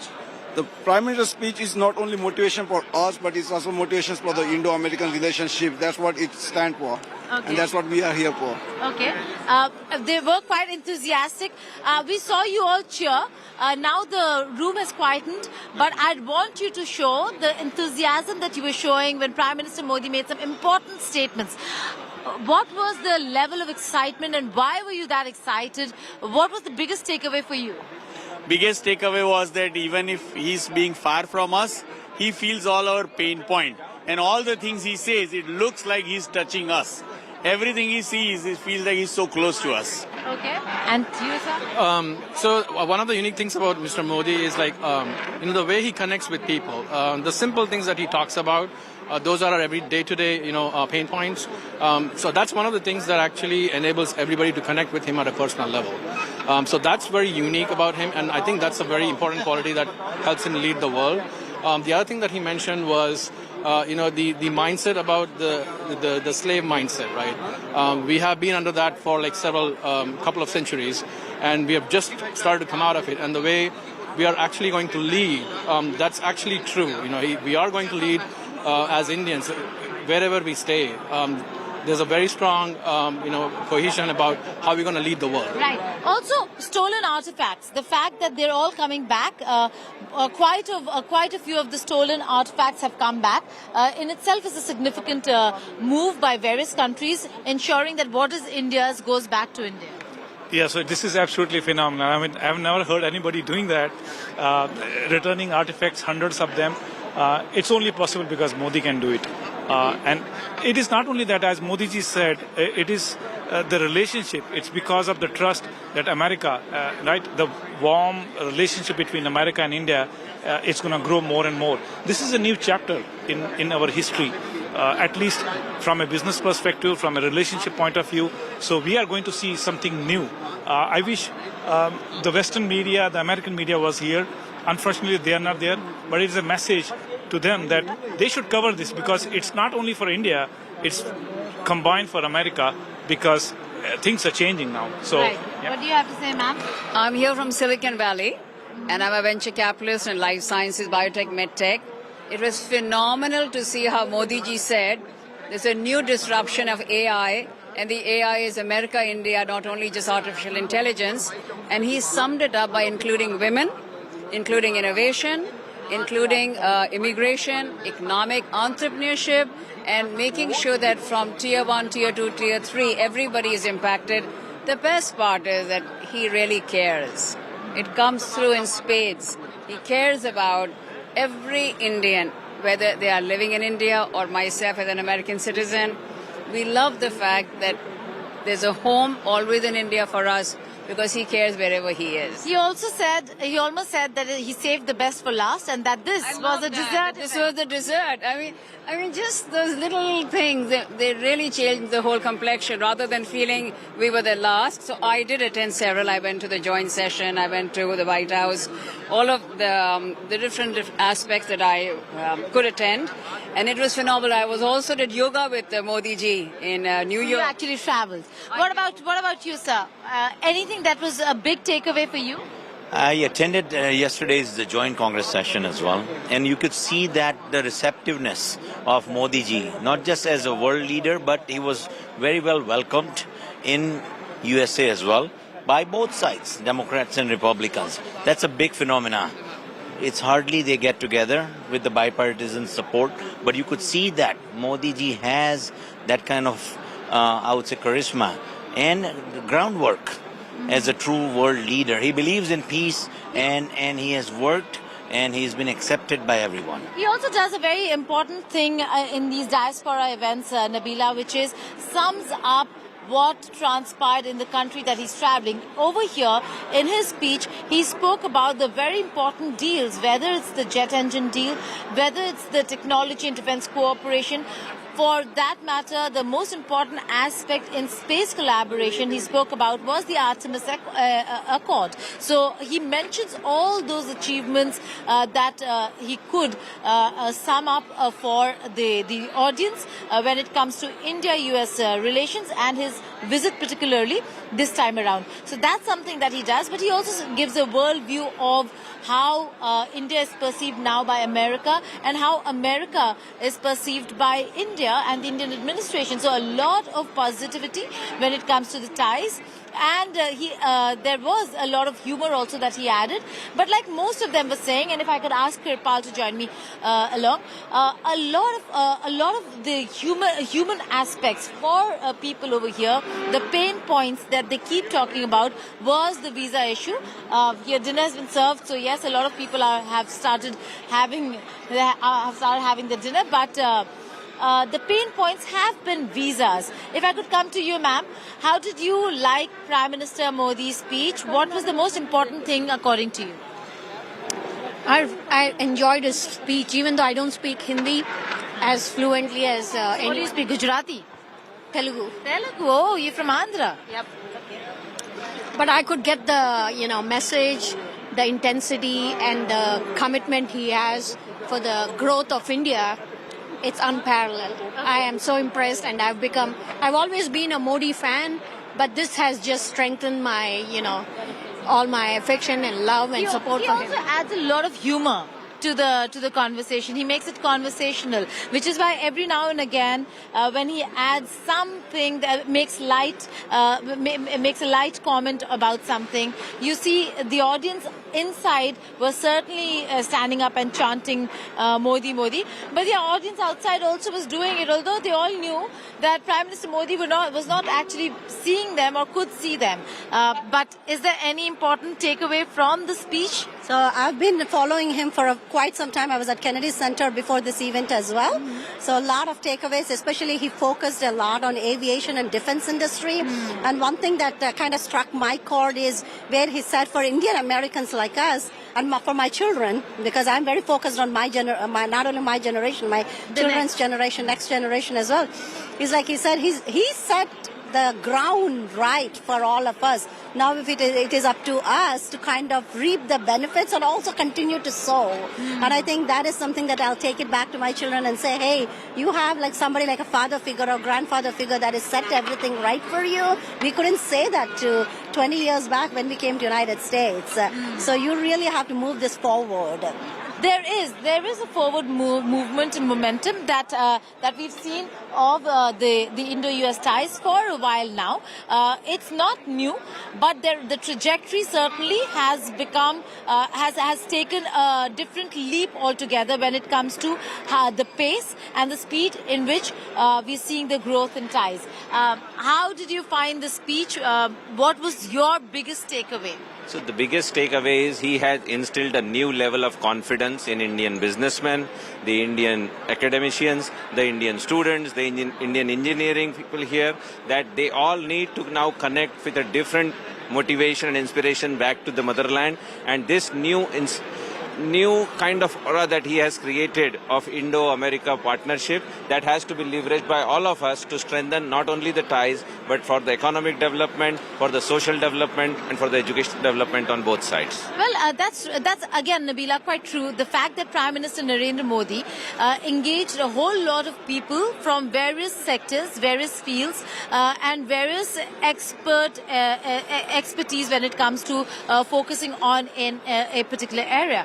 He met with academicians, he met with scientists, Nobel laureates, astrophysicists in New York. Over here with business honchos, business tycoons. The business roundtable that he had included Indian businessmen like Mukesh Ambani.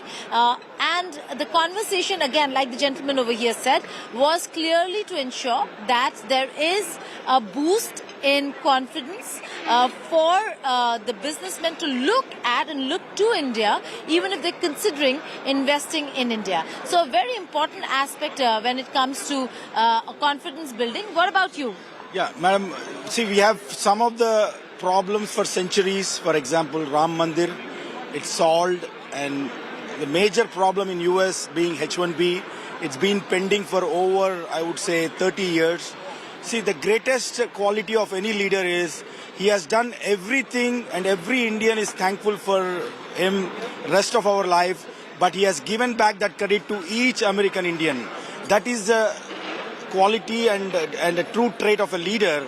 When it is a successful venture, he has given back that credit to all Indians, all 1.4 billion Indians and all 4 million Indians. And when something is going wrong or bad, he takes the responsibility. That was the theme over here. The overriding theme over here was the contribution of Indian Americans in building America and the American society. While they talk about shared values, both the countries, the leaders, and shared culture, the values and culture have been very, very different. But because of the growing Indian community's presence in America, there is a shared aspect of how Indian culture and Indian values have become a part of the American society as well. So a lot of people over here who got up to hail Prime Minister Modi. What was your biggest takeaway from the speech? Well, it's a new era for the relationship between India and the United States now, right? So we've had prime ministers come and go, but what Modi ji has done in the last 9 years, it's a strategic partnership. It's a completely different type of relationship where U.S. respects India as an equal partner and wants to collaborate, wants to partner with the two largest democracies. It's a big shift in U.S. thinking about India as well. So, Prime Minister Narendra Modi has given also a world view, broadened it, zoomed out, and spoke about how India on the global map now looks different, and how countries view it also is very different. From this very stage, he said goodbye, and he left for Egypt. It's not like he's going home directly. There is another very important visit, and that is to Egypt. That also will carry a lot of weight and importance. India engaging North Africa, the Muslim world, and ensuring that Egypt, also inviting Egypt as a special guest at the G20, ensuring that Egypt, which is a very important country in that region, also is engaged with. President Sisi was the chief guest at the Republic Day function, and now we will be seeing the second leg of the two-nation tour of Prime Minister Narendra Modi. But coming back to America and the major deliverables over here, looking at people, looking at how the entire visit has been viewed, it is indeed historic. A state visit, a very important visit at that when it comes to India and America. This is in the last year of Prime Minister Narendra Modi's second tenure and the last year of President Biden's first tenure. Both will be looking at elections, and they're all prepared. Looking at their own constituency, they would have wanted a successful visit of Prime Minister Modi, and it really happened because this was a visit that had a lot of deliverables, especially in the defense cooperation sector. The thrust was not just technology sharing and the fact that there's going to be complete trust when it comes to technology transfer. It's also about how India has pushed for and asked America to ensure that if they're buying from India or if they're selling to India, then when they're manufacturing, they should source from India. If they're manufacturing out of America and they're looking to sell stuff to India, then they should look at manufacturing in India. And that joint cooperation comes about with the GE F414 jet engine deal with HAL. So the B2B, B2Gs continue, but the G2G level has certainly gone really up when it comes to not just the deals, not just the strategic and the economic aspect, but also the personal aspect.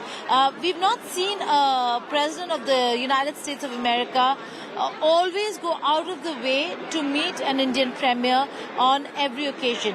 In the past few occasions, outside of the state visit, where President Biden did go out of the way with a private dinner, the Indian community in throngs on the south lawns of White House, not like it has not happened in the past. During Manmohan Singh's time also, there was an Indian community event, but certainly not in the scale, the mass and scale of the event was unmatched. And of course, then the finer touches. First Lady looking into what the spread is going to be, taking into account the fact that International Military Year was announced by India, that was part of the menu. The performances at White House included Indian American students from Pennsylvania University. They call themselves Pen Masala, taking from Pan Masala. So those were nuances in terms of personal ties, and that really reflects and translates into how people over here react. Let's go across. Before I toss back, let's go across. Just before you leave, I know you're almost done and you're calling it a night. Come on.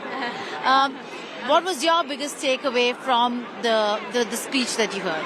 No, it was very inspirational. I think this is kind of a pivotal moment for U.S.-India relations, and being an Indian American, it makes us very proud, just to see the two countries coming together and India coming so forward. I think India has a potential to be a superpower, just like the U.S. or any other country.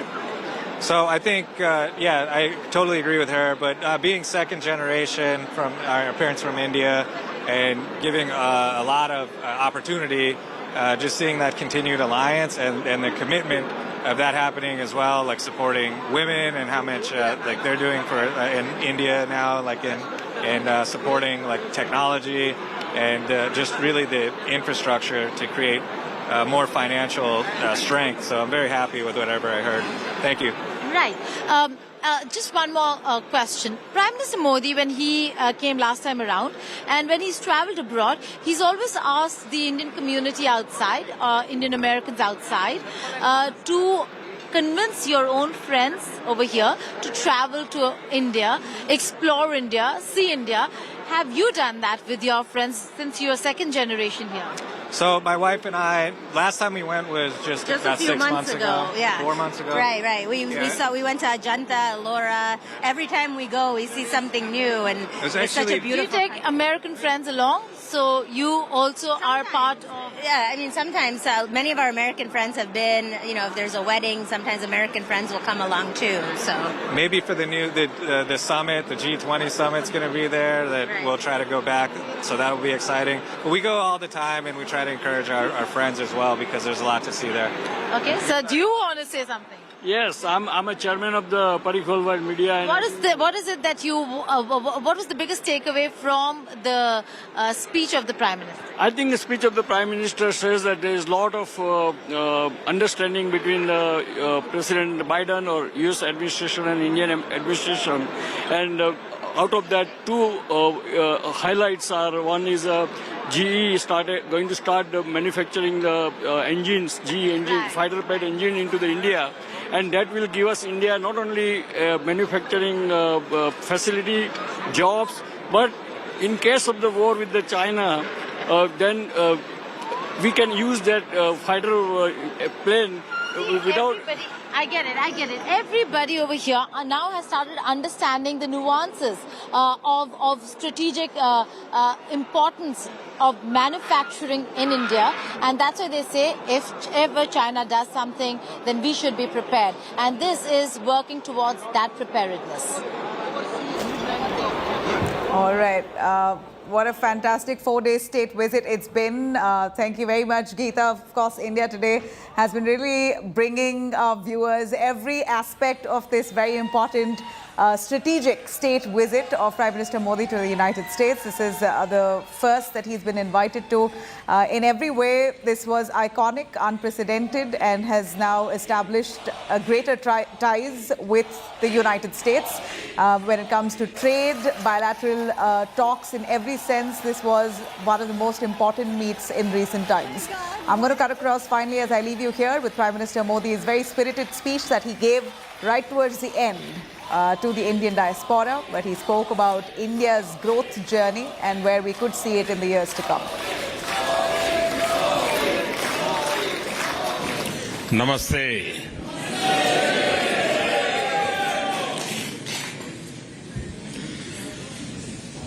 आप लोगों ने इस hall में एक प्रकार से भारत का full map बना दिया है।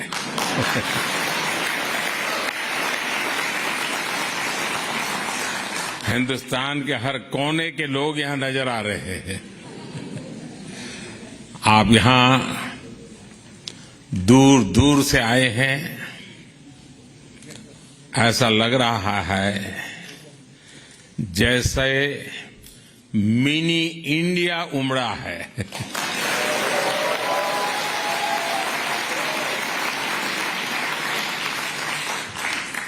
अमेरिका में एक भारत श्रेष्ठ भारत की इतनी सुंदर तस्वीर दिखाने के लिए मैं आप सबको हृदय से बहुत बहुत बधाई देता हूं, अभिनंदन करता हूं। साथियों, यहां अमेरिका में मुझे जितना प्यार, जितना स्नेह मिल रहा है वो वाकई अद्भुत है।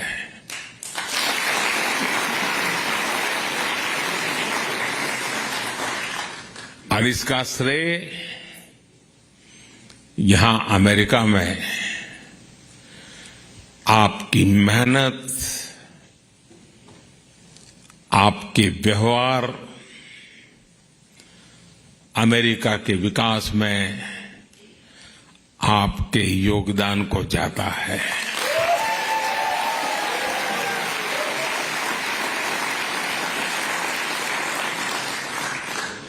मैं अमेरिका में रहने वाली मां भारती की हर संतान का अभिनंदन करता हूं। मैं प्रेसिडेंट बाइडेन का भी आभारी हूं। बीते 3 दिनों में लगातार हम साथ रहे। बहुत सारे विषयों पर हमारी खुल करके बातचीत हुई और मैं अनुभव से कहता हूं, वे एक सुलझे हुए अनुभवी नेता है।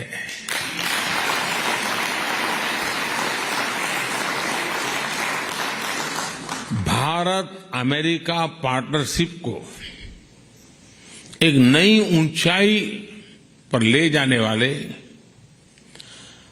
व्यक्तिगत रूप से उनका बहुत प्रयास रहा है और मैं सार्वजनिक रूप से उनके इस प्रयासों की सराहना करता हूं।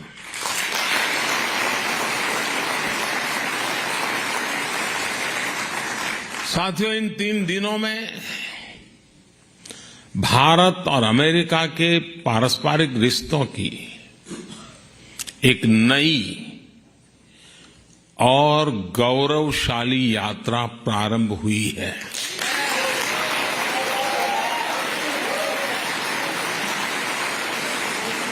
ये नई यात्रा ग्लोबल स्ट्रेटेजिक इश्यूज पर हमारे कन्वर्जेंस की है। ये नई यात्रा make in India, make for the world, उसको लेकर हमारे कोऑपरेशन की है। टेक्नोलॉजी ट्रांसफर और मैन्युफैक्चरिंग में हमारा आपसी सहयोग हो या फिर इंडस्ट्रियल सप्लाई चेन में बढ़ता तालमेल, दोनों देश एक बेहतर भविष्य की ओर मजबूत कदम उठा रहे हैं।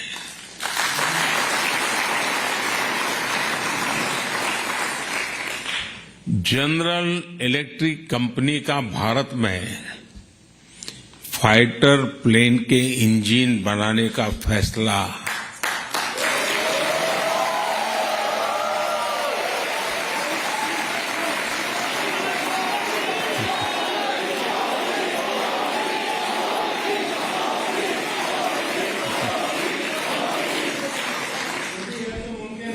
भारत के डिफेंस सेक्टर के लिए ये मील का पत्थर साबित होगा।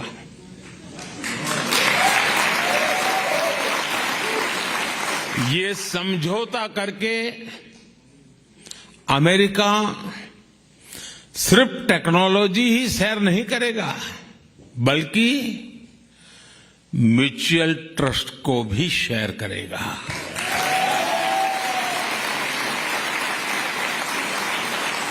डिफेंस इंडस्ट्रियल कोऑपरेशन रोडमैप से दोनों देशों के बीच पार्टनरशिप और गहरी होने वाली है। मैं इस यात्रा के दौरान माइक्रॉन, गूगल, एप्लाइड मटेरियल जैसी दिग्गज कंपनियों ने भी भारत में बड़े इन्वेस्टमेंट की घोषणा की है।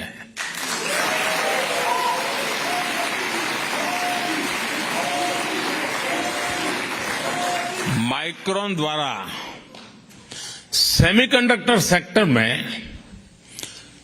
$2.5 बिलियन का इन्वेस्टमेंट भारत को वर्ल्ड सेमीकंडक्टर चेन से जोड़ने वाला है।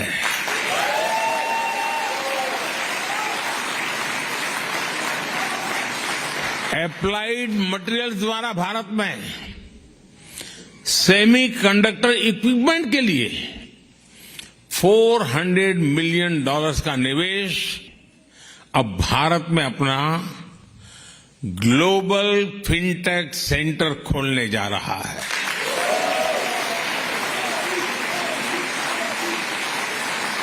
बोइंग ने भी भारत में $100 मिलियन के निवेश का ऐलान किया है।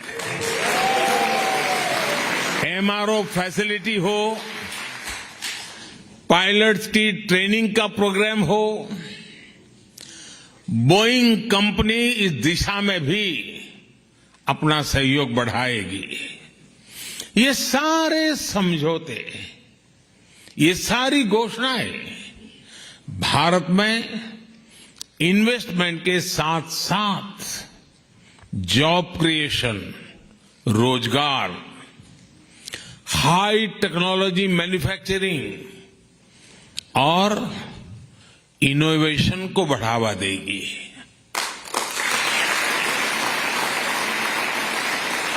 साथियों, भारत अमेरिका ने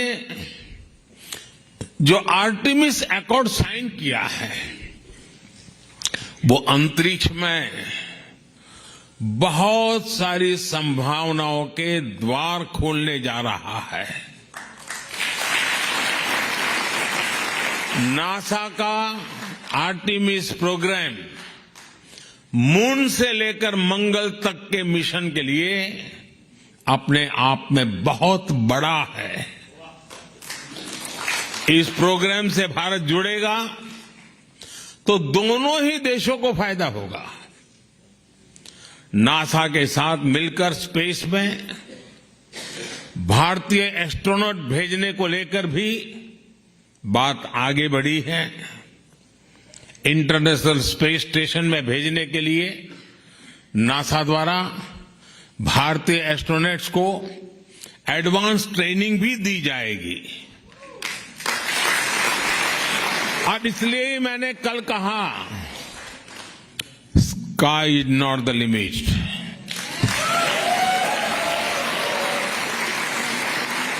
साथियों, ये सारे समझौते, ये एग्रीमेंट्स सिर्फ कुछ नीतियों को आगे बढ़ाना मात्र नहीं है। ये भारत अमेरिका के करोड़ों लोगों के भाग्य को नई ऊंचाई देने का काम हुआ है।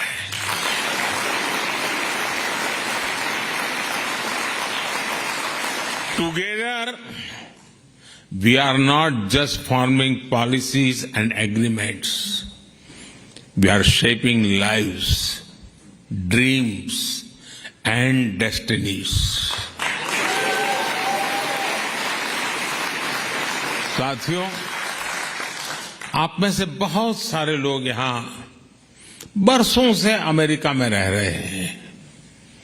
यहां आप अपने जीवन में, अपनी दिनचर्या में व्यस्त रहते हैं, लेकिन मैं ये भी जानता हूं कि आपका मन, आपका दिल भारत में भी लगा रहता है।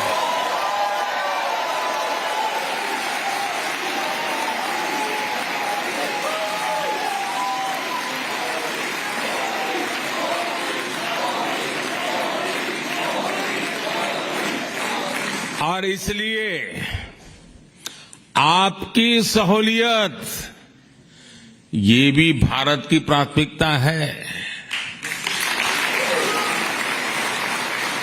आपकी जरूरतों को देखते हुए भारत इस साल सिएटल में एक नया कॉन्सुलेट खोलने जा रहा है।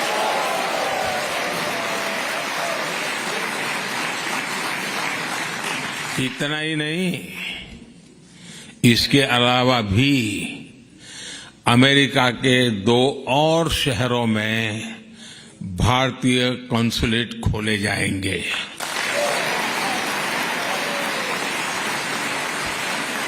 मैं जानता हूं आपकी चिट्ठियां शुरू हो जाएगी, हमारे यहां हो, हमारे यहां हो।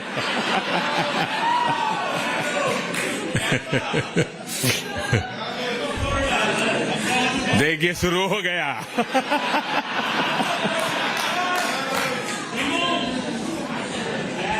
आप लोग पक्का कर लीजिए।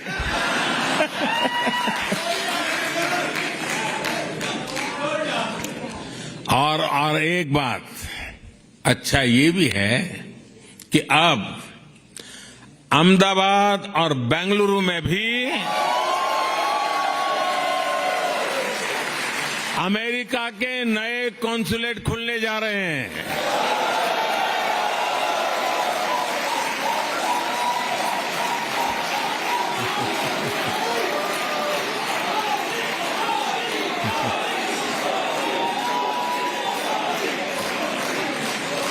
साथियों, आप में से बहुत से लोगों की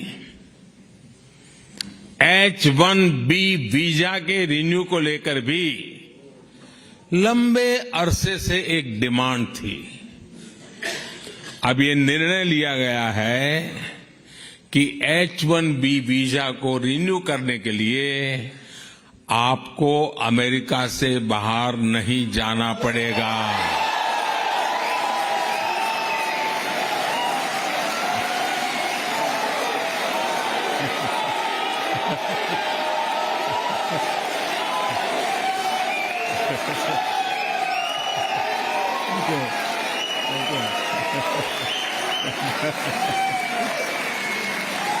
Thank you. अमेरिका में रहते हुए ही अब ये वीजा रिन्यू हो जाएगा। इसके लिए इस साल एक पायलट प्रोजेक्ट शुरू किया जाएगा। इसका बहुत बड़ा फायदा हमारे आईटी प्रोफेशनल्स को भी होने वाला है। इस फैसले के जो भी अनुभव होंगे उसे देखते हुए यही व्यवस्था भविष्य में एल कैटेगरी वीजा के लिए भी हो सकती है।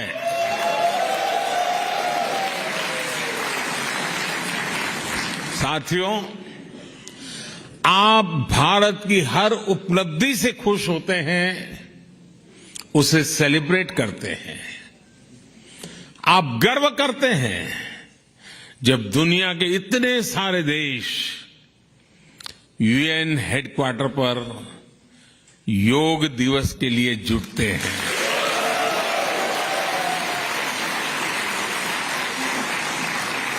आप गर्व करते हैं जब यहां के सुपरमार्केट्स में मेड इन इंडिया प्रोडक्ट दिखता है।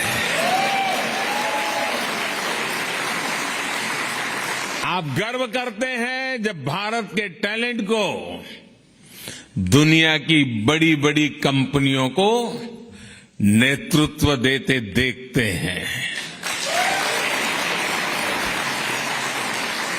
और आप गर्व करते हैं जब नाटू नाटू की धुन पर पूरी दुनिया थिरकने लगती है। और आज आप ये भी देखकर गर्व से भरे हुए हैं कैसे भारत का सामर्थ्य आज पूरे विश्व के विकास को दिशा दे रहा है।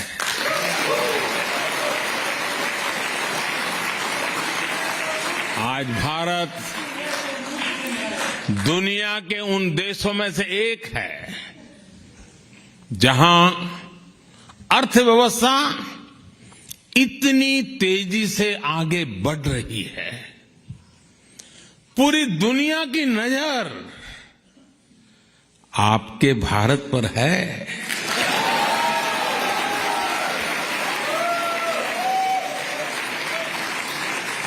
आप भी सोच रहे होंगे आखिर ये कैसे हो रहा है।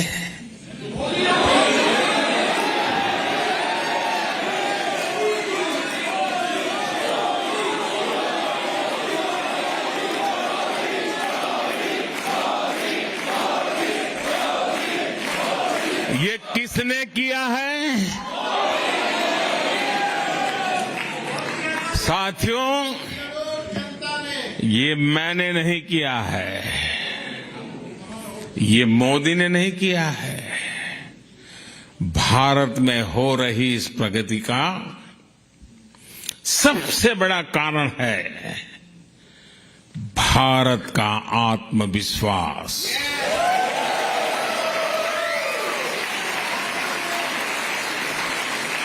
140 करोड़ भारतवासियों का आत्मविश्वास, सैकड़ों वर्षों की गुलामी ने ये आत्मविश्वास हमसे छीन लिया था।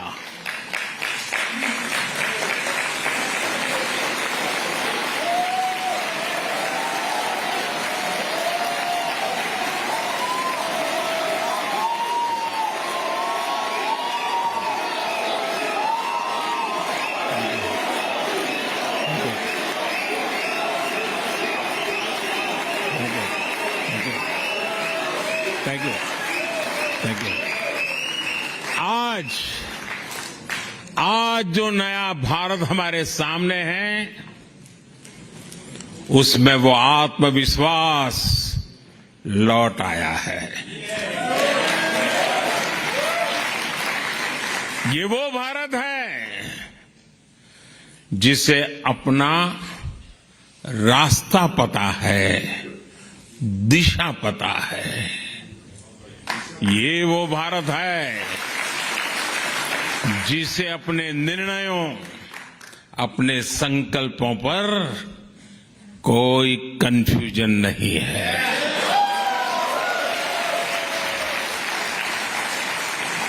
ये वो भारत है जो अपने पोटेंशियल को परफॉर्मेंस में बदल रहा है। साथियों, आज नए भारत की नई ग्रोथ स्टोरी हमारे सैकड़ों टियर 2, टियर 3 शहरों में लिखी जा रही है। छोटे छोटे शहरों में संभव है कि आप भी, कई साथी शायद ऐसे ही छोटे स्थान से, ऐसे ही छोटे शहर से यहां आए होंगे। वहां का बदलता हुआ रूप आपको पता चलता होगा। आज जब आप अपने परिजनों को फोन करते हैं तो उनके पास बदलाव का कोई न कोई उदाहरण बताने के लिए वो बड़े उत्सुक होते हैं। नए नए बन रहे एक्सप्रेसवे, नई सेमी हाई स्पीड ट्रेन, एक से बढ़कर एक एयरपोर्ट।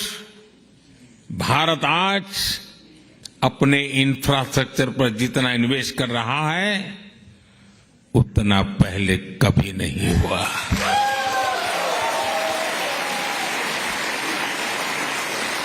साथियों, भारत में पिछले वर्षों में जिस तरह डिजिटल क्रांति आई है वो तो अभूतपूर्व है। हो सकता है अब आप अपने गांव की किसी दुकान में जाए और वहां के आपके सामने बारकोड का बोर्ड हो सकता है आप कैश दें, लेकिन दुकानदार कहे कि भैया मोबाइल फोन पर कोई डिजिटल पेमेंट ऐप नहीं है क्या?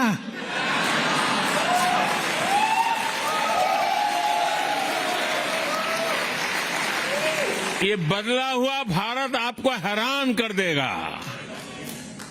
आज भारत में कोई भी व्यक्ति कहीं से भी कभी भी 24/7 बैंकिंग कर सकता है।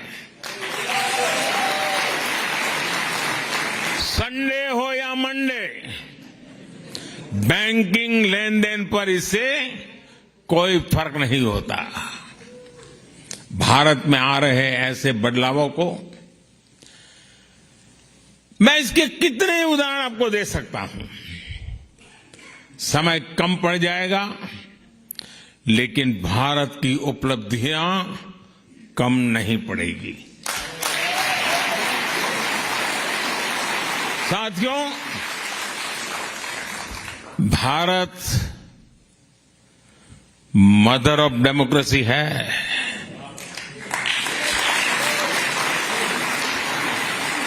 और अमेरिका आधुनिक लोकतंत्र का चैंपियन है।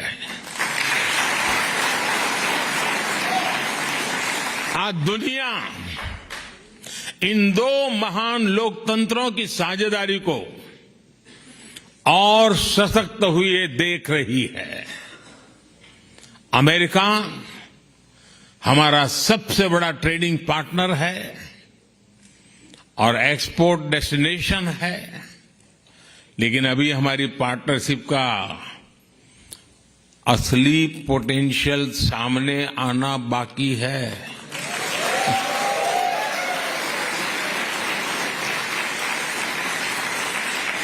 इस पोटेंशियल को आगे बढ़ाने में आप सबकी बहुत बड़ी भूमिका है। आप सभी ने यहां बहुत नाम कमाया है। आपने अमेरिका के विकास में बहुत बड़ा योगदान दिया है। अब जब भारत ने आजादी के अमृत काल में विकसित भारत के निर्माण का संकल्प लिया है, तब आपसे अपेक्षा और अधिक बढ़ जाती है।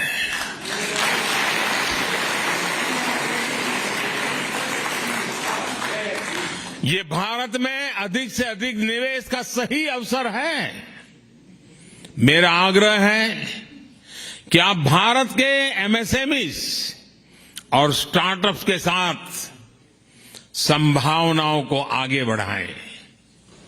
हमारे यंग एंटरप्रेन्योर्स को प्रोत्साहित करें।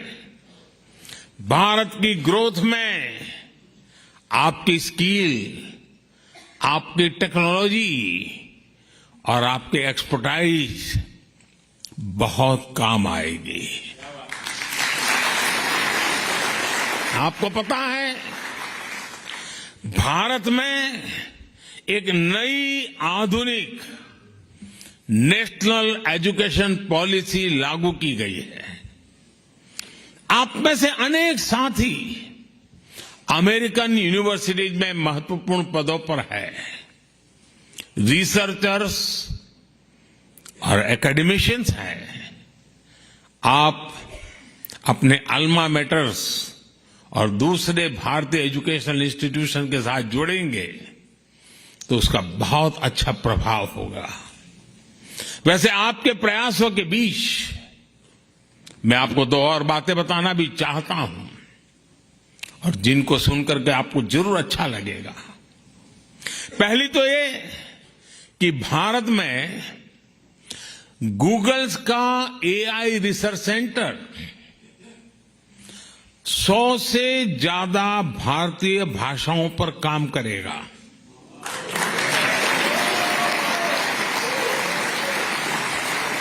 इससे भारत में ऐसे बच्चों को पढ़ने में, काम करने में आसानी होगी जिनकी मातृभाषा अंग्रेजी नहीं है। और दूसरी ये कि भारत सरकार की मदद से यहां यूनिवर्सिटी ऑफ ह्यूस्टन में तमिल स्टडीज चेयर की स्थापना की जाएगी।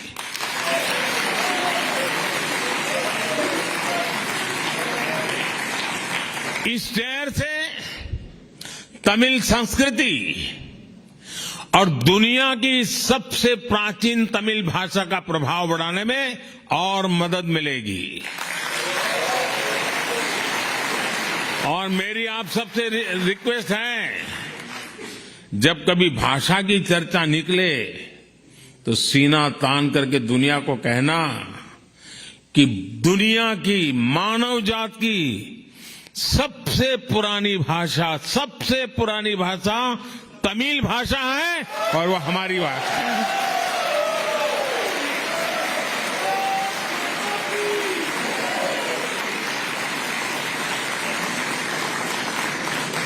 ये गर्व से कहना चाहिए,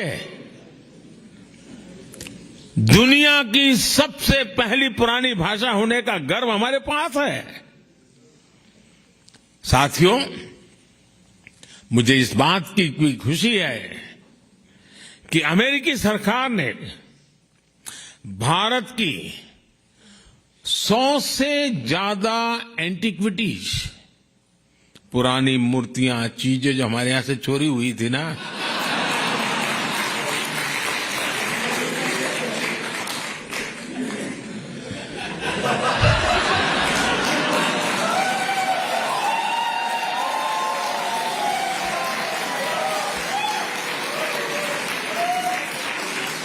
सौ से अधिक उसे लौटाने का फैसला लिया है।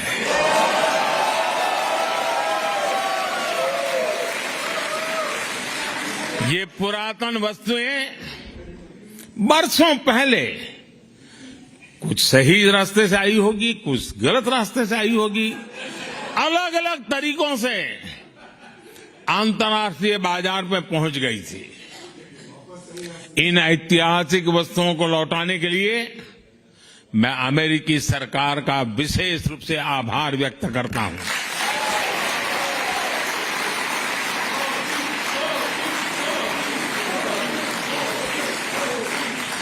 किसी दूसरे देश की भावनाओं का सम्मान, उसके लोगों की भावनाओं का सम्मान दोनों ही देशों के रिश्तों को और मजबूती देते हैं।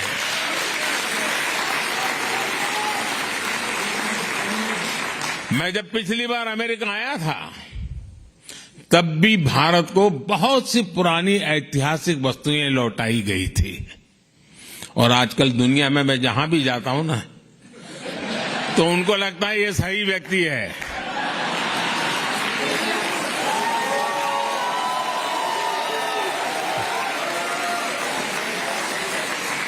इसको सुपुर्द करो, सही जगह पे पहुंचेगी।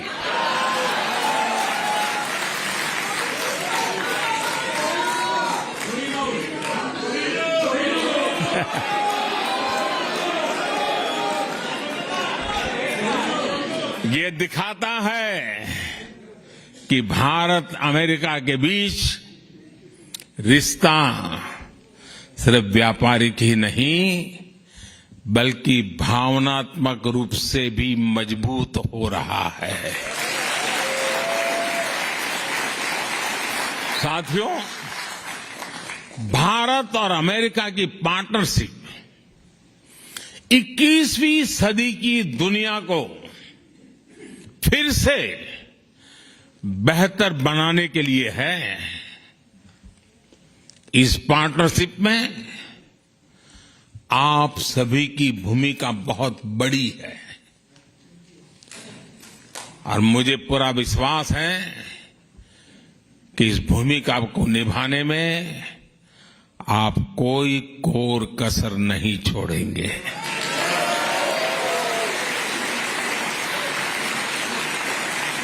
आपका ये भरोसा, आपका विश्वास मेरे दिल में पहले भी था, आज भी है, कल भी रहने वाला है।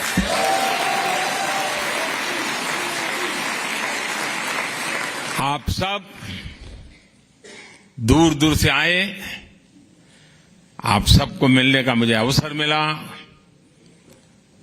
और यहीं से सीधा एयरपोर्ट जा रहा हूं। तो जैसा भोजन के बाद आखिर में मीठी डिश होती है, ऐसी स्वीट डिश को खा करके मैं निकल रहा हूं।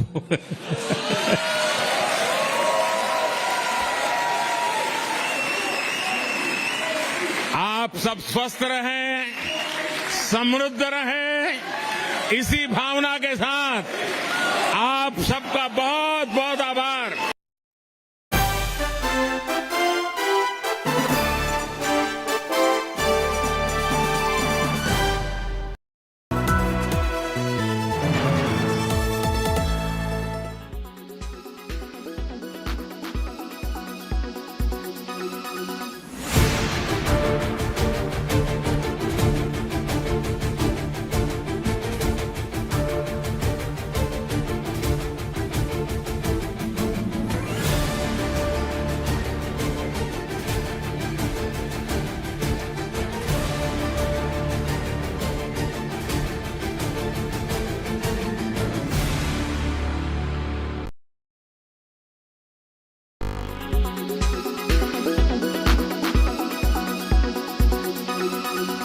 Make your media plan smarter with India Today Live TV on your connected devices. Amplify your brand with 100 million smart internet viewers. To advertise, mail us at sales@aajtak.com.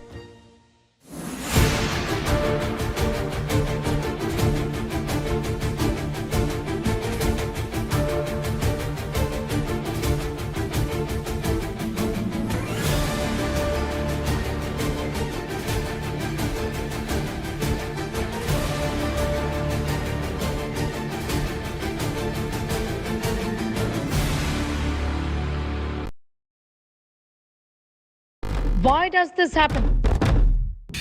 Let me tell you the science behind it.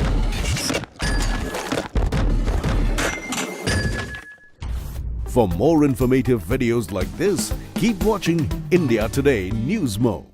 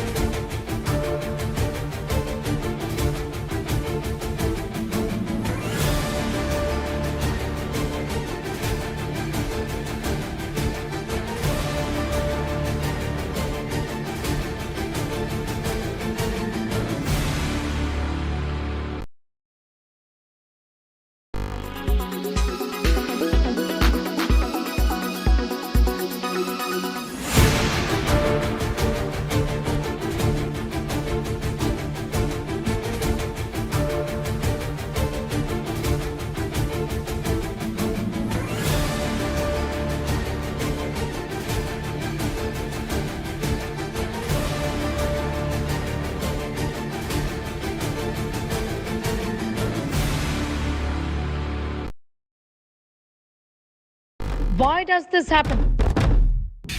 Let me tell you the science behind it.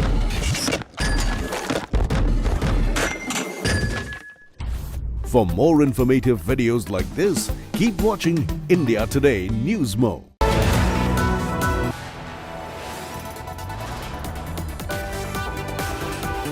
You are watching India Today.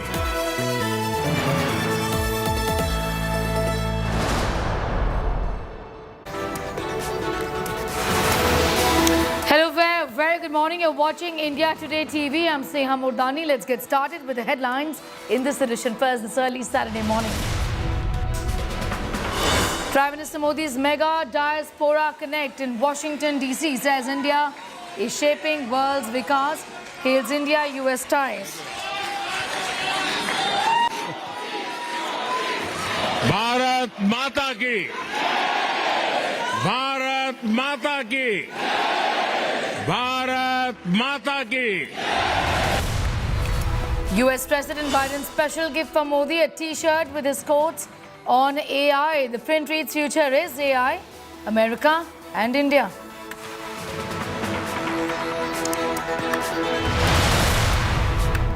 U.S. Vice President Kamala Harris, State Secretary Antony Blinken host state luncheon for Prime Minister Modi. This after Biden's hosted a dinner for the Prime Minister.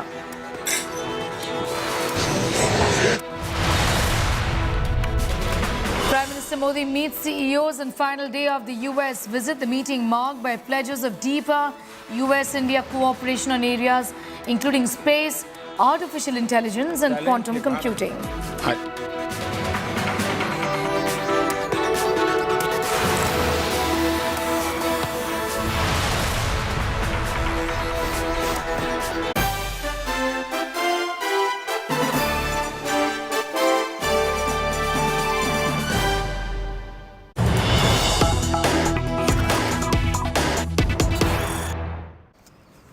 We have some news just coming in this morning. After action-packed visit to the U.S., the Prime Minister is now leaving for Egypt. He's going to Cairo. The Prime Minister is all set to visit the 11th century Al-Hakim Mosque here during his two-day visit to Egypt. Beginning on Saturday, the Prime Minister's visit to the mosque is scheduled as the first event of the last day of his two-day program in Egypt's sprawling capital of Cairo. The Prime Minister will spend nearly half an hour at the Al-Hakim Mosque, a historic and prominent mosque in Cairo, named after Al-Hakim al-Bi Amra Allah, the 16th Fatimid Caliph.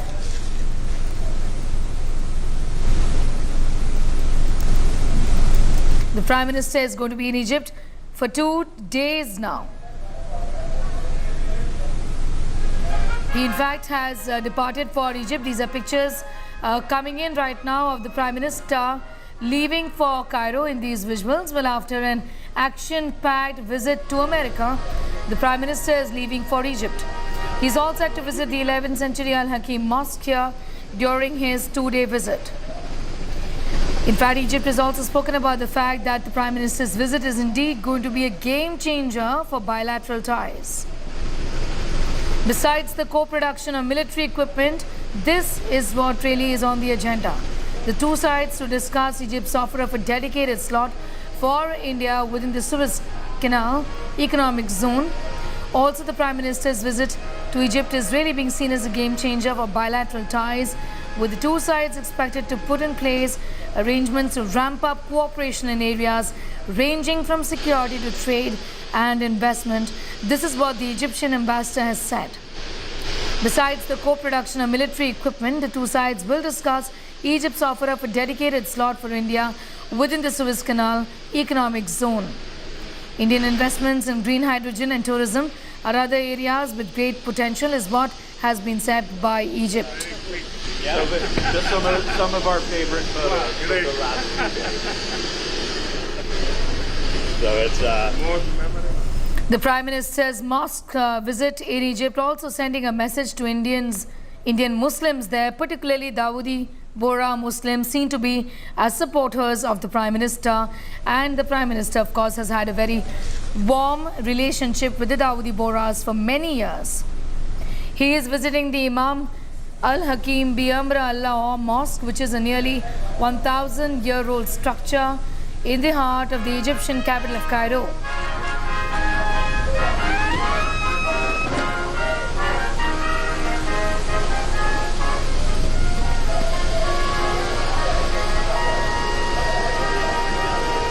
Indian Prime Minister Narendra Modi on your screens right now, leaving for Egypt after his very, very eventful visit, two-day visit to the U.S.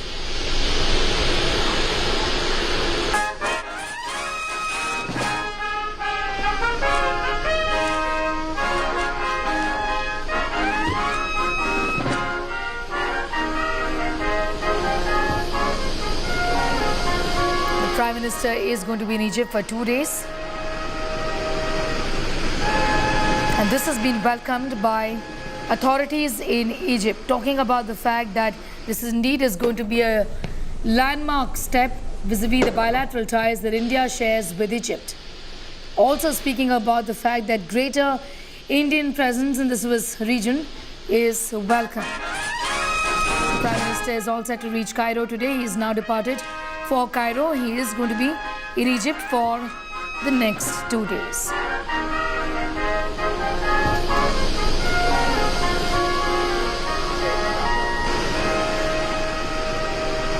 A series of engagements in New York and Washington that the Prime Minister just included, and will have a series of engagements in Egypt as well.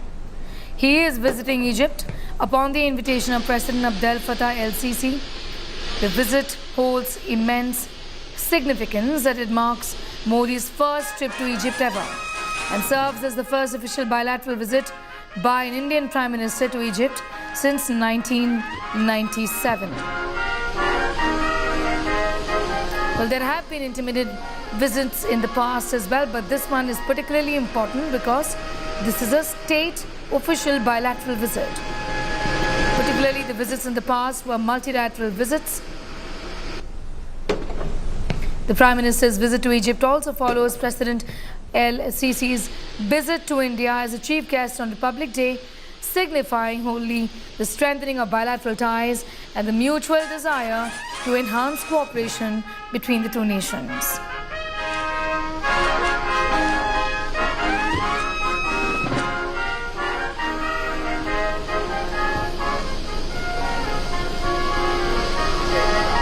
First, it's going to be a ceremonial welcome at the airport today, after which a brief interaction with the Egyptian Prime Minister, a round table with the Egyptian Prime Minister, interaction with the Indian community, meeting with the Grand Mufti of Egypt, and interaction with Egyptian thought leaders. Tomorrow, which is a Sunday, there is going to be a visit to the Al-Hakim Mosque, visit of the Heliopolis War Memorial, welcome of Prime Minister by the Egyptian President, and this is going to happen at the Presidential Palace, one-to-one meeting between the leaders, extended level talks, signing of strategic partnership documents or MOUs, press statements, and then of course conferring of the Order of the Nile. A lunch is going to be hosted by the Egyptian President. Tomorrow, sometime in the evening, the Prime Minister returns back home.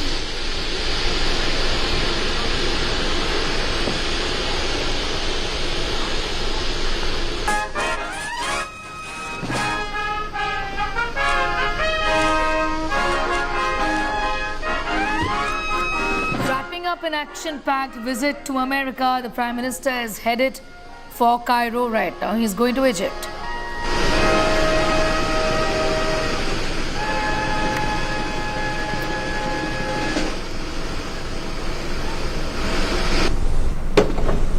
Let's now take a look at the top highlights from the Prime Minister's last day in the Washington, D.C.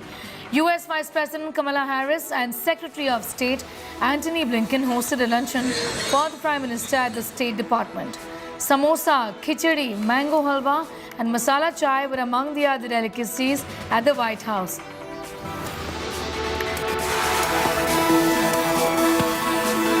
U.S. President Joe Biden gifted a special T-shirt to the Prime Minister with the Prime Minister's quote on AI. Early during his speech at the U.S. Congress, the Prime Minister quoted AI as momentous America-India ties. Prime Minister Narendra Modi met top business leaders including CEOs of Boeing, Amazon and Google. Also tech honcho Sundar Pichai, the CEO of Google. Modi's meeting with Boeing CEO Dave Calhoun comes on the heels of Air India signing orders of over 200 jets earlier this week from Boeing.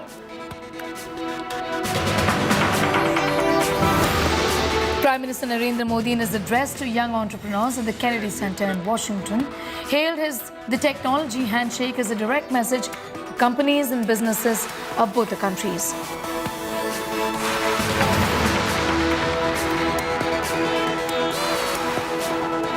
Award-winning international singer Mary Milvin performed the national anthem of India at the Ronald Reagan Building in Washington, D.C.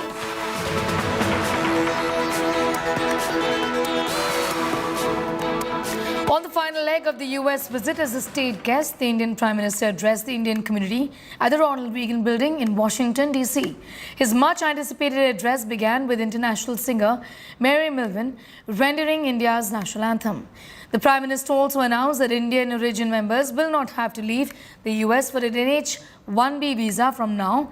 He also announced that the United States will open new consulates in Bengaluru and Ahmedabad. Lauding the several deals during his maiden state visit, the Prime Minister announced that India-U.S. ties had embarked on a glorious new journey by converging on global strategic issues, technology transfer, manufacturing cooperation and much more. Chants of Bharat Mata Ki Jai and Vande Mataram reverberated inside the building. आप में से बहुत से लोगों की H-1B visa के renew को लेकर भी लंबे अरसे से एक डिमांड थी। अब ये निर्णय लिया गया है कि H-1B वीजा को रिन्यू करने के लिए आपको अमेरिका से बाहर नहीं जाना पड़ेगा।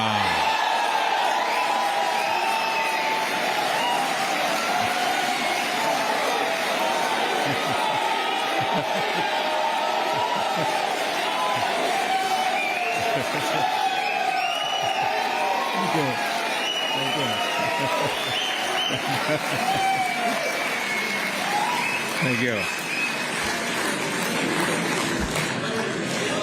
अमेरिका में रहते हुए ही अब ये वीजा रिन्यू हो जाएगा। इसके लिए इस साल एक पायलट प्रोजेक्ट शुरू किया जाएगा। इसका बहुत बड़ा फायदा हमारे आईटी प्रोफेशनल्स को भी होने वाला है। इस फैसले के जो भी अनुभव होंगे उसे देखते हुए यही व्यवस्था भविष्य में एल कैटेगरी वीजा के लिए भी हो सकती है। आप में से बहुत सारे लोग यहां बरसों से अमेरिका में रह रहे हैं। यहां आप अपने जीवन में, अपनी दिनचर्या में व्यस्त रहते हैं, लेकिन मैं ये भी जानता हूं कि आपका मन, आपका दिल भारत में भी लगा रहता है।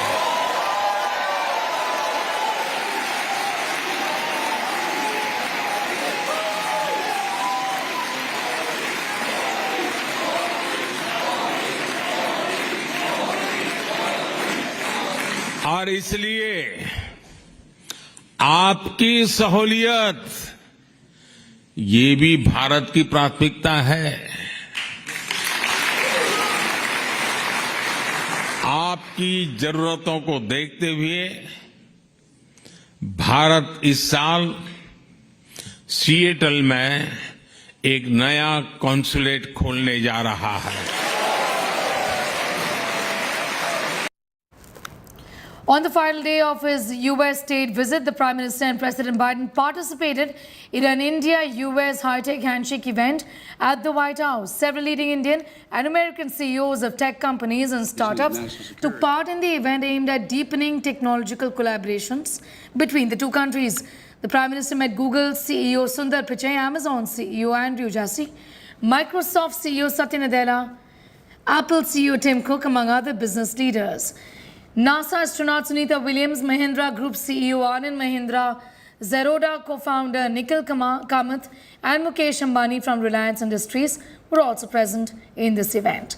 He underlined the immense potential of harnessing Indian-U.S. tech cooperation for socio-economic growth. President Biden gifted a special T-shirt to the Prime Minister with latter's quote on AI. Remember, the Prime Minister in his historic U.S. Congress address had hailed the momentous development in AI, which is America and India. एक उज्जवल भविष्य की आशा अपेक्षा के संकल्प के साथ हम सब लोग राष्ट्रपति बाइडेन का जो विजन है, भारत के जो एस्पिरेशंस हैं, राष्ट्रपति बाइडेन के पास जो ताकत है और भारत के पास जो संभावनाएं हैं, उन सब को लेकर के आगे चलने का एक मक्कम निर्धार का ये अवसर है। और इसके लिए मैं सचमुच में मेरे मित्र रहमान को बहुत अभिनंदन करता हूं कि उन्होंने भारत की यात्रा की, काफी समय निकाला और उन्होंने खुद ने जो अनुभव किया और उन्होंने आकर के यहाँ इसको आगे बढ़ाया। मैं आपका भी आभारी हूँ। राष्ट्रपति बाइडेन जी का जितना आभार करूँ उतना कम है। मैं फिर एक बार आप सबका बहुत बहुत धन्यवाद करता हूँ।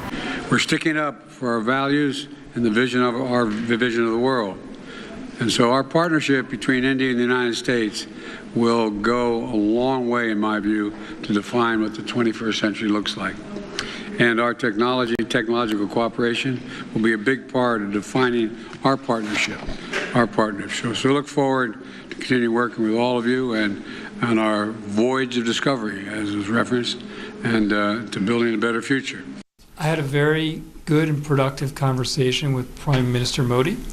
I think we share a number of goals together in India. Very interested in helping create more jobs, helping digitize more small and medium-sized businesses, and then helping more Indian companies and products be able to be exported all around the world. Most important takeaway is the Prime Minister's passion for India's development. the welcome mat to business and investment and opportunity is, I think, obvious not just to me, but to pretty much everybody who has interacted with him. He does have a specific interest in aviation and aerospace. It's a big vision. He would like for India to play a significant role, not just for India, but for the region broadly. And at Boeing, we support that 100%. I think it's great when technologies and opportunities align with the vision that a leader has for a country, and that's where we are.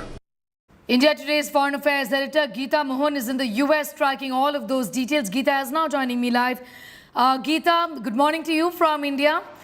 Give us an idea about what next for the Prime Minister. This has been an extremely eventful two-day visit to the US, and now, of course, he's headed to Egypt, the first state visit of an Indian Prime Minister since 1997.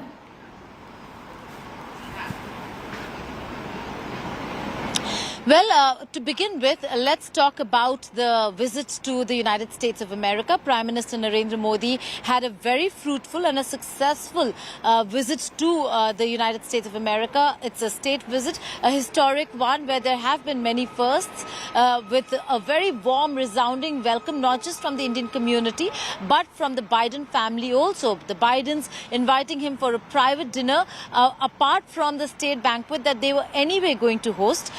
The private dinner was overlooked by the First Lady herself in terms of the layout, in terms of the fact that a spectacular vegetarian meal was prepared for the Indian Premier. We've had Indian Premiers in the past also who've been vegetarian, but the special nuance of having millets added to the menu.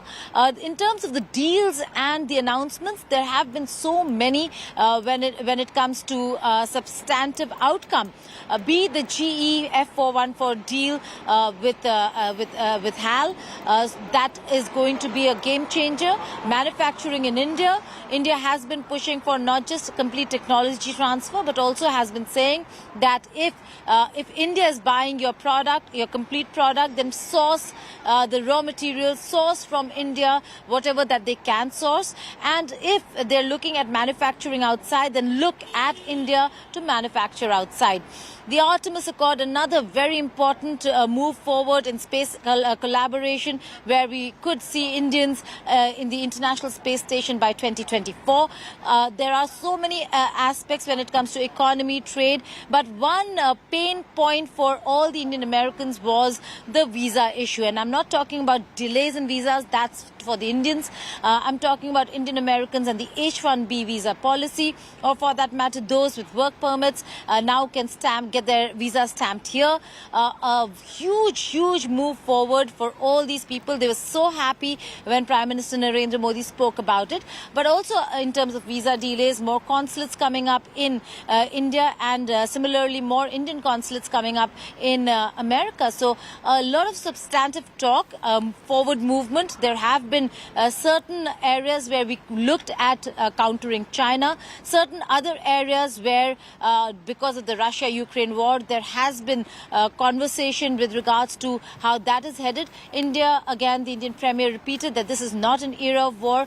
The congressional address, a historic one, second time an Indian Premier addressing the congressional joint meeting of the Congress in itself was historic. It has never happened before that one Indian Premier addresses the U.S. Congress on two occasions. That happened, but the messaging over there absolutely clear. For all the naysayers of democracy and Indian democracy, Prime Minister Narendra Modi pointed out that India indeed is a democracy, that there is a voice for dissent. And while there have been areas of concern, we saw the lunch at the State Department with Kamala Harris and Antony Blinken. So a forward movement there where Kamala Harris is looking to engage India, and Prime Minister Narendra Modi started off on the right foot by saying, when he spoke about Indians coming and achieving in America, he said there's one standing right behind me, and he was referring to the Vice President. So he is going a very successful man when it comes to achievements from the visit. Moving forward, Prime Minister Narendra Modi's second leg of his two-nation tour is Egypt. A very important tour, a very important country for India. President Sisi had come visiting India for the Republic Day, and then now Prime Minister Narendra Modi, a long overdue visit, is going to be in Egypt for an official visit to the country, where he is going to engage the North African Islamic nation that holds a lot of sway in the region and is a powerful country. And is going to engage them on many quarters. Security is going to be very important and top of India's agenda. Economic and trade ties, given Egypt's position, geostrategic position. But what he is going to do is, apart from the bilateral meeting, he's engaging an India group that was constituted by President Sisi after he went from India, when he had come for the Republic Day. He went and constituted this group. He's also going to meet thought leaders of Egypt. He's going to go to the Grand Mufti Mosque in Egypt and the Al-Hakim Mosque. So a lot of messaging, a lot of symbolism and a lot of substance. Symbolism and substance has been part of Prime Minister Modi's agenda in America. It will be so in Egypt as well. And then in Egypt, as he does in every country, he is going to engage the Indian community there as well. Geeta getting us all of those details. Geeta, I'm going to thank you for the moment, for joining us and sharing that perspective and all of those inputs with us. Geeta Mohan there, reporting from the Ronald Reagan Center. That also brings us to the end of this edition. News continues on the other side. Thanks for watching.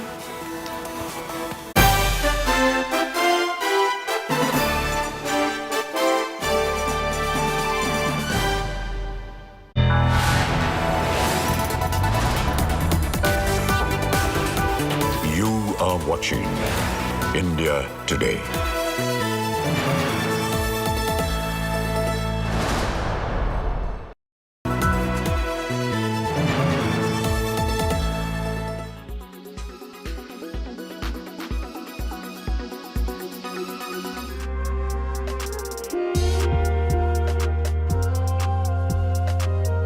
If you travel towards these Western countries, European countries, it's crazy how people they are involved in yoga. Every third street will have a beautiful yoga center. It's not only that you're just running outside and you got some place and practicing yoga. There are dedicated academies, institutes, studios to practice yoga. So what our experience is, let it be the streets of Manhattan or in Japan. People, they practice there.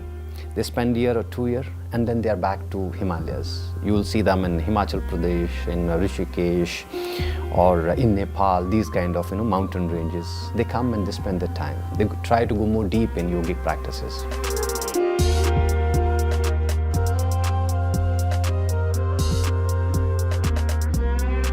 In my early educational days, I was a little boy and I was very lost. I didn't know where to turn, I didn't know what to do, I didn't know who to believe. So I always wondered why I was here. I knew I was here for a specific reason. We implement the practice of yoga.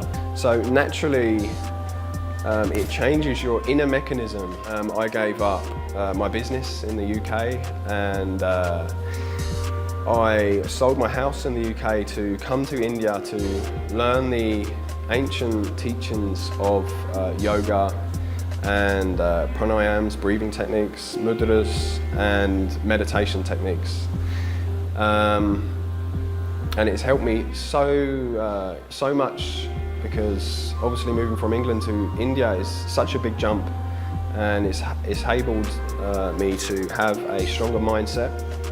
Now that I realise that this is what I need to do in this lifetime, it's very passionate for me to bring these teachings back to the West, back to England and help humanity.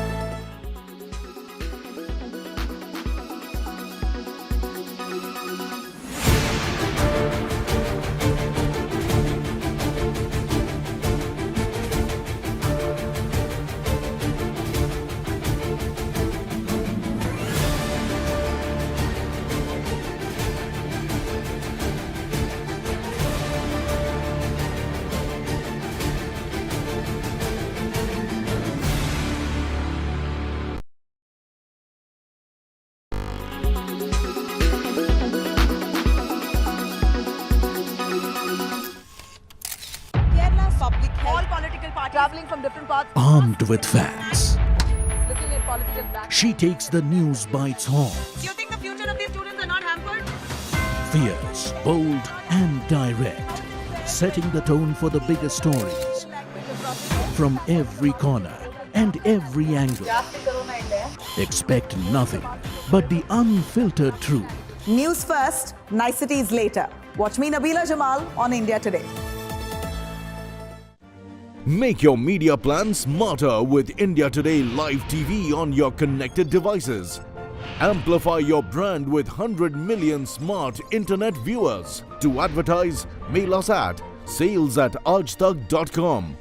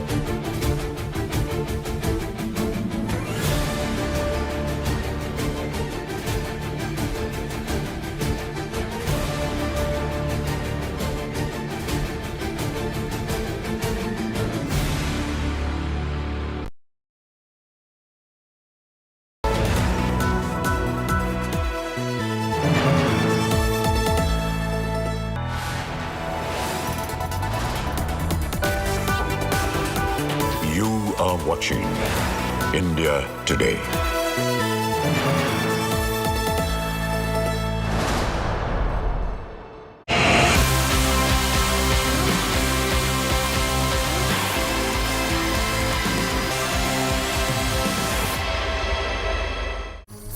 Hello, welcome. You're watching our special broadcast. I'm Dipali Patel. In the next 30 minutes, we on India Today are going to celebrate the life and times of superstar Thalapathy Vijay as he turns a year older. To begin with, let's first bring you how the makers of his next film, Leo, shared the first look from his much anticipated actioner in order to wish him. Thalapathy Varivare.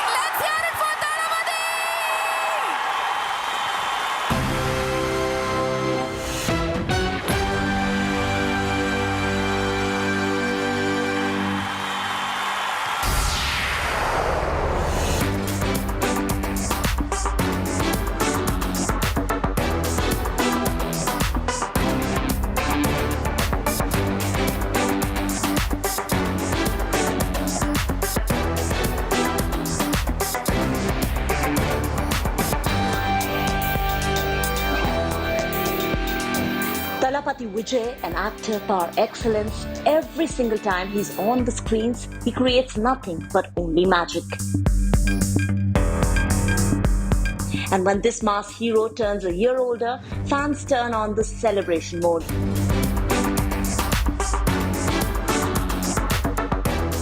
Wishes poured in for Thalapathy from across the nation. That's not all. To mark the special occasion, the makers of his most anticipated film Leo too shared his first look poster in which he can be seen bashing someone with a sledgehammer. Ever since the film was announced, it has grabbed eyeballs for all the right reasons.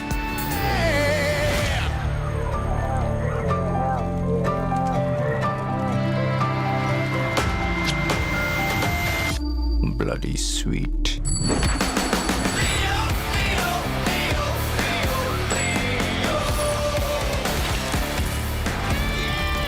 The makers, however, have been smartly teasing this Tamil language action film with one element after the other.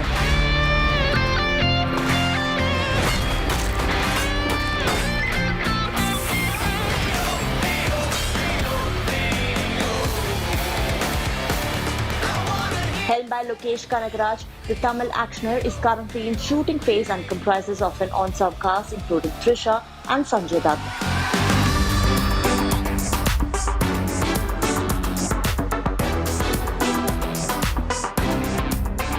As per reports, Sanjay Dutt, who is making his big Tamil debut with this film, will not only be playing the role of an antagonist, but his character has also been penned as Thalapathy's father in the film.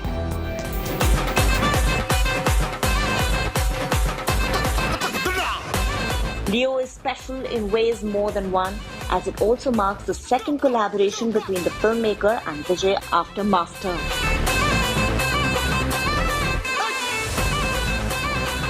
Moreover, Leo also marks the return of the hit pair of Trisha and Vijay after a really long time. ஏன் இந்த அடிக்கு பெட்ல படுத்துட்டு இருப்பேன் நினைச்சியா? அதான் பார்த்தனே sir பயங்கர ரொமான்டிக் மூட்ல இருந்தீங்க.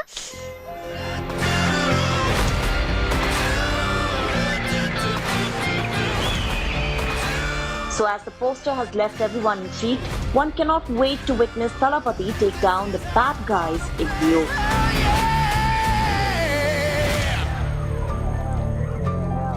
Entertainment Bureau, India Today. Bloody sweet.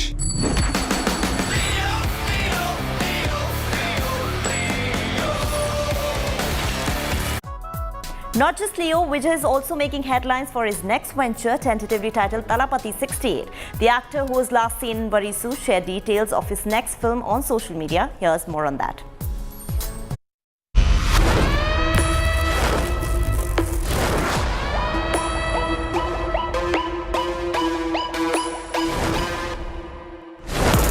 Thalapathy Vijay is undoubtedly one of the busiest actors of current times.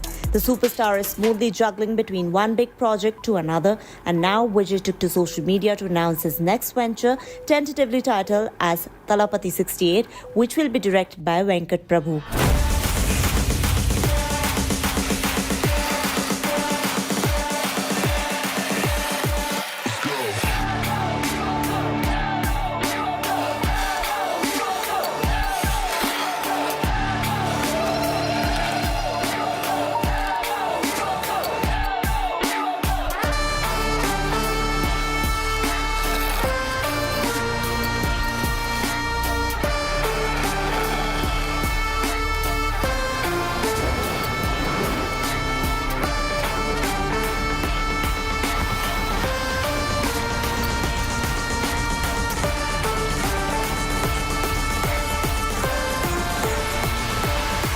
The film will reportedly be made on a grand scale and is slated for 2024 release. Backed by AGS Entertainment, Thalapathy 68 will also mark the second collaboration with the production house and the actor after their blockbuster outing Bigil. Bigil, he's the pride of a nation. பெருசு ஒத்தையா சிக்கின்னு இருக்கு செஞ்சிடலாமா செஞ்சிட்டா போச்சு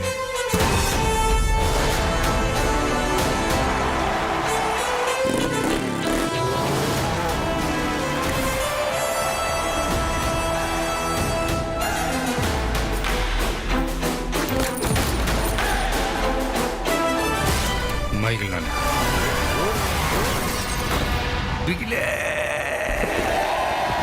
Meanwhile, Thalapathy Vijay also has Leo, which is one of the most anticipated films of 2023.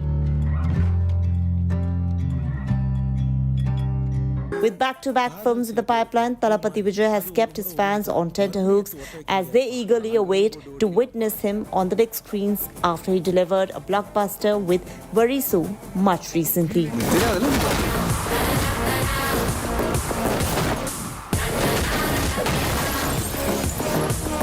Ground மொத்தம் ஆளுங்க இருக்கலாம் ஆனா audience எல்லாரும் ஒருத்தரை மட்டும் தான் பாப்பாங்க கேள்விப்பட்டிருக்கியா ஆட்ட நாயகன் Entertainment Bureau, India Today.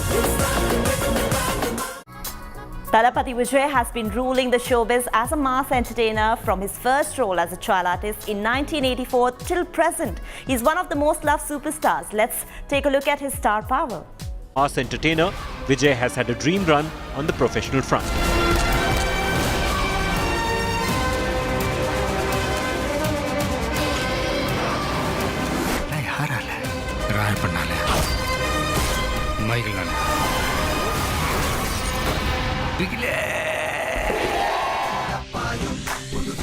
Superstar Vijay began his journey in films as a child artist back in 1984.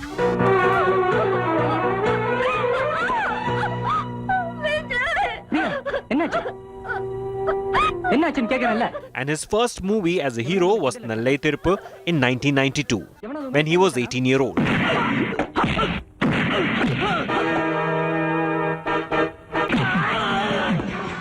However, it was Puwe Unakaga in 1996 that got him recognition.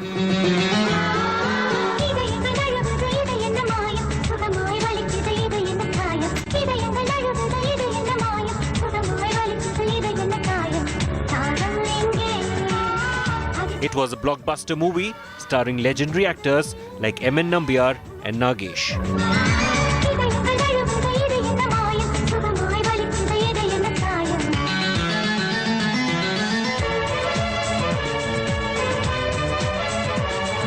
The 1997 movie Kadalukku Maryadai was not only Vijay's career best but also regarded as one of the classic hits of Bollywood.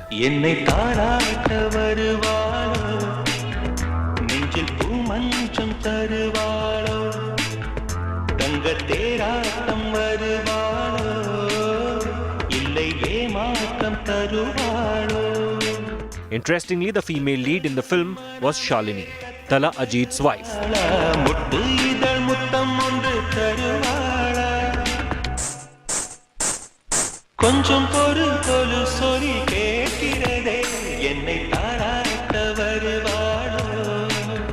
The movie was a remake of Aniyati Praavu, a Malayalam super hit. Vijay received Tamil Nadu State Award for Best Actor. In 2001, Siddiq directed Friends was released. Surya was paired up with Vijay and it was the first blockbuster for Surya. The movie ran for more than 175 days in theatres and was one of the top grossers for the year.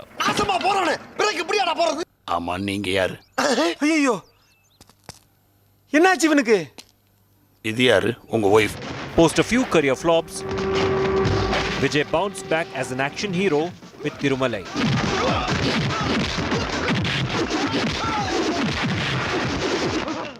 Which went on to be a blockbuster in 2003.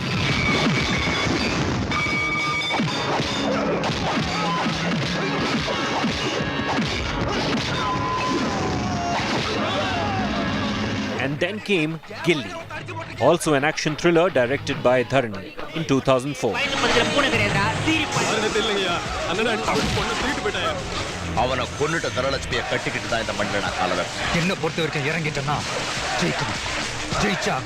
Vijay played the role of a kabaddi player, and this was Vijay's first movie to collect 40 crores at the box office. Pokri released on Pongal 2007. It was a remake of Telugu film Pokri, but the Tamil version was directed by Prabhudeva. Asin was the actress in this action movie.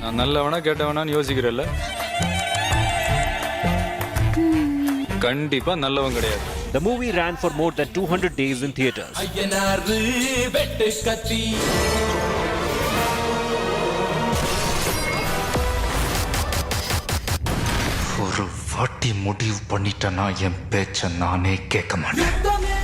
Later, this Vijay film was remade in Hindi as Wanted in 2009, which resurrected Salman Khan's career as an action star.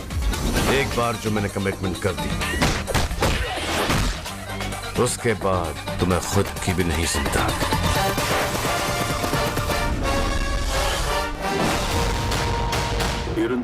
The first movie of Vijay which entered the 100 crore club was Tupaki in 2012, directed by A.R. Murugadoss. Captain Arka, adikena karanam.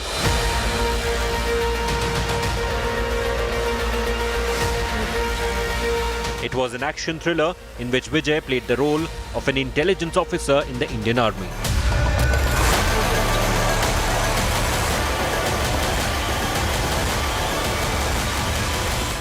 I'm waiting.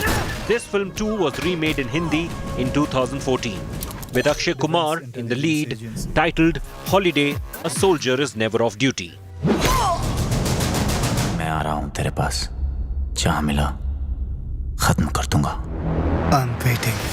Katti was another A.R. Murugadoss movie in which Vijay acted in 2014.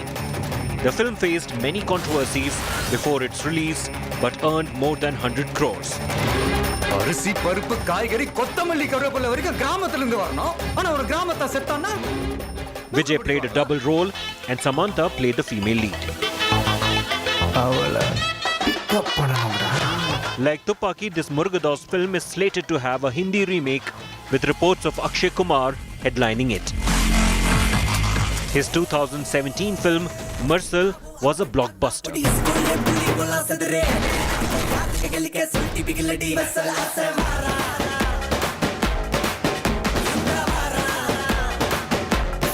Despite the controversy it caused, the film became a huge hit. In the movie, Vijay as the magician addresses the media and highlights the need for better healthcare facilities in Tamil Nadu. The film did not go down well with the government.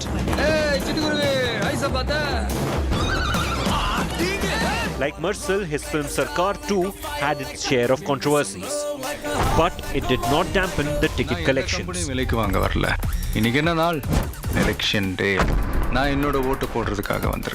The film had a blockbuster opening across Tamil Nadu, and despite mixed reviews, the fans have given a thumbs up to the political flick. இன்னும் ஒரு நாள்ல என்னென்னலாம் மாறப் போகுதுன்னு ஓரமா நின்னு வேடிக்கை மட்டும் பாருங்க. I am a corporate criminal. Sarkar reportedly made 225.3 crore at the worldwide box office in just 14 days. And this, even when the full HD copy of Sarkar, which was leaked just hours after its release, and people were given free access to download the copy illegally.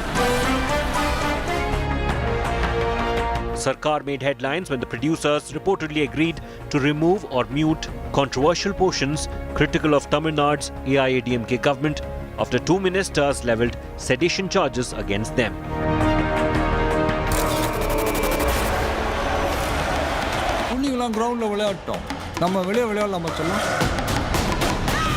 Vijay was then seen in a sports drama Bigil in 2019, and the film turned out to be a blockbuster.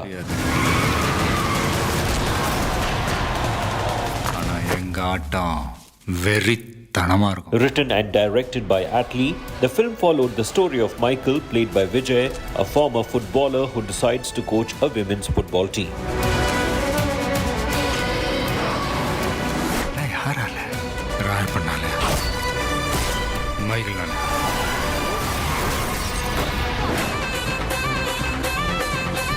Two years after Bigil, Talapati Vijay returned with Master in 2021. The superstar played the role of a college professor, John Dureraj, in this Lokesh Kanagaraj directorial.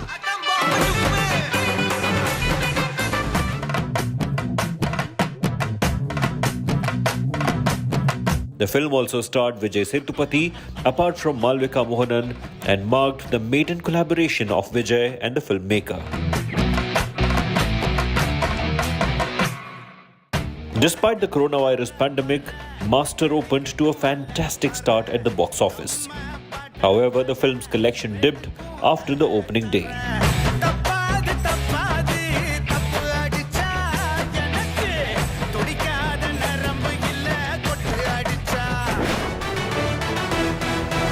Master was not only subjected to some negative reviews, but social media was also flooded with memes criticizing the action film. In fact, hashtags like Master Disaster, Flop, and Master Verdict Disaster also trended.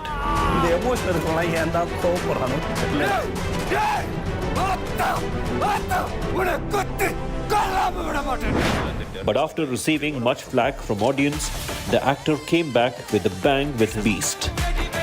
Despite being panned by the critics, the film turned out to be a massive success and minted over 230 crores worldwide. Directed by Nelson Dilip Kumar, the action flick also featured Pooja Hegde and Selva Raghavan. Beast narrated the story of an ex-RAW agent who goes on a crusade to rescue people held hostage in a shopping mall by terrorists. Because I'm not a politician. I'm a soldier. Entertainment Bureau, India Today. It's time for a very short break now, but there's lots more coming up on the other side, so stay tuned to India Today.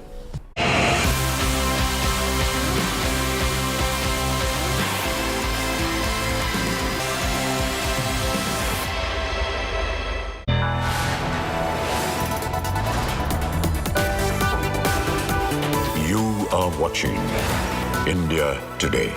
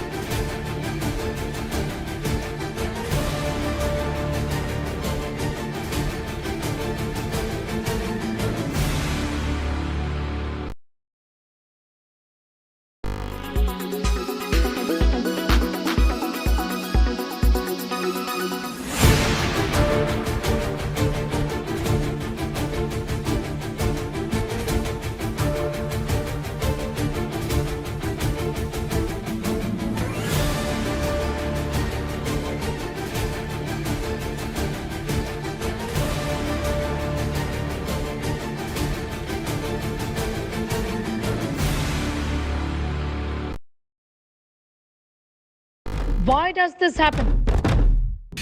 Let me tell you the science behind it.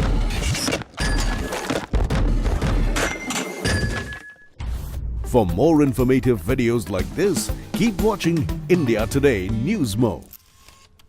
Kerala's public health. All political parties traveling from different parts. Armed with facts, Looking at political back. she takes the news by its horns. Do you think the future of these students are not hampered? Fierce, bold, and direct, setting the tone for the biggest stories.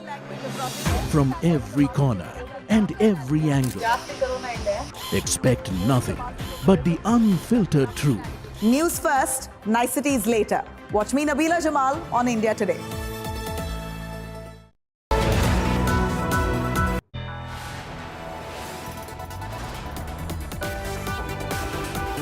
You are watching India Today.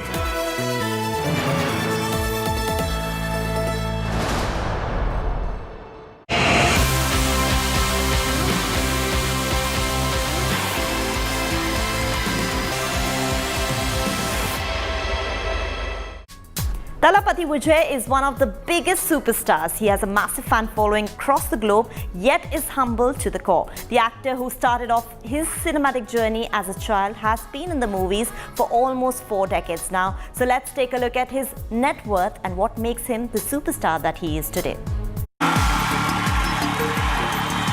Joseph Vijay Chandrasekhar, aka Thalapathy Vijay. One of the biggest superstars of Indian cinema, perhaps the most bankable too. And his fan following is unmatchable, just as his king-size life on and off screen. With no inherent show-off personality like one of those rare low-key celebrities, he surely and easily make it to the list of most grounded actors. But his name is also among those big shots who takes home a huge paycheck with every film, making his net worth something which often sweeps his fan base off their feet. That's right, while his acting prowess is enough to make his fans go berserk, what's also often talked about is his stature as the wealthiest actor in Indian cinema. According to reports, Thalapathy Vijay has a whopping net worth of $56 million, which is around 445 crore rupees, and earns an annual income between 120 to 150 crore rupees. Not many know that he reportedly charged around 100 crore rupees for Nelson Dilip Kumar directorial piece. One of the best and the most notorious spies we have ever had.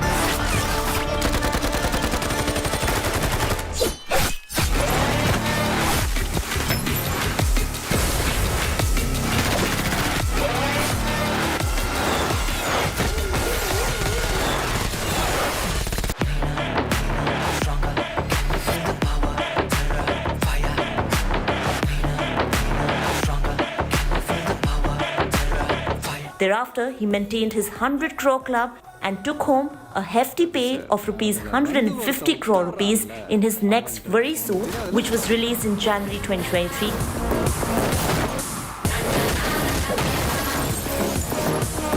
Ground மொத்தம் ஆளுங்க இருக்கலாம், ஆனா audience எல்லாரும் ஒருத்தரை மட்டும் தான் பார்ப்பாங்க. கேள்விப்பட்டிருக்கியா? ஆட்ட நாயகன். clashing at the box office with Ajit Kumar's Thunivu.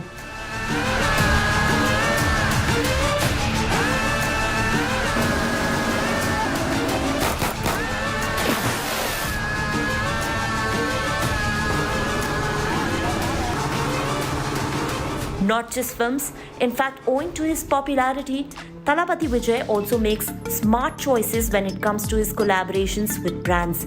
According to reports, the actor earns an estimate of rupees 10 crores per year for his several brand endorsements.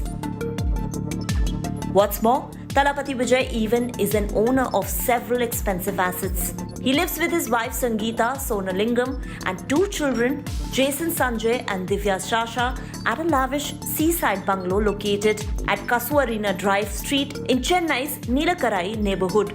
This luxury abode is apparently inspired by Hollywood actor Tom Cruise's beach house, which he saw during his visit to the US. That's not all, he also owns multiple luxury wheels, including a Rolls-Royce Ghost, which he got imported from England. Believe it or not, Thalapathy Vijay certainly has carved a lifestyle for himself and his family that one can only imagine, perhaps is also too good to be true.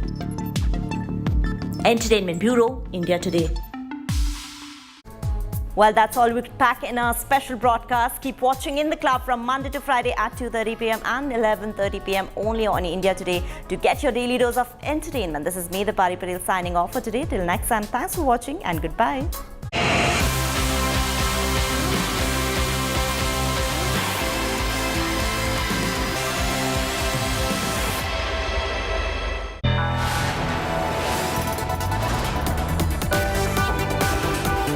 You are watching India Today.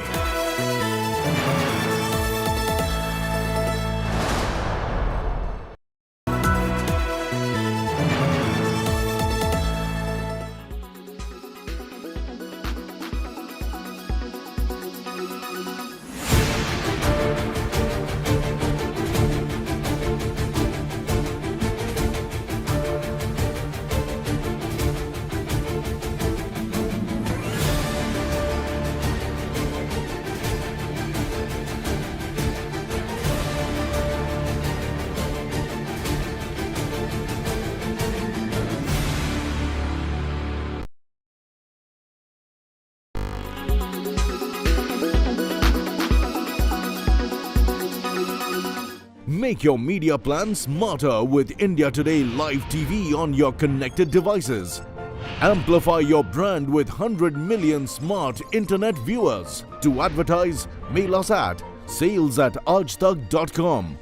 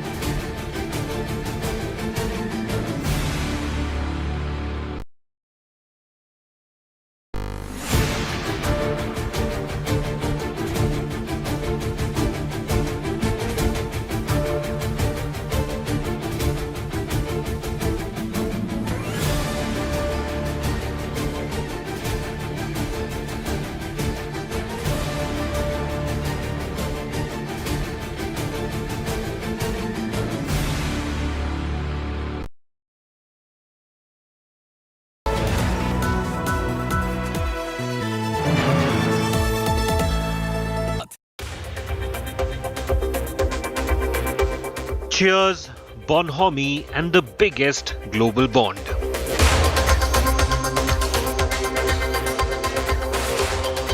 World's biggest and oldest democracies unite.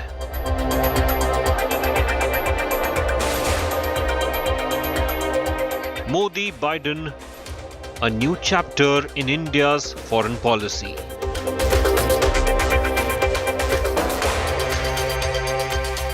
Watch all this and more on World Today, only on India Today.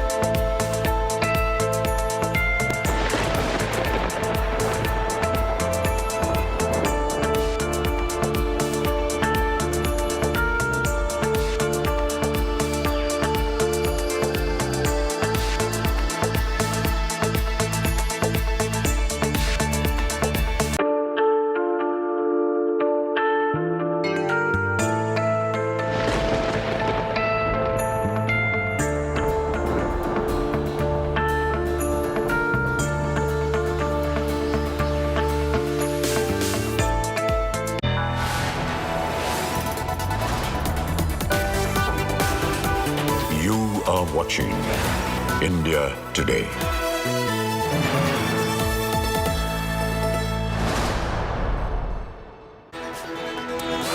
A very good morning. You're watching India Today TV. I'm Sneha Murdani. Our top focus again continues to be the Prime Minister's visit. First to the U.S., which is wrapped up, and now to Egypt for 2 days. We're getting you up to speed with every single development on that front. First, the headlines. Prime Minister Narendra Modi's mega diaspora connect in Washington, D.C. says India shaping the world's Vikas, hails India-U.S. ties.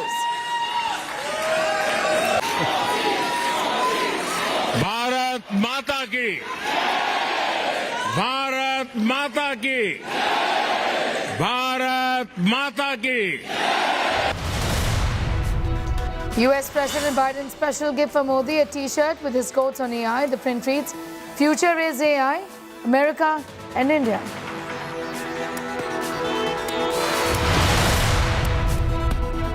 U.S. Vice President Kamala Harris, State Secretary Antony Blinken host state luncheon for Prime Minister Modi. This after Biden's hosted a dinner for the Prime Minister. Cheers. Cheers.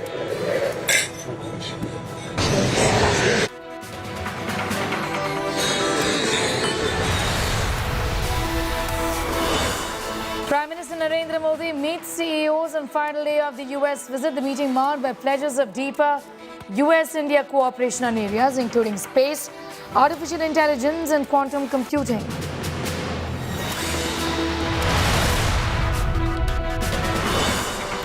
The Prime Minister Modi wraps up the U.S. visit en route state visit to Egypt, India-Egypt to formalize strategic partnership during the Prime Minister's key visit.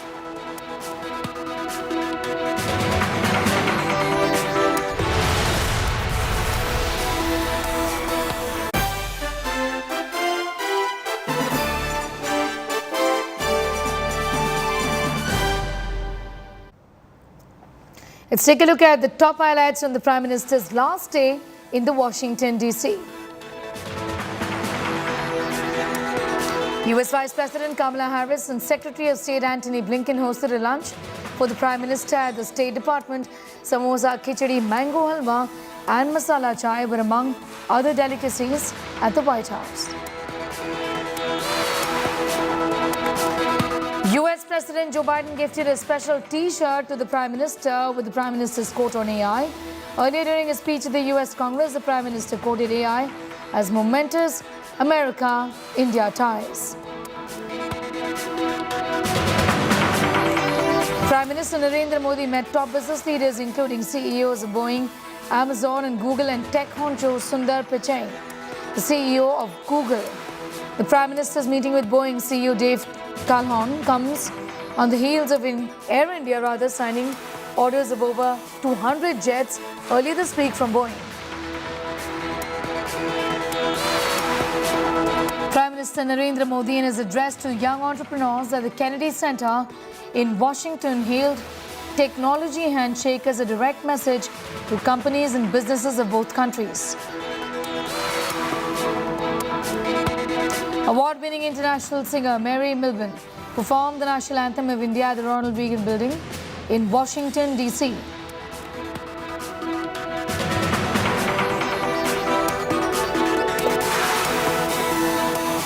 On the final leg of his U.S. visit, as a state guest, Indian Prime Minister Narendra Modi addressed the Indian community at the Ronald Reagan Building in Washington, D.C.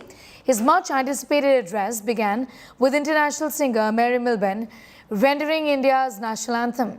The Prime Minister also announced that Indian origin members will not have to leave the US for an H-1B visa from now onwards. He's also said that the United States will open new consulates in Bengaluru and Ahmedabad.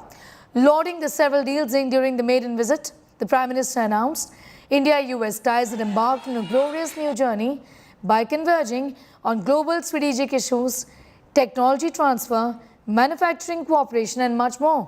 Chants of Bharat Mata Ki Jai and Vande Mataram reverberated inside the building. आप में से बहुत से लोगों की H-1B visa के renew को लेकर भी लंबे अरसे से एक डिमांड थी। अब ये निर्णय लिया गया है कि H-1B वीजा को रिन्यू करने के लिए आपको अमेरिका से बाहर नहीं जाना पड़ेगा।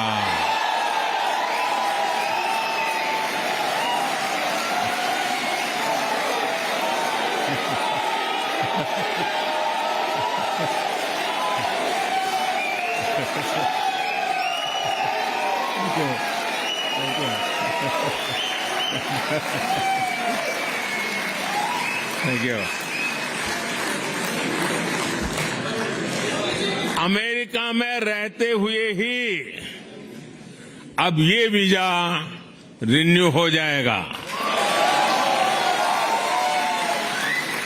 इसके लिए इस साल एक पायलट प्रोजेक्ट शुरू किया जाएगा।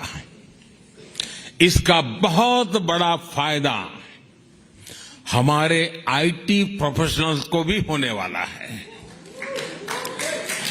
इस फैसले के जो भी अनुभव होंगे उसे देखते हुए यही व्यवस्था भविष्य में एल कैटेगरी वीजा के लिए भी हो सकती है।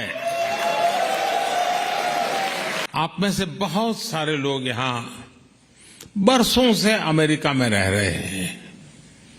यहां आप अपने जीवन में, अपनी दिनचर्या में व्यस्त रहते हैं, लेकिन मैं ये भी जानता हूं कि आपका मन, आपका दिल भारत में भी लगा रहता है।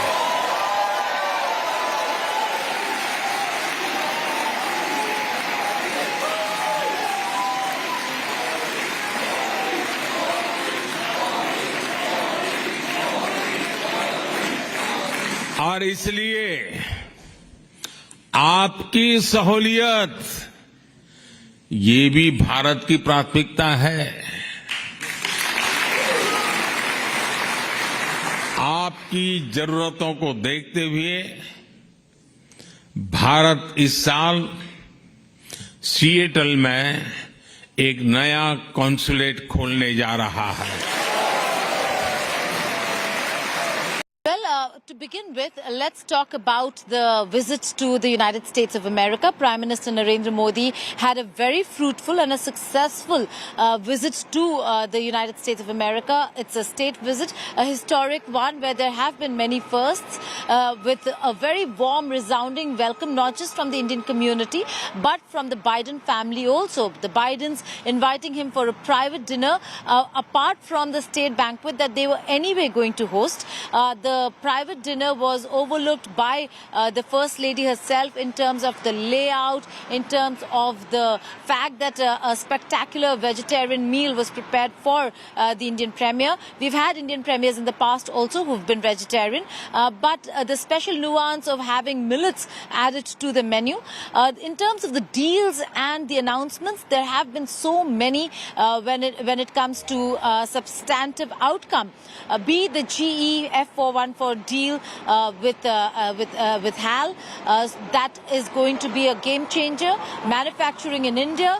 India has been pushing for not just complete technology transfer, but also has been saying that if India is buying your product, your complete product, then source the raw materials, source from India whatever that they can source. And if they're looking at manufacturing outside, then look at India to manufacture outside. The Artemis Accord, another very important move forward in space collaboration, where we could see Indians in the International Space Station by 2024. There are so many aspects when it comes to economy, trade, but one pain point for all the Indian Americans was the visa issue. And I'm not talking about delays in visas, that's for the Indians. I'm talking about Indian Americans and the H-1B visa policy, or for that matter, those with work permits now can get their visa stamped here. a huge move forward for all these people. They were so happy when Prime Minister Narendra Modi spoke about it. But also in terms of visa delays, more consulates coming up in India, and similarly more Indian consulates coming up in America. So a lot of substantive talk, forward movement. There have been certain areas where we looked at countering China, certain other areas where because of the Russia-Ukraine war, there has been conversation with regards to how that is headed. India, again, the Indian Premier repeated that this is not an era of war. The congressional address, a historic one, second time for an Indian Premier addressing the congressional joint meeting of the Congress in itself was historic. It has never happened before that one Indian Premier addresses the U.S. Congress on 2 occasions. That happened, but the messaging over there absolutely clear. For all the naysayers of democracy and Indian democracy, Prime Minister Narendra Modi pointed out that India indeed is a democracy, that there is a voice for dissent. And while there have been areas of concern, we saw the lunch at the State Department with Kamala Harris and Antony Blinken. So a forward movement there where Kamala Harris is looking to engage India, and Prime Minister Narendra Modi started off on the right foot by saying, when he spoke about Indians coming and achieving in America, he said there's one standing right behind me, and he was referring to the Vice President. So he is going a very successful man when it comes to achievements from the visit. On final day of his U.S. state visit, the Prime Minister and President Biden participated in an India-U.S. high-tech handshake event at the White House. Several leading Indian and American CEOs of tech companies and startups took part in this event aimed at deepening technology collaborations between the two countries. The Prime Minister met Google CEO Sundar Pichai, Amazon CEO Andrew Jassy, Microsoft CEO Satya Nadella, Apple CEO Tim Cook, among other business leaders. NASA astronaut Sunita Williams, Mahindra Group CEO Anand Mahindra, Zerodha co-founder Nikhil Kamath and Mukesh Ambani from Reliance Industries were also present at this event. The Prime Minister underlined the immense potential of harnessing Indian tech-US cooperation for socio-economic growth. President Biden gifted a special T-shirt to Prime Minister Modi with the latter's quote on AI. Remember, the Prime Minister, in his visit in the US Congress address, had hailed the momentous development in AI, that is, America and India ties. एक उज्जवल भविष्य की आशा अपेक्षा के संकल्प के साथ हम सब लोग राष्ट्रपति बाइडेन का जो विजन है, भारत के जो एस्पिरेशंस हैं, राष्ट्रपति बाइडेन के पास जो ताकत है और भारत के पास जो संभावनाएं हैं, उन सबको लेकर के आगे चलने का एक मक्कम निर्धार का ये अवसर है। और इसके लिए मैं सचमुच में मेरे मित्र रहमान को बहुत अभिनंदन करता हूं कि उन्होंने भारत की यात्रा की, काफी समय निकाला और उन्होंने खुद ने जो अनुभव किया और उन्होंने आकर के यहाँ इसको आगे बढ़ाया। मैं आपका भी आभारी हूँ। राष्ट्रपति बाइडेन जी का जितना आभार करूँ उतना कम है। मैं फिर एक बार आप सबका बहुत बहुत धन्यवाद करता हूँ। We're sticking up for our values and the vision of the world. And so our partnership between India and the United States will go a long way, in my view, to define what the 21st century looks like. And our technological cooperation will be a big part of defining our partnership. So look forward to continue working with all of you and on our voyage of discovery, as was referenced, and to building a better future. It was an honor to meet Prime Minister Modi during a historic visit to the U.S. The excitement here, in terms of seeing the progress India has made, particularly around the vision of digital India and the economic opportunity. And I had met the Prime Minister in December, and we continued our conversation. And we shared Google is investing $10 billion in the India Digitization Fund. And we are continuing to invest through that, including in companies working on AI. I had a very good and productive conversation with Prime Minister Modi. I think we share a number of goals together in India. Very interested in helping create more jobs, helping digitize more small and medium-sized businesses, and then helping more Indian companies and products be able to be exported all around the world. Most important takeaway is the Prime Minister's passion for India's development, the welcome mat to business and investment and opportunity is, I think, obvious not just to me, but to pretty much everybody who has interacted with him. He does have a specific interest in aviation and aerospace. It's a big vision. He would like for India to play a significant role, not just for India, but for the region broadly.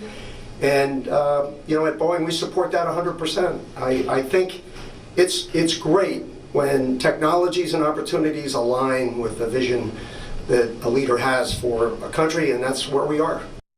The U.S. Vice President hosted a state lunch for Prime Minister Modi, where they raised a toast to India-U.S. ties. Prime Minister Narendra Modi, Antony Blinken and Kamala Harris spoke about their shared love for yoga, samosa and democratic values. In attendance were Indra Nooyi and top diplomats, among others. We'll get you that report in a moment from now. We have some news just coming in first. Let's go to that. News just coming in. Russia's Wagner chief faces mutiny charges in an astonishing escalation of infighting. Russia accused Wagner mercenary chief of calling an armed mutiny. Now, he said that his call to action against the Russian military was not a mutiny but a march for justice. The Wagner chief says he will go to the end to remove Moscow's military leaders. Column of military vehicles entering Russia's Rostov-on-Don. Wagner Group's chief Yevgeny Prigozhin claims his mercenary fighters downed a Russian military helicopter. Russian commander urges the Wagner fighters to obey will of the president and return to bases.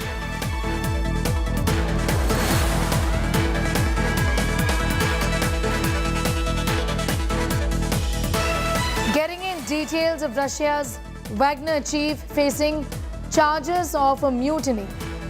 This is an astonishing escalation of infighting within Russia, where Russia has accused Wagner mercenary chief Yevgeny Prigozhin of calling for an armed mutiny. Prigozhin said that his call to action against the Russian military was not a mutiny but a march for justice. The Wagner chief says he will go to the end to remove Moscow's military leaders. A column of military vehicles entering Russia's Rostov-on-Don. Wagner Group's chief Yevgeny Prigozhin has claimed his mercenary fighters have already downed a Russian military helicopter.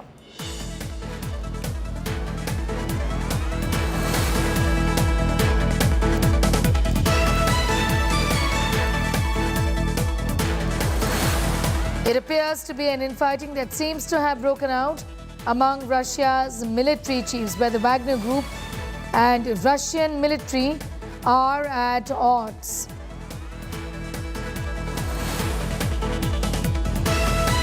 Alexander from Moscow is getting us up to speed with the very latest developments. Alexander, give us a sense really of what is going on. Is this some sort of an infighting that has broken out among Russia's military chiefs? Yeah, the situation is actually calm in Moscow, where I am now. But as we hear reports from Russian media, as the Wagner Group mercenaries have sort of declared an armed mutiny against the political power of President Vladimir Putin. The mercenaries, as they have said, have pronounced different ultimatums to the military, including Defense Minister Shoigu, and they have entered the city of Rostov. According to the media reports in news, there are reports that the governor of Rostov region, Mr. Gladkov, has said to calm down, and the situation is under control. However, it's very difficult to say what's going on right now, and President Putin, according to his press secretaries, is aware of the situation. And the prosecutor's office in Russian Federation has opened a case against Mr. Prigozhin, Mr. Yevgeny Prigozhin, who is a notorious heavyweight and a military commander of the private Wagner Group. So right now the situation is actually might get tense in Rostov region. However, in Moscow, there have been reports on military taking various buildings under control to calm down the situation. And I am here in Moscow in a very quiet area where I live, so I don't see, it's 5 o'clock in the morning almost, and I don't see any signs of unrest or anything like that. So the situation is calm right now. All right. But what we see are pictures, in fact, of coming in of tanks being moved inside cities. Alexander, I also want to ask you, this does appear really the beginning of a larger insurgency against the Putin regime, doesn't it? It's very difficult to say right now.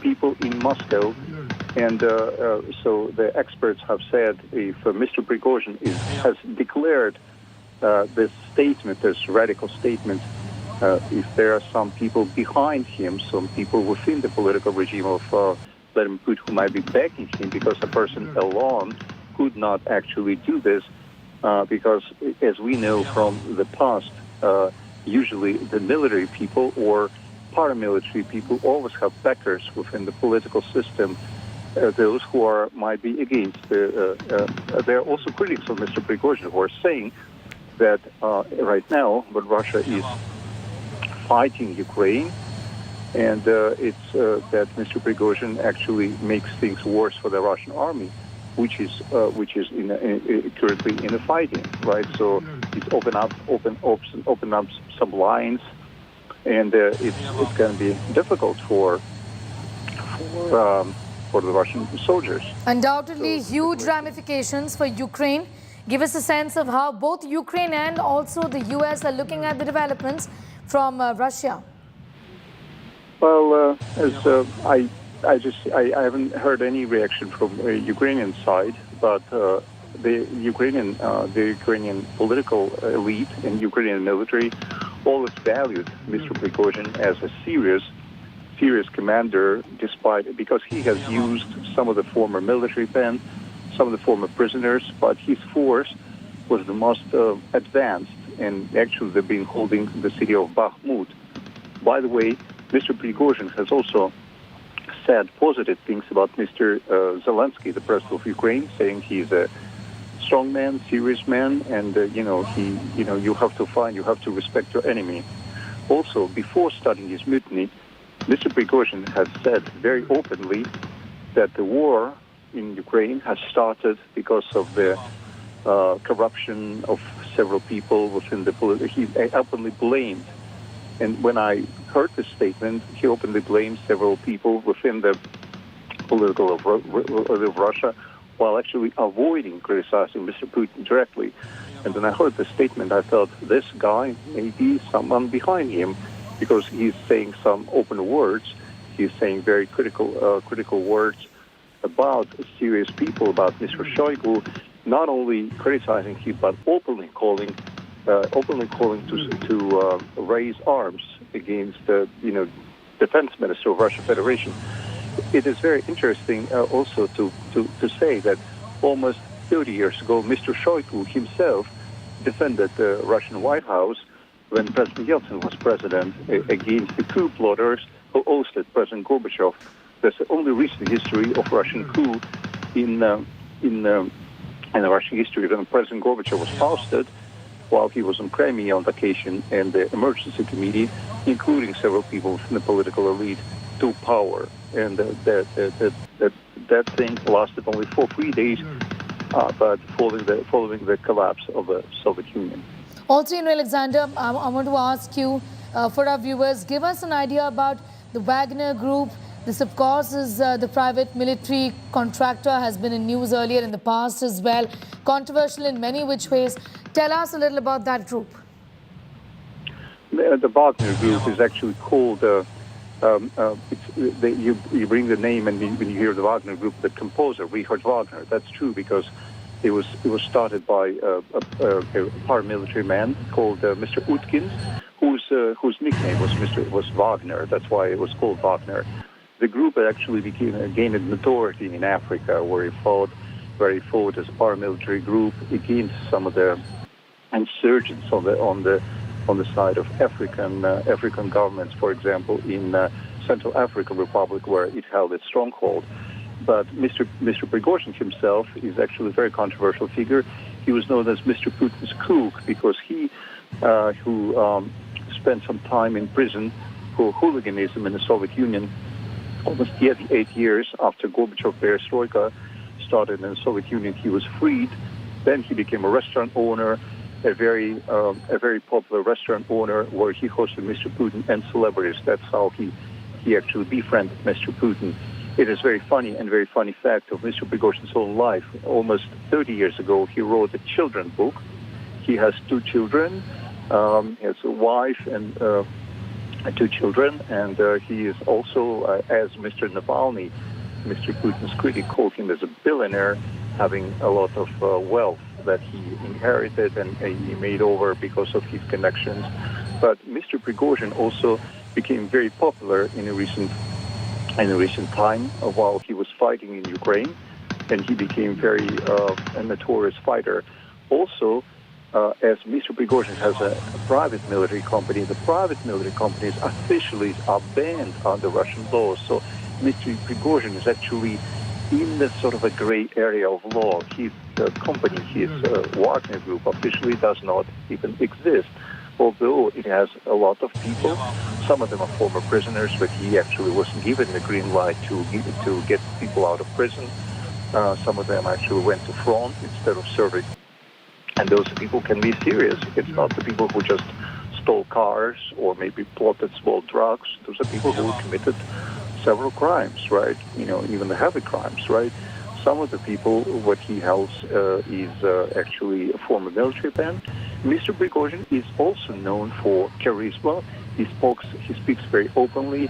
He has sort of an appearance, and even some of the people from the liberal side are now praising Mr. Prigozhin for breaking this situation. So, he's an interesting person to see. All right.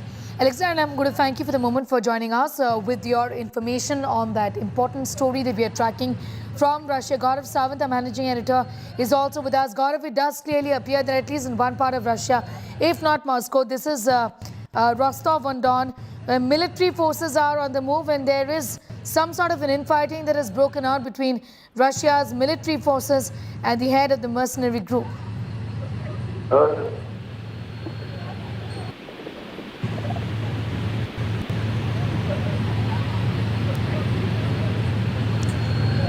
Gaurav, can you hear me? Can you hear me? Gaurav, in fact, I was asking you that there is in fact an infighting which we see that seems to have broken out among Russia's military chiefs here. You're absolutely right, and it's a huge setback.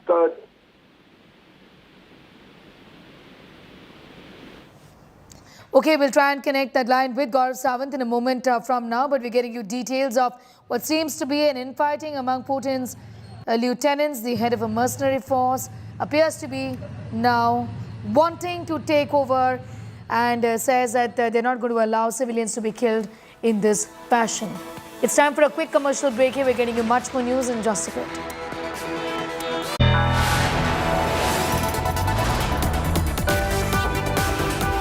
You are watching India Today.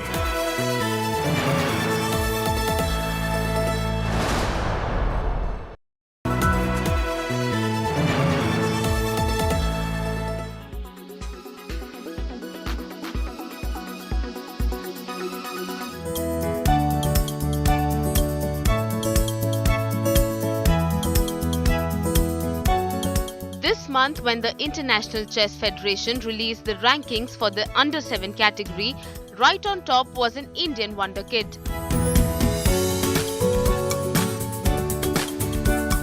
Anupriya Yadav from Prayagraj has secured the first position at the age of 6 years, leaving behind players from the rest of the world.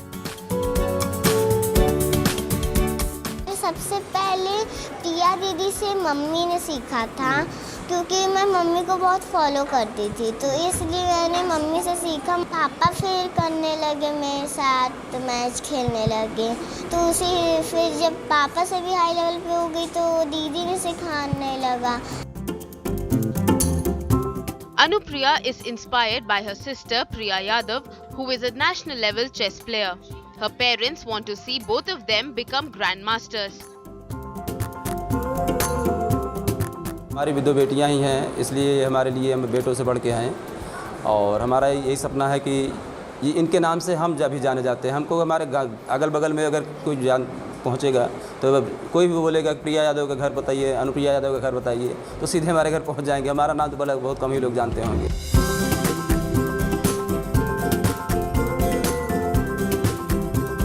While Anupriya aims to be a grandmaster, her immediate goal is different. मैं पापा को हरा लेती हूँ बस। Mummy को भी हरा लेती हूँ। दीदी को तो नहीं। अब आगे सपना क्या है, किसको हराना चाहती हैं? दीदी को।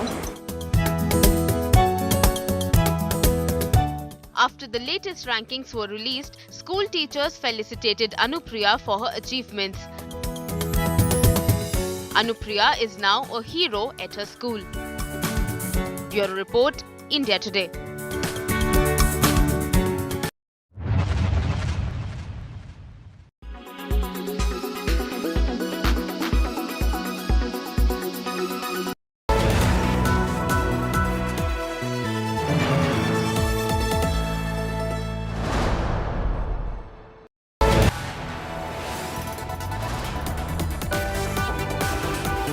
You are watching India Today.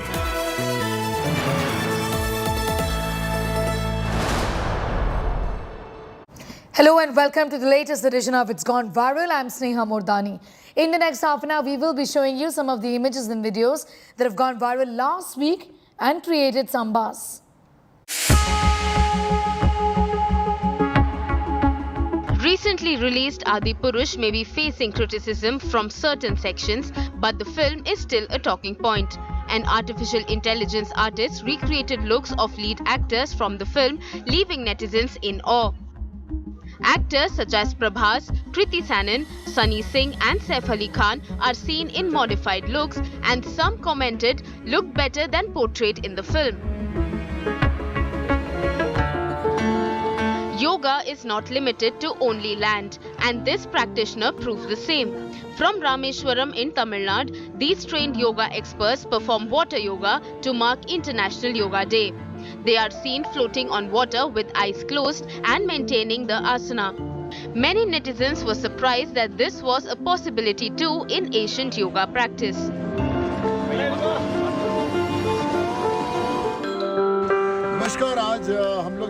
He is commonly known as the philanthropist and an actor. Sonu Sood recorded this video to share his conversation with a corn seller en route Manali. While chatting, when Sood realized the bhutta seller is not married, he quickly shared his revenue details and urged people to find him a suitable match to marry such a hardworking man. The man too supported Sonu Sood's offer. बाद में करेगा, लड़की ढूंढ रहा है, लेकिन मैं जो भी लड़की वाले मैं बता दूं, शेष भाई हमारे जौनपुर के हैं, 50 रुपए का भुट्टा बेचते। कितने भुट्टे बेचते रोज? रोज एक बोरा बेचता है। एक बोरे में कितने आते हैं? 100 पीस। 100 पीस? जी सर। Very good. देख, मेहनती है, घर छोड़ के बैठा हुआ है। लड़की वालों, ये लड़का है, हिमाचल में रहता है, एक बोरा भुट्टा बेचता है, 100 भुट्टे। बोल दे लड़की वालों को। हाँ जी। लड़की की तलाश जारी है? हाँ, ध्यान देना मेरे को जरा। ध्यान देना भैया। You do not need money to enjoy in life. This video, shared on social media, shows women participating in a fun competition by creating a Jugadu bowling alley. Each woman throws an attempt and audience erupts in laughter, with an animated supervisor reacting to the game. Eventually, one woman manages to score and receives a prize of an oil bottle. Netizens are loving the effort and cheered on the participants.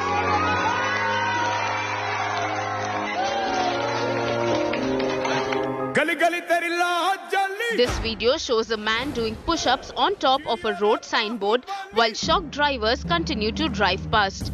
The traffic turns slow, trying to notice the man's innovative workout regime. The video was reportedly taken in Patnagarh, a town in the Bolangir district of Odisha, and has led to mixed reactions. You decide whether this should be encouraged or is he proving to be danger to road safety.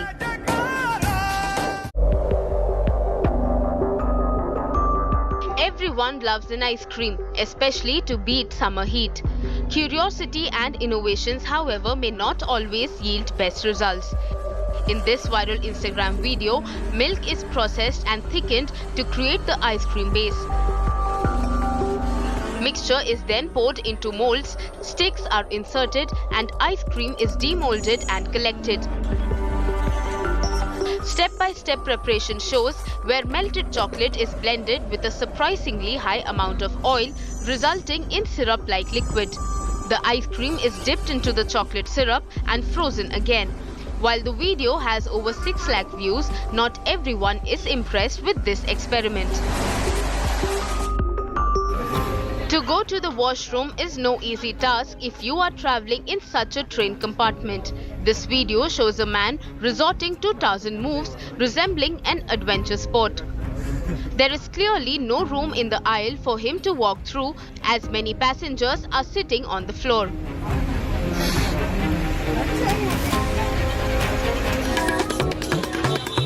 Indians love to experiment new combinations with food dishes, but this time a street food seller is going viral for his distinctive serving techniques for Rajnikant-style dosa.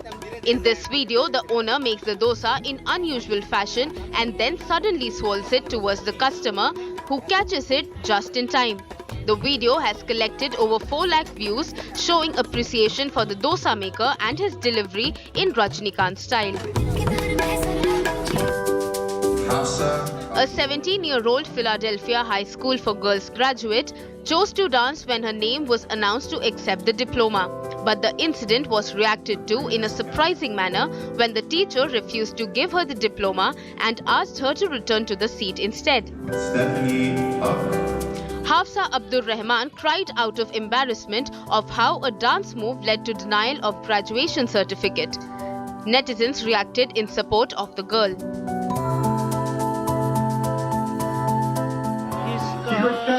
This viral video reminds love can be playful at any age. This old man can be seen nudging his wife, who is busy sorting leafy veggies.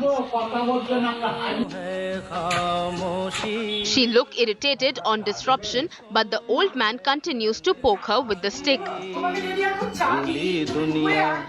The man wants clearly more attention from the wife, and netizens too are showering the elderly Bengali couple with love.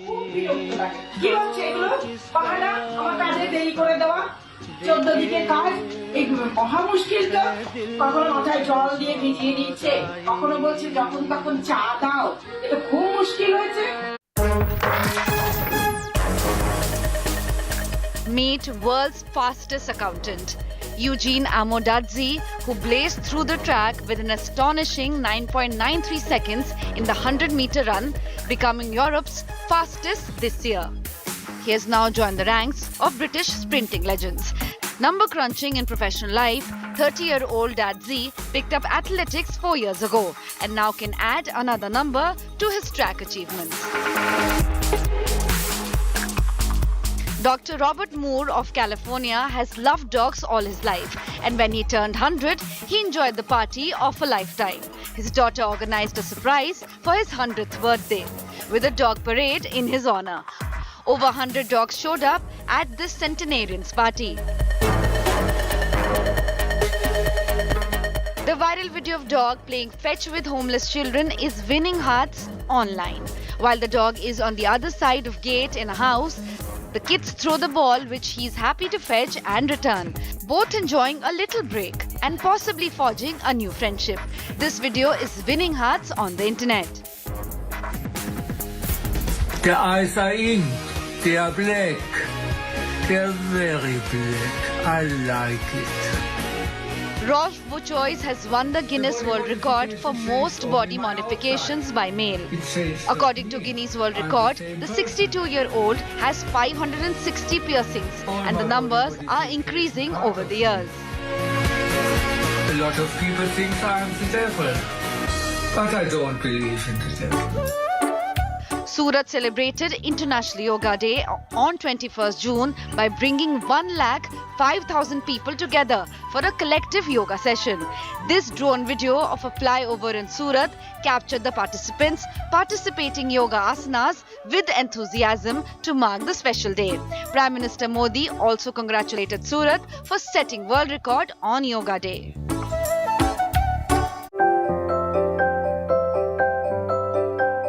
This Instagram user turned out to be super lucky as she found a perfectly round egg. The chances of discovering such an egg are 1 in a billion. The egg is estimated to be worth around $1,400 because of its unique shape. As India is enjoying the mango season, locals in Bihar organized a mango festival. As a part of the festival, a mango eating competition was also organized. Locals enthusiastically participated in the festival.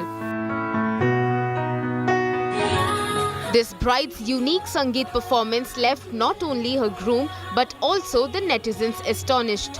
She wanted to surprise the groom by giving a dance performance while wearing roller skates. The audience cheered on as she lifted her lehenga to reveal her skates underneath.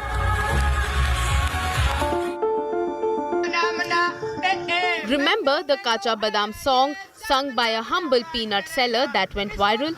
Now a Pakistani mango seller has come up with his version of Shakira's Waka Waka song that is doing rounds on the internet.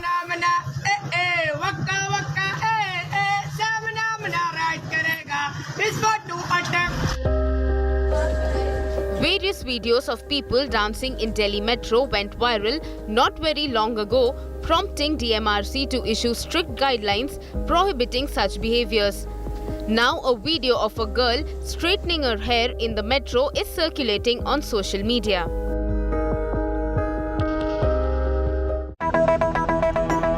This viral video from New York City shows a pizza unit and a worker looking out through a window. And suddenly this man flicks the box toward an adjacent building. Stationed on a platform, construction workers catch the box just in time, receiving in turn cheers and applause. Next image shows the workers relishing their pizza slice. The video has already gained over 2 lakh views and clearly could be the fastest delivery of a pizza. This video is incredible and scary. An orca bit off the rudders of this delivery boat in the middle of the sea at the Straits of Gibraltar. The video is fascinating, but netizens, however, are giving mixed reactions, with some wondering if this is again the issue of animal-human conflict.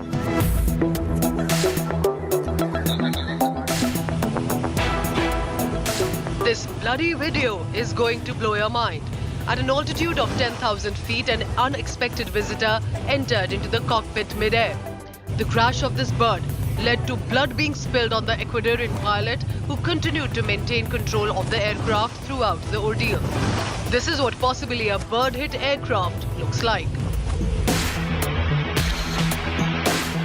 This video is bound to break your heart.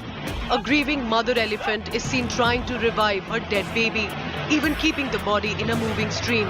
The elephant herd carried the baby for days, refusing to let go, as is elephant behavior to not leave theirs behind.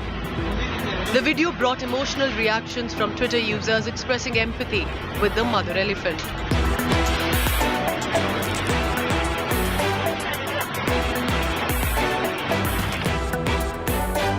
A terrifying video captured by a passenger shows a plane's cargo door opened mid-air in Brazil.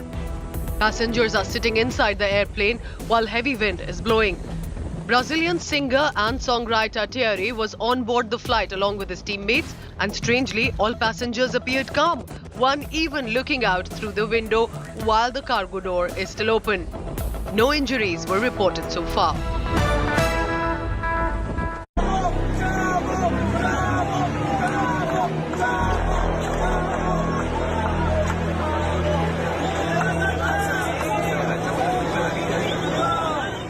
this now viral video of a man named Sebastian Arias saving 25 dogs from a building under fire is winning hearts online.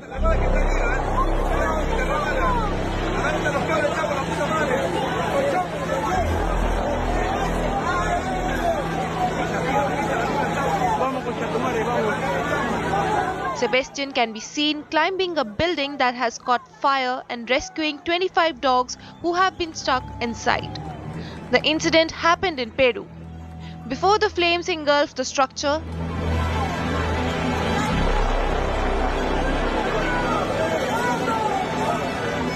the hero drops the dogs down safely, making the internet happy.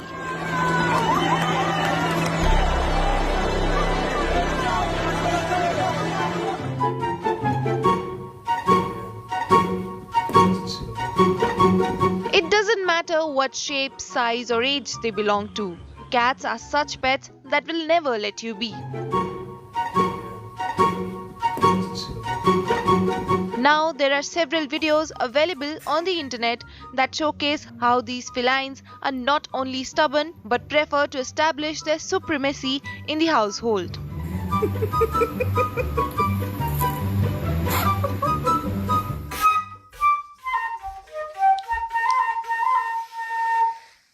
A video shared on Instagram by Viral Hog shows a similar situation where a kitty establishes its position as the head of the family.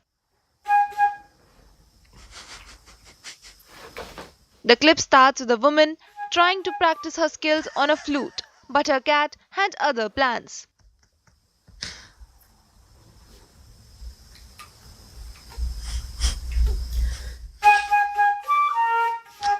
As the woman plays a few notes, the stand set in front of her containing the notes suddenly shifts back.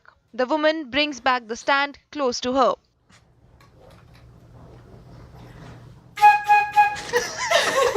But after a few seconds, a small furry paw can be seen inching towards the stand.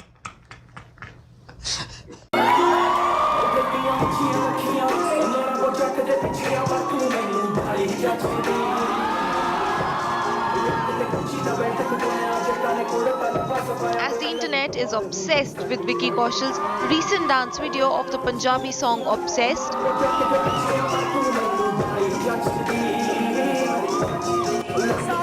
a man in US has now posted a video of himself dancing and recreating the same.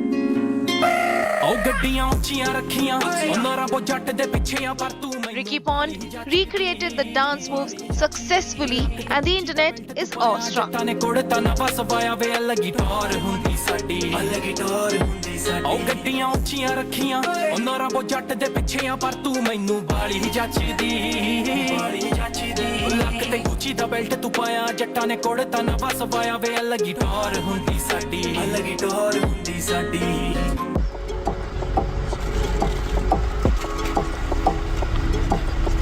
A video of a lioness carrying her cub in her mouth amid traffic at Kruger National Park in South Africa has gone viral online.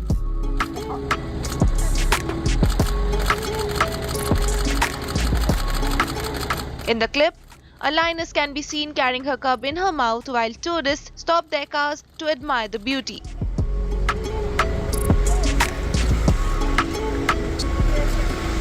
The incident happened in Kruger National Park while the lioness was looking for a new den.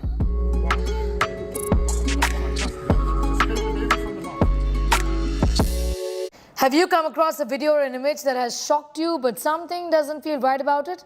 And no need to worry. India Today's fact team has got you covered. In our next report, we have busted some lies that are doing rounds on social media. Take a look. The dramatic search of 5 people who boarded the submersible vessel Titan ended on June 22nd after pieces of the vessel were found on the ocean floor. According to the U.S. Coast Guard, there seems to have been a catastrophic implosion. Soon after this news broke, the internet was flooded with the alleged photos of the Titan debris. Among these was a collage of 4 images. The first 3 showed the wreckage of the submersible lying underwater. The fourth featured a pair of shoes and a comb lying on the sandy ocean floor. However, India Today found that none of these images showed the actual debris of the submersible Titan. The viral photos were AI generated. An eerie video related to the Titan sub has been making the rounds on social media. Purportedly, the video showed the exact moment when the controller of the missing sub stopped working. The viral clip also showed the wreckage of what appeared to be the Titanic underwater. The clip contained the logo of OceanGate Expeditions. However, India Today found that this video is old and shows a Titanic expedition from 2022. Station. We have just been beaten up while we were catching dogs. Somebody came and spoke to our staff badly as usual. A disturbing video which recently went viral on social media shows a blood-covered woman narrating the ordeal of how she and her team were assaulted by people when they went to catch a stray dog. This video comes in the wake of the perceptible rise in dog attacks. However, India Today found that this incident is nearly 3 years old. This is the state of our car. Does burning a copy of the Quran earn you the death penalty in Russia? A postcard featuring President Vladimir Putin and the text, "Anyone found guilty of burning the Quran in Russia will be given the death penalty as per the Sharia law," has been making the rounds on social media. However, India Today found that Putin has not given any such statement. Furthermore, there is a moratorium on capital punishment in Russia.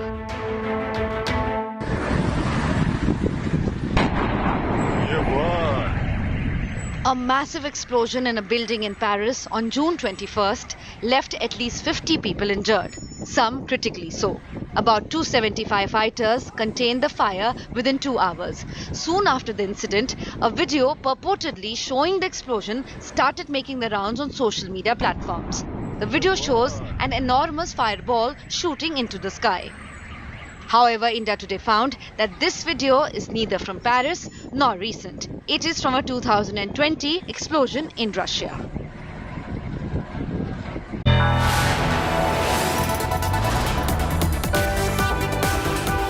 You are watching India Today.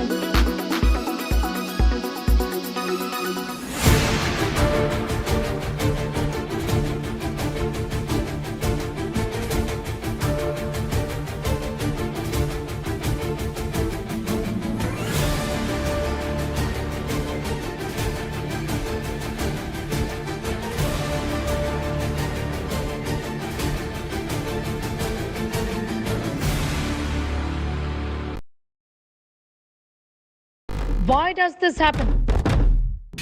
Let me tell you the science behind it.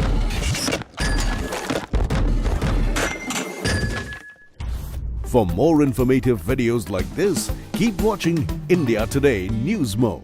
Make your media plan smarter with India Today Live TV on your connected devices. Amplify your brand with 100 million smart internet viewers. To advertise, mail us at sales@aajtak.com.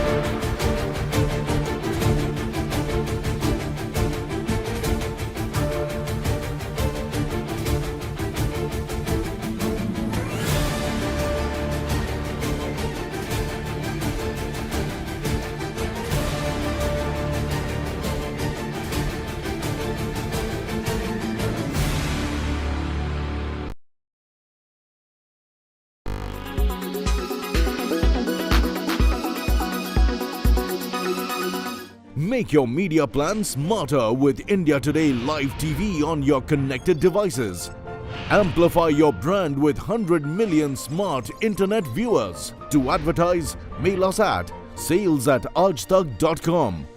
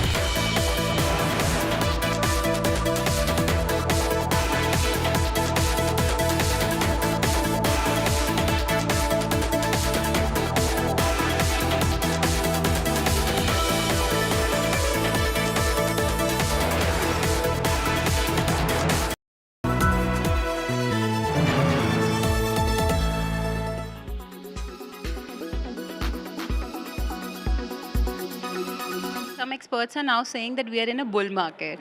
And markets have been doing well, and especially in the month of April and May. So how to really make money in this type of market? Actually, you have raised a very important question. This is the billion-dollar question. That whether it's a bull market or bear market, tell me how to make money. Because ultimately, we all are here to make money, right? So, in a bull market, the structure of making money is far more easier than in a bear market. In a bear market, a trader makes money because a trader knows how to short the market, how to sell the market and buy at a lower level. For that, a trader uses derivatives, futures and options to build a short position in the market.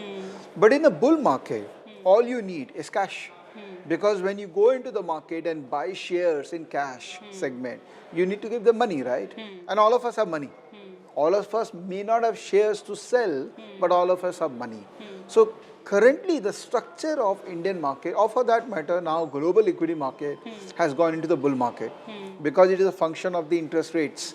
Because interest rates have kind of plateaued now and it is expected that it will go down in coming 1 to 2 years, market is very dynamic. So market is saying that because interest rates will go down, I want to go up. So that's why there's a bull market. So everything is so related, the business cycle, the interest rate cycle and the market expectation. Everything is so related. So bull market is there. My simple benchmark of bull market is whenever Nifty trades above 200-day moving average. Okay? That means the market is positive. Okay? So the 200-day moving average is around say 17,000 odd. Now the market is around 18,200. So it's a bull market. Now how do you make money? So if you are a trader, you want to buy first and then sell. You don't want to sell first, okay? If you are an investor, you keep on building your portfolio by regular SIP. The only savior for retail investor is SIP. One should not think of, I have 50 lakh, now I want to put into the market. No, pace it up. Stagger the whole investment journey, then you will create wealth out of it.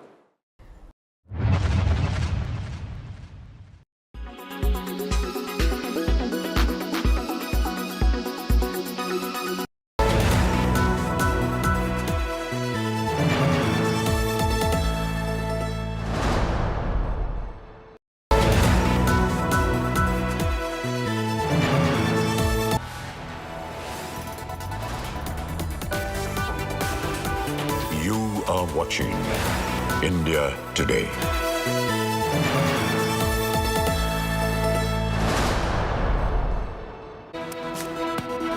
There appears to be massive escalation and some sort of an infighting in Russia. We're getting you all the details on that big international story that is developing up ahead on the show.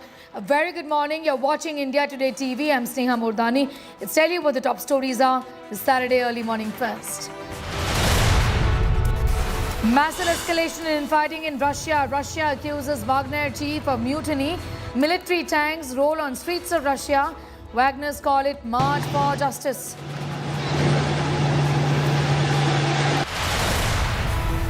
Prime Minister Narendra Modi's mega diaspora connect in Washington, D.C. says India shaping world's vikas, hails India-U.S. ties. Bharat माता की, भारत माता की, भारत माता की. U.S. President Biden's special gift for Modi, a t-shirt with his quotes on AI. The print reads, "Future is AI, America and India."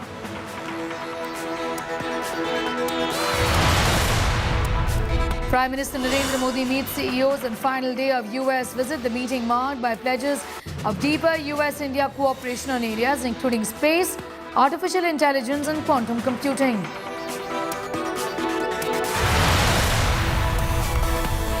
Prime Minister Modi wraps up his U.S. visit en route state visit to Egypt. Now India-Egypt to formalize strategic partnership during Modi's key visit.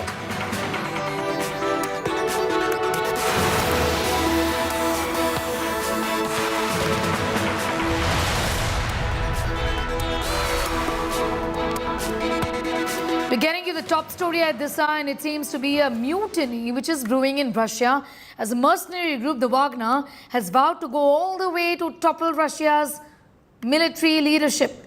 Russian mercenary boss Yevgeny Prigozhin Wagner has claimed that his fighters had crossed the border into Russia from Ukraine and were prepared to go against Moscow's military. The Wagner group is a private army of mercenaries that has been fighting alongside the regular Russian army in Ukraine. Tension has been brewing between them over the war and how the war has been fought, with Prigozhin launching vocal criticisms of Russia's military leadership in recent months. On Friday, Prigozhin had accused the military of launching a deadly missile strike on his troops and vowed to punish them. Authorities have denied the strike and demanded the halt with his legal actions and accused him of armed mutiny.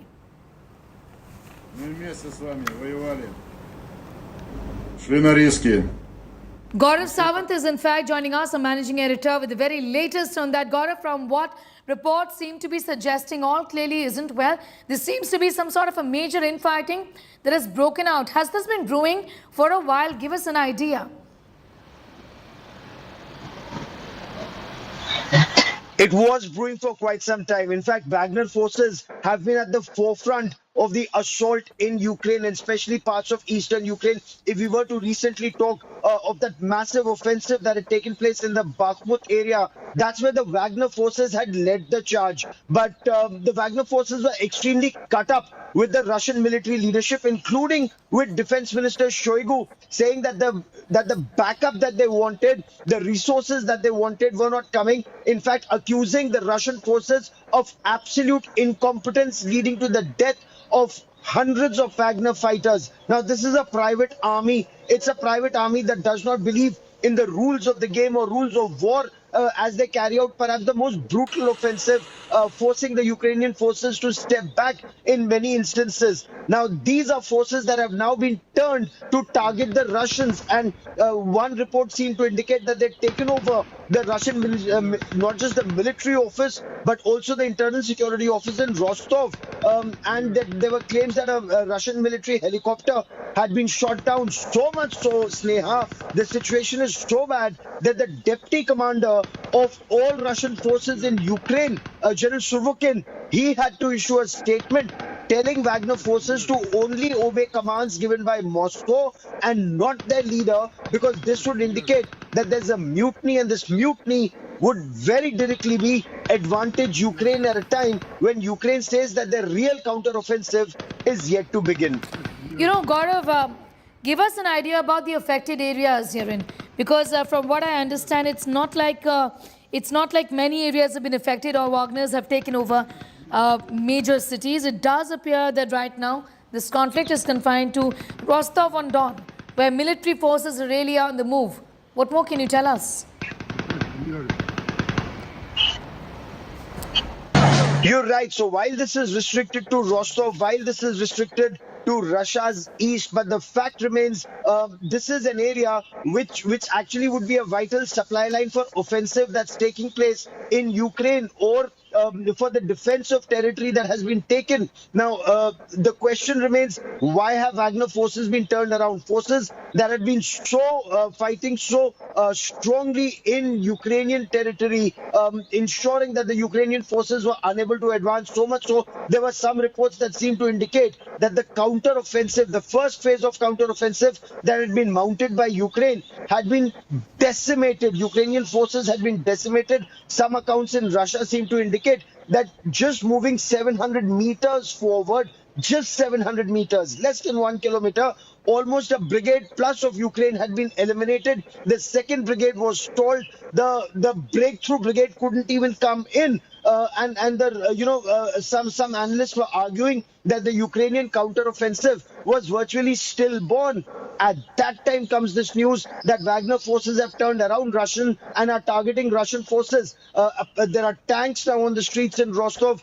There are military helicopters that are flying. And if the Wagner forces have actually either been turned for whatever reason, Yes, it would Gaurav. actually be a blow to the Russian offensive, and this would be a setback to President Putin. Also what I want to ask you is that it does appear from what reports are suggesting and from the pictures, dramatic visuals that have been coming in, that this is the Russian president who appears to be just so much more weaker, or perhaps the weakest that we've ever seen him so far in so many years, isn't it? Even after the Ukraine offensive, he hasn't really appeared to be this weak.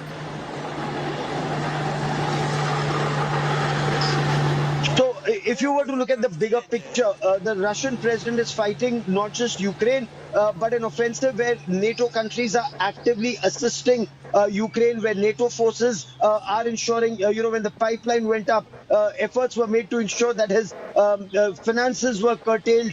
In a lot of ways, yes, Russia is fighting with its back to the wall, but in many other ways, the fact that Russia is still fighting, still in a position to carry on the fight, and the fact that Ukrainian counteroffensive till a couple of days ago was being argued, wasn't able to, they weren't being able to make much headway. So it still remains to be seen, how long will this offensive continue. But you're absolutely right. The longer this offensive continues and the counteroffensive continues, it's not good news for Moscow if Wagner forces are turned, if Russian forces are facing these problems. The fact that analysts are saying a very large number of Russian population, especially their young men who could be fighting this war, have actually fled the country. They've gone. Their economy is taking a hit. So overall, absolutely not good news for Russia when something like this happens at a time when Ukraine says that the real phase of their counteroffensive is yet to begin. But the fact also remains, Russia remains in control of 1/5 of Ukraine. Yes, 1/5 of Ukraine. Gaurav, I also want to ask you about the Wagner group. You did say that this has been brewing for a while now. This is a private military army. Talk to us a little about their strength and how big are they in that sense? Are they in a position to give a real challenge to Putin as what it appears to us right now? When you're fighting a war with your back to the wall, every resource is required, and the 25,000 strong forces that are available to Russia, forces that they're not actually working as an auxiliary force, but the main strike force in some areas. The Wagner forces, it gives Russia plausible deniability. It helps Russia with these private mercenary groups, private militias, carrying out, the most brutal of offensives, not following the rules of war, not being bound by various international conventions on war. They've actually succeeded in pushing the Ukrainian forces back in multiple areas. Bakhmut, for example, you have the Wagner forces carry out one of the worst offensives against the Ukrainian forces, forcing them to retreat.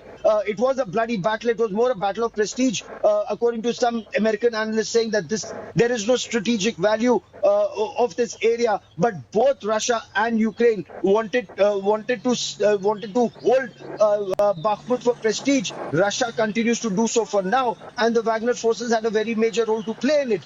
However, they've now been turned which would mean that more Russian troops, more Russian military troops would be required. There have been reports that Russia is trying to desperately raise additional forces for the new phase of this conflict.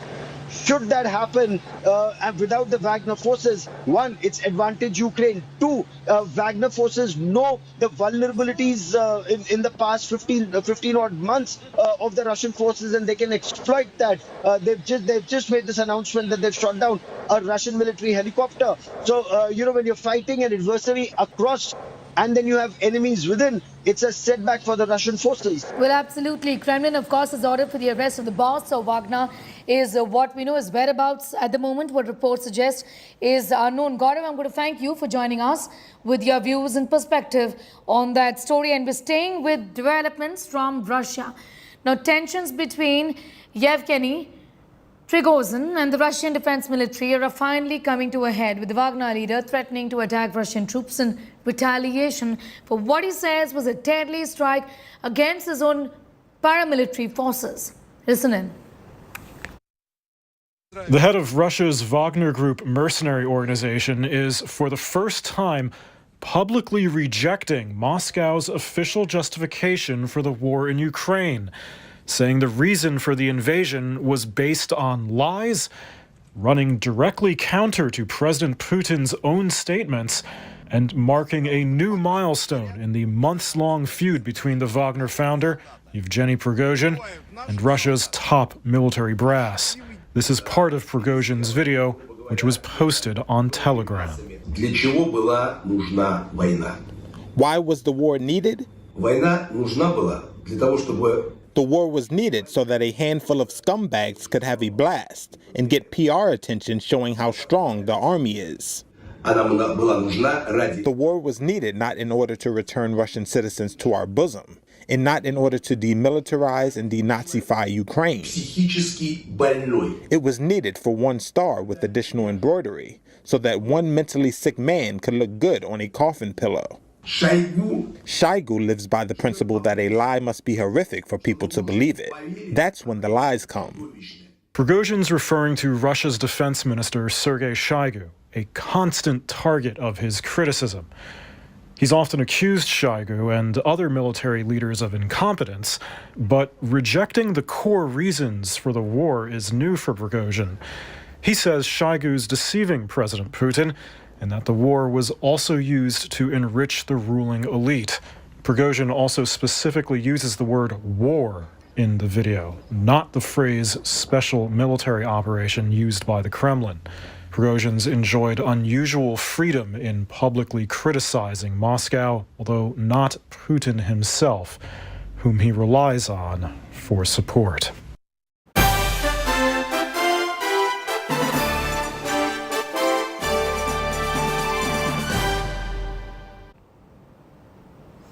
All right, now the final leg of his U.S. visit as the state guest, the Indian Prime Minister Narendra Modi addressed the Indian community at the Ronald Reagan Building in Washington, D.C. The Prime Minister's much-anticipated address began with international singer Mary Milben rendering India's national anthem.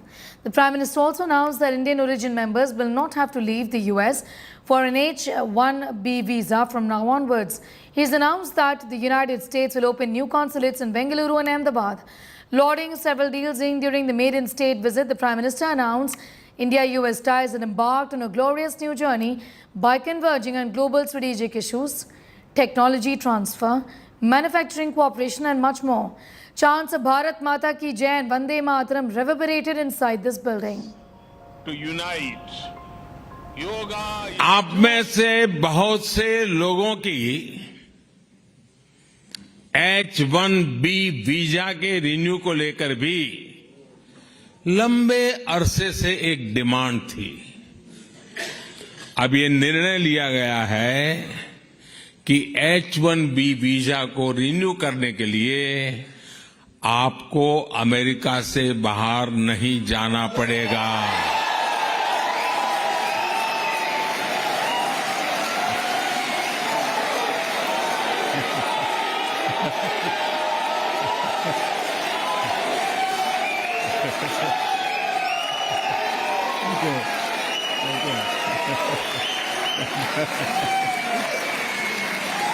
Thank you.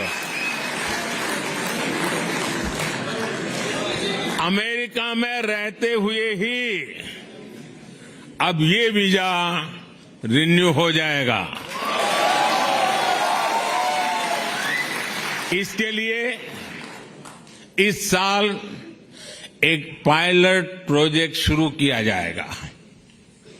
इसका बहुत बड़ा फायदा हमारे IT professionals को भी होने वाला है। इस फैसले के जो भी अनुभव होंगे उसे देखते हुए यही व्यवस्था भविष्य में एल कैटेगरी वीजा के लिए भी हो सकती है। आप में से बहुत सारे लोग यहां बरसों से अमेरिका में रह रहे हैं। यहां आप अपने जीवन में, अपनी दिनचर्या में व्यस्त रहते हैं, लेकिन मैं ये भी जानता हूं कि आपका मन, आपका दिल भारत में भी लगा रहता है।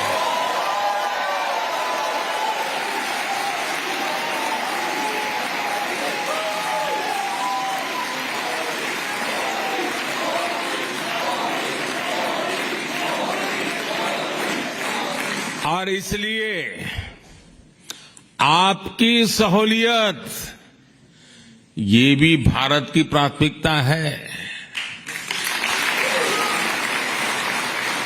आपकी जरूरतों को देखते हुए भारत इस साल सिएटल में एक नया कॉन्सुलेट खोलने जा रहा है। To begin with, let's talk about the visit to the United States of America. Prime Minister Narendra Modi had a very fruitful and a successful visit to the United States of America. It's a state visit, a historic one where there have been many firsts, with a very warm, resounding welcome, not just from the Indian community, but from the Biden family also. The Bidens inviting him for a private dinner, apart from the state banquet that they were anyway going to host. The private dinner was overlooked by the First Lady herself in terms of the layout, in terms of the fact that a spectacular vegetarian meal was prepared for the Indian Premier. We've had Indian Premiers in the past also who've been vegetarian, but the special nuance of having millets added to the menu. In terms of the deals and the announcements, there have been so many when it comes to substantive outcome. Be the GE F414 deal with HAL, that is going to be a game changer. Manufacturing in India. India has been pushing for not just complete technology transfer, but also has been saying that if India is buying your product, your complete product, then source the raw materials, source from India whatever that they can source. And if they're looking at manufacturing outside, then look at India to manufacture outside. The Artemis Accord, another very important move forward in space collaboration, where we could see Indians in the International Space Station by 2024. There are so many aspects when it comes to economy, trade, but one pain point for all the Indian Americans was the visa issue. And I'm not talking about delays in visas, that's for the Indians. I'm talking about Indian Americans and the H-1B visa policy, or for that matter, those with work permits now can get their visa stamped here. A huge move forward for all these people. They were so happy when Prime Minister Narendra Modi spoke about it.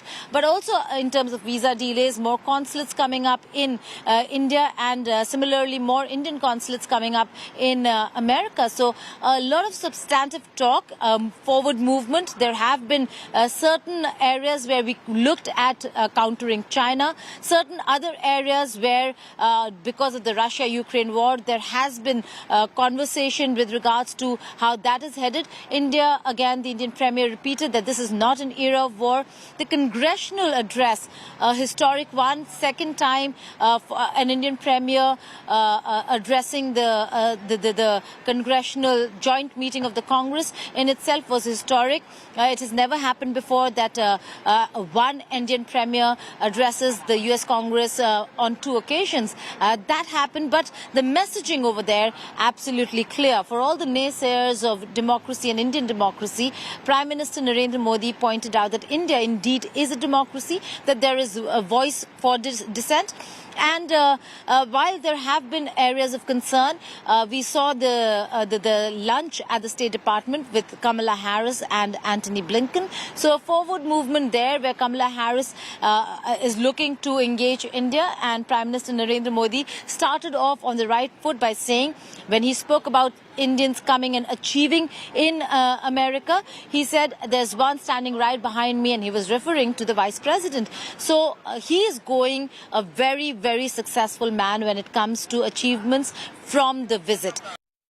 And Prime Minister Narendra Modi's two-day Egypt tour begins today. Well, after a power-packed three-day visit to the United States of America, the Prime Minister is gearing up for his Egypt visit.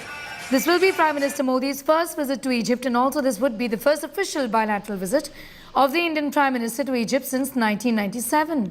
Upon his arrival at Cairo, the Prime Minister will hold a roundtable meeting with the Egyptian Prime Minister, followed by an interaction with the Indian diaspora, community members, as well as the Egyptian thought leaders.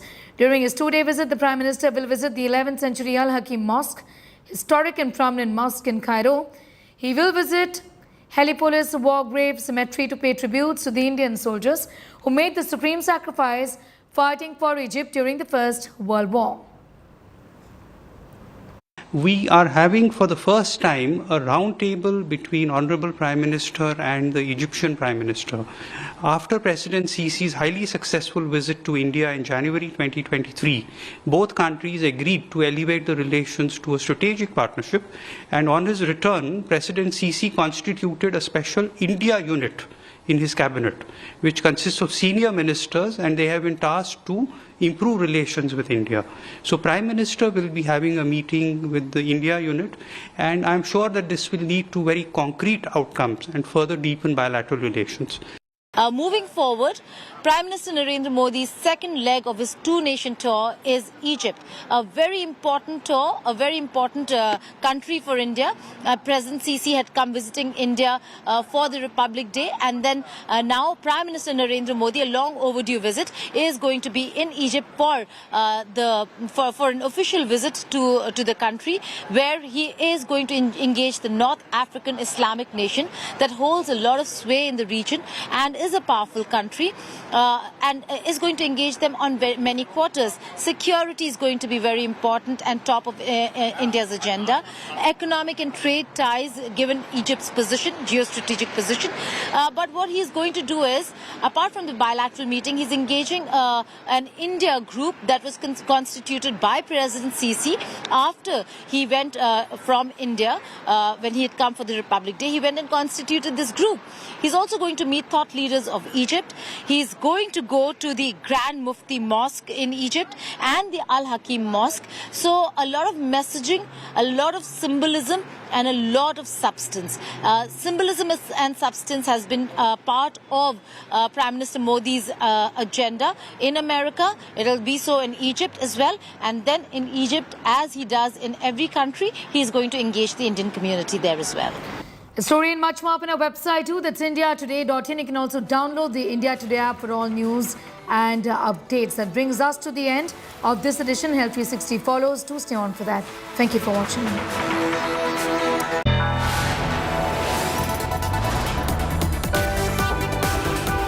You are watching India Today.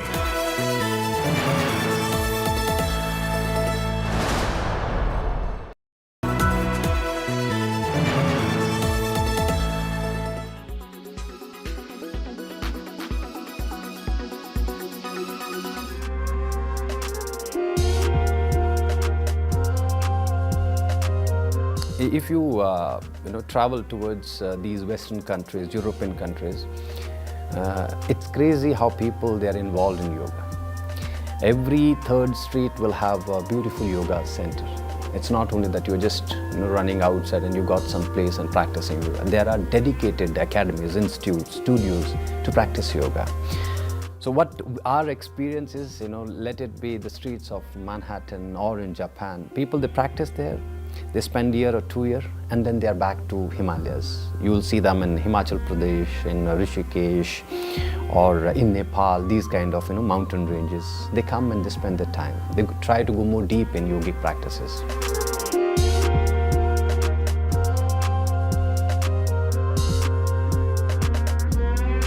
In my early educational days, I was a little boy and I was very lost.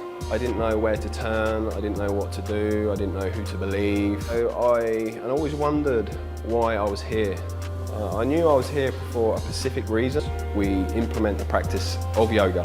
So naturally, it changes your inner mechanism. I gave up my business in the UK and I sold my house in the UK to come to India to learn the ancient teachings of yoga and pranayams, breathing techniques, mudras and meditation techniques.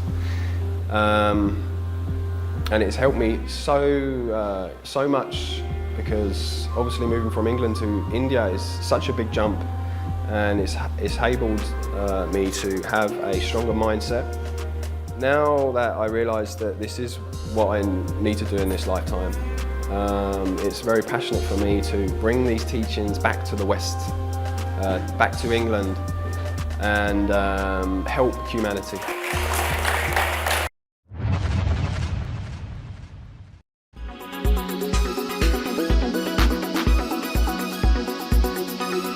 Why does this happen? Let me tell you the science behind it.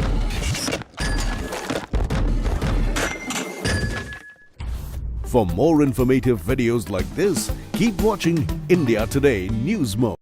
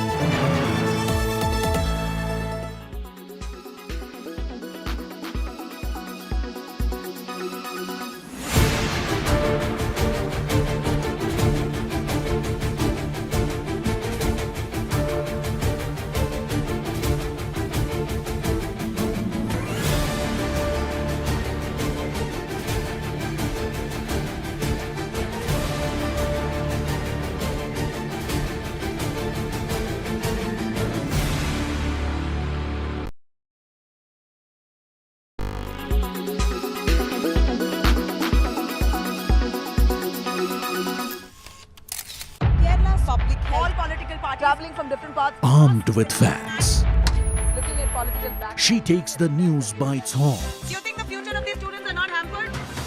Fierce, bold and direct, setting the tone for the biggest stories. From every corner and every angle. Expect nothing but the unfiltered truth. News first, niceties later. Watch me, Nabila Jamal, on India Today. Make your media plan smarter with India Today Live TV on your connected devices. Amplify your brand with 100 million smart internet viewers. To advertise, mail us at sales@aajtak.com.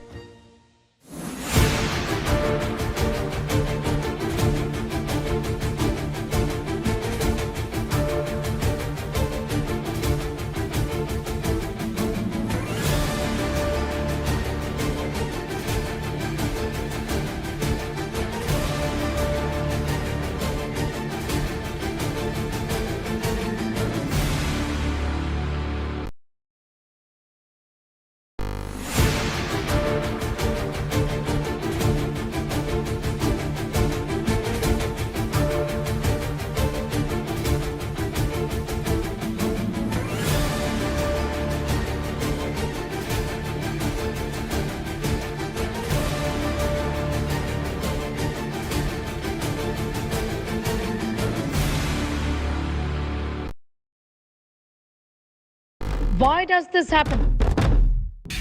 Let me tell you the science behind it.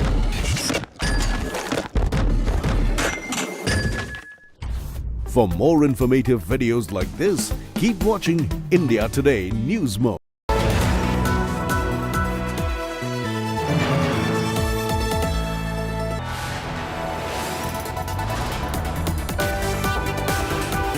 You are watching India Today.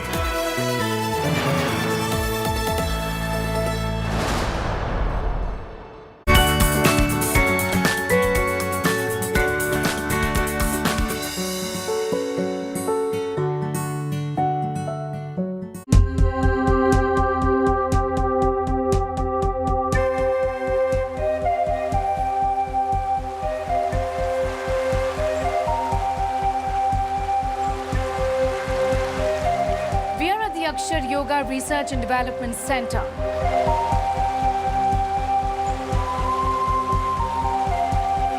Health 360 is telling you all about India's gift to the world.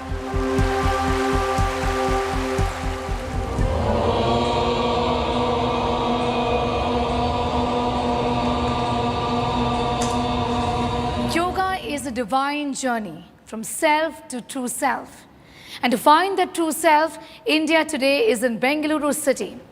We are at the Akshar Yoga Research and Development Center. And as we commemorate Yoga Day celebrations across the country, we're going to tell you all about yoga. In every sense of the word, yoga is India's gift to the world. I'm Sneha Mordani, watching Health 360.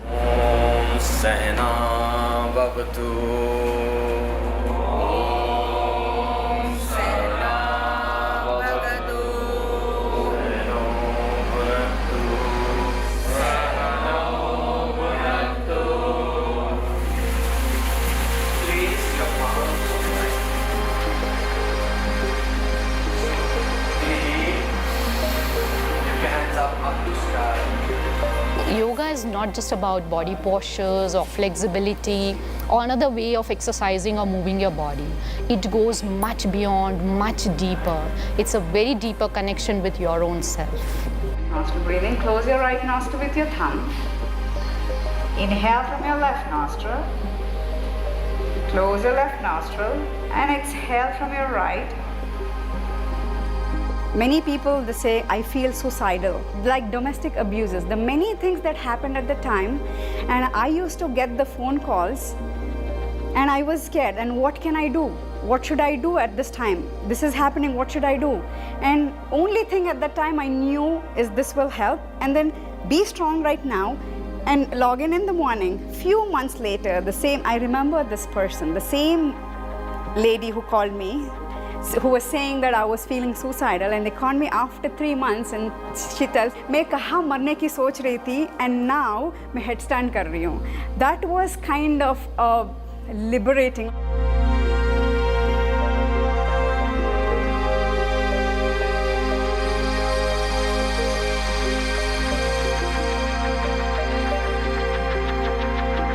The myth about yoga just being something which can be equated to exercise is absolutely something that we need to move away from, and regular practices will make us believe, and results will tell us that it is something beyond just exercises. Complete focus on your breath.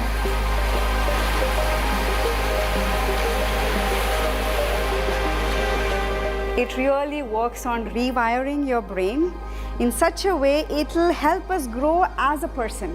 As I told you before, no matter what profession that I am in, I might not be a yoga teacher or anything. I can be the best in everything I do. That's what yoga does. 3, 4, 5, 6.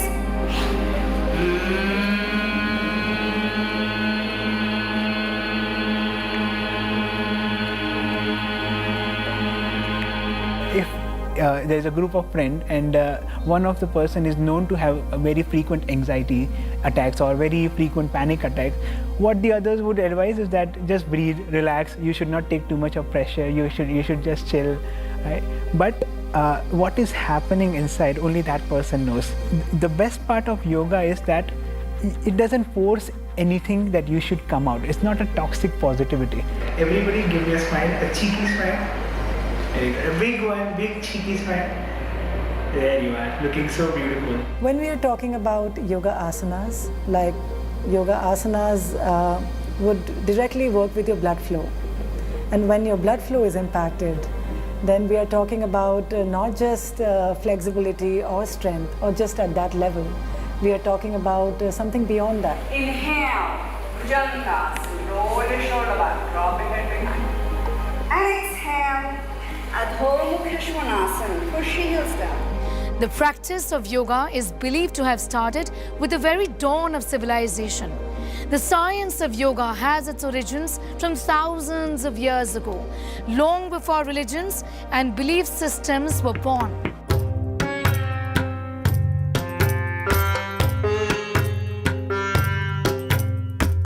In the yogic lore, Shiva is seen as the first yogi or Adi Yogi and the first guru or Adi Guru.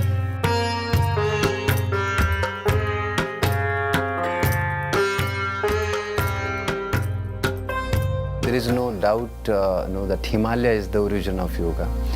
And that's the reason why people from all over the world, they are inclined towards these divine mountains. In our practices, when we are, we say that we practice or train on mountains, for us, yoga is a time immemorial practice.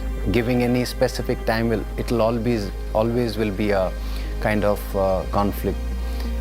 But still, when we go with the documents, so documents like Hatha Yoga Pradipika, Bhagavad Gita, Patanjali Yoga Sutra and Rigveda, they have immense information about yogic practices, and each these scriptures, they have their own method and way to teach us about the principle and the science of yoga. The beginnings of yoga can be traced to the Indus-Saraswati civilization in northern India over 5,000 years ago.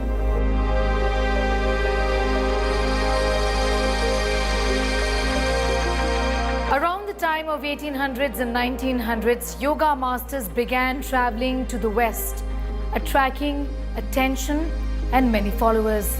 In the year 1893, Swami Vivekananda traveled to Chicago, attending the Parliament of Religions, preaching to the attendees about yoga and the universality of religion. He wowed the audience there, and thus began the journey of yoga moving out of India's shores. More than 100 years later came India's moment in 2014, when yoga was consciously popularized by the Indian government. The idea to tell the West that yoga is India's gift to the world, undoubtedly a symbol of India's soft power. योग हमारी पुरातन पारंपरिक अमूल्य then है। योग मन व शरीर, विचार व कर्म, संयम व उपलब्धि की एकात्मता का तथा मानव व प्रकृति के बीच सामंजस्य का मूर्त रूप है। यह स्वास्थ्य व कल्याण का समग्र दृष्टिकोण है। आइए हम एक अंतर्राष्ट्रीय योग दिवस को आरंभ करने की दिशा में कार्य करें। With the acceptance of yoga from international platforms, when you have the whole world involved in yoga, not emotionally, now it's kind of official announcement all over the world that International Yoga Day, 21st June, and the whole globe celebrates this. So people, those who are involved, for sure, it's an achievement for them. But those who were not aware, they also got the information. And collective consciousness will help to go more deep in this science. And that's what we are seeing from past 8 years. The 21st day of June is celebrated as Yoga Day world over. 300 million people globally have embraced this practice, reaping benefits for their bodies and their minds.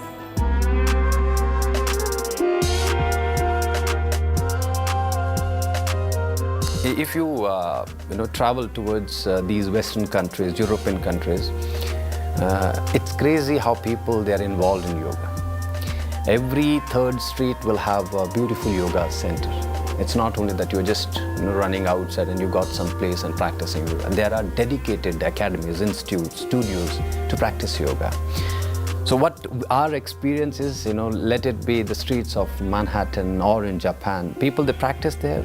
They spend a year or 2 years and then they are back to Himalayas. You will see them in Himachal Pradesh, in Rishikesh, or in Nepal, these kind of mountain ranges. They come and they spend their time. They try to go more deep in yogic practices.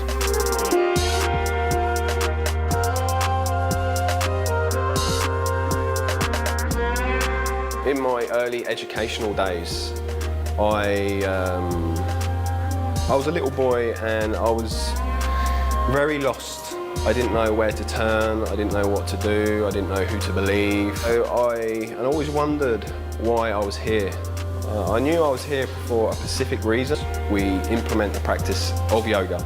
So naturally, it changes your inner mechanism. I gave up my business in the UK and I sold my house in the UK to come to India to learn the ancient teachings of yoga and pranayams, breathing techniques, mudras and meditation techniques. And it's helped me so much because obviously moving from England to India is such a big jump and it's enabled me to have a stronger mindset.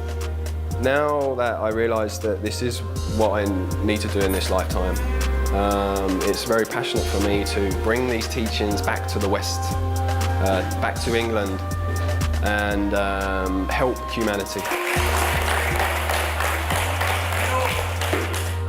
Those who've embraced it tell us how yoga is possibly the most holistic wellness and health practice.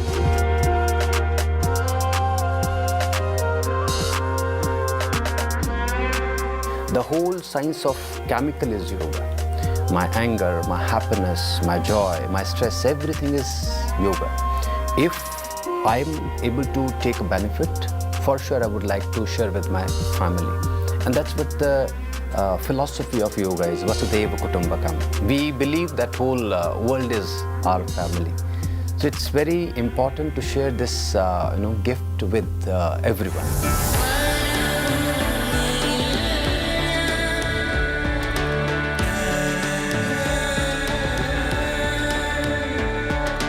Yoga can be used in every way. Even as I told you, I myself joined to lose weight.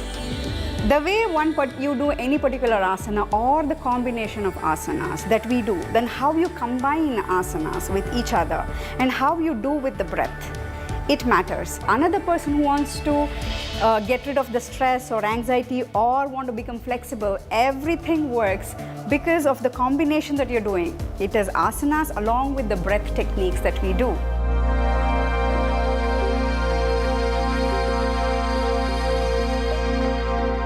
When you do an asana, and you're not doing just an asana for your postures or building your strength or your flexibility, but you are doing it along with using your breath, you're doing it completely mindfully. You are in the present moment. There are 72,000 channels in our internal life force, unconscious body. What does it mean? Ayurveda speaks about it. Our rishis, munis have spoken about it long back, thousands of years back. What does it mean and how do they get blocked? yoga is something that works on these channels. When we talk about yoga, people don't even know that there is something called yoga for vision. Like your eyesight can be impacted with regular practices of yoga.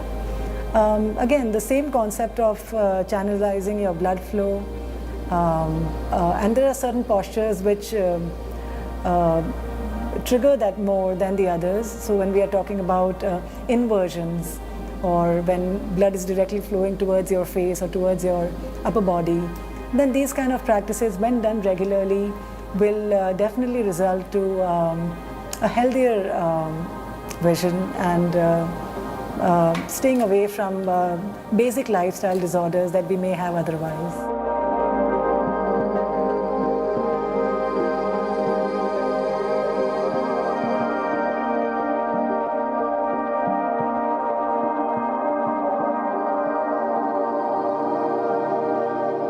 Pressing certain pressure points with your fingers, they again stimulate your blood flow in a way that it would provide glow to your face. And again, regular practices.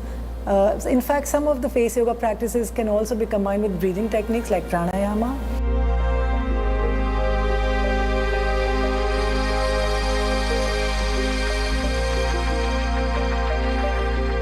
Diabetes is not just a problem of your body, it is a problem of your hormones, it is a problem of your stress levels, it is a problem of your spirit. You have to work on all forms, you have to work with your food, you have to work with your activity levels. There are particular asanas that work on your particular organs. There's accumulation of energy in your system which needs to be removed, and yoga works on that. So there are a lot of things that, and we have seen, I have seen in my personal practice also that yoga is really helpful and very holistic when it comes to reversing diabetes.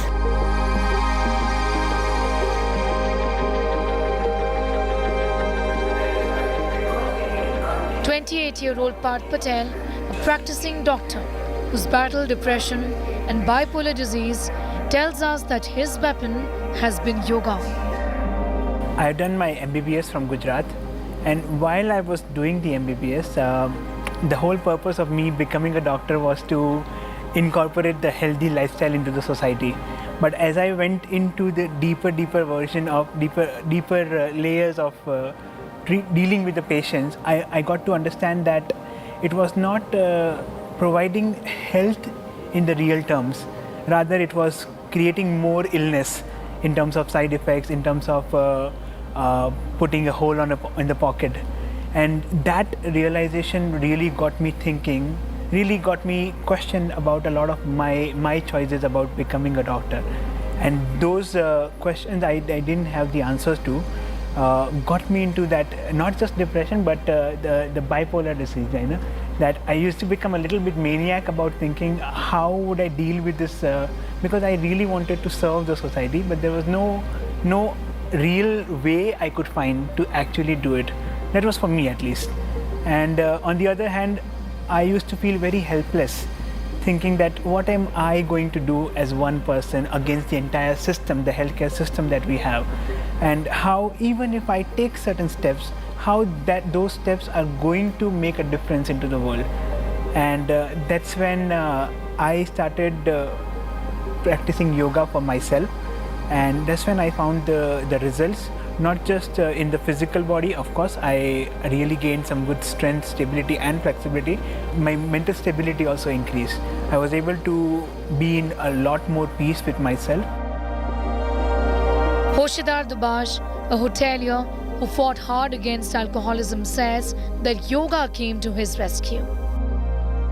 When I was a hotelier, I was working in hotels, so nearly that time, weekends or we finish our work on the weekdays, and meeting friends and just having a drink was giving me that confidence that this is life. But nearly then I felt like does it make sense? Because my purpose, I'm not understanding my purpose, like why am I doing all these things? So the journey was, after joining the yoga, I really felt like, that alcohol is not allowing me to grow. It is just giving me that, a rush of happiness, peace, and that wasn't I was actually looking out for. But then when I started practicing Vitakshya Yoga, and the most important is the guidance of my guru, it nearly changed my life. The world found itself in the middle of a pandemic in the year 2020. The pandemic has truly robbed us of our mental peace and physical well-being. But the quest for solutions is still on. This announcement itself was a panic because no one is trained to live an isolated life. And what need to be done, what I should do, this kind of thoughts, this kind of lifestyle, it was natural to go through with the stress, anxiety and depression. Because yoga is having the mechanism to treat mind.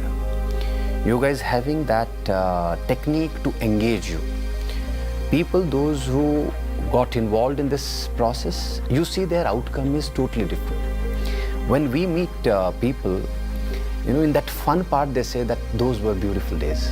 Why? Because morning they were able to practice, evening they were able to practice, and they were engaged. My 1 hour is dedicated for my physical practice.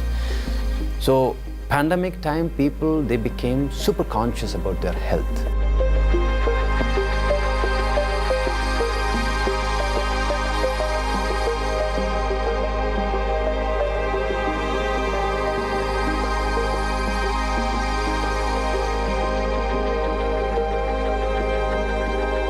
That brings us to the end of this edition of Health 360.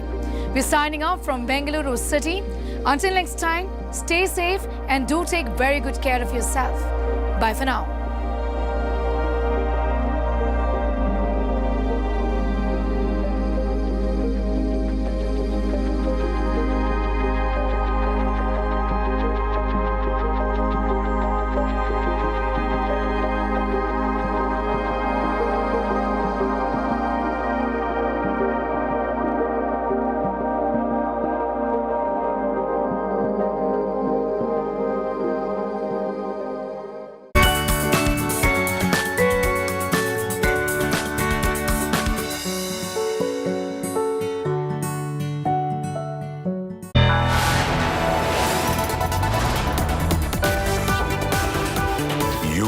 Watching India Today.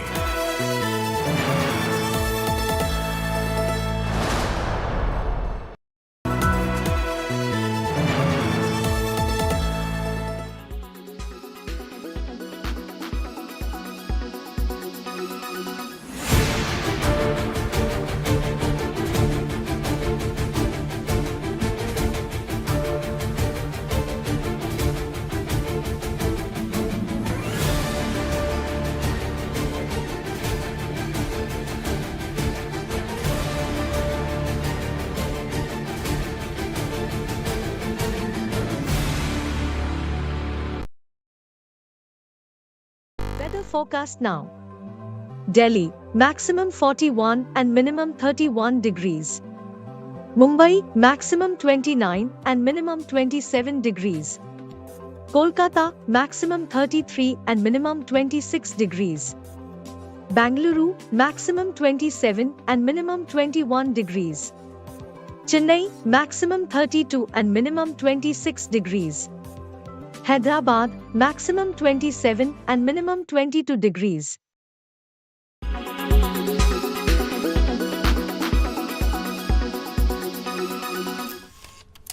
Kerala's public health. All political parties traveling from different parts. Armed with facts, Looking at political back. she takes the news by its horns. Do you think the future of these students are not hampered?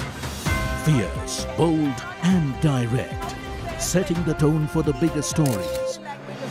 From every corner and every angle. Expect nothing but the unfiltered truth. News first, niceties later. Watch me, Nabila Jamal, on India Today. Why does this happen? Let me tell you the science behind it.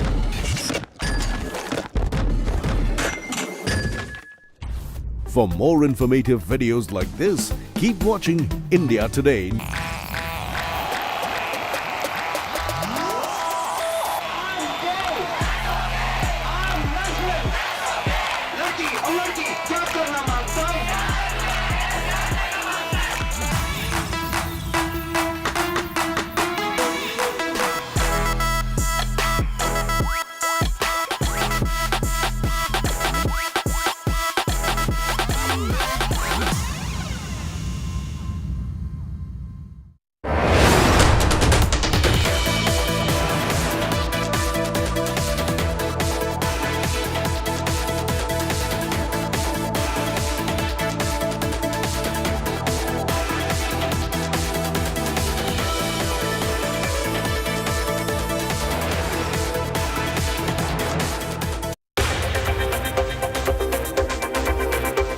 Cheers, bonhomie and the biggest global bond.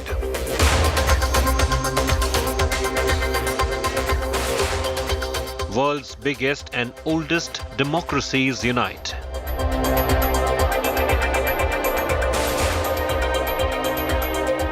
Modi, Biden, a new chapter in India's foreign policy.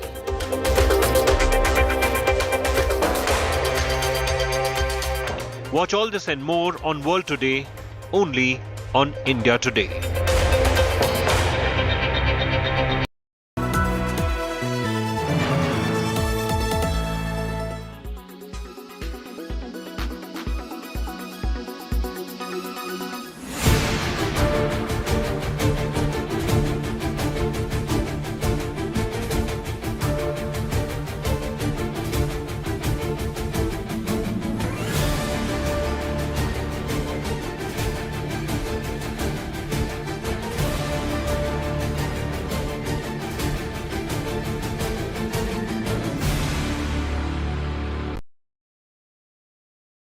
Weather forecast now. Delhi, maximum 41 and minimum 31 degrees. Mumbai, maximum 29 and minimum 27 degrees. Kolkata, maximum 33 and minimum 26 degrees. Bangalore, maximum 27 and minimum 21 degrees. Chennai, maximum 32 and minimum 26 degrees. Hyderabad, maximum 27 and minimum 22 degrees.